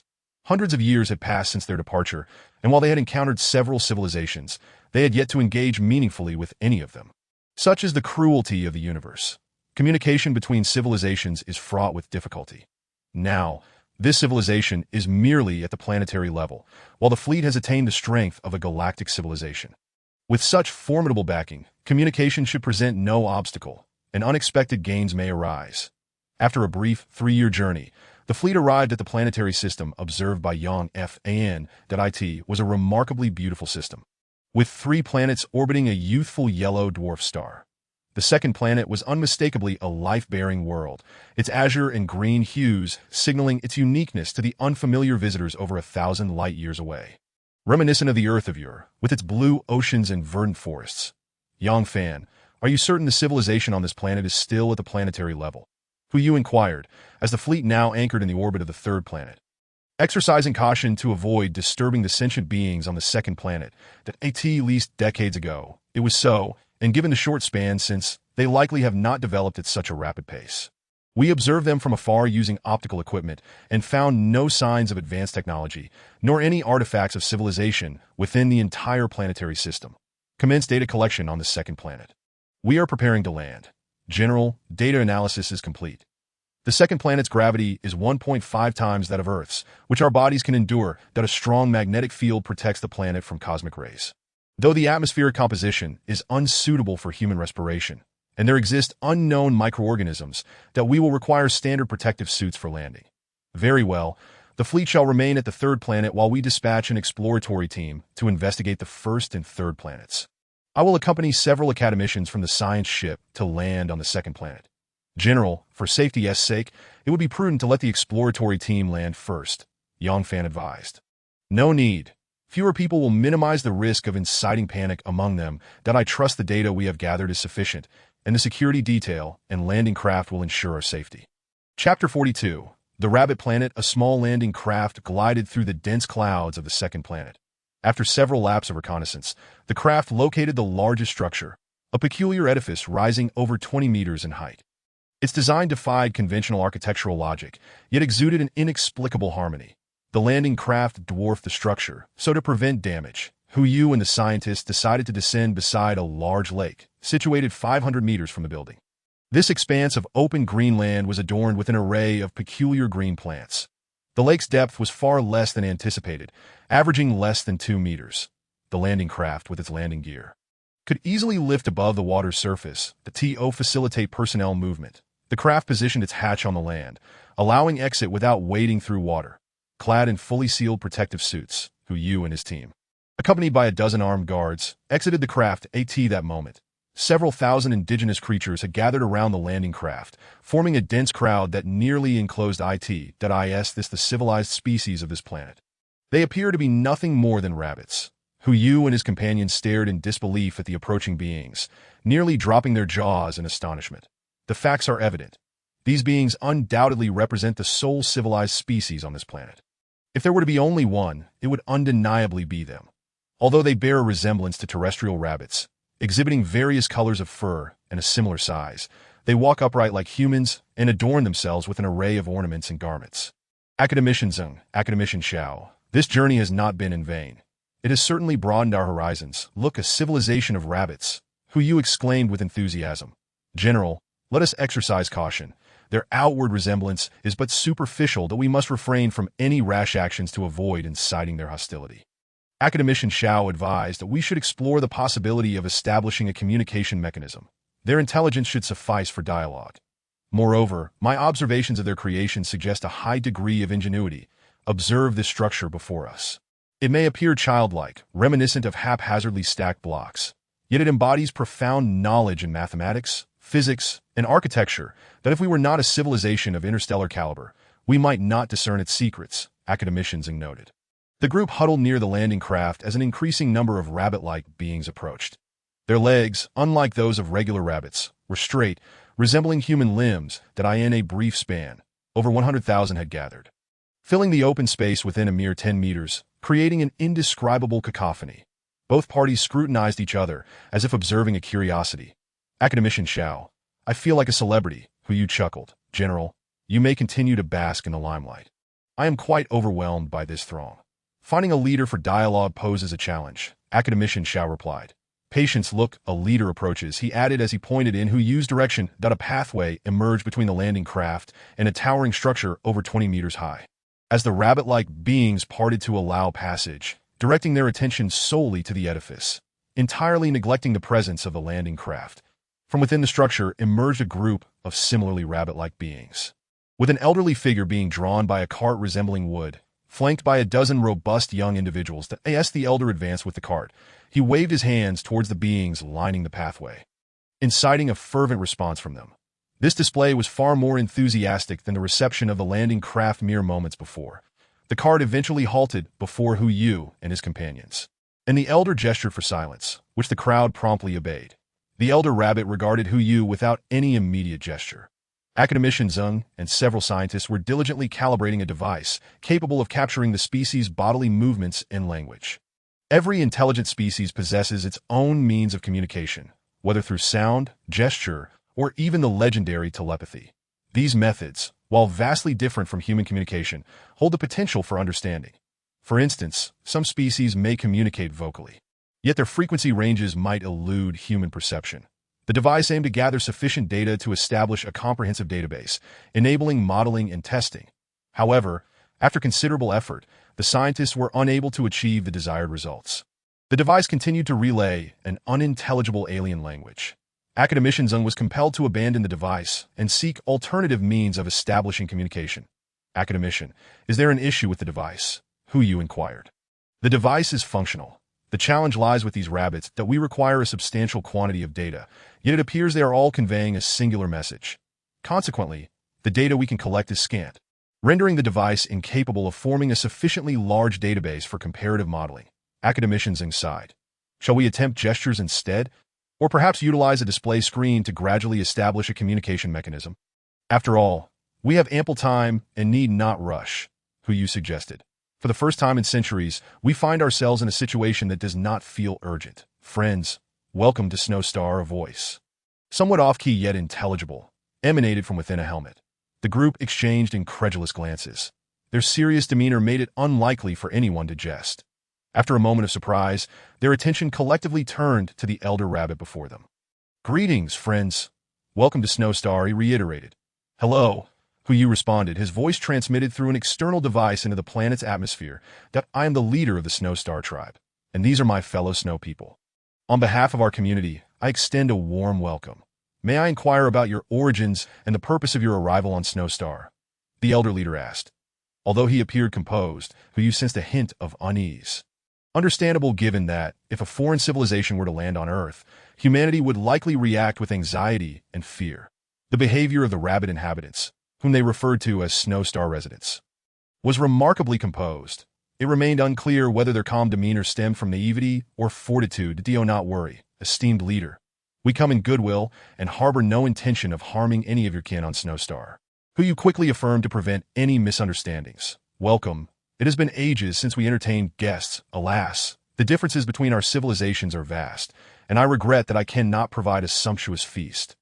The elder lamented that in truth, I have not left this structure for quite some time, and my kin have not seen me in ages. Today, in honor of your visit, I have finally emerged once more.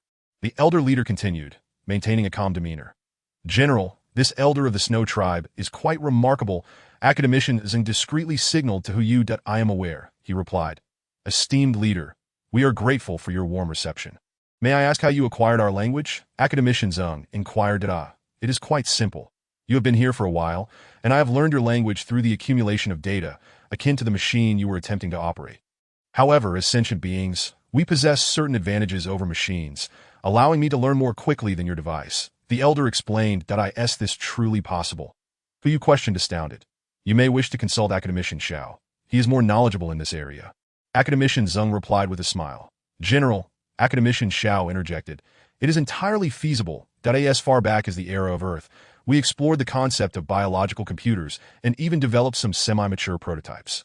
While our focus was on enabling machines to possess logical reasoning rather than raw computational power, it is entirely plausible for biological entities to attain cognitive processing speeds comparable to our advanced computers.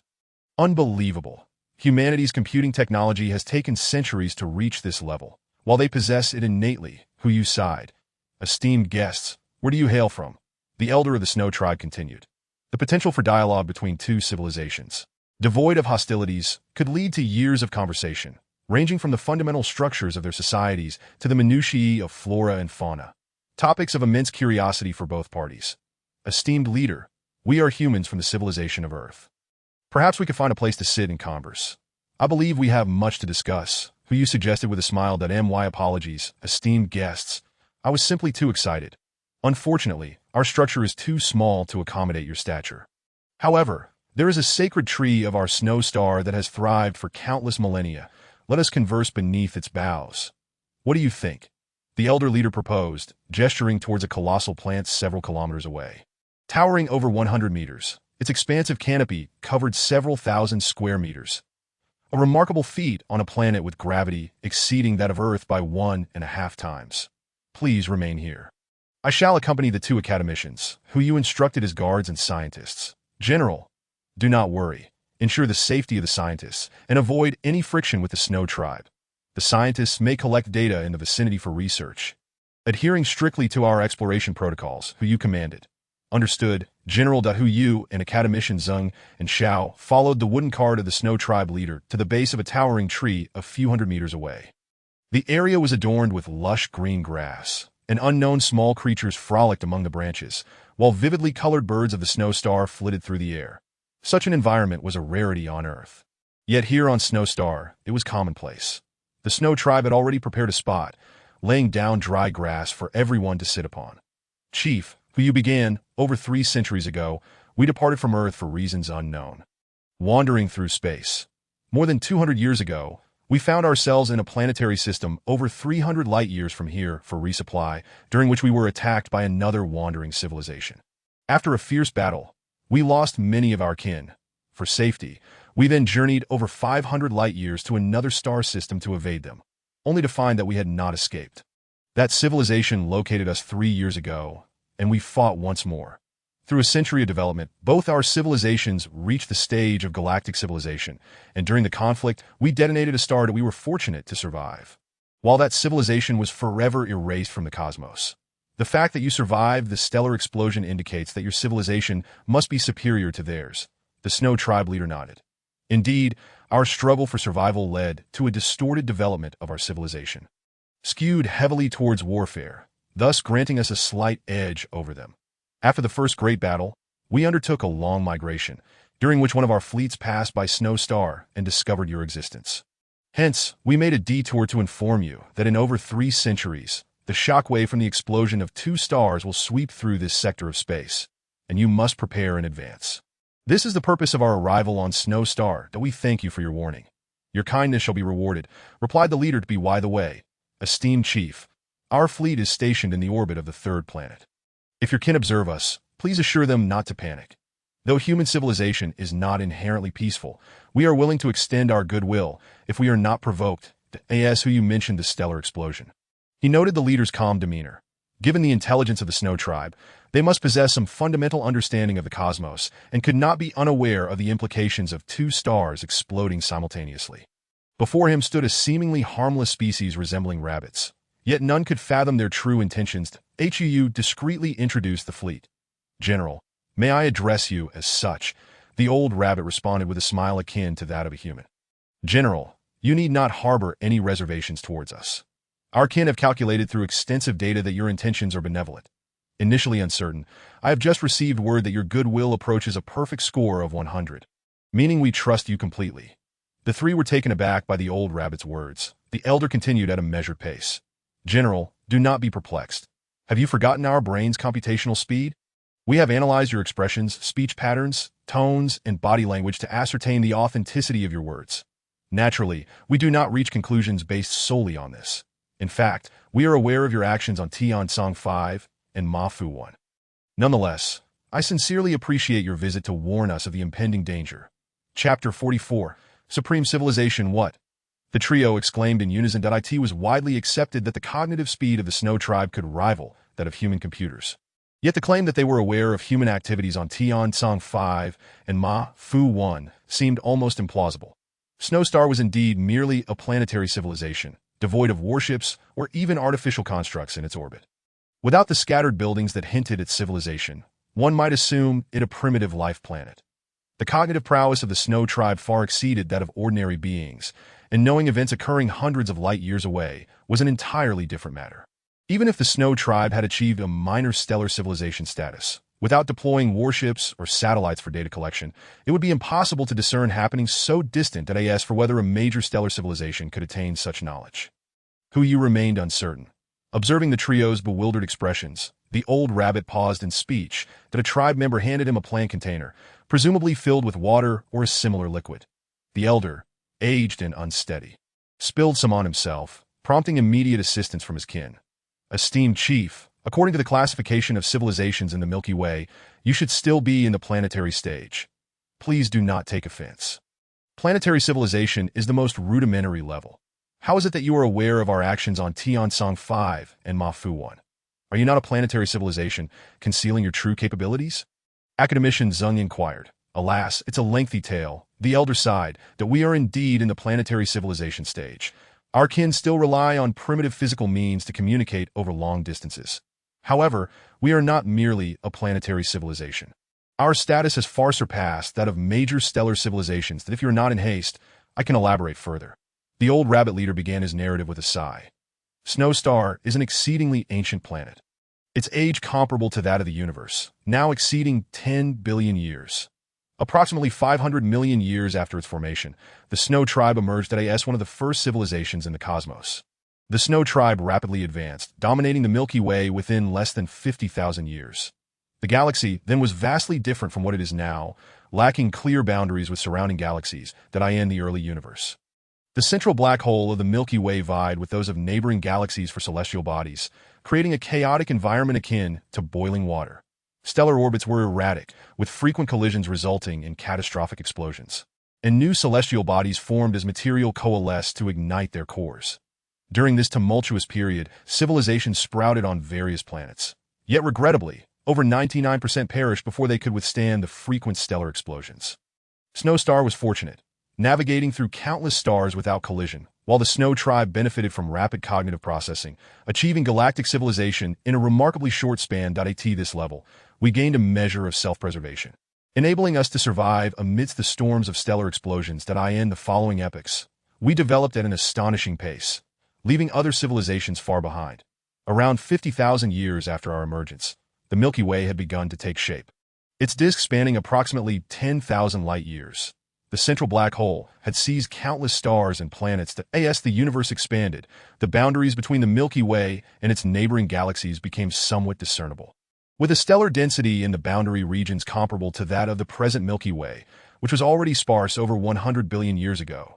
During this period, the first leader of the Snow Tribe led us to vanquish millions of advanced civilizations within the Milky Way, unifying the galaxy under our dominion. Any colonizable planet became our territory, yet the precise number of Snow Tribe members became incalculable as our warships spread throughout the galaxy, though we could have continued our reign. But the first leader made a grave error.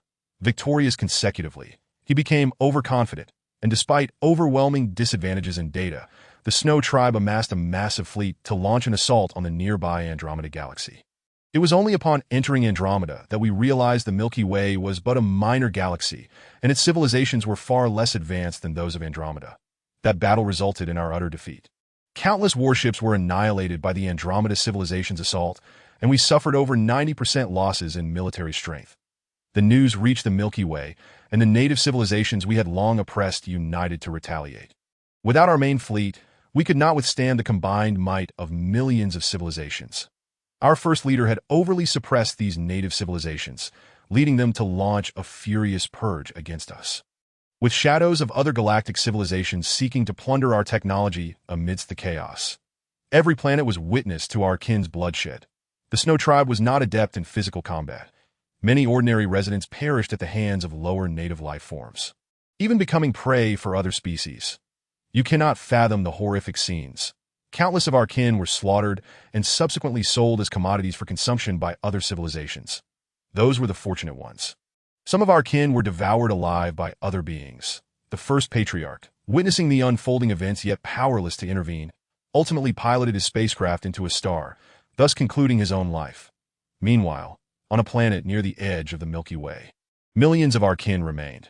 Our second patriarch emerged, and through calm analysis alongside the tribespeople, he determined that there was no sanctuary for us within the vast expanse of the Milky Way. Spanning over 10,000 light-years, this galaxy harbored millions of advanced civilizations and countless lesser ones. These civilizations, driven by fury and desire, would undoubtedly scour the galaxy in pursuit of us. Consequently, the second patriarch led the surviving millions to the Sextans constellation, which was approximately 400,000 light-years from the Milky Way at that time, a mere tenth of the current distance. This smaller stellar system posed a significantly lower probability for the emergence of advanced civilizations compared to larger systems. Generally, civilizations aspiring to ascend to higher levels must engage with others, whether through conflict or peaceful interaction. For a singular civilization to develop independently to a higher stage would require an unfathomable amount of time. Thus, the greater the number of civilizations within a galaxy, the higher the likelihood of advanced civilizations emerging. Chapter 45. Return to the Milky Way. The Sextans constellation was well suited for us, a small star system, sufficiently distant from the Milky Way. After decades of navigation, we arrived at Sextans, where the second patriarch, and we contemplated the essence of civilization. Why do we strive for advancement? Is it for security, self-preservation, power, desire, or the dictates of nature? Ultimately, the majority of us concluded that the personal desires of civilization were the root cause of the tragic fate of the Snow Clan. Had we not been blinded by our cravings, we would not have descended to our current plight. Thus, we undertook genetic modifications among our kin, altering not only our appearances, but also eradicating most of our personal desires, that we became devoid of wants. And without such desires, technology seemed somewhat superfluous that we established a stable existence on a small planetary system at the periphery of Sextans, that it was evident that without personal desires, our kin lived joyfully, far removed from the wars of the galaxy's center, and without conflict with other civilizations. Our technological advancements were retained solely for self-defense, while we relinquished others. The events that followed were rather uneventful. The Snow Clan continued to live quietly in Sextans until 5 billion years ago, when the second patriarch faced his end, that he expressed that we would always be a civilization of the Milky Way and hoped we would eventually return. Believing that after such a long span, the animosities of the past should have faded. Moreover, our kin had undergone complete transformations, significantly reducing the chances of hostile civilizations recognizing us, as long as we lived discreetly.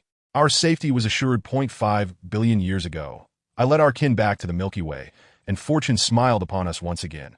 Upon entering the galaxy's borders, we discovered that our ancestral snow star still existed. Hence, we relocated Snow Star here, burying our spacecraft and concealing all technological artifacts, transforming into a mere planetary civilization. Wait, Patriarch, do you mean to say you are 50 billion years old? Interrupted Academician Shao, intrigued by the Patriarch's age as a specialist in biology. Indeed, although my kin do not share such longevity.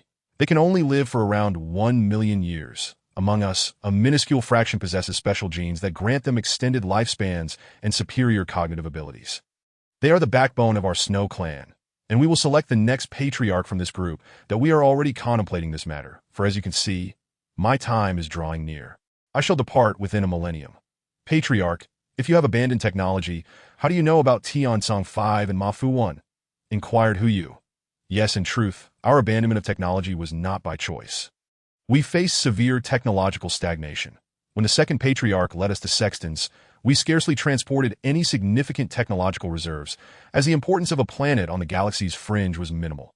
The main civilization would not place vital technologies on such a planet, which inadvertently allowed us to escape pursuit and preserve the Snow Clan's legacy. The old patriarch took another sip of water before continuing. Upon our return to the Milky Way, our planetary defenses now rely on several warships buried deep beneath the Snow Star. These vessels date back billions of years and have deteriorated over time. However, as long as we are not subjected to a large-scale attack by a civilization of galactic caliber, these ships can still ensure the safety of Snowstar. I often ponder our future.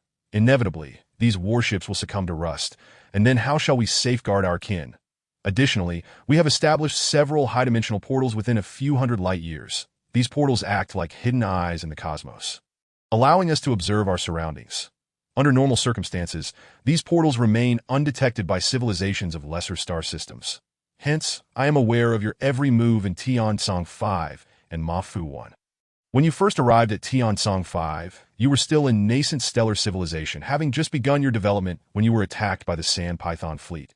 Subsequently, you were pursued by another galactic civilization until 3 years ago when you clashed with the Sand Python fleet again, detonating the third star of Tiansong 5 and Mafu 1, though we have been fully cognizant of all these events. Upon hearing that the Snow Clan civilization had once been so formidable, dominating the Milky Way and extending its conflict to the Andromeda Galaxy, the three were involuntarily stirred. Even in decline, the remnants of technology could not possibly be as scarce as the old patriarch claimed. If the fleet could acquire these technologies, it would undoubtedly achieve unprecedented advancements. Yet they quickly suppressed this reckless notion. The patriarch's willingness to speak implied he possessed the means to do so, and since they had not wronged each other, resorting to violence and plunder was not the character of who used human fleet, nor was it reflective of the other's ethos. Between civilizations, there exists no absolute right or wrong, no morality, only victories and defeats, a notion seemingly shared by all civilizations. However, who you believe that this universe is not solely shrouded in darkness. A friend is always preferable to an enemy. Even setting morality aside, recklessly attacking a former hegemon of the Milky Way would not be a prudent course of action.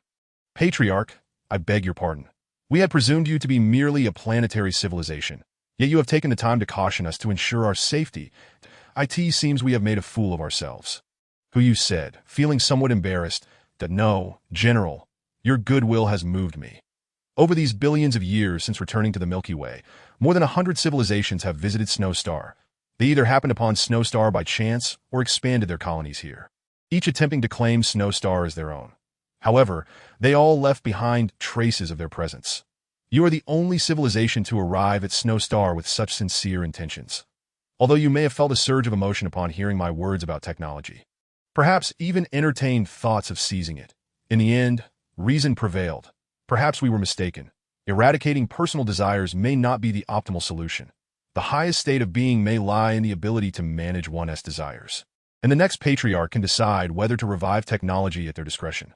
Patriarch, it seems that in your presence, we can conceal no secrets that I confess that I did indeed harbor such thoughts earlier. And I believe any civilization would struggle to remain calm in the face of such temptation. Since I have been exposed, there is no need for concealment. To be forthright is perhaps the better course. There is no shame in this. Sentient species are inherently filled with greed and personal desires, and we are the most quintessential representation of this. Ultimately, we suffered greatly because of our greed, leading us to our current state. Perhaps the first civilizations exhibited this flaw particularly prominently. Upon our cautious return to the Milky Way, we observed that the galaxy had become remarkably desolate.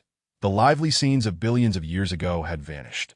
With countless civilizations reduced to fewer than 1 million, and not a single advanced civilization remaining. The new advanced civilizations emerged only after our departure, though we surmise that after our exit from the Milky Way stage. These civilizations must have endured a protracted period of extensive warfare, each seeking to replicate the legacy of the Snow Clan and dominate the galaxy, only to find themselves annihilated in the process. They failed to comprehend that the splendor of the Snow Clan is not replicable. Patriarch, thank you for imparting so many secrets of the Milky Way. Our civilization, having evolved from our ancestors just under 2 million years ago, is entirely ignorant of the galaxy's past. Regarding the insectoid species, are you aware of their existence? Chapter 46. The future of the Snow Clan, there is no need for gratitude. These secrets can only serve as idle tales. Of no assistance to you that we do possess some knowledge of the insectoid species. Over 2 million years ago, they spread throughout the Milky Way overnight, bringing calamity to all civilizations. Countless civilizations were annihilated by the jaws of the insectoids. Eventually, several major star systems united to purge the insectoids, creating a survival space for ordinary civilizations throughout half the galaxy. Both major civilizations and the insectoids suffered severe losses, leading to a slowdown in hostilities. with only a tenuous stalemate in the galaxy's center. Regrettably, our technological prowess has significantly diminished, leaving us capable only of self-preservation. Our selflessness and lack of desires have rendered the Snow Clan stagnant and regressive, a state of civilization we do not aspire to.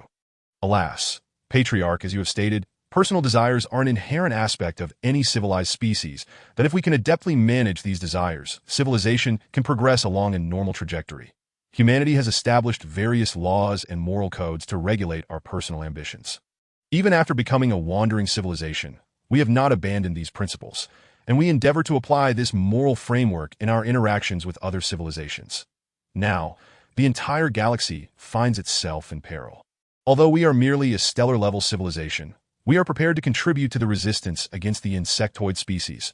We do not wish for our descendants to be left without hope, declared Huyu with fervor. The general spirit is grand. Yet unless you have experienced the great upheavals of our civilization, you cannot truly comprehend our sentiments that on one hand, we yearn to return to the pinnacle of civilization. On the other, we strive to escape our past, that we perpetually exist in a state of contradiction, that Mr. Patriarch, forgive my impudence, but it has been 10 billion years, regardless of whether the past was glorious or fraught with challenges. It should be laid to rest that we humans have a saying: reflect on the past, live in the present, and gaze toward the future. Yet, you seem to be ensnared by the past. Your kin appear to live in contentment. But what significance does satisfaction hold for a civilization devoid of a future? I rather admire your first patriarch. Though he may have failed, at least he once shone brightly, fought valiantly, and endeavored. I believe that the fiery spirit within your people has not entirely waned. They await a leader who can guide them to resurgence. Reflect on the past, live in the present, gaze toward the future. Why does our race lack such philosophical expressions? The patriarch softly echoed. Huyu and his companions could not suppress their amusement. It was merely a spontaneous remark from Huyu, possessing a modicum of truth, yet scarcely profound. Perhaps the perfect species truly does not exist. The Snow Clan possesses cognitive capabilities far surpassing that of ordinary species, with each member akin to a supercomputer equipped with autonomous logic. Yet their emotional reasoning is astonishingly deficient. While humans may lack the cognitive speed of the Snow Clan, we consistently find reasons to persuade ourselves. Though our progress may be tortuous, at least our direction remains steadfast. The Snow Clan and humanity resemble a bullock cart and a train. The train travels swiftly, yet when confronted with an obstacle, it can only collide head-on, while the bullock cart, moving slowly, can easily navigate around it, avoiding disorientation. Patriarch, our mission on Snowstar is, by all accounts, accomplished, and it is time for us to depart, that Huyu remarked. The fleet must continue onward. There is no reason to linger here and squander time. Since the Snow Clan possesses the capability to withstand the impending solar storm, it is prudent for the fleet to leave promptly, lest the Snow Clan perceive humanity's fleet as coveting their technology. General, thank you for your insight.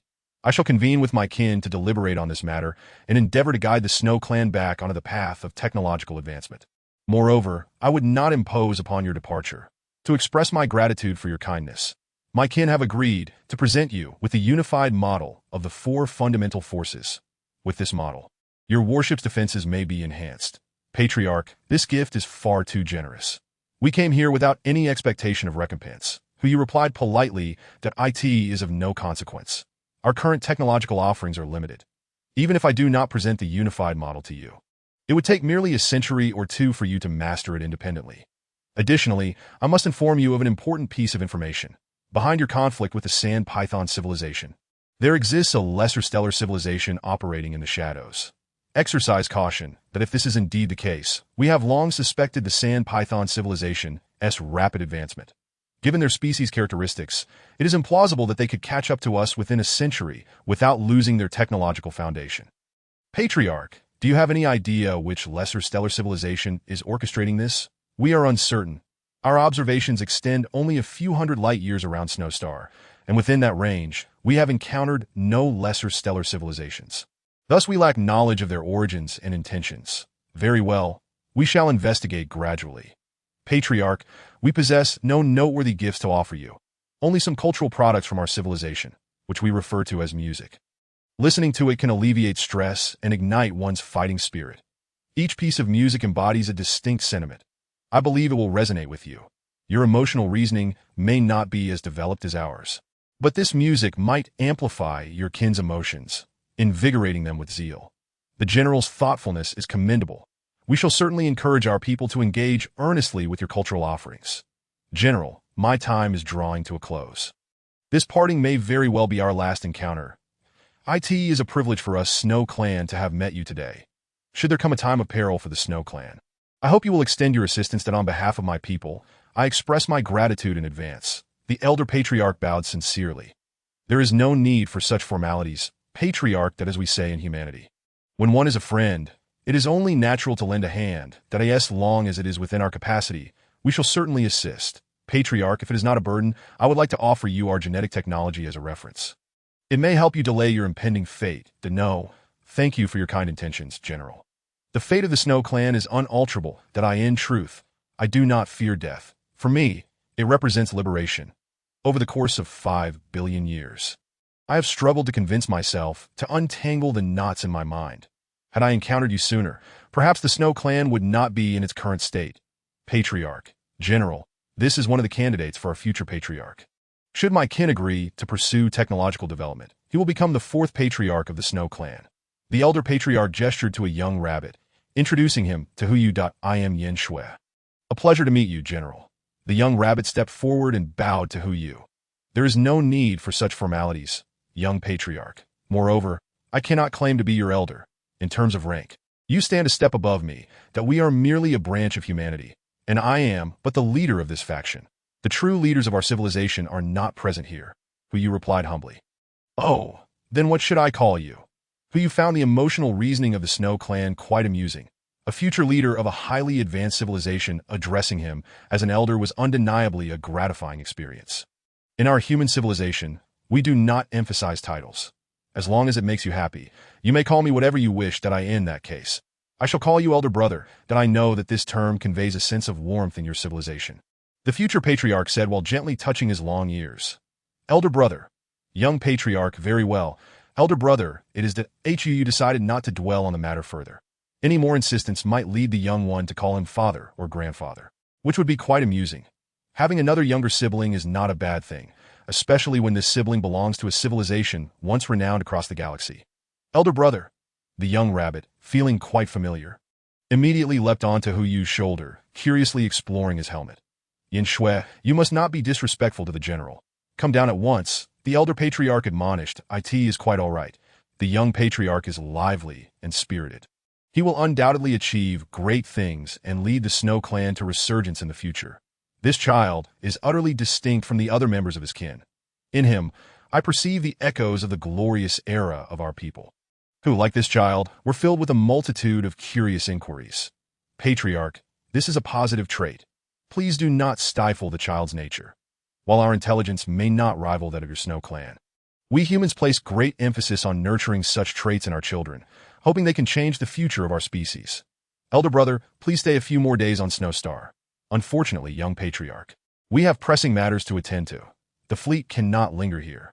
While it would pose no issue for the fleet to remain a few extra days, you sense that despite the elder patriarch's words of complete trust, a barrier still existed, that he understood this, as his own sentiments mirrored those of the Snow Clan leader. Establishing trust between two civilizations based solely on a few exchanges is nearly impossible. Departing promptly would, in fact, enhance mutual trust. The Snow Clan represents a promising investment, and if nurtured well, may become a formidable ally for humanity in the future. The elder patriarch's defense mechanisms remained intact. However, the young patriarch seemed particularly fond of Hu Yu, and their brief interactions led Hu Yu to appreciate the future leader. Elder brother, we have only just met, and now we must part ways, that it will be difficult to see you again in the future. The young patriarch expressed with reluctance that we shall meet again. Work diligently to strengthen the Snow Clan, and do not hinder your elder brother's progress. By the way, since you now call me elder brother, I shall also present you with a gift. That Hu refrained from disclosing the technology of the four-dimensional communication channel, as it was the result of countless hours of labor from the fleet's scientists. He had no authority to bestow it upon another civilization. Moreover, he considered that the young patriarch's overly familiar demeanor might prompt the elder patriarch to suspect that humanity sought to acquire Snow Clan technology through the young leader. After much contemplation, he deemed it best to remain discreet that an engineering vessel departed from the third planet, traveling at a remarkable speed of 200 times the speed of light towards the second planet. Mere minutes later, it reached the orbit above the second planet, from which a brand new J-90 fighter emerged from the engineering ship, heading directly towards Huyu's landing craft, much like the landing ship. This J-90 gracefully descended onto the distant lake's surface. Little Chieftain, this fighter is a product of our creation over 2 centuries ago. The J-90 did, although it is rather outdated, lacking the capability for warp travel. Formidable weaponry and robust armor. It is through the sacrifice of these J-90s that we managed to escape the clutches of the insectoid race. Subsequently, during our first battle with the sand python civilization, all of these J-90s were obliterated on the battlefield, thus preserving the honor of being a fighter aircraft. Now, our fleet retains only 2 of them. They stand as witnesses to history and as our heroes. I present this one to you, hoping that you too will uphold the reputation of the Snow Clan. Rest assured, elder brother, I shall lead the Snow Clan to greatness, and I will seek you out again when the time comes," replied the young rabbit, tears glistening in her eyes, a poignant reminder of humanity, that I believe in you. Farewell, we must take our leave. Take care, elder chieftain. General, take care. Elder brother, I will surely come to find you with that. Huyu turned and boarded the landing craft, which ascended into the sky, heading towards the third planet, escorted by the formidable fleet of the Shadow Assassins, embarking once more on their expansive journey through the stars. The Snow Planet was but a mere interlude. The model of unification is indeed precious. However, as the chieftain of the Snow Clan stated, it would take merely a century or 2 for the fleet to tackle relevant challenges. It is advantageous to acquire knowledge in advance, enabling the fleet to devise new defensive strategies during its voyage, particularly in anti-gravity defense, by integrating this with the distortion of space via force fields. The defenses of both the Shadow Assassins and the Deep Blue could be augmented exponentially, ensuring the fleet's integrity even in the event of a nearby stellar explosion. Traveling at a velocity of 100 times the speed of light, the fleet skimmed past numerous stars, searching for the most suitable planets for transformation, aspiring to provide the fleet's populace with a true home. Modify a planet for human habitation within a century. The chosen target must possess an atmosphere. It matters not if this atmosphere is breathable for humans, but it must be capable of maintaining a stable temperature without drastic fluctuations. Furthermore, the planet must have a molten iron-nickel core to generate a magnetic field that protects against harmful cosmic radiation. And lastly, the gravitational level should resemble that of Earth. Other conditions can be technologically addressed and transformed within a short span. With these 3 criteria, the fleet could metamorphose a planet into a new Earth, allowing humanity to truly inhabit the surface and bask in the sunlight of their star, rather than languishing within sealed bases, akin to scratching through gloves. Spatial positioning is of little concern. The fleet can manipulate space to relocate the planet. In the absence of water, the fleet is capable of synthesizing it or transporting water from other celestial bodies. The absence of food or flora and fauna poses no challenge either. As long as energy is available, everything can be obtained. The fleet traversed a vast expanse measuring 2,000 light-years in length and 100 light-years in diameter, surveying over 1,000 rocky planets, each either unsuitable in gravity, magnetic field, or atmosphere, as if the 3 were in perpetual conflict with one another. General, Chief of Staff, a potential target has been identified 20 light-years ahead, with gravity comparable to Earth. It is outside the habitable zone, but may have an atmosphere. Stellar interference is significant. We need to approach closer for confirmation. Such information had emerged hundreds of times over the past 20 years of navigation, each time the fleet drew near for investigation. Various reasons led to abandonment, primarily due to the extensive time required for modification. Initially, there was eager anticipation for results, but eventually, apathy set in despite the abundant number of planets and stars in the Milky Way. Finding one suitable for human habitation proved quite elusive. To discover one directly habitable was virtually impossible. Even scouring the entire universe would yield only a handful. Chapter 48. The Insectoid Resurgence in less than 2 months.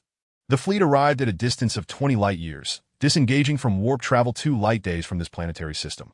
The star in this system was slightly smaller than the Sun, with only one planet currently positioned on the far side of the star. In just 2 months, the planet had completed a 90-degree revolution. Its year is approximately 2/3 that of Earth's. To conduct an on-site investigation of the planet, they could either send a probe or patiently await its rotation to an observable position. The fleet would not risk entering the planetary system without a clearer understanding of the circumstances that a small exploration vessel quickly launched from the engineering ship.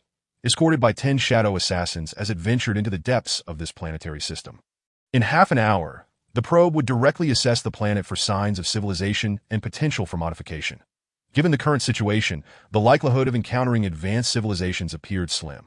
The massive fleet was only 2 light days from the planet, and any stellar-level civilization would undoubtedly detect their presence. The probe swiftly passed the star, exiting warp travel, yet the sight that greeted the scientists and crew within was utterly astonishing. This was no ordinary planet. It was a veritable insect ball. There was scarcely a square inch of ground unoccupied, with the sky teeming with grotesque, terrifying insect swarms of various shapes and sizes that lie in orbit around the planet. An unquantifiable multitude of bugs hovered, writhing in chaotic motion, following the planet's trajectory. Anyone witnessing the scene would be filled with dread. The smallest of these monstrous insects measured over 10 meters in length, while the largest dwarfed the shadow assassins. Most belonged to the multi-legged variety, their mandibles lined with jagged fangs, and their jaws curved menacingly. In the presence of these creatures, the human form would scarcely suffice to fill the gaps between their teeth. Their sheer numbers blanketed the entire surface of the planet and extended hundreds of kilometers into the atmosphere, potentially amounting to several tens of billions. The exploration vessel circled the planet swiftly, gathering further information without disturbing the insect swarm. This data was transmitted back to the fleet, and the probe was ordered to return immediately, leaving behind the unmanned shadow assassins to continue their work. The distance from the Milky Way civilization to the insectoid front lines was at least 10 to 20,000 light-years. Logically, these insects should not have ventured so far. When, how, and for what purpose had they arrived? Were they here to eradicate any civilization on this planet, or did they intend to use it as a springboard to invade other systems? Human understanding of the insectoids had remained limited to the sixth-order insects. Scant snippets of information provided little insight. This was an opportune moment for in-depth research on the insectoid race, that it remained uncertain whether the observers and destroyers were aware of the situation here. Given the proximity to both civilization and the insectoid front lines, for safety's sake, who commanded the Deep Blue Fleet and 8 million shadow assassins to speedily circumvent the planetary system while continuing forward, leaving 2 million shadow assassins on standby. The biological vessel was also retained. This was an invaluable opportunity, and the biologists would not rest until they had thoroughly studied these creatures. HUU knew that reasoning with them would be futile, and thus granted permission for the biological ship to remain. Throughout the 20 years of travel, aside from the shadow assassins, all other ships had been equipped with anti-gravity defense systems, significantly enhancing their survival capabilities. The biological vessel, being a mid-sized craft, could reach speeds of up to 500 times the speed of light.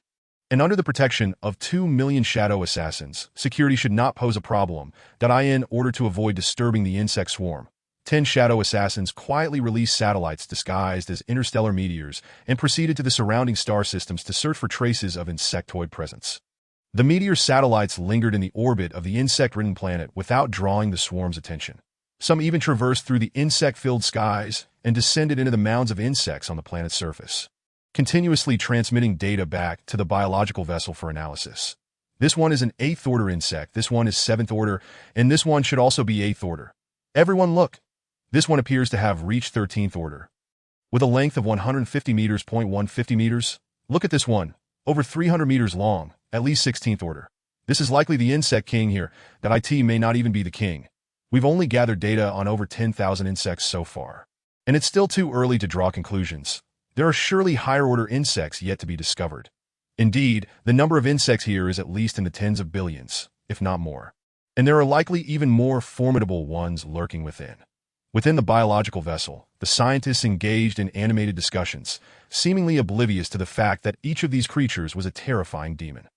According to Mr. Daozi, each 5 orders corresponded to a level of civilization.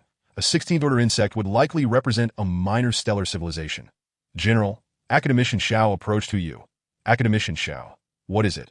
Is it possible to bring a few live ones back? We need to conduct dissection studies. Mere observation won't yield enough useful information. Academician, I anticipated that you would desire live specimens. Rest assured, once the assault is complete, I will ensure that a few live ones are left for your research. General, are you planning to attack this insect swarm? Indeed, it is a rare opportunity to encounter a high-order insect swarm ripe for consumption. This will provide our troops with valuable combat experience against the insectoids. Our enmity with the insectoid species runs deep, and now the generals can hardly contain their desire to exact vengeance upon the bugs. seeking to relieve their pent-up frustrations that if the combat capabilities of the insectoids surpass our expectations, we shall obliterate this star. General, why haven't the destroyers and inspectors arrived here? It stands to reason that this is their responsibility. With so many high-level insects present, they should have prioritized this situation. I inquired that I am uncertain that we are unaware of their operational protocols. The most plausible explanation is that they overlooked this matter. I recall the inspector mentioning that after the alarm sounded near the solar system, it took him 3 months to arrive. Given the inspector's advanced civilization's travel speed of at least 5,000 times the speed of light, he must have been at least 1,500 light-years away from the solar system. The area requiring monitoring is likely much larger, making it quite normal to miss an entire planetary system at such a scale. Another peculiar issue is that our observation satellites have yet to detect a first-stage mother insect. Could it be that the insects were transported here via a four-dimensional spatial bubble? The first-stage mother insect is fundamental. Although it lacks offensive capabilities, it can nurture various higher-order insects. However, the first-stage mother insects cannot simply give birth to any insect at will. They must devour one another to accumulate the unique chung elements of their swarm. The more chung elements they gather, the higher the tier of the offspring to higher-tier insects are also spawned from first-stage mother insects. The birthing of higher-tier insects is no simple feat. During our time in the solar system, the emergence of a second-tier insect required a mother insect to consume 3 or 4 others to accumulate sufficient chung elements. For third-tier insects, the number swells to nearly 20. For fourth tier, it demands 3 to 400, following a nearly quadratic growth pattern. The 25th tier insect encountered by Mr. Daozi necessitates an astronomical number of first-stage mother insects for its creation. Accumulating these quantities through sequential consumption would take an eternity, even until the universe's end. The insectoid strategy involves deploying a substantial number of first-stage mother insects at once, facilitating mutual consumption until only one remains, vastly increasing efficiency. That IT is still uncertain whether they are deploying mother insects for gradual evolution or directly sending higher-tier insects via four-dimensional spatial bubbles. You remarked, General, I believe the likelihood of gradually evolving the deployed mother insects is greater. The deployment of higher-tier insects is typically aimed at advanced civilizations. There is no evidence here of past conflicts between insectoids and advanced civilizations. Not even a fragment of a warship can be found, and it seems plausible that they are deploying mother insects to annihilate lower-tier civilizations, and once the higher-tier insects fulfill their tasks, they consume the mother insects and others as sustenance. Explaining our inability to locate a single mother insect, perhaps that we might have inadvertently attracted the mother insects during high-energy experiments when we breached the spatial fabric. This planet civilization may have faced a similar fate. It's unclear whether they fled or were entirely devoured by the insects that in the past, humans conducted high-energy particle collision experiments in the solar system, aspiring to establish a unified model of the 4 fundamental forces. During these experiments, high-energy particles ruptured the spatial fabric, drawing in the insect swarm. This phenomenon was later elucidated by academician Zheng Xiaoyuan when establishing 4-dimensional channels. Entering the 4th dimension necessitates exceedingly high energy levels, typically achievable only through high-energy experiments conducted by intelligent life. Bridging the 3-dimensional universe with the 4th dimension, it is highly plausible that the insectoids have deployed some form of detection apparatus in the 4th dimension, enabling them to invade through any spatial fissures. Academician Zheng and a cohort of spatial physicists have determined that accurately pinpointing a specific location in the 3-dimensional universe from the 4-dimensional realm is nearly impossible. This explains why the insect swarm frequently appears where civilizations conduct high-energy experiments, that humanity's 4-dimensional communication network establishes connections between 2 points through quantum interactions in the 4th dimension. Absent these unique particles, achieving a precise connection between 2 warships after elevating a single particle's energy level within a ship to enter the 4th dimension becomes nearly unattainable. The 4th dimension is an independent realm, not merely an additional layer atop the 3-dimensional universe. Within the 4th dimension, there exists a 3-dimensional space that bears some relation to the 3-dimensional universe, yet also features spatial barriers that only high energy levels can penetrate. Once one enters the 4th dimension, they become disconnected from the 3-dimensional universe, unable to perceive anything within it. However, exiting the 4th dimension is relatively simple. One merely needs to locate the connection point to the 3-dimensional universe. Transitioning from a lower dimension to a higher one requires significant energy, whereas moving from a higher dimension to a lower one imposes no such requirement. Yet once one enters a higher dimension, returning to a lower dimension and determining the exact location in the vast universe remains uncertain. It could be a light year away or billions of light years distant, with the most probable outcome being entrapment in an unknown space. The concept of unknown space remains largely hypothetical, as the fourth dimension evidently surpasses the three-dimensional universe, and the notion of a singular three-dimensional universe is unconvincing. When the Destroyer asserted that even the great stellar civilizations could not traverse dimensional barriers. This may have been the underlying reason. Fearing entrapment in the unknown to illustrate. Envision a transparent membrane representing a two-dimensional space, with an unseen grasshopper residing upon it. Should this grasshopper, a two-dimensional entity, leap into the three-dimensional space, its return to the original jump point becomes a formidable challenge, let alone reaching other destinations. Unless specific events occur at those locations that are in the context of the three-dimensional universe, such events are the high-energy experiments conducted by intelligent beings that rupture the spatial fabric. Shortly after humanity's high-energy experiments, the four-dimensional channel was established, allowing first-stage mother insects to flood into Earth. This was not mere coincidence. It is likely that the insectoids observed humanity's precise coordinates in the three-dimensional universe from the fourth dimension, subsequently deploying their swarm. These hypotheses were later deduced by academician Zhang and a group of physicists that high-energy experiments are typically conducted by planetary or stellar civilizations, and deploying inexpensive mother insects suffices. Should they wish to send higher-tier insects, the energy required to maintain the four-dimensional channel is immense, and the high energy levels of the higher-tier insects could easily lead to channel collapse. Hence, the creation of the four-dimensional spatial bubbles, which are stable, yet far slower than direct transmission through high-dimensional channels. The high-dimensional channel resembles a high-speed train, limited in capacity, but rapid. Conversely, the four-dimensional spatial bubble is akin to a massive cargo ship, ample capacity and stability, albeit at a slower pace. Thus, when contending with lower-tier civilizations, the limited quantity of insects required and the lower demands make the swift high-dimensional channel particularly suitable.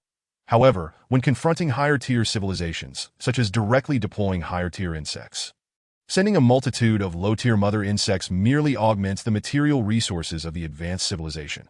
The highest-tier insect humanity encountered was merely a sixth-tier entity, an elongated creature resembling a giant kelp, measuring over 10 meters in length. They prowled the cosmos, waiting for the opportune moment to strike at human spacecraft. Once these massive kelp-like creatures latched onto a craft, escape became nearly impossible, as they would entwine the craft's wings and tail with their flattened bodies, reducing it to mere debris. The various bombs humanity possessed proved nearly ineffective against them. Only those with yields exceeding hundreds of millions of tons could barely bring them down. Fortunately, at the time of humanity's exodus, the number of sixth-tier insects was limited to a few thousand that had humanity delayed their departure. The numbers would have surely escalated, potentially with the emergence of seventh- or eighth-tier insects. General, I have a suggestion. Let us deploy the biological warriors first to assess their combat efficacy. Academician, if memory serves, your biological ship has not requested a large-scale food supply. Biological warriors cannot grow without water. Is there any that is larger than a rabbit now? Indeed, none are larger than a rabbit.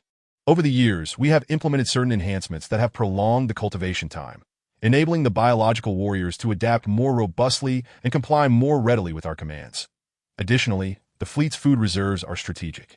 And although you, General, have permitted us to utilize them, we cannot solely prioritize our own needs. General, shall we go and take a look together? Very well. Let us proceed. Huyu was equally intrigued to observe the current state of the biological warriors, as he had seldom intervened in matters concerning the biological ship, allowing its eccentric inhabitants to operate freely.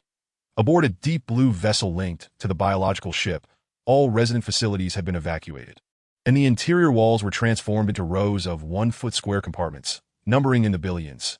Each compartment featured thick glass walls, granting a clear view of their contents. General, there are 500 million incubation chambers here. Yet we have only cultivated 100 million biological warriors that conserve food. They have remained famished for several years, only now reactivated as who you surveyed the scene. Each compartment housed a small creature, roughly the size of a fist, with a serpent-like head, a frog-like body standing upright, claws for hands and feet, and 8 tentacle-like appendages unfurling like flowers from their backs, all pitch black and drooling. They either assaulted the glass with fervor or tore into the recently delivered food, showcasing their terrifying potential despite their diminutive size. Academicians opened a small compartment, and immediately, a biological warrior leaped out, its 8 tentacles standing erect, revealing a miniaturized maw, baring its teeth at academician Xiao. Witnessing this, Yu swiftly drew his sidearm, ready to shoot. Being bitten by this creature would undoubtedly yield dire consequences. However, Academician Xiao waved his hand, signaling Yu to remain calm. Indeed, after a brief moment of ferocity, the little monster transformed entirely, squatting by Academician Xiao's feet, its serpent-like eyes gazing up at him with an expression of pitiful innocence. Academician Xiao bent down to pick it up, cradling it in his hand, while the octopus-like tentacles behind the creature drooped languorously, gently caressing his palm. Regardless of how Academician Xiao squeezed or rubbed it, the creature offered no resistance, having entirely shed its earlier imposing demeanor, now as docile as a household kitten. "General, would you care to play with it?" Academician Xiao inquired with a smile. "That no, Academician, you may keep it for your amusement." "I have no interest," the general replied. "General, this is the product of our recent improvements. Its loyalty and offensive capabilities have both been enhanced, making it a refined version of the original." Academician Xiao personally activated the highly encrypted master switch, causing all the glass doors of the incubation chambers to swing open. The fist-sized biological warriors surged forth like a tidal wave, flooding towards Academician Xiao and his companions. The deep blue vessel soared above 4,000 meters, utilizing gravity devices to simulate Earth's gravitational pull, a technology already mastered during the Tiansong 5 phase. These biological warriors showed no fear of the height or the acceleration from gravity. Leaping from the highest point, Hu distinctly heard the heavy thuds as they landed on the deep blue's floor, evidencing the tremendous force of impact. Unfazed by such force, the biological warriors swiftly righted themselves and dashed towards the group of biologists, quickly overwhelming them in a throng of creatures. They scampered up the legs and bodies of the biologists, and as more of the small warriors gathered, the biologists seemed on the verge of being crushed. The cacophony of noise emanating from the creatures filled the deep blue, nearly overwhelming Yu's ears. Strangely, the biological warriors did not rush towards Academician Xiao and Yu. Instead, Academician Xiao watched the scene with a cheerful demeanor. Exhibiting no signs of concern, Hu remained silent, trusting Academician Xiao's confidence in the situation. Suddenly, the horde of small monsters retreated as quickly as they had arrived, revealing the few biologists who had been ensnared. One by one, the small creatures lined up neatly, and within 5 minutes, they had formed a queue on the floor of the deep blue, restoring the vessel's tranquility from mere moments prior. Yu was taken aback by how obedient these creatures were, akin to machines, and could not help but admire the ingenuity behind their creation. That as he observed the biologists, now covered in slime. They looked as if they had just taken a bath, eliciting both laughter and exasperation from them. Academician Xiao, standing nearby, was thoroughly amused, clearly aware of the impending spectacle, revealing a side of this scholarly figure that Yu had not anticipated. "General, what do you think?" Academician Xiao asked confidently. "Quite impressive, Academician. Will they truly be safe from swarm attacks? At least the lower-tier insects will fail to recognize them. The higher-tier insects possess greater intelligence and will undoubtedly notice the anomalies in the biological warriors once widespread chaos ensues. However, we cannot yet determine which tier of higher insects will be involved. That if these small creatures are discovered, they may not be substantial enough to pose a threat to the insects. Should we consider growing them larger before deployment?" "Not to worry. These creatures currently possess combat capabilities of Tier 7 or 8, but their small size is, in fact, advantageous, as the insect swarms typically engage in mutual aggression. Minor disturbances will not attract the attention of higher-tier insects. Moreover, our primary mission is to assess the combat prowess of these biological warriors, that we will produce more in the future, and if smaller individuals can resolve issues, we can conserve considerable resources and energy." "Very well. Let us proceed with the trial. Prepare accordingly. I will arrange for the deployment of the stealth assassins to expedite the deployment of these small creatures into the insect swarm." Yu mobilized 1,000 stealth assassins. Under the guidance of several biologists, the small creatures boarded the vessels in an orderly fashion. Fortunately, the ordinary populace was unaware of this spectacle. Otherwise, those of a timid disposition might have been thoroughly alarmed. With a distance of 500,000 kilometers remaining to the insect swarm, the stealth assassins halted and launched the small creatures via electromagnetic rails. Their bodily structure not only accommodated electromagnetic propulsion, but also withstood tremendous acceleration. In previous times, such a scene would have been deemed unbelievable. However, after witnessing the insect species, perceptions of biological capabilities evolved to new heights, rendering the small creature's prowess somewhat trivial. 100 million mini-biological warriors silently infiltrated the swarm. Causing no ripples in the vast sea of insects. One biological warrior managed to locate the maw of a 20-meter-long giant worm and forcibly burrowed inside. Subsequently, the giant worm began to writhe in agony, clearly suffering as the biological warrior commenced its feeding and destruction within. The thrashing worm was driven to the brink of madness, gnashing its jaws at its fellow insects in a frenzied bid for relief. Having gorged itself, the biological warrior emerged from the giant worm's abdomen, having grown visibly larger, and promptly entered the maw of another massive worm. This scene unfolded across every corner of the planet.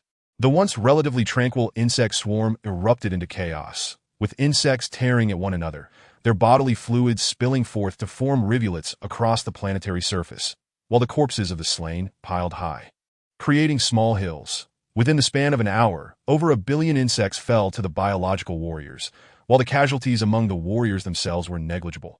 Their small size and agility allowed them to maneuver effortlessly among the swarming insects, making it a matter of luck for the insects to catch them. Chapter 51. Dissecting the giant worm. Thousands of diverse insects, controlled by many biological warriors that had penetrated their bodies, struggled to escape the planet's surface, heading off into the vastness of space. At a distance of 100,000 kilometers from the planet, stealth assassins prepared to capture these stragglers. They were to be transported to the biological ship for dissection and study. Academician Xiao, the results of the many biological warriors are promising. Why not utilize the smaller specimens directly? This would save considerable resources, and a single deep blue vessel could cultivate billions of them. General, take a closer look. The biological warriors are targeting only the lower-tier insects, which possess limited intelligence, allowing the biological warriors to exploit their weaknesses, or perhaps even cheat. Higher-tier insect swarms rarely fall victim to biological warriors. Even if attacked, their intelligence would prevent them from allowing a foreign entity to enter their maws. Should a biological warrior seize an opportunity to infiltrate, it would likely be swiftly decimated by the higher-tier insect's rapid response. The current advantage is merely temporary. It will not last long. Then we shall wait and see that a centipede-like giant worm was transported to the biological ship by the stealth assassins. The dissection platform had already been prepared. In truth, it was more of a dissection trench, as the giant worm measured over 30 meters in length, 5 to 6 meters in width, and 1.5 meters in height.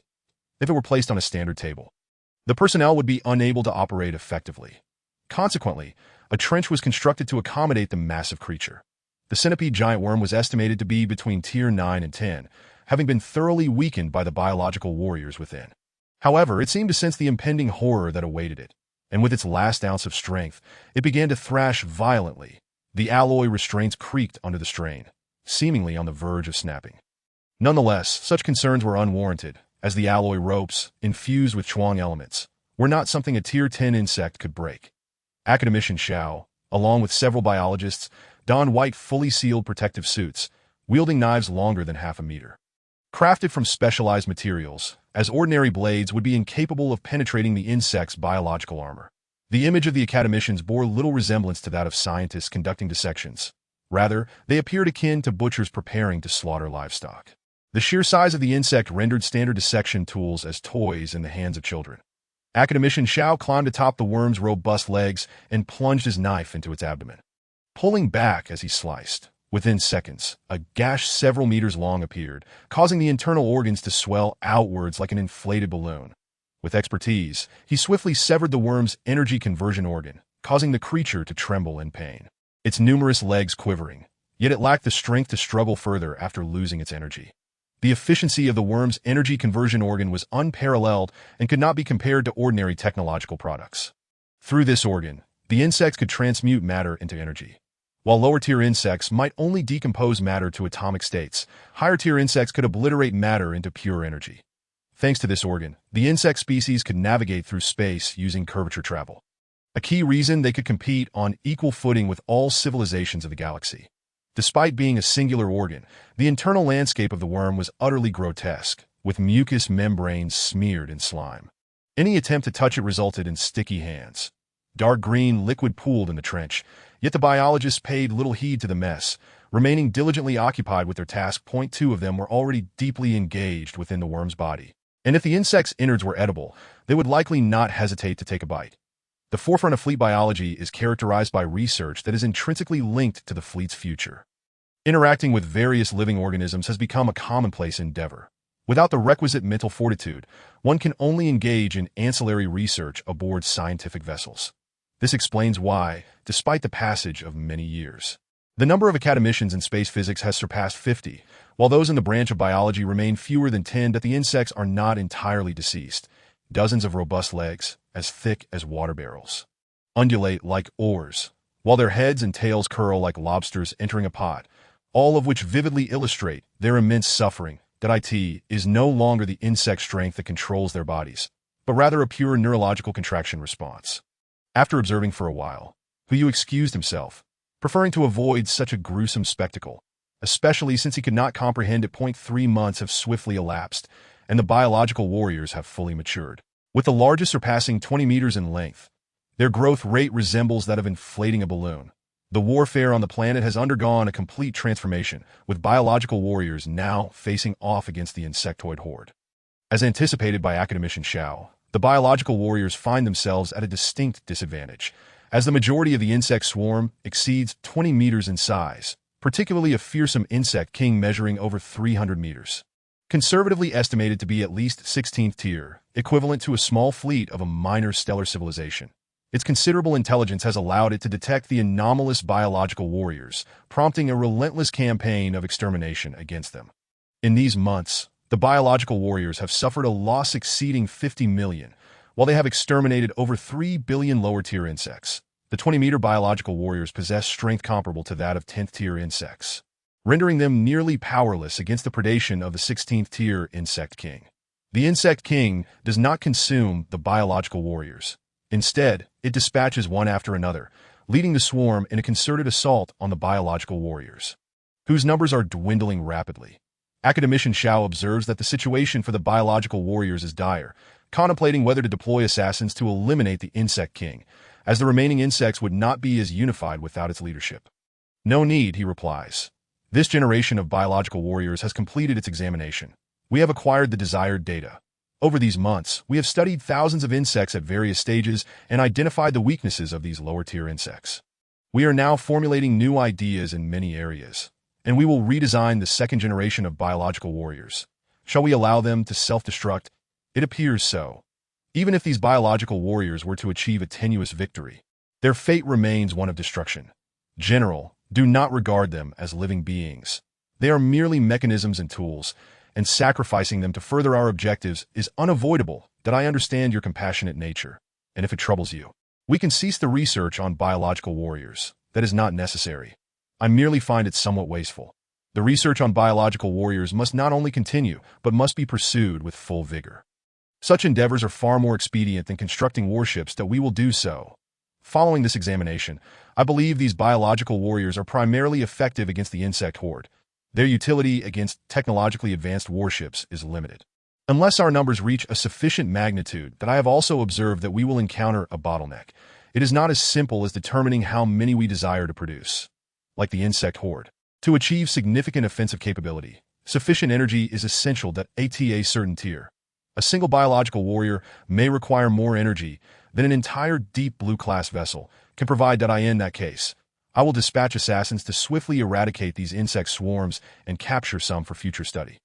Aiming to conclude matters here promptly and pursue the deep blue vessel. 1 light-year away, a small fleet of 5,000 warships is racing toward Huyu's position, each exceeding 3,000 meters in length and traveling at 1,000 times the speed of light.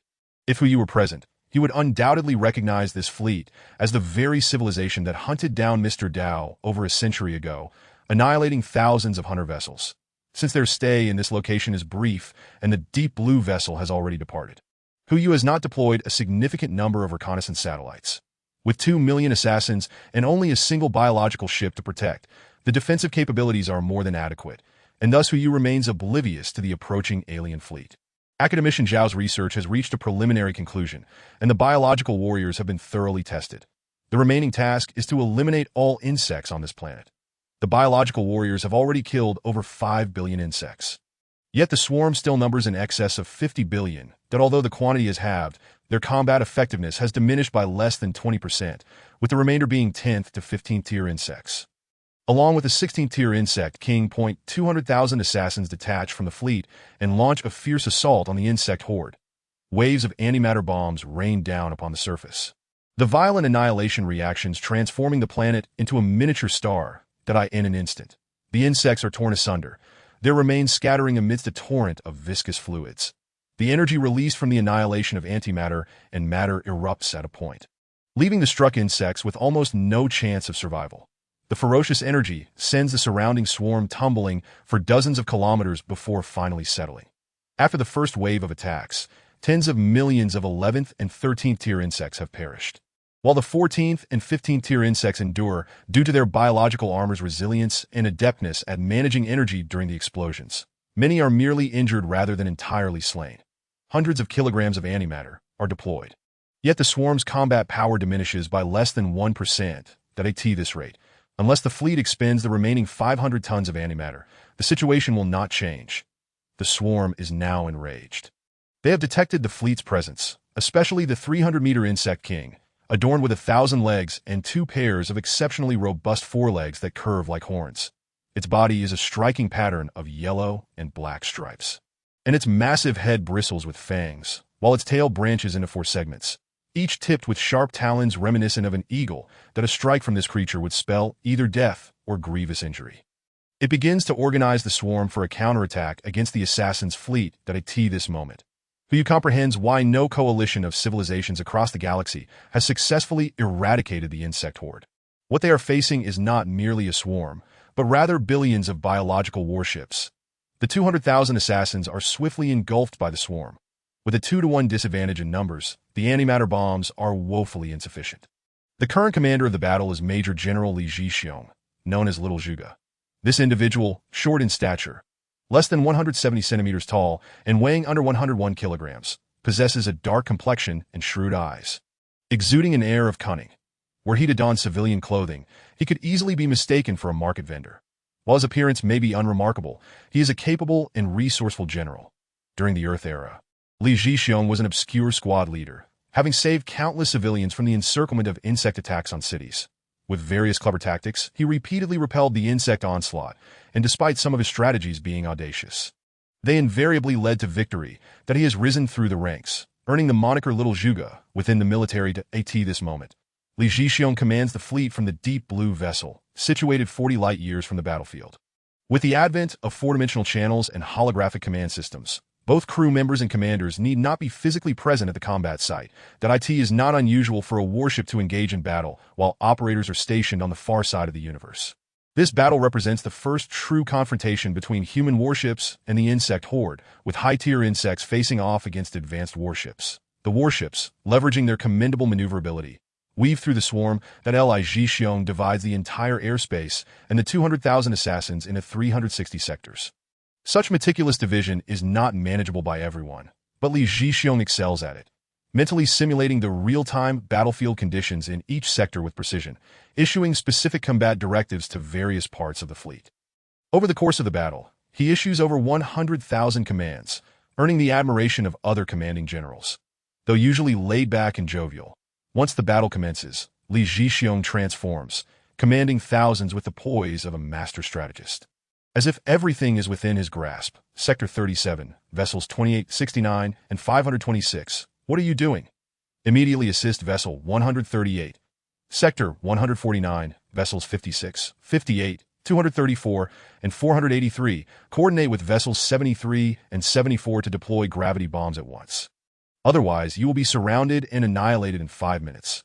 Sector 358, Vessel 456, is antimatter not free. In just 5 minutes, you have expended 0.3 kilograms of antimatter at this rate. You will be taking a break in 20 minutes, and the insects have only been killed 40. What are your instructors teaching you? Sector 7, Vessels 25 and 89, excellent work. Remember to utilize photon beams more. Our warships surpass the insects in maneuverability. Although photon beams take longer to charge, they are cost-effective. You will receive commendations after the battle. Sector 243, I wish to commend you as well. Your loss ratio is the highest in 1 hour. You will have exhausted all your warships. Are you all fools? Sector 242, 244, conclude the battle swiftly and support Sector 243. Commands interspersed with reprimands are relayed to every operator aboard the Deep Blue vessel that in such a scenario, cunning strategies have become futile. Success relies solely on the commander's adaptability in the heat of battle. The amalgamation of the swarm and the stealth fleet showcases the distinctive attributes of biological and technological warships on the battlefield. Despite the swarm's overwhelming numbers and formidable offensive capabilities, the stealth fleet boldly navigates through the throngs of insects. If the swarm were to be replaced by warships from other civilizations, such reckless collisions would likely result in mutual destruction. The swarm, however, is not easily subdued, in addition to their sharp appendages which target the vulnerabilities of warships. Certain insects of the 14th and 15th ranks can expel spherical projectiles over 2 meters in diameter from their maws. Some of these projectiles explode upon impact with the stealth fleet, potentially obliterating it if the explosion occurs at a critical point, while others adhere to the surface like a viscous substance, rendering all sensors inoperative. The engines become inoperable, and if the launch systems are similarly coated, the antimatter and gravitational bombs detonate within the ship, shattering it to pieces. Compared to the explosive projectiles, the adhesive spheres are even more troublesome. They do not visibly damage the warship, yet the presence of just one or two can lead to its demise. Fortunately, neither the explosive nor the adhesive projectiles can match the speed of the stealth fleet's conventional engines. Nevertheless, the losses incurred by the stealth fleet remain significant, with over 50 million insects of the 14th and 15th ranks, each capable of launching at least 10 projectiles, contributing to a battlefield littered with over 500 million spheres. One insect managed to latch onto a warship, viciously tearing at it. The operator immediately ceased maneuvers, while the insect scrambled to the rear, intent on damaging the engine. Just as it raised its claws to strike, the operator reignited the engine, incinerating the insect's appendages and half its head in a flash of searing heat, causing it to tumble away, leaving behind only a few writhing legs. In contrast, another warship employed a different strategy. An adhesive sphere was released in front of it, and as the warship accelerated, the substance spread across its entire surface, ensnaring the insect itself. Despite its struggles, it could not escape. The operator, witnessing the failure of all sensors, relied solely on a small viewport remaining on the forward window. Through this limited perspective, the operator navigated the warship into the densest concentrations of higher-order insects, rapidly ensnaring dozens of them. The warship became a battering ram, surrounded by a swirling mass of insect heads and legs against the backdrop of the starry void. Many other warships relied on the continuous bombardment of photon beams to inflict irreversible damage on the insects. Unlike antimatter, which annihilates upon contact with ordinary matter, releasing tremendous explosive energy, the photon beams acted akin to a welding torch, igniting the insects' bodies in brilliant flames. While such flames do not result in immediate fatality, they require 5 to 10 seconds to breach the biological armor, at which point the insect would succumb to the cold vacuum of space. Ji-xiong, do you require assistance? Who you communicated through a 4-dimensional network, projecting a hologram beside Li Ji-xiong, creating the illusion of proximity. General, not for now. An increase in warships would complicate our maneuvers and expose us to insect attacks. Our current numbers are optimal, making it difficult for the swarm to ensnare us. We can strike with impunity. Provide an update on the battlefield situation. Understood, General. The stealth fleet has suffered over 20,000 losses, leaving us with more than 170,000. The swarm has diminished from 50 billion to 15 billion.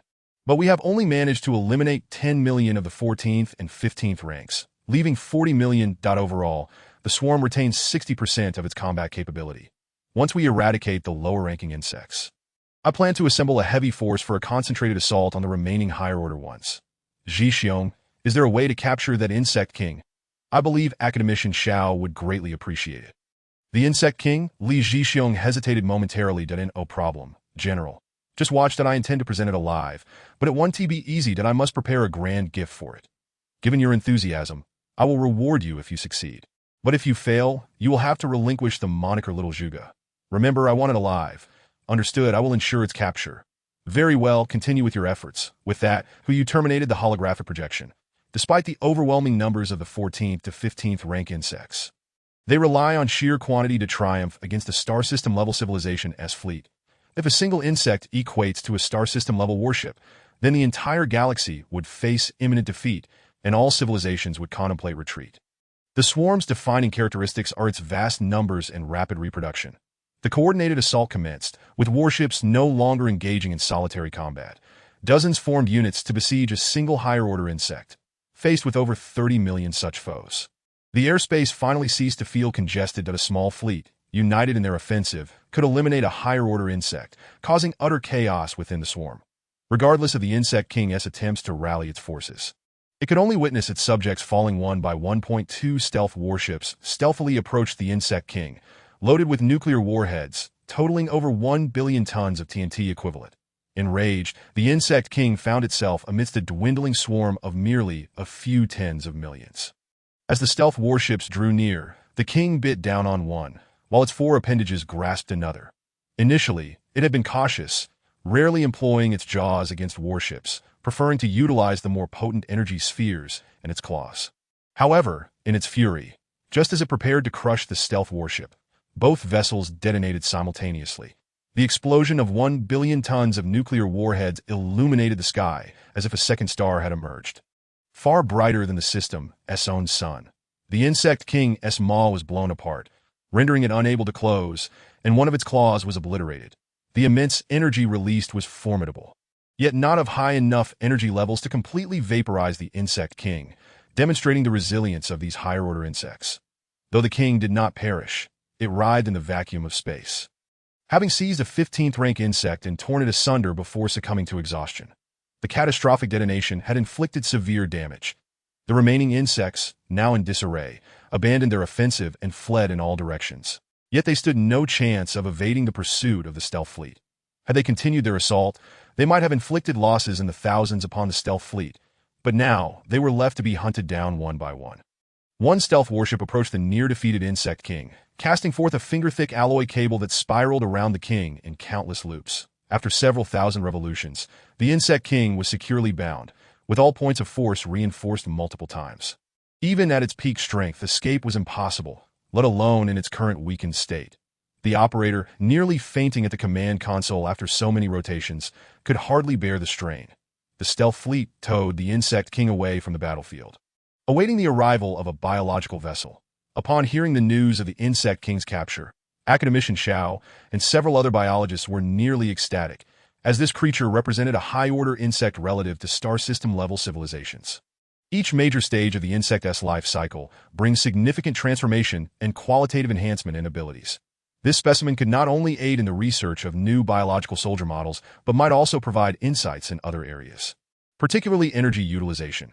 The forthcoming dissection of this Insect King promised to be a highly anticipated endeavor, given that it had single-handedly destroyed over 1,000 stealth warships. The academicians were certain to treat it with exceptional care. "General, how is it? This is the Insect King you and academician Xiao desired." Li Zhixiong projected his hologram to Hu Yu. "Where's the merit in this? Is this the Insect King you captured? I specified I wanted it alive, and now it is barely breathing." Academician Xiao may be frightened to death at the sight of it. "General, I did not anticipate this creature's initial wariness and thick hide. It seemed impervious to harm, that I attempted internal attacks several times, yet it stubbornly refused to open its jaws until I wanted it to remain shut. Unexpected indeed. Aren't you known as Little Zhuge? Perhaps it is time to relinquish that title. Haha. General, it is already quite the achievement. Please do not make things harder for Commander Li." Academician Xiao chimed in with a smile. "Oh, Academician, you would not understand. These creatures are like gongs. They require frequent striking to yield results," Li Zhixiong quipped, grinning. "Academician, you need not defend me, though we have grown accustomed to such treatment that if the general does not chastise us for a day, we cannot sleep soundly. After a single reprimand, we sleep particularly well that night," Li Zhixiong jested. Enough, get moving. Clean the battlefield and regroup the fleet. We prepare to depart," Hu Yu said, mockingly scolding them. "Yes, General." With that, Li Zhixiong deactivated the hologram. The Deep Blue Fleet and the main force of the stealth killers have already ventured 40 light-years away. The warships left behind here are capable of traveling at 500 times the speed of light, allowing them to catch up to the Deep Blue within just over a month. The fleet has just assembled and is poised to depart, with 5,000 massive warships arriving near the bug planet, merely 1 light hour apart, and they quickly become aware of each other's presence. It is them. It is humanity. Li Zhixiong, I grant you 50,000 stealth killers to escort the biological ship away. Leave this to me. General, you must join the biological ship. It is unacceptable for you to remain here. The stealth killers here are all unmanned warships. remotely controlled through holographic technology. Aside from the researchers aboard the biological ship, only who you remains that know. I will confront them myself. Rest assured, we are now a galactic-level civilization. Although they may be slightly more advanced, it is impossible for them to vanquish us with just 5,000 warships. General, no need for further discussion. My decision is made. HEU concluded the call. Academicians HEU then connected with academicians and IT is essential to synchronize everything here with the scientific vessel, where the scientists will conduct various scientific evaluations of this unfamiliar civilization. General, you remain the same as ever. Years ago, you took me on a journey through the solar system, helping me untangle my thoughts. Now, you are once again preparing to fight alone. Academician, this time is different. I have you all as my formidable support. Very well, we will be ready to assist you at all times. Thank you, Academician. After battling the swarm, 200,000 stealth killers lost 50,000, leaving 50,000 to escort the biological ship while still possessing 1.9 million warships. Such strength is more than adequate to contend with 5,000 warships from a galactic-level civilization. What civilization are you from? And why have you come here? Establishing communication. Who you took the initiative? Humans, we have been searching for you everywhere, and we did not expect you to come to us. Do you dare boast with merely 5,000 warships? Aren't you afraid of biting off more than you can chew? Indeed, the opposing force recognized the disparity in combat strength and fell silent for a moment. Humans, our current military might is not a match for yours. However, we can leave, and you cannot stop us that we are a high-level galactic civilization. You are merely mid-level that I concede this point. It seems there is no need for direct confrontation. In that case, let us converse. What civilization are you? Knowing oneself and one's enemy ensures victory in 100 battles. Spending a little time extracting information from the opponent is undoubtedly wiser than launching an immediate attack. The opposing side clearly has some understanding of humanity, while we do not even know their civilization's name. You are quite rational that we are the Wind Star civilization, and of course, I will not reveal our origins. However, I know you are from the Orion Third Arm solar system, merely over 3,000 light-years away. You have made rapid progress. A century ago, my people reported that you were merely a stellar-level civilization. And now you are mid-galactic. IT took us over 10,000 years to advance from stellar to galactic, and now we have spent over 50,000 years to reach our current stage. However, we are confident we will break through to a small star sector civilization within the next 50,000 years. Thank you for the compliment. You possess extensive knowledge that I wish to know why you pursued us in the past. I can disclose this, but we do not know the specific reasons. We were merely following orders. Very well. What is your purpose in coming here? It is evident you are not here to pursue us. You could not possibly know our location, that we need not divulge our purpose here. Did you exterminate the bugs? Indeed, we have just finished. Humans, we had originally abandoned the pursuit of you, considering you merely a stellar-level civilization. However, your rapid development poses a potential threat. Soon, you may surpass us. That we cannot allow such a potential enemy to continue existing. I believe our leaders will reignite the extermination plan against humanity. That I end that case.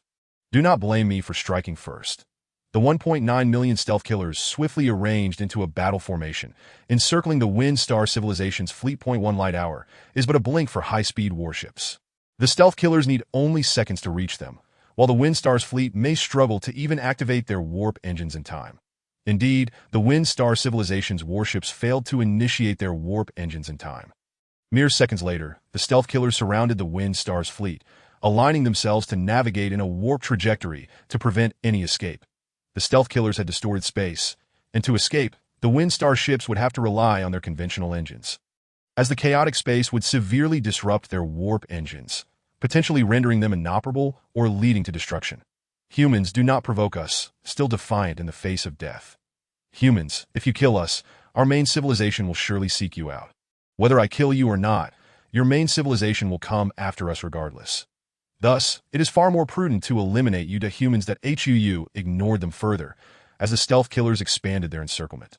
A portion of them moved into the inner circle, utilizing their conventional engines to prepare for an attack. Antimatter bombs and gravity bombs were launched. Strangely, the Wind Star civilization's warships moved as sluggishly as ants, with an acceleration of less than 100 gs, falling short even of the stealth killers' minimum requirements. Their attacks were utterly ineffective, and after a chaotic bombardment, they ceased all actions, allowing the stealth killers to shower gravity bombs onto the 3,000 0.000-meter-long warship surfaced, HUU refrained from deploying antimatter bombs, even withholding the high-power gravity bombs, as these ships were precious. Their destruction would pain HUU more than the Windstar civilization itself. Minutes passed, and the Windstar civilization's warships remained inactive. HUU ordered the stealth killers to halt their offensive and await in the void, somewhat incredulous that these warships had been defeated so easily. Despite possessing 1.9 million stealth killers, he had only utilized around 50,000 in a conservative attack, and he initially expected it would take several days to conquer these warships. Half an hour later, the Windstar civilization's ships still showed no signs of life. Suspended motionless in space, HUU summoned nearby reconnaissance satellites to conduct close-range investigations, as these satellites would release their findings after each battle, effectively granting the fleet additional pairs of eyes. Upon approaching, no anomalies were detected. The satellites peered through the windows of the Windstar civilization's warships and discovered that all the biological entities within had been reduced to a grotesque state. A result of the gravity bomb's Assault .5000 warships of a high-level galactic civilization were annihilated within minutes by a mere 50,000 mid-level ships. An almost impossible feat, moreover. The stealth killers were relatively smaller. Even among civilizations of the same rank, several to a dozen stealth killers would be required to destroy a single large warship, but to counter a high-level civilization's warship, dozens, if not hundreds, of stealth killers would be necessary. Had the civilization never encountered gravity bombs before? This was also improbable, as any high-level galactic civilization would have mastered the four fundamental forces unified model. Once the unified model is grasped, technologies like gravity bombs, anti-gravity shields, and heavy-duty armor would naturally follow. These questions remained unanswered until HUU observed the interior of the Windstar civilization's warships, leading to a sudden realization. Chapter 55. Raising the swarm, the satellites orbited the Windstar civilization's warships and discovered several holes exceeding 2 meters in diameter. These openings were clearly not the result of stealth killer attacks, as every warship had the same hole in identical locations. These apertures led directly into the ship's interiors, appearing remarkably out of place. Could it be that the Windstar civilization was so sensitive to heat that they required holes for cooling? Although there might exist low-temperature civilizations capable of surviving in space like the bug race, HUU found it improbable to encounter such luck, as most civilizations thrive within a temperature range from absolute zero to below boiling point, with those exceeding that range being exceedingly rare. However, this facilitated the boarding process, as landing robots descended through the holes directly into the warships. Their visuals synchronized with HUU and the scientific vessel, and at this moment, HUU finally comprehended why these warships were so vulnerable. They were not warships at all, but rather transport vessels. The scene within the ships astonished everyone. Countless animals were cryogenically frozen, layered upon one another within the ships. Over 80% were evidently sentient beings, as deduced from their adornments, and their eyes reflected expressions of sorrow, resentment, anger, helplessness, and fear. Their rigid states had allowed them to evade the pull of the gravity bombs, preserving their original condition. Had it not been for this, HUU and the others would have been hard-pressed to believe that such a distinctly different species could exhibit such emotions. Aside from the essential power units, the remainder of the space was completely occupied by various biological entities. It was no wonder their combat capability was so pitiful. Most of their weapon systems had been dismantled, and their excessive mass placed immense strain on both their conventional and warp engines, rendering escape impossible. Their maneuverability was no match for the stealth killers. After several rounds of gravity bomb strikes, all sentient beings aboard the Windstar civilization's warships had succumbed in order to facilitate transportation. The warships of the Windstar civilization have been perforated on their hulls, relying on the frigid temperatures of space to freeze their biological occupants, leaving only the control room isolated from the outside world. The robots traversed the ship's interior to the control room, tearing away the iron plating of the inner walls to reveal hundreds of cables of various sizes and colors.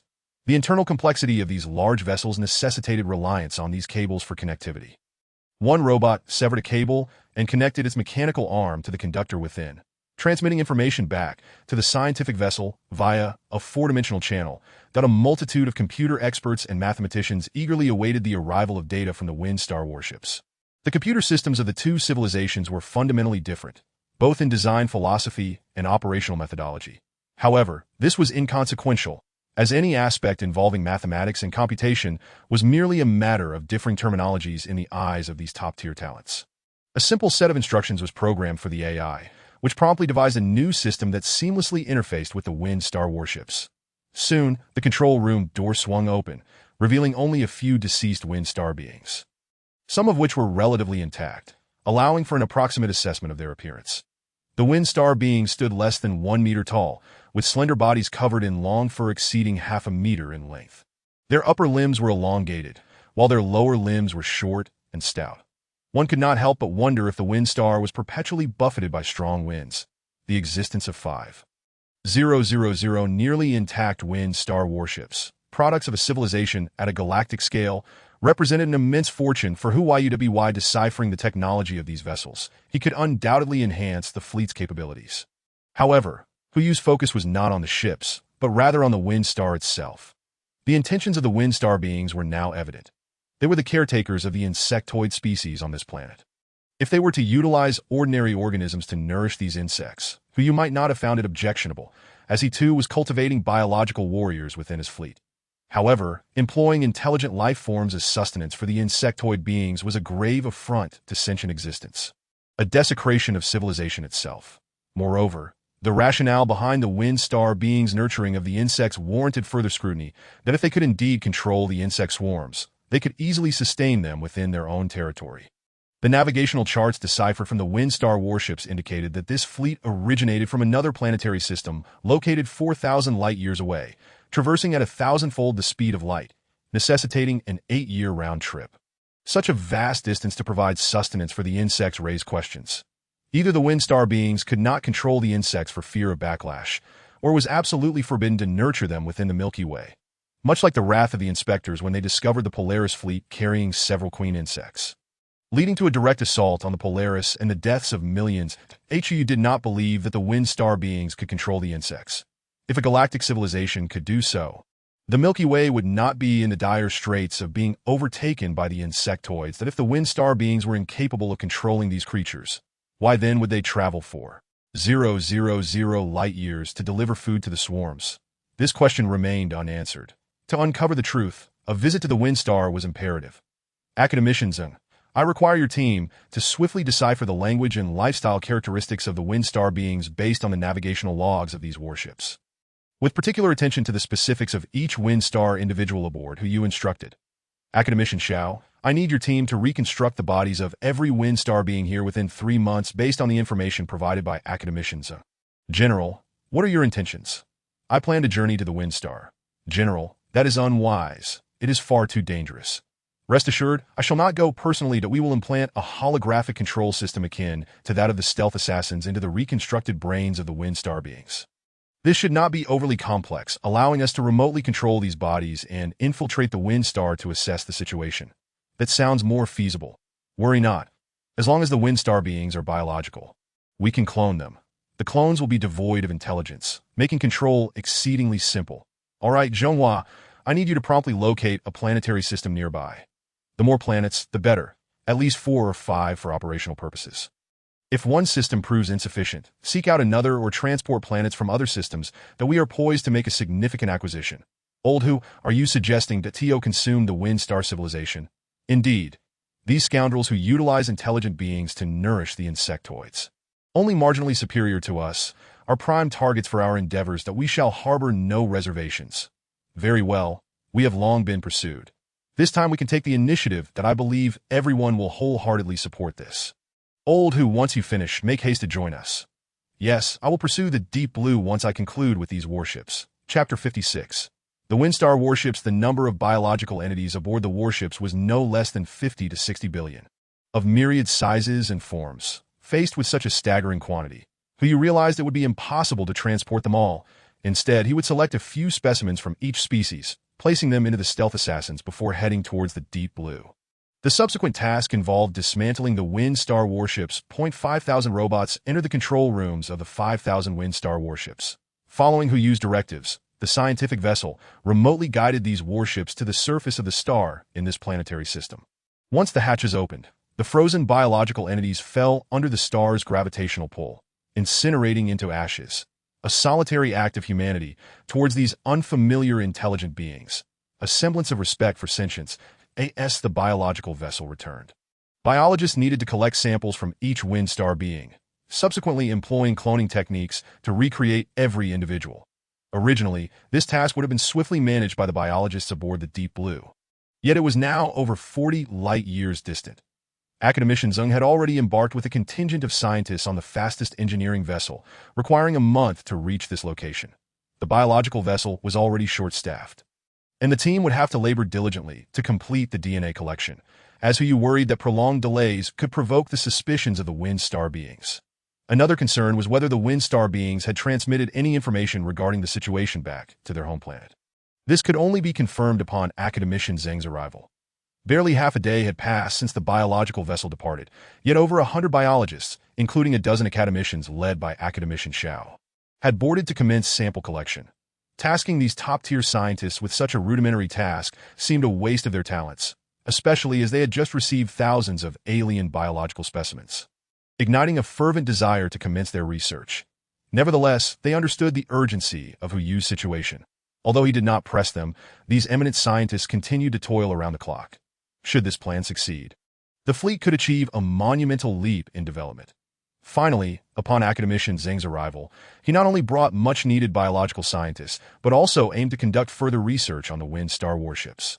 Hoping to ascertain whether the Wind Star beings had reported their encounter with humanity back to their home planet.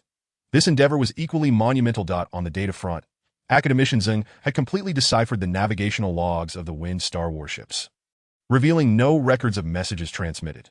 The next task was to ascertain whether the warships possessed a separate emergency communication system, one that operated independently of the main ship systems.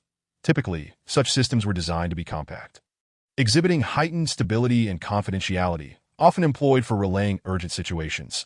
This was certainly the protocol for Hu Yu's fleet, especially for vessels undertaking special missions, which often had multiple transmission systems in times of crisis. These systems would transmit messages through various channels. The current objective was to determine if the Wind Star beings had implemented similar measures. Meanwhile, technological personnel were engaged in analyzing the warships. The extent of their findings would be whatever could be gleaned. The opportunity was ripe, and any insights gained would greatly benefit the impending conflict with the Wind Star, particularly in identifying weaknesses in their vessels, allowing for targeted designs. Academician Zeng and his team busied themselves aboard each warship, meticulously searching through several of the fleet's flagship vessels to confirm that no messages had been sent. Clearly, humanity's four-dimensional communication network was not a capability accessible to every civilization. Mastery of such technology would bolster the fleet's strength by at least 50%. Aboard the biological vessel, Hu Yu and Academician Xiao were testing a cloned Wind Star being. This clone exhibited no consciousness. Its brain had been implanted with a holographic chip. Donning special glasses, Hu Yu immediately perceived the world through the clone's perspective. He struggled to adapt to the four-legged locomotion, having grown accustomed to bipedal movement for millions of years. Transitioning to four legs felt profoundly awkward, but after several hours of practice, he could ensure that he would not trip over himself while walking. Over 50,000 others were in the Deep Blue, similarly controlling these clones. The creation of these over 50,000 Windstar clones was the result of 2 months of relentless work by Academician Xiao and his team of scientists. Fortunately, they had access to ample equipment for cultivating biological warriors. Otherwise, sourcing so many gestation pods in such a short time frame would have proven impossible. General, the pill must be administered to the Wind Star people once a month to inhibit their physical growth. To achieve the desired size within 3 months, we have modified certain genetic sequences. Without the medication, their bodies will continue to grow indefinitely. Furthermore, General, Academician Zeng continued from Academician Zhao's remarks. Although we have deciphered the language system of the Wind Star people and the translation system has been encoded into the chip, the speaking habits of each Wind Star individual vary. To avoid revealing any discrepancies, the best approach is to speak less. Understood, esteemed academicians. Thank you. Hu removed his glasses, regaining his natural vision. When do we depart? Immediately. We will trace the path of these warships back to their origins and uncover the nature of the star system that has birthed such a civilization that tramples upon wisdom. By the way, esteemed academicians, have we discovered why the Wind Star people pursued Mr. Dozy and humanity all those years ago? No, this fleet is of too low a rank. It is merely a standard transport squadron. With most of its weapon systems dismantled, we have not found any relevant information. However, I believe their secret of nurturing the insect race is the very secret that Mr. Dozy inadvertently acquired, which is why the Wind Star people hunted him and us down. I share your thoughts. Hu concurred. Zhonghua, how is the search for a planetary system progressing? Having completed the control exercises of the Wind Star people, who you reached out to in Zhonghua, there is indeed a promising star system here. With 6 rocky planets, the closest of which is a full astronomical unit from its star, and the temperatures are quite suitable for our operations. Excellent. You have full authority over that matter. Once the assessment is complete, initiate relevant operations promptly. Academician Zeng will redesign the warships based on the characteristics of the Wind Star fleet. This time, we shall decisively conquer the Wind Star civilization. Prepare accordingly. Once Academician Zeng and I finish our tasks here, we will join you.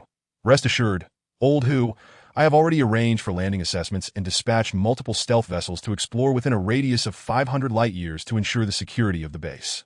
Near the Insect Star 5000 Wind Star warships have been refurbished, and over 50,000 Wind Star people have returned to their original posts. However, these individuals are mere facades, their minds controlled by holographic chips. For over 3 months, Hu and more than 50,000 carefully selected personnel have been mimicking the speech and behavior of the Wind Star people, mastering their warship operations, adapting to their lifestyle, and familiarizing themselves with the daily habits of each Wind Star individual, striving to restore everything to its original state. Chapter 57. Infiltrating the Wind Star. All preparations complete, the Wind Star warships set sail once more, returning to the original star domain at 1,000 times the speed of light. This mission could be characterized as a special infiltration in the interstellar era. These Wind Star warships and clone Wind Star people will delve deep into the territory of the Wind Star civilization, ascertaining their military capabilities and deployments to facilitate Hu's future attacks. After launching, the Wind Star warships will arrive at their civilization's territory in 4 years. Hu, Academician Zeng, and their companions also set out to catch up with the Deep Blue, as the forthcoming construction work will be exceedingly demanding. Facing a well-established star system-level advanced civilization, vanquishing them will not be a trivial endeavor. The fleet has been developing abnormally over the years. To survive in the harsh cosmos, everything has gravitated towards warfare, resulting in negligible improvements in the living standards of the populace. Life aboard the fleet, despite the Deep Blue's substantial length of over 20 kilometers providing ample living space, has led its inhabitants to feel as though they have been trapped in a congested city for far too long without the opportunity to relax in open countryside. Although the populace is empathetic towards Hu and the fleet's plight, never voicing complaints, they have consistently contributed silently to the fleet's development. It is through the efforts of each individual that the fleet has repeatedly triumphed in its predatory encounters with other civilizations. The more the populace refrains from demanding, the more Hu desires to find a genuine refuge for them. However, with the impending conflict against the Wind Star civilization, this aspiration may have to be postponed once more. In the JD3 planetary system, Academician Zeng has designated this new system, symbolizing humanity's third base in the cosmos. Tiansong 5 is the first, and Mafu 1 is the second. This previously uncharted system represents the third. Once the star maps are enriched, we will systematically command these planetary systems. JD3 is a single star system, characterized by remarkable stability. Academician Zeng, is it feasible to modify one of the 6 planets in the JD3 system to provide our populace with a true home? The Wind Star civilization remains unaware of our impending attack, and if we are to reside here for centuries, I would willingly delay our assault on the Wind Star for several hundred years to afford the populace a genuine planetary abode. General, I will assess these planets at present. It appears that Planet 6 has the highest potential for human habitation. It possesses glaciers, a magnetic field, and a tenuous atmosphere. However, its gravity exceeds that of Earth by more than 2-fold, and we must devise a solution. Moreover, a crucial point is that we must ensure our incursion into Wind Star territory remains undetected. If we are exposed, we may need to evacuate immediately, as our current strength cannot withstand an advanced civilization of this caliber. I have discussed this with Academician Xiao. The likelihood of detection is less than 1 in 10,000. Let us wait a little longer. Results will arrive soon. Even if we are discovered, we could still glean valuable information, significantly aiding future offensives. Once we conquer the Wind Star civilization, we must find a stable planetary system to settle in, as the populace requires a stable environment. The technological advancements of the fleet have been held back due to resource constraints, necessitating a swift alignment with military technology to establish a normal civilization. The battle against the Wind Star civilization is of paramount importance. If victorious, integrating their technology will likely bring us closer to achieving small star cluster civilization status, at which point we will be capable of settling down and seeking out leaders like Minister Luo Zhigao. Indeed, it has been over 400 years. I wonder how Leader and Minister Luo are faring. I hope they do not live in constant fear as we do, Hu lamented. There is no need for concern, General, that I firmly believe Leader and Minister Luo are safe. Once we stabilize our situation, we can discuss contacting them. Yes, once we acquire the technology of the Wind Star civilization, we can exert ourselves further to break through to the small star cluster civilization level, allowing us to reunite with Leader and Minister Luo. With their guidance, we shall undoubtedly ascend to the pinnacle of the Milky Way. The Wind Star civilization is indeed a formidable adversary. Yet, no matter how challenging, we must prevail. This presents a tremendous opportunity, while simultaneously posing a significant threat that if we do not eliminate them, they may evolve into another sand python civilization in the future. 1,000 light-years from the Wind Star civilization's territory, 5,000 Wind Star warships have just passed through. Hu spotted a surveillance satellite and, following protocol, sent a brief confirmation message. The space surrounding the satellite began to warp dramatically, pulling a point from a light-year away closer to this point. There was also a satellite, and the two satellites established contact and exchanged information within a second. The first satellite ceased its energy emissions, while the second vanished, returning to its position 1 light-year away. Subsequently, the space around the second satellite began to distort, drawing the third satellite closer. This process continued for 2 hours, and the information was relayed back to the Wind Star civilization's headquarters, confirming that all was normal.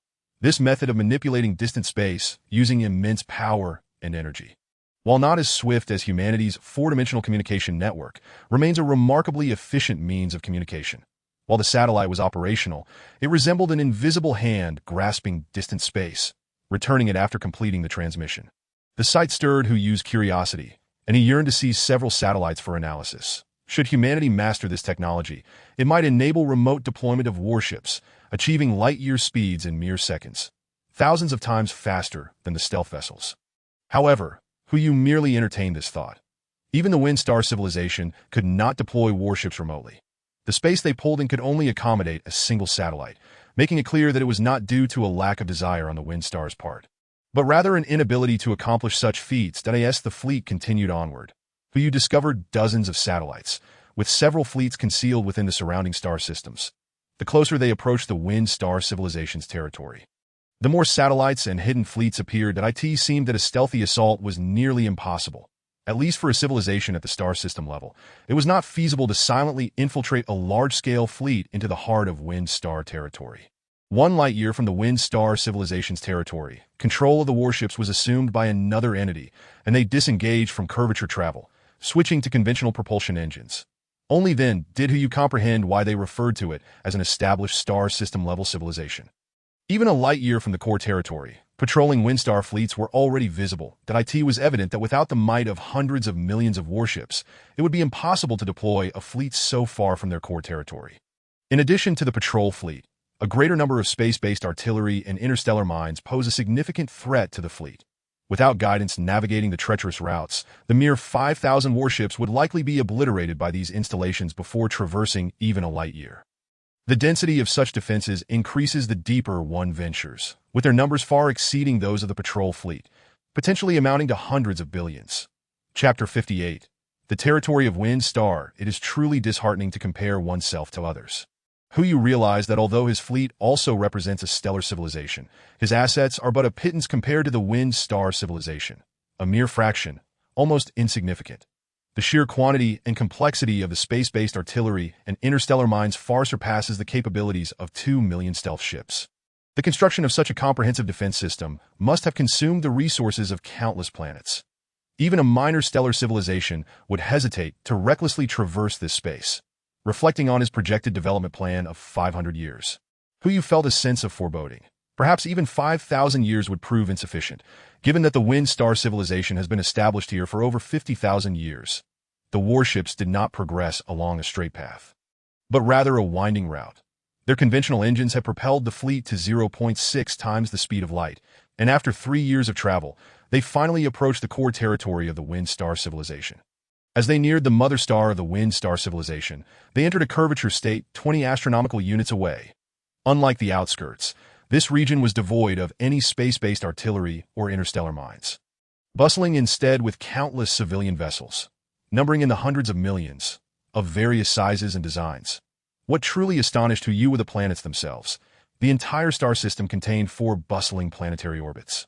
With over 600 planets in the third orbit alone, the second and first orbits, while slightly less populated, still boasted 200 to 300 planets each. Altogether, the 3 orbits contained over 1,000 planets, with the fourth orbit appearing less congested at just over 100 planets. This dense arrangement of planets was clearly not a product of natural formation. The Wind Star civilization must have been remarkably audacious, collecting planets from numerous star systems and relocating them here. All these planets were life-bearing worlds, and transforming such a multitude into habitable ones is no trivial task. The Wind Star civilization undoubtedly ranks among the venerable stellar civilizations, and who you found it daunting to even consider converting a single planet, let alone thousands. 1 astronomical unit from the outermost orbital ring lay several immense space docks, each measuring over 2,000 kilometers in length and width, a massive square of iron. Within this dock, several colossal structures stood. The Wind Star fleet, under the guidance of docking signals, settled into one of these docks. The HUU remotely commanded dozens of cloned Wind Star personnel to disembark and enter the buildings, leaving ordinary crew members aboard the warship to avoid any mishaps. It was evident that these structures were designed for the crew members. Inside, Wind Star beings bustled about alongside various other species, seemingly attending to the needs of the Wind Star populace. See Luo, back from your mission, but it seems you took a bit longer this time. A Wind Star individual approached to you as he entered the building. Yes, just a slight delay. 2 warships encountered minor issues that required repairs. You replied nonchalantly, that's fine. So, how have you fared these years? It seems you've reaped quite the rewards. Such lucrative assignments are rare. Care for some enjoyment today? Win June. When have I not looked after your business upon returning? My tenure as transport captain has barely begun. Speaking of lucrative, your acquisition of dock management rights is the real fortune. You merely sit back and profit, unlike us who toil through storms for our meager earnings, only to be exploited by you. Enough idle chatter. The usual slow liquor with fire-roasted beef, that HUU and the dozens of clones served as information gatherers, meticulously recording the exchanges of the Wind Star beings. Meanwhile, the computer and scientists aboard the scientific vessel, located 4,000 light-years away, promptly analyzed the gathered data. Within seconds, you had comprehended all pertinent information about this Wind Star individual, seamlessly integrating it with his prior knowledge of the original C. Luo persona. All right, coming right up to Si Luo, you must take some time off here. I've recently made some exciting discoveries that will surely please you. No, I have another mission to attend to. If I linger here for days, it would all be in vain. Come now, last time you promised to spend a few days enjoying yourself here. You've said that before, multiple times. Indeed, next time, definitely. The farther I am from you, the better. Don't say that. On my honor, I assure you that my prices for you are the most favorable. Enough of this, go about your business. I prefer to be alone for a while. See Luo, which planets are you tasked with this time? Why do you want to know? Are you unaware that inquiring about fleet secrets can cost you your head? This isn't a significant secret. Given our relationship, what is there that can't be shared? I would never harm you. I understand. Everyone else in this civilization could jeopardize me, but you would rather see me survive until the universe's end, so you can extract more value from me. Well, it's not a big deal. In fact, I've only completed 2 runs on the 300 assigned planets, each with 10 planets per run. I haven't finalized which ones to select this time. I'll wait to see what the other fleets choose first. Ultimately, any planet will suffice. After downing this bottle of slow liquor, I'll rest and ponder. Si Luo, if you go to planet 97, could you procure some local specialties for me? Win Jun leaned in closer, whispering. That could cost me my head. Absolutely not. Come on, today is on the house. I'll throw in 2 bottles of slow liquor, half a kilogram of fire-roasted beef, and 2 tails of wind lizard. What do you say? This isn't your first time.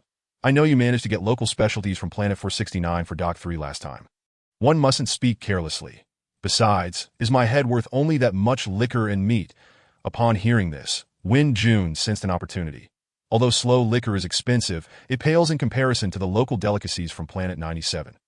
See Luo, how about you get me the specialties and we split the profits 70-30? I take the larger share. Win Jun, are you out of your mind? I'm the one risking my neck here. I should get the larger share, at least 70-30 in my favor. My risks are substantial too. The black market is tightly monitored. Several of my peers have been caught.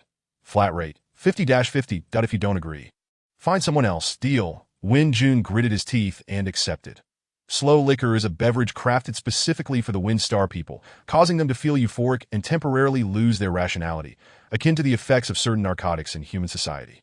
However, slow liquor is not addictive and effectively alleviates psychological and physiological stress. For crew members returning from extended missions, the opportunity to indulge in a bottle of this costly liquor represents the pinnacle of comfort. Throughout the upper echelons of Wind Star society, slow liquor is an indispensable beverage. Aside from Wind June, the other Wind Star beings within the establishment were predominantly crew members, engaging in loud conversations and reveling in dance under the influence of slow liquor, liberating themselves from the pressures of prolonged confinement aboard their vessels. Chapter 59. The breeding base. While the Wind Star beings succumbed to the intoxicating effects of slow liquor, Hu and the other cloned Wind Star individuals remained vigilant and lucid. Regardless of how much they consumed, their consciousness remained unaffected, allowing them to operate the holographic controls from thousands of light years away. From the ramblings of the inebriated Wind Star beings, the scientific vessel gradually collected vast amounts of information about the Wind Star civilization. Hu became aware that the task assigned to his fleet involved transporting the biological inhabitants of over 1,000 planets across the first 3 orbits to serve as sustenance for the insect colonies. As the information accumulated, Hu gleaned substantial insights into the Wind Star civilization. Moreover, he discovered that the Wind Star civilization nurtured more than one insect colony, though the locations of the others remain a mystery for now. The Wind Star civilization is an ordinary civilization within this planetary system. They originated on a planet characterized by perpetual strong winds, which facilitated the evolution of their long fur for thermal insulation. Their limbs evolved to grip the surface tightly, preventing them from being swept away by the gales. Over countless years of enduring strong winds, the Wind Star civilization emerged. The relentless winds hindered their advancement, requiring millions of years to transition from primitive civilization to a stellar civilization. In stark contrast, humanity achieved the same transition in merely thousands of years, facing far fewer obstacles for the Wind Star beings. Most of their efforts were dedicated merely to survival and the continuation of their species. Upon reaching the pinnacle of stellar civilization, the fierce winds could no longer impede their progress. However, the protracted struggle against nature had significantly hampered their cognitive abilities. The inhabitants of Wind Star relied more on their robust physiques than their intellect in their battles against the elements. Over millions of years, their brains had not only stagnated, but had experienced a slight regression. Resilience remained a defining trait of the Wind Star people. Despite their underdeveloped minds, they did not relinquish hope. They finally gained the capability to depart from Wind Star, relocating their entire populace to another planet within this solar system, where the environment was vastly superior. Here, the Wind Star inhabitants found a sanctuary conducive to technological advancement. In a mere 10,000 years, they transitioned from a stellar civilization to a galactic one. And after an additional 50,000 years, they ascended from the nascent stages of galactic civilization to an advanced state. The next endeavor was to cultivate the insectoid species. The crew was oblivious to why the leaders of their civilization mandated the breeding of these creatures. 10,000 years prior, the command had been issued to collect all planets harboring civilizations below the galactic level within a radius of 10,000 light years. They transported over 1,000 life-bearing planets to their new domain, facing little resistance from these lower-tier civilizations, which were swiftly subdued by the Wind Star fleet. The home and colonial planets of these civilizations were systematically relocated. The inhabitants of these planets were stripped of all technology and education. Any research into scientific advancements was strictly forbidden. Should anyone dare to pursue such knowledge clandestinely, they would face the brutal purges inflicted by the Wind Star people. As for resistance, how could these stellar and planetary civilizations stand against the might of the galactic Wind Star civilization? After all, their technological creations had been obliterated, their entire scientific frameworks dismantled, and their researchers exterminated. The remaining populace, powerless to resist, found themselves unable to even counteract the gravitational forces of their own planets. These civilizations were compelled to nurture local flora and fauna while also reproducing. Periodically, the Wind Star fleet would arrive, demanding the surrender of living beings, including the civilized ones themselves. Failing to meet the quotas would result in the execution of their leaders, who would be replaced until the task was fulfilled. The barbaric demands of the Wind Star people left no room for defiance. Every planet was under strict surveillance, and any deviation could lead to extermination. The civilized beings had been reduced to mere livestock, focused solely on procreation, helplessly witnessing their kin being taken aboard the Wind Star ships. though they remained unaware of the fate that awaited their abducted relatives. They understood it could only end in death. The Wind Star people were patient. Apart from the scheduled collections, they would not oppress their captives, even striving to improve their living conditions. Consequently, many of the beings on these planets became numb to their plight. For these lower-tier civilizations, whose lifespans rarely exceeded 1,000 years, hope lingered that they might survive until the fleet's arrival. Many clung desperately to the flickering flame of civilization, yearning for a day when they could escape the clutches of the Wind Star and rebuild their own societies. Although the probability of such hope materializing approached zero, they persisted. The Wind Star people preferred to leave the selection of beings to the civilizations themselves, demanding only numbers as to which individuals were chosen.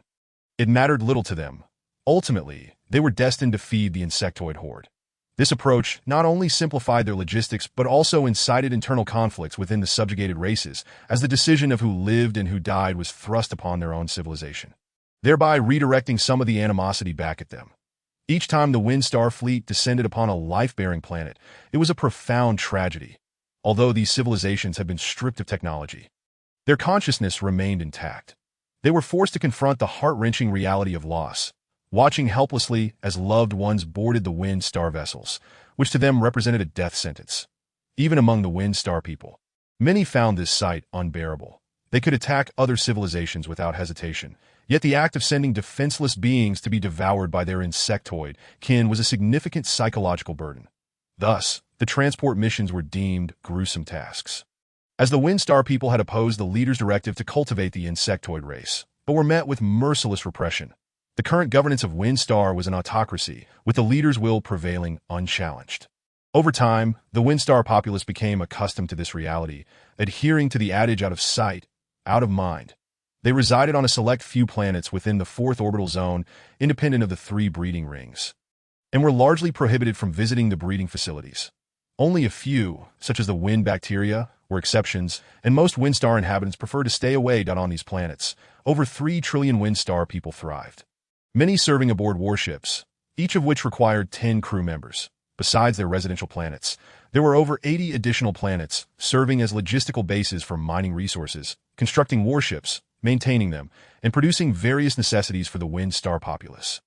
The total number of Wind Star inhabitants across these 100 planets exceeded 1 trillion, propelling their civilization forward. The shipyard, who acquired a wealth of information. However, it was time to execute the mission. Who yearned to explore the residential planets of the Wind Star people, but to avoid alarming them, he abandoned this notion and focused on completing his task. Most importantly, he had obtained a long hair from the wind bacteria.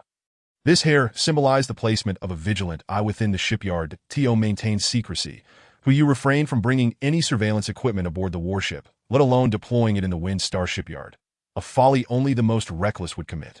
Now, who needed to return to the insect planet, where he would pass the hair to the awaiting biologist. Once the fleet returned from the insect planet, they would be able to bring back cloned wind bacteria. The course must be adhered to. Otherwise, the fleet headquarters would soon become aware that the specifics of Wind Star civilization remained unclear. Altering the course was imprudent. When the fleet returned to Wind Star, who planned to substitute the wind bacteria, knowing that its social skills and network would yield far more information than he had acquired. Chapter 60. Enslaved civilizations. Despite who and the numerous operators of cloned bodies being thoroughly mentally prepared, upon their arrival at the planets inhabited by these subjugated civilizations, they found it difficult to maintain composure. These extraterrestrial beings bore a strikingly different appearance from humans, yet fear and sorrow seemed universal across the cosmos. Who sensed this intense emotion emanating from them, in a universe governed by the principle of survival of the fittest, the powerful, akin to the Wind Star civilization, could trample upon others, treating them like livestock, mercilessly violating their bodies, souls, and dignity. The weak could only be enslaved, bullied, or reduced to mere fodder for other civilizations. The HU felt grateful that humanity had not descended to such depths.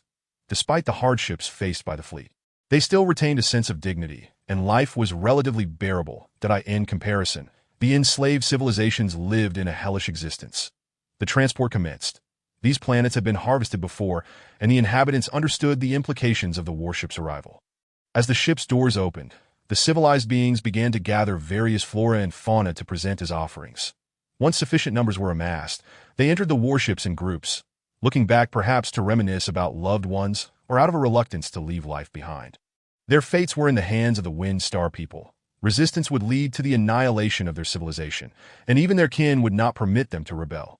Ultimately, they boarded the Wind Star vessels burdened with complex emotions, primarily bitterness and resignation. HUU broadcasted the scene across every screen in the fleet, delivering a powerful, vivid lesson that reminded every citizen of the universe's cruelty that if one does not strive for strength. These enslaved civilizations serve as the most poignant examples. Only by becoming strong can one hope to enjoy a stable life. HUU believed this educational moment would elevate the workforce's enthusiasm, not merely by demanding it, but because the universe compelled every individual, including HUU himself. The loading process proceeded unexpectedly smoothly, with no signs of resistance. 5,000 warships were soon filled to capacity, embarking towards the insect planet. Unbeknownst to the Wind Star people, the insect horde had already been eradicated by humanity, and even these 5,000 warships were under human control for the coming centuries. These warships would continue to traverse this route until humanity's fleet had grown potent enough to launch an assault on Wind Star civilization. At that time, the coordination of these 5,000 warships might play a pivotal role. HUU contemplated the possibility of gradually replacing the Wind Star people from the lowest to the highest ranks, but quickly dismissed the thought that, as Scholar Shao had indicated, such an endeavor was utterly impossible. Once a certain level was reached, access to key locations would be subjected to rigorous scrutiny. Mere resemblance would not suffice. The sentient beings aboard the warship were beyond HUU's ability to rescue. Their fates were sealed, and he would not foolishly play the role of a savior, for he owed them nothing and had no obligation to offer assistance. Their current plight was, in part, of their own making. Perhaps humanity's future incursion into Wind Star could coincidentally liberate them. Regardless, the initial infiltration mission had met with remarkable success. The fleet had merely conducted a few satellite confirmations without thorough inspections. This was understandable, as the warships were the same as before and the personnel were identical. Even HUU would not have conducted a meticulous examination. This protocol had been established in the fleet's operational guidelines, mandating that upon returning from distant missions, every individual must undergo stringent checks. The Wind Star beings were ordinary species, lacking in certain aspects compared to humanity. They could not fathom that wandering humans would traverse the insect planet and fortuitously encounter their transport fleet. They were equally unaware that the warship's excessive weight had allowed humans to neutralize them with just a handful of small gravitational bombs. They could not have anticipated that humanity would clone their crew members to delve deeper into their civilization. Years passed in a blink. The JD-3 planetary system had undergone significant transformations. Since HUU led the Wind Star fleet away from their civilization's territory, the 6 planets of JD-3 had simultaneously activated their full power. HUU was poised to initiate an arms race here, aiming to surpass Wind Star civilization in total energy and ultimately consume it to acquire its technology. In this cosmic age, the entity wielding greater energy and higher energy levels would dictate victory. This was no mere competition. The energy under Wind Star's control was colossal, with conservative estimates of their warship fleet numbering between 300 to 400 million, although HUU had no intention or time to construct a fleet of equivalent scale. A necessary number of warships was imperative. Beyond the ordinary warships measuring 3,000 meters, HUU had discovered a colossal vessel, vastly larger, over 10 times in length. Due to the distance, the giant ship remained elusive, and HUU could not discern its full form. Its imposing presence invoked a sense of foreboding. The rarity of sighting such a vessel suggested it was not merely a civilian craft like the Deep Blue. From afar, one could sense an aura of hostility emanating from it. Undoubtedly a warship that HUU instructed Academician Zeng and his team to temporarily pause the warship design, opting to gather more intelligence upon his return to Wind Star territory. The immediate focus was to amass sufficient materials and production equipment. The 6th planet of the JD-3 system, a rocky sphere, possessed a thin atmosphere and resided in an outer orbit distant from its star. Its surface temperatures plummeted to well below 100 degrees Celsius, yet it harbored a scorching iron-nickel core that was larger than Earth, with a gravity twice that of our home planet. Currently, Academician Zeng and a cadre of physicists toiled here, endeavoring to devise methods to reduce the planet's gravity. For ordinary individuals, enduring prolonged periods in such high gravity was akin to bearing an immense burden, exerting tremendous pressure on every organ. Even crew members who had undergone extensive training would feel an overwhelming fatigue in such an environment. The preparations for the fleet's confrontation with Wind Star civilization could not be completed in mere days. After witnessing the conditions within Wind Star territory, you needed to reassess the feasibility of surpassing Wind Star civilization within the originally planned 500 years. Proposals to alter the planet's gravity emerged swiftly. Point 1 involved extensive energy pipeline installations akin to those on the Deep Blue, though this would serve to decrease rather than increase gravity, a venture both resource-intensive and substantial in engineering scope. The second proposal suggested transporting excess material from the sixth planet to reach parity with Earth's levels. The third proposal involved swapping the sixth planet with the third, which had gravity comparable to Earth. This would necessitate transferring the sixth planet's water and atmosphere to the third, which also possessed an iron-nickel core capable of generating a magnetic field. After thorough deliberation, you settled on the planetary exchange proposal. Although this plan was also monumental, it required the least time compared to the other two to absent this third option, you would have resorted to the laborious first or second proposals. This was a long-term strategy. With future technological advancements, the direct relocation of planets could become feasible, allowing the populace aboard the fleet to reside on the planet's surface, permanently escaping the confines of the Deep Blue's vast cage. To remove the excess material, a staggering mass of 60 trillion tons needed to be eliminated. Transporting such an immense quantity via spacecraft or electromagnetic launchers could take decades, and laying energy pipelines would demand a similar time frame. With no guarantee of uniform gravity unless no agricultural or mining activities occurred on the planet's surface. Conversely, the planetary exchange was far swifter, albeit with inevitable losses in atmosphere and water post-exchange, necessitating the creation of additional resources to sustain human life. Chapter 61. Planetary Exchange. The task of planetary exchange was equally vast, requiring millions of cloak vessels to act simultaneously. The operation commenced, with the cloak vessels divided into two groups positioned around the third and sixth planets. Under their guidance, the two planets advanced towards the JD3 star, with the sixth planet leading and the third trailing. Separated by 5 million kilometers, a distance of 30 million kilometers from the JD3 star, all cloaked vessels simultaneously halted their curvature engines, restoring normal space. The stellar winds began to directly impact the sixth planet, causing its atmosphere to be relentlessly stripped away. As the winds carried it away, the ancient glaciers on its surface began to melt, boil, and transform into atmospheric constituents. 3 days later, the sixth planet had lost all its atmosphere and water. Its surface temperature soared above 1,000 degrees. Ultimately, it was transported back to its original orbit, continuing its slow revolution around the JD3 star. Meanwhile, the third planet awaited the arrival of the stripped atmospheric and water molecules, akin to a diligent interstellar scavenger, collecting each particle from the sixth planet. Though it too endured the ravages of stellar winds, being further from the star allowed it to retain a considerable amount of atmosphere and water. The cloaked vessels continued to transport it, preparing for a second collection of atmospheric and water molecules. After a week of scavenging, the third planet acquired 70% of the sixth planet's water and atmosphere, an outcome that exceeded all expectations. Initially prepared to manufacture additional water and atmosphere post-exchange, such measures were rendered unnecessary that it was no longer a barren rocky sphere. Its surface had become enveloped in a dense atmosphere and water. The sixth planet's thin atmosphere was a result of its larger volume, with 70% of its atmosphere now concentrated on the third planet, creating a significant abundance, albeit primarily composed of nitrogen and carbon dioxide. With oxygen levels below 1%, human survival would necessitate the production of sufficient oxygen. The third planet was maneuvered into an optimal orbit where sunlight was neither too harsh nor too weak, mirroring Earth's conditions. Additionally, the cloaked vessels established a tilt of 65 degrees, laying the groundwork for seasonal variations.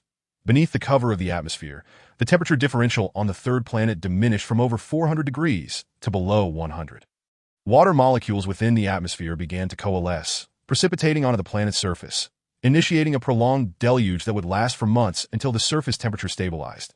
This ancient rocky planet, devoid of external disturbances, would not exhibit significant surface fluctuations, maintaining a relatively standard spherical shape due to hydrostatic equilibrium to foster a habitable environment. You commanded the fleet to deploy thousands of nuclear devices of varying sizes across the third planet's surface, creating numerous craters. The rain filled these depressions. Countless lakes would emerge before the populace. The fusion-type nuclear devices would leave no harmful radiation on the planet's surface. The water source from the sixth planet was scant, amounting to less than a third of Earth's total. Yet the third planet would not feature oceans thousands of meters deep, nor would it possess saline waters that in reality the total surface area of water would slightly exceed that of Earth.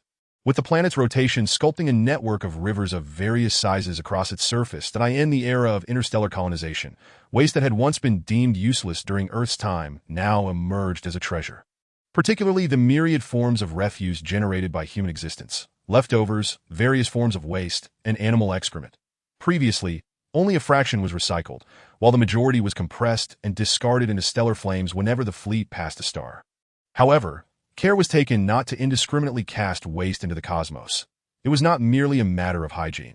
The refuse contained invaluable information about humanity, and should it be traced by other civilizations, the consequences could be dire. Thus, all waste was incinerated within the stars. Now, these scraps of life finally found their purpose, rich in microorganisms and diverse microscopic life forms. Over 90% of the microorganisms accompanying human life could be found within this refuse, poised to make monumental contributions to the ecological transformation of the planets. All actions are solely aimed at transforming the third planet into a second Earth, and everything is progressing remarkably well. In less than 2 months, the initial transformation of the third planet has been completed. The first batch of plant seeds has been sown, carried by the rains to every corner of the planet. They will take root and sprout in the thin oxygen of the planet, undertaking the vital task of producing oxygen. Next, we await the growth of these plants to generate sufficient oxygen to improve the planetary environment, a process that will last between 5 to 10 years. The fleet will continue to disperse plant seeds, particularly various weed seeds, which are also beginning to be cultivated. During the time of the fleet, weeds were rarely cultivated, with only a few ornamental varieties present aboard the Deep Blue. The Deep Blue also requires many plants for oxygen, but these are the most aesthetically pleasing selections which, although beautiful, lack the robust vitality of true weeds. Reflecting on the historical struggle between humanity and weeds reveals their resilience. Regardless of cutting, burning, or chemical eradication, weeds have never been entirely eliminated. Even if they seemingly vanish in one spring due to human efforts, they will invariably re-emerge the following spring. The seeds of wild grasses will become the second major force after microorganisms, establishing themselves on this alien planet with tenacity, flourishing until humanity arrives to engage in battle once more. With the fundamental work complete, we now enter a period of patient waiting. HUU has ventured into the territory of the Wind Star civilization for the second time, a round trip requiring 12 to 14 years. To avoid revealing humanity's existence, espionage missions will continue. Activities have commenced on the third planet, where individuals carry rudimentary oxygen tanks, inhaling concentrated oxygen every few minutes for relief. After 20 years, vegetation has covered the entire land surface of the planet, and aquatic life has begun to proliferate, though these are merely freshwater fish and aquatic plants.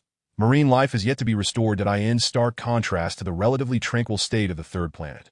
Other nearby planets are bustling with activity. Countless machines race across their surfaces, with workers in spacesuits busily engaged. Some machines tower hundreds of meters high, extracting hundreds of tons of ore with each scoop. Massive factories constructed from steel plates stand resolutely on the planetary surface. This interstellar age steel, a cheap and abundant resource, forms the foundation for all technological civilizations. With steel, sealed bases and factories have emerged, along with a myriad of machines, enabling humanity to construct formidable warships and secure their existence within the cosmos. This might be humanity's last direct involvement in construction activities, as holographic control technology has matured and relevant robots have been designed and are now in limited production trials. Chapter 62. The mechanical army. Humanity has spent centuries studying consciousness without grasping its essence, that a mere assemblage of proteins and organic compounds gives rise to a self. Beyond cloning, humanity has succeeded in creating a brain in the laboratory. It exhibits life activities but lacks consciousness. Academician Shao devoted over a century to controlling individual molecules to fabricate a human. Once activated, this being possesses a heartbeat, flowing blood, the ability to absorb nutrients, and metabolic processes. From both macro and micro perspectives, it is a complete human, yet it remains devoid of any consciousness. From a dialectical materialist viewpoint, consciousness is merely a combination of bioelectrical signals and chemical signals within cells. This concept has become increasingly clear under the current technological conditions of the fleet. Biologists can control a specific set of signals to manipulate a body and can replicate these signals in another body to express them. The brain of the artificially created individual has been imbued with a variety of bioelectrical and chemical signals. When stimulated with a needle, It can feel pain, yet it lacks the awareness to control its body to evade it, showing no reflexive response. All this indicates that it is not a true human, falling short even of a vegetative state. Consciousness may be the most enigmatic issue in the universe, within the cosmos. Consciousness is not a unique phenomenon. Within the Milky Way alone, billions of civilizations have arisen throughout history, each with consciousness entities numbering from hundreds of millions to trillions, far exceeding the number of stars in the galaxy. It is evident and present, yet humanity remains oblivious to its origins. Despite extensive research, humanity has yet to replicate a consciousness entity, presenting the greatest mystery. Academician Xiao posits that not only is humanity incapable of creating consciousness, but even advanced civilizations in large star clusters may also be unable to do so. Had consciousness been mass-producible, civilizations might have proven more formidable than the insectoid species. Centuries ago, humanity harbored fears that the advancement of computers would lead to self-awareness, prompting some extremists to advocate for their destruction and a return to an agrarian society. Now, centuries later, any individual's personal computer terminal within the fleet possesses computational speeds that far surpass those of supercomputers from centuries past, such as Summit, Sierra, and Taihu Light. The fleet's supercomputers operate with astonishing speed, capable of simulating the movements of a star, not through a rudimentary model, but with precision down to the activities of each fundamental particle. By inputting stellar data, they can accurately predict temperature variations to within 0.01 degrees an hour ahead, that if the Earth of yesteryear were input into this computer, it could anticipate all climatic changes and geological shifts with absolute clarity.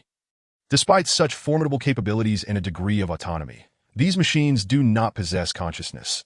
They merely execute human commands faithfully, functioning as advanced tools devoid of rebellion.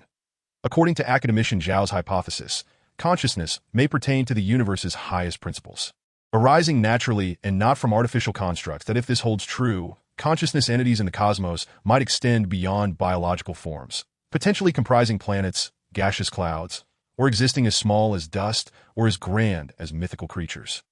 In the future, humanity shall venture across the Milky Way or the universe to uncover the secrets of consciousness.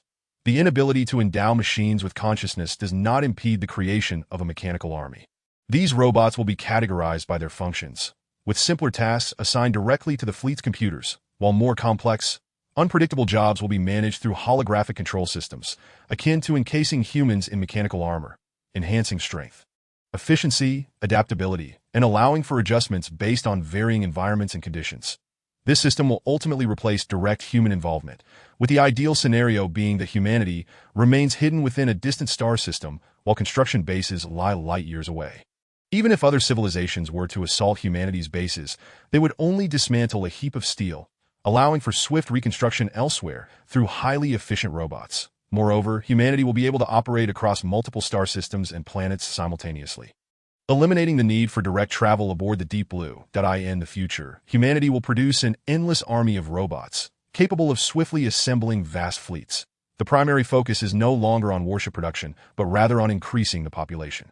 Since 2185, over 4 centuries have passed, with the population rising from 500 million to over 800 million, that given that human longevity will not lead to a decline in population in the near term. This growth rate is indeed slow.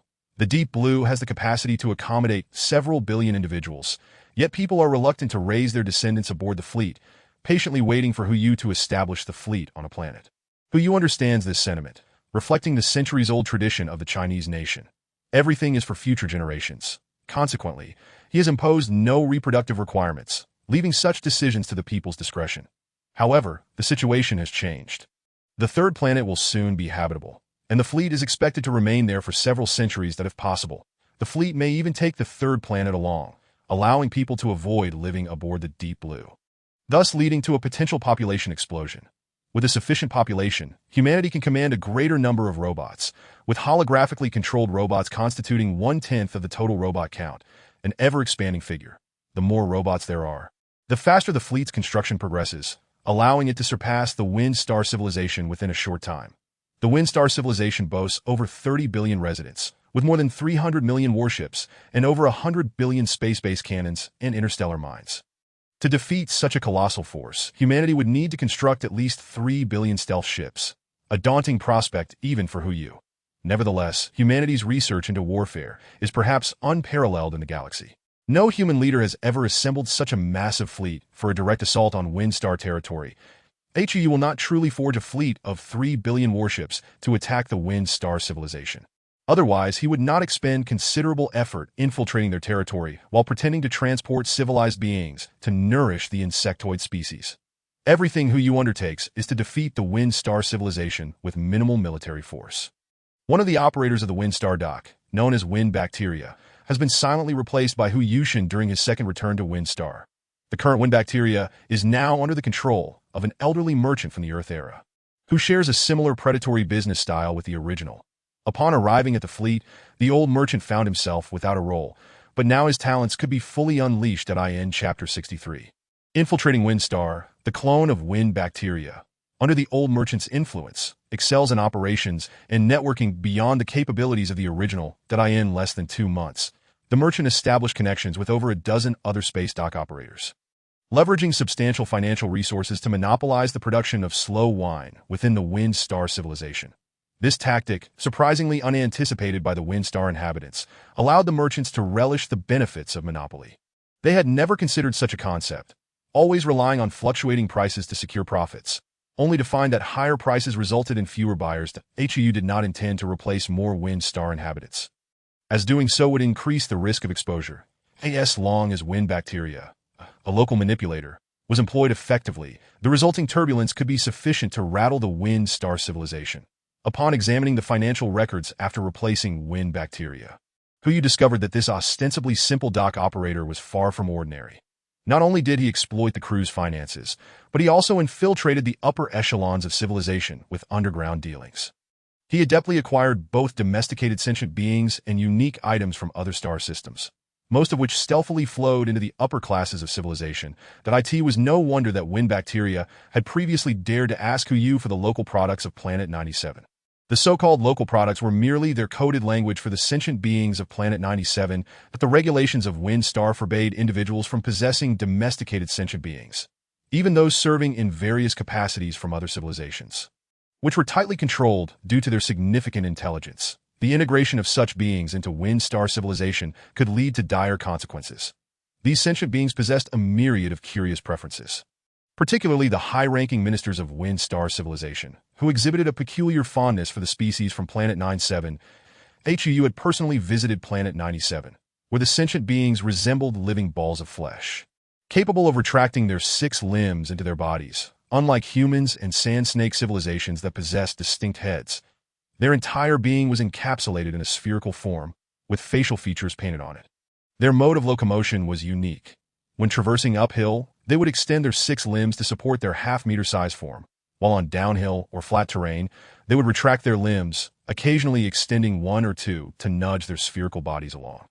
To humans, these beings appeared merely cute and amusing, yet the inhabitants of Windstar felt an irresistible longing for these spheres, leading many officials to secretly keep one at home.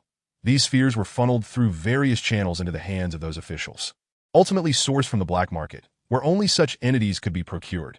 The leaders of the transport fleets were often colluding with black market figures like Wind Bacteria to reap substantial profits. The clone known as Luo had been the transport captain for less than a century when Wind Bacteria approached him for the procurement of life forms from Planet 97. The greed for profit and the protective umbrella of power rendered Wind Bacteria increasingly audacious. Following the replacement of Wind Bacteria, the cloned Wind Bacteria would exploit the monopoly on slow wine and conspire with the upper echelons of Windstar to gradually expand its influence. Aiming to instigate turmoil within Windstar civilization when HU launched his assault, on one particular day, HU traveled to Planet 97, and after loading millions of these sentient spheres, the fleet set sail. Just as the warships were about to enter a minefield, a small spacecraft discreetly detached from the fleet, carrying 100 live spheres. Amid the bustling routes of millions of civilian spacecraft, this small vessel went unnoticed, ultimately docking at Wind Bacteria's dock, where the cloned Wind Bacteria immediately dispatched personnel to swiftly conceal the spheres within the premises. Old Lee, thank you for your hard work. This 100 specimens from Planet 97 must be delivered to the high-ranking officials of Windstar civilization. Exercise utmost caution in selecting the right recipients. Do not jeopardize yourself. HU instructed the elderly merchant overseeing Wind Bacteria. Rest assured, General, to be candid, when it comes to such matters, I am unparalleled that I once feared my skills would remain forever unrecognized. Yet now I feel immense pride in contributing to the fleet. Regardless of whether they are Wind Star inhabitants or humans, I can discern who is a cat after fish with just a glance. Very well, upon successful completion of this mission, I shall personally bestow upon you the Golden Fleet Medal. Really? The old merchant exclaimed with delight. Rest assured, I will not disappoint you, General. The recipients of the Golden Fleet Medal are exceedingly rare. Only awarded for significant contributions to date, fewer than 10 individuals within the fleet have received this honor, all of whom are scientists. The transport operations continued, and over the years, you had grown accustomed to witnessing waves of sentient beings boarding the warships. He yearned to save them, yet the time was not ripe. These civilizations still needed to endure trials that today's shipment included a rather peculiar species, mobile trees from Planet 33, that this discovery once again challenged to use understanding of life forms.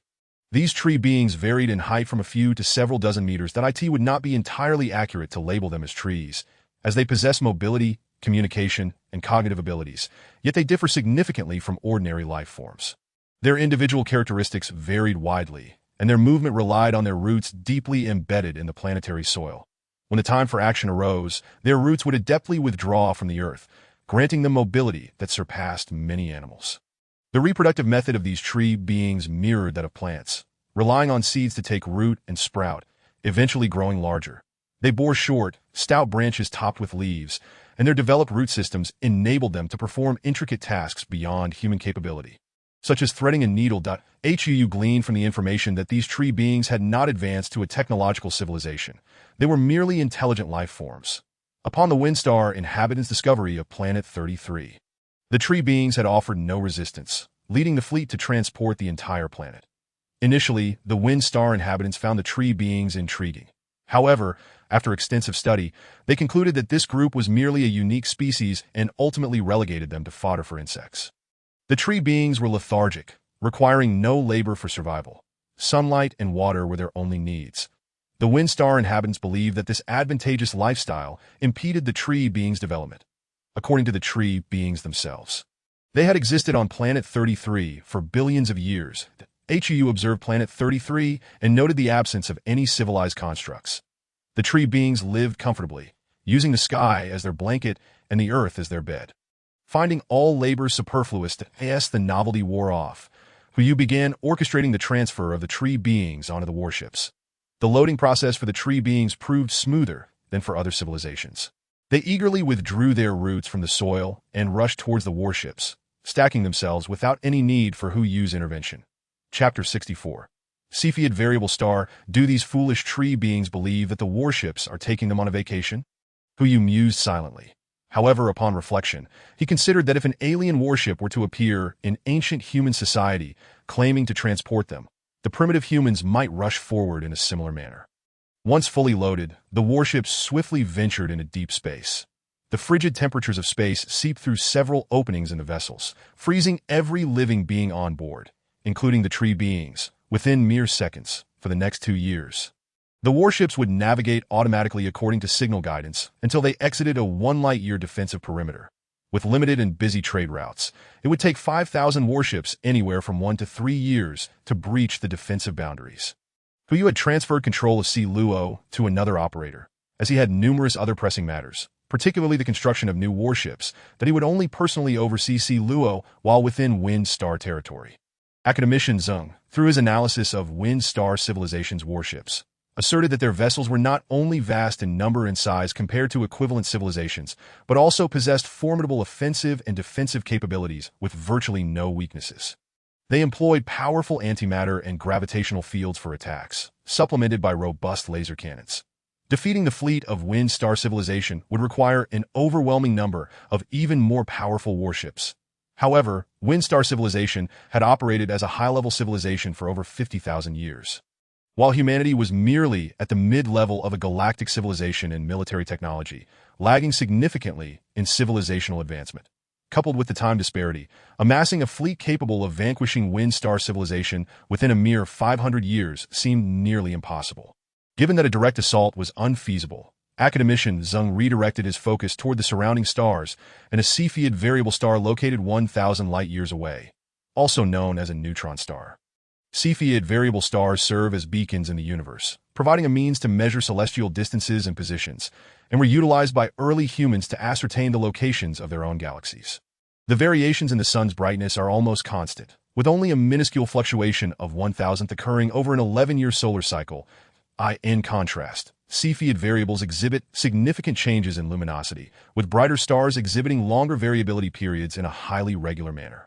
Through extensive research, scientists have established a correlation between the luminosity fluctuations and the periods of Cepheid variables, known as the period-luminosity relationship, that if two Cepheid variables share the same light variation period, they can be assumed to possess equivalent brightness.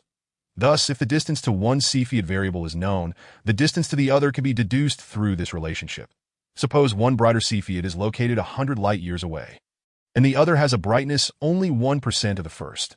One can infer that the dimmer star is approximately 1,000 light-years distant, being 10 times farther away.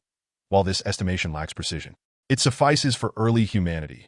Cepheid variables themselves are remarkably small, with diameters of merely around 20 kilometers.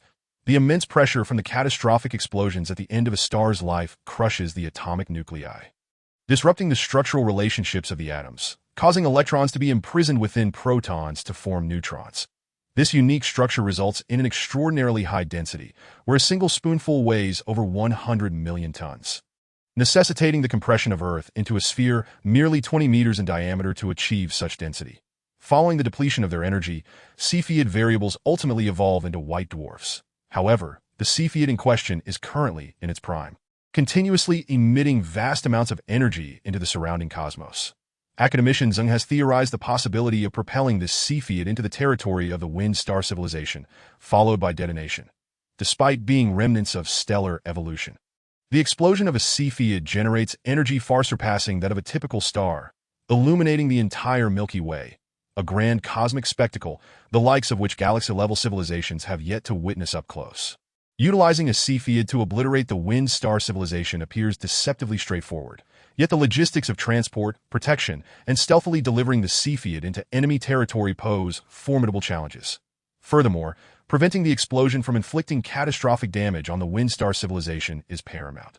Failure to do so would render humanity's efforts futile in acquiring their complete technological arsenal. Additionally, with over 1,000 civilizations potentially caught in the blast radius, the question of how to safeguard them from the explosive aftermath remains critical. Who still harbors hope of rescuing them? But such grand undertakings will inevitably attract the scrutiny of advanced civilizations across the galaxy, should humanity's presence be discovered by these higher beings. The consequences could be dire. Ultimately, these dilemmas will rest upon the shoulders of academician Zheng and his colleagues. Time is ample, and solutions will arise. Humanity cannot engage in a protracted war against the wind star civilization, as their logistical support is overwhelmingly robust. Should hostilities erupt, the wind star civilization could mobilize over 200 billion individuals to sustain their supply lines. Hence, Hu is compelled to pursue a swift and decisive victory. The new class of warships is engineered to match the dimensions of the wind star civilization's vessels, extending beyond 3,000 meters in length. These colossal battleships possess armor thickness exceeding 100 meters, with the most vulnerable bow reinforced to over 200 meters, significantly surpassing the 50-meter armor of wind star ships that in interstellar warfare. The thickness of armor often dictates a vessel's survivability. Irregularly distorted force fields and anti-gravity defenses have energy thresholds, and even a small infiltration of enemy energy could unleash devastation far exceeding the explosive power of a million-ton nuclear weapon. That a few meters of armor becomes inconsequential in such scenarios. However, increased armor thickness implies greater mass and higher power requirements, demanding more energy. Were it not for the current advantageous position, the construction of such nearly solid ironclad warships would not be feasible. As of now, the fleet's protective technology remains rudimentary, necessitating this primitive yet effective solution.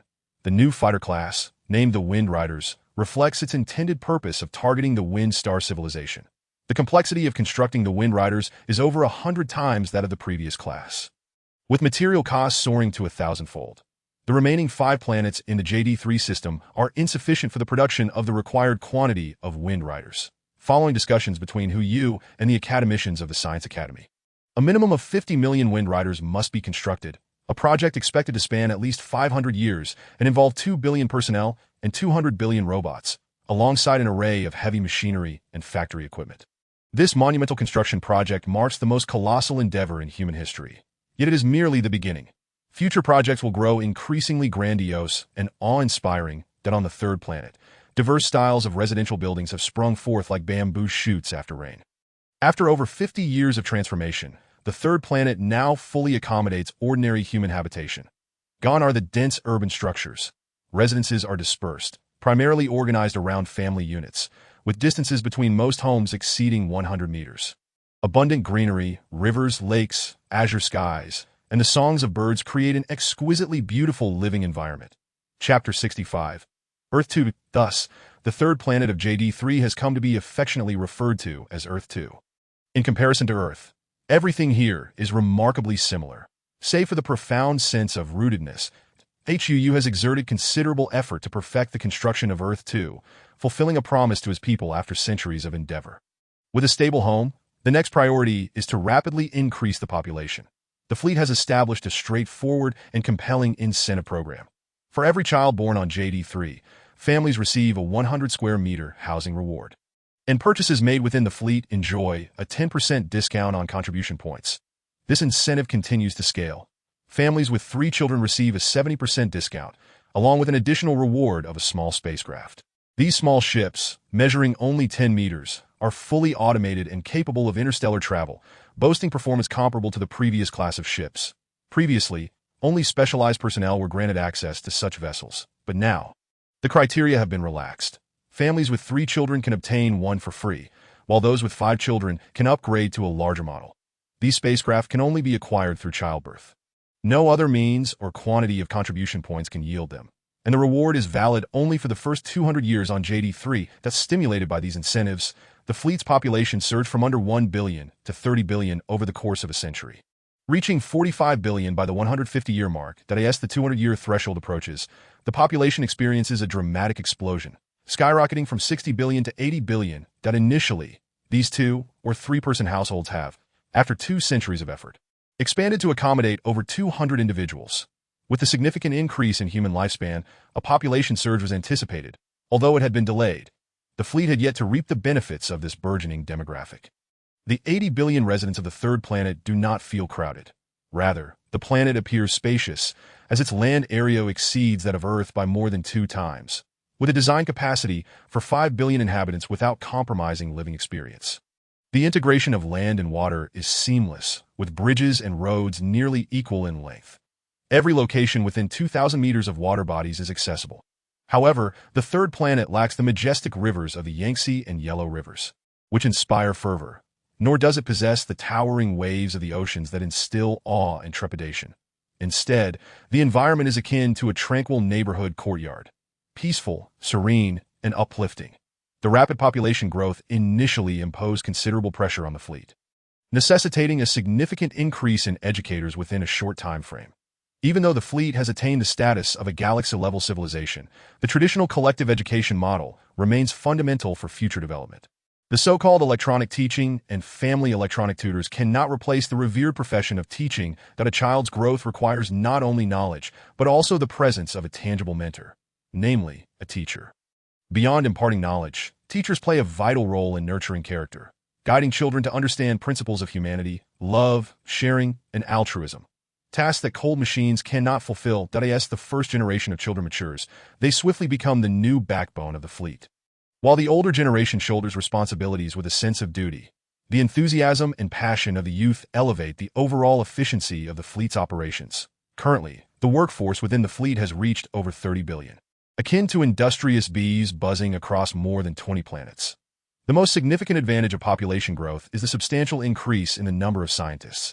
Young individuals exhibit a capacity for understanding and embracing new concepts that often surpasses that of their elders. Over the past 2 centuries, more than 100,000 academicians have ascended through the ranks, and alongside other scientists, the fleet now boasts over 1 million technological experts. The number of academicians in the biological fleet has also risen from a mere few to over 30.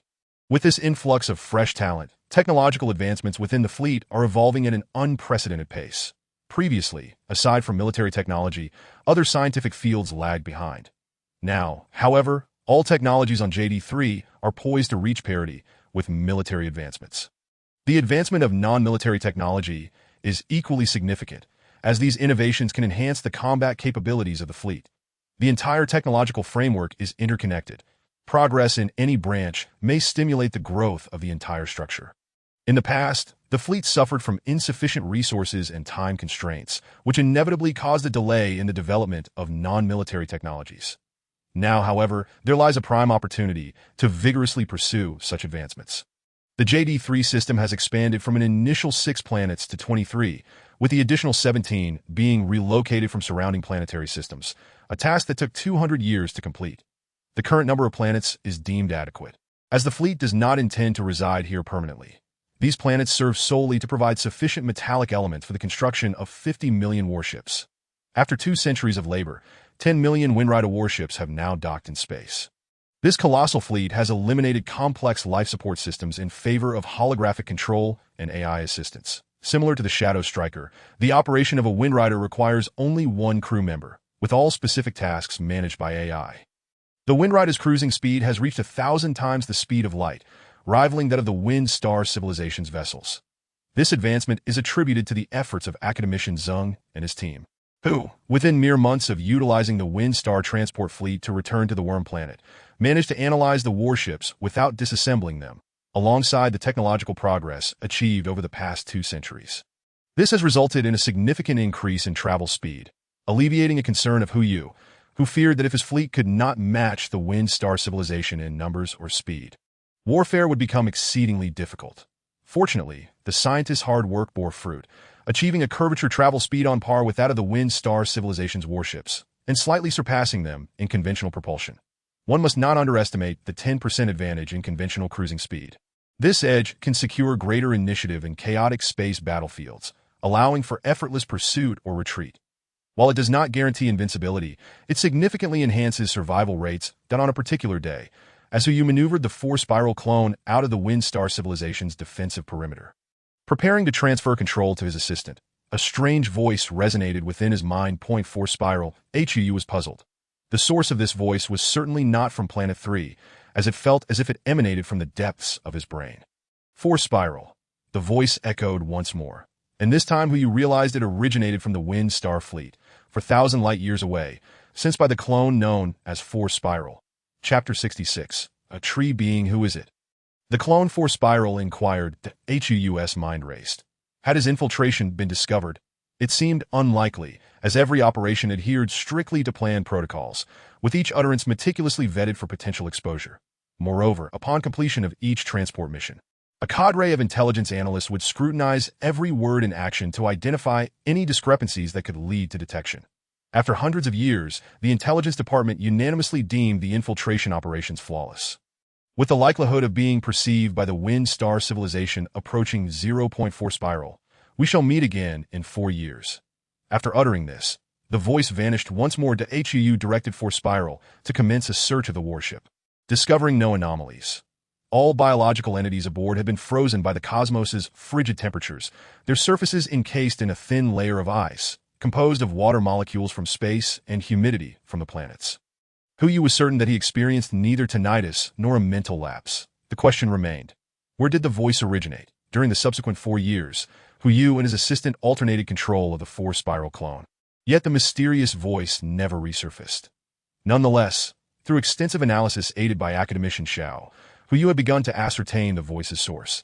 The warship had transported billions of biological entities from 10 civilizations, and the voice must have belonged to one of them. Upon reaching the Worm Planet, the fleet collected the remains of the worm creatures, extracting precious elements over the course of 2 centuries. Although curvature travel no longer necessitated these elements, they continued to serve significant roles in other capacities. This time, rather than casting the frozen beings into the star, Hu dispersed them across the surface of the Worm Planet.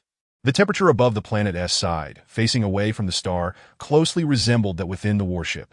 If the vocalizing organism resided among these warships, the temperature here would not be lethal. Several new Windrider ships had already arrived in advance. Clad in a spacesuit, Hu stood at the massive open hatch, flanked by a dozen armed guards. As he observed the piles of frozen beings being discarded from the Wind Star vessels like refuse. He felt a profound sense of the cheapness of life. Half an hour later, the unloading of several 100 billion frozen beings had been completed, resulting in numerous colossal organic mounds dotting the planet's surface. The Wind Riders slowly patrolled these hills, as he hoped to trace the source of the voice he had heard for years prior. Finally, one of the mounds began to shift, as if some enormous being was desperately attempting to break free, causing the frozen entities to slide down from the center of the mound. Excitedly, Huyu and the guards trained their weapons on the source of the movement. The Huyu gestured for calm, asserting that, regardless of the entity's strength, it could not threaten the Wind Rider. Suddenly, a towering creature emerged from the mound, a tree being, tall and leafless, gazing at Huyu at the hatch with an immovable stare. "Indeed, it is you," Huyu remarked with a light chuckle. "General, you have sharp eyes. How did you know it was me?" "Quite simply, for you tree beings are unique. General, may I board your vessel? It is unbearably cold here. I can no longer endure it." "Certainly," the general replied, "that it is merely a tree. After all, it poses no threat." The Huyu was relieved that the hatch of the Wind Rider was sufficiently large. Otherwise, the tree would have struggled to enter. Now that it could only lie within, as the Wind Rider lacked space for long-term habitation. The ship's interior was cramped, filled with weaponry and structural beams reinforcing its integrity. "What is your situation? You may speak now. Rest assured, our human civilization is not one of bloodthirst. Having saved you, we shall not persecute you, provided you do not pose a threat." The Huyu stood beside the tree being, gently inquiring. "General, I assure you I will not be ungrateful. I have yet to repay your life-saving grace. How could I threaten you? Besides, in my current state, I resemble a fish on a chopping board. I cannot possibly pose a threat. Now, allow me to recount the events." The tree being reclined within the warship, stretching its massive form. This time, Huyu heard the voice not from his mind but through his ears. "Actually, when you first descended upon Planet 33, I realized you were not wind star beings. Although your impersonation was flawless, successfully deceiving the wind star inhabitants, you could not fool me that we tree beings possess a unique ability to sense the brain waves emitted by other life forms. While these waves are faint, we can still perceive them. The wind star beings had visited Planet 33 before, so when you arrived, I immediately sensed something amiss. The wind star visitors this time emitted no brainwaves. Instead, I detected a strong electromagnetic signal that I deduced that these so-called wind star beings were mere puppets controlled by another civilization. Your manipulation of these puppets to come to Windstar undoubtedly placed you at odds with them, creating an opportunity for me that I knew that this fleet would return to Windstar territory approximately every 12 years, estimating that the journey would take 4 to 5 years. Ultimately, I took a gamble and boarded the warship you controlled. Escaping from Planet 33. On board, I expended most of my energy to transmit my brainwaves into the puppet, hoping to draw your attention, initially wishing for you to restore the ship's temperature to afford me some respite. To avoid detection by the Windstar beings, and to keep your secret, I could not directly use sound waves to communicate. Regrettably, you were even more cautious, aside from inspecting the biological entities. No other actions were taken. The remaining energy I had to use to sustain my life in the freezing conditions that in hindsight, it was fortunate. My chances of survival increased. Thankfully, I did not miscalculate nor lose my wager. Just as my energy was nearly depleted, you reached your destination. Had I delayed any longer, I would have had to risk revealing myself to the wind star beings. General, I am grateful for your salvation. I understand that your infiltration of Windstar territory must be intended for some detrimental purpose, whether to steal technology or wage war. You may inquire about anything, and I shall divulge it to you. Oh, thank you. By the way, where are your kin? How is it that only you have survived? Were they all frozen to death? If there is still a chance for rescue, we are willing to provide necessary assistance." Huyu inquired. "Kin? General, there are no kin. All these tree beings are me." "What? All of you are me?" "General, this has long been my greatest secret. However, since you have saved me, I shall reveal it to you. In truth, I am the sole consciousness behind all the tree beings of Planet 33, that the others are merely branches under my control. Surely, you do not believe that a single seed could give rise to an entire tree being?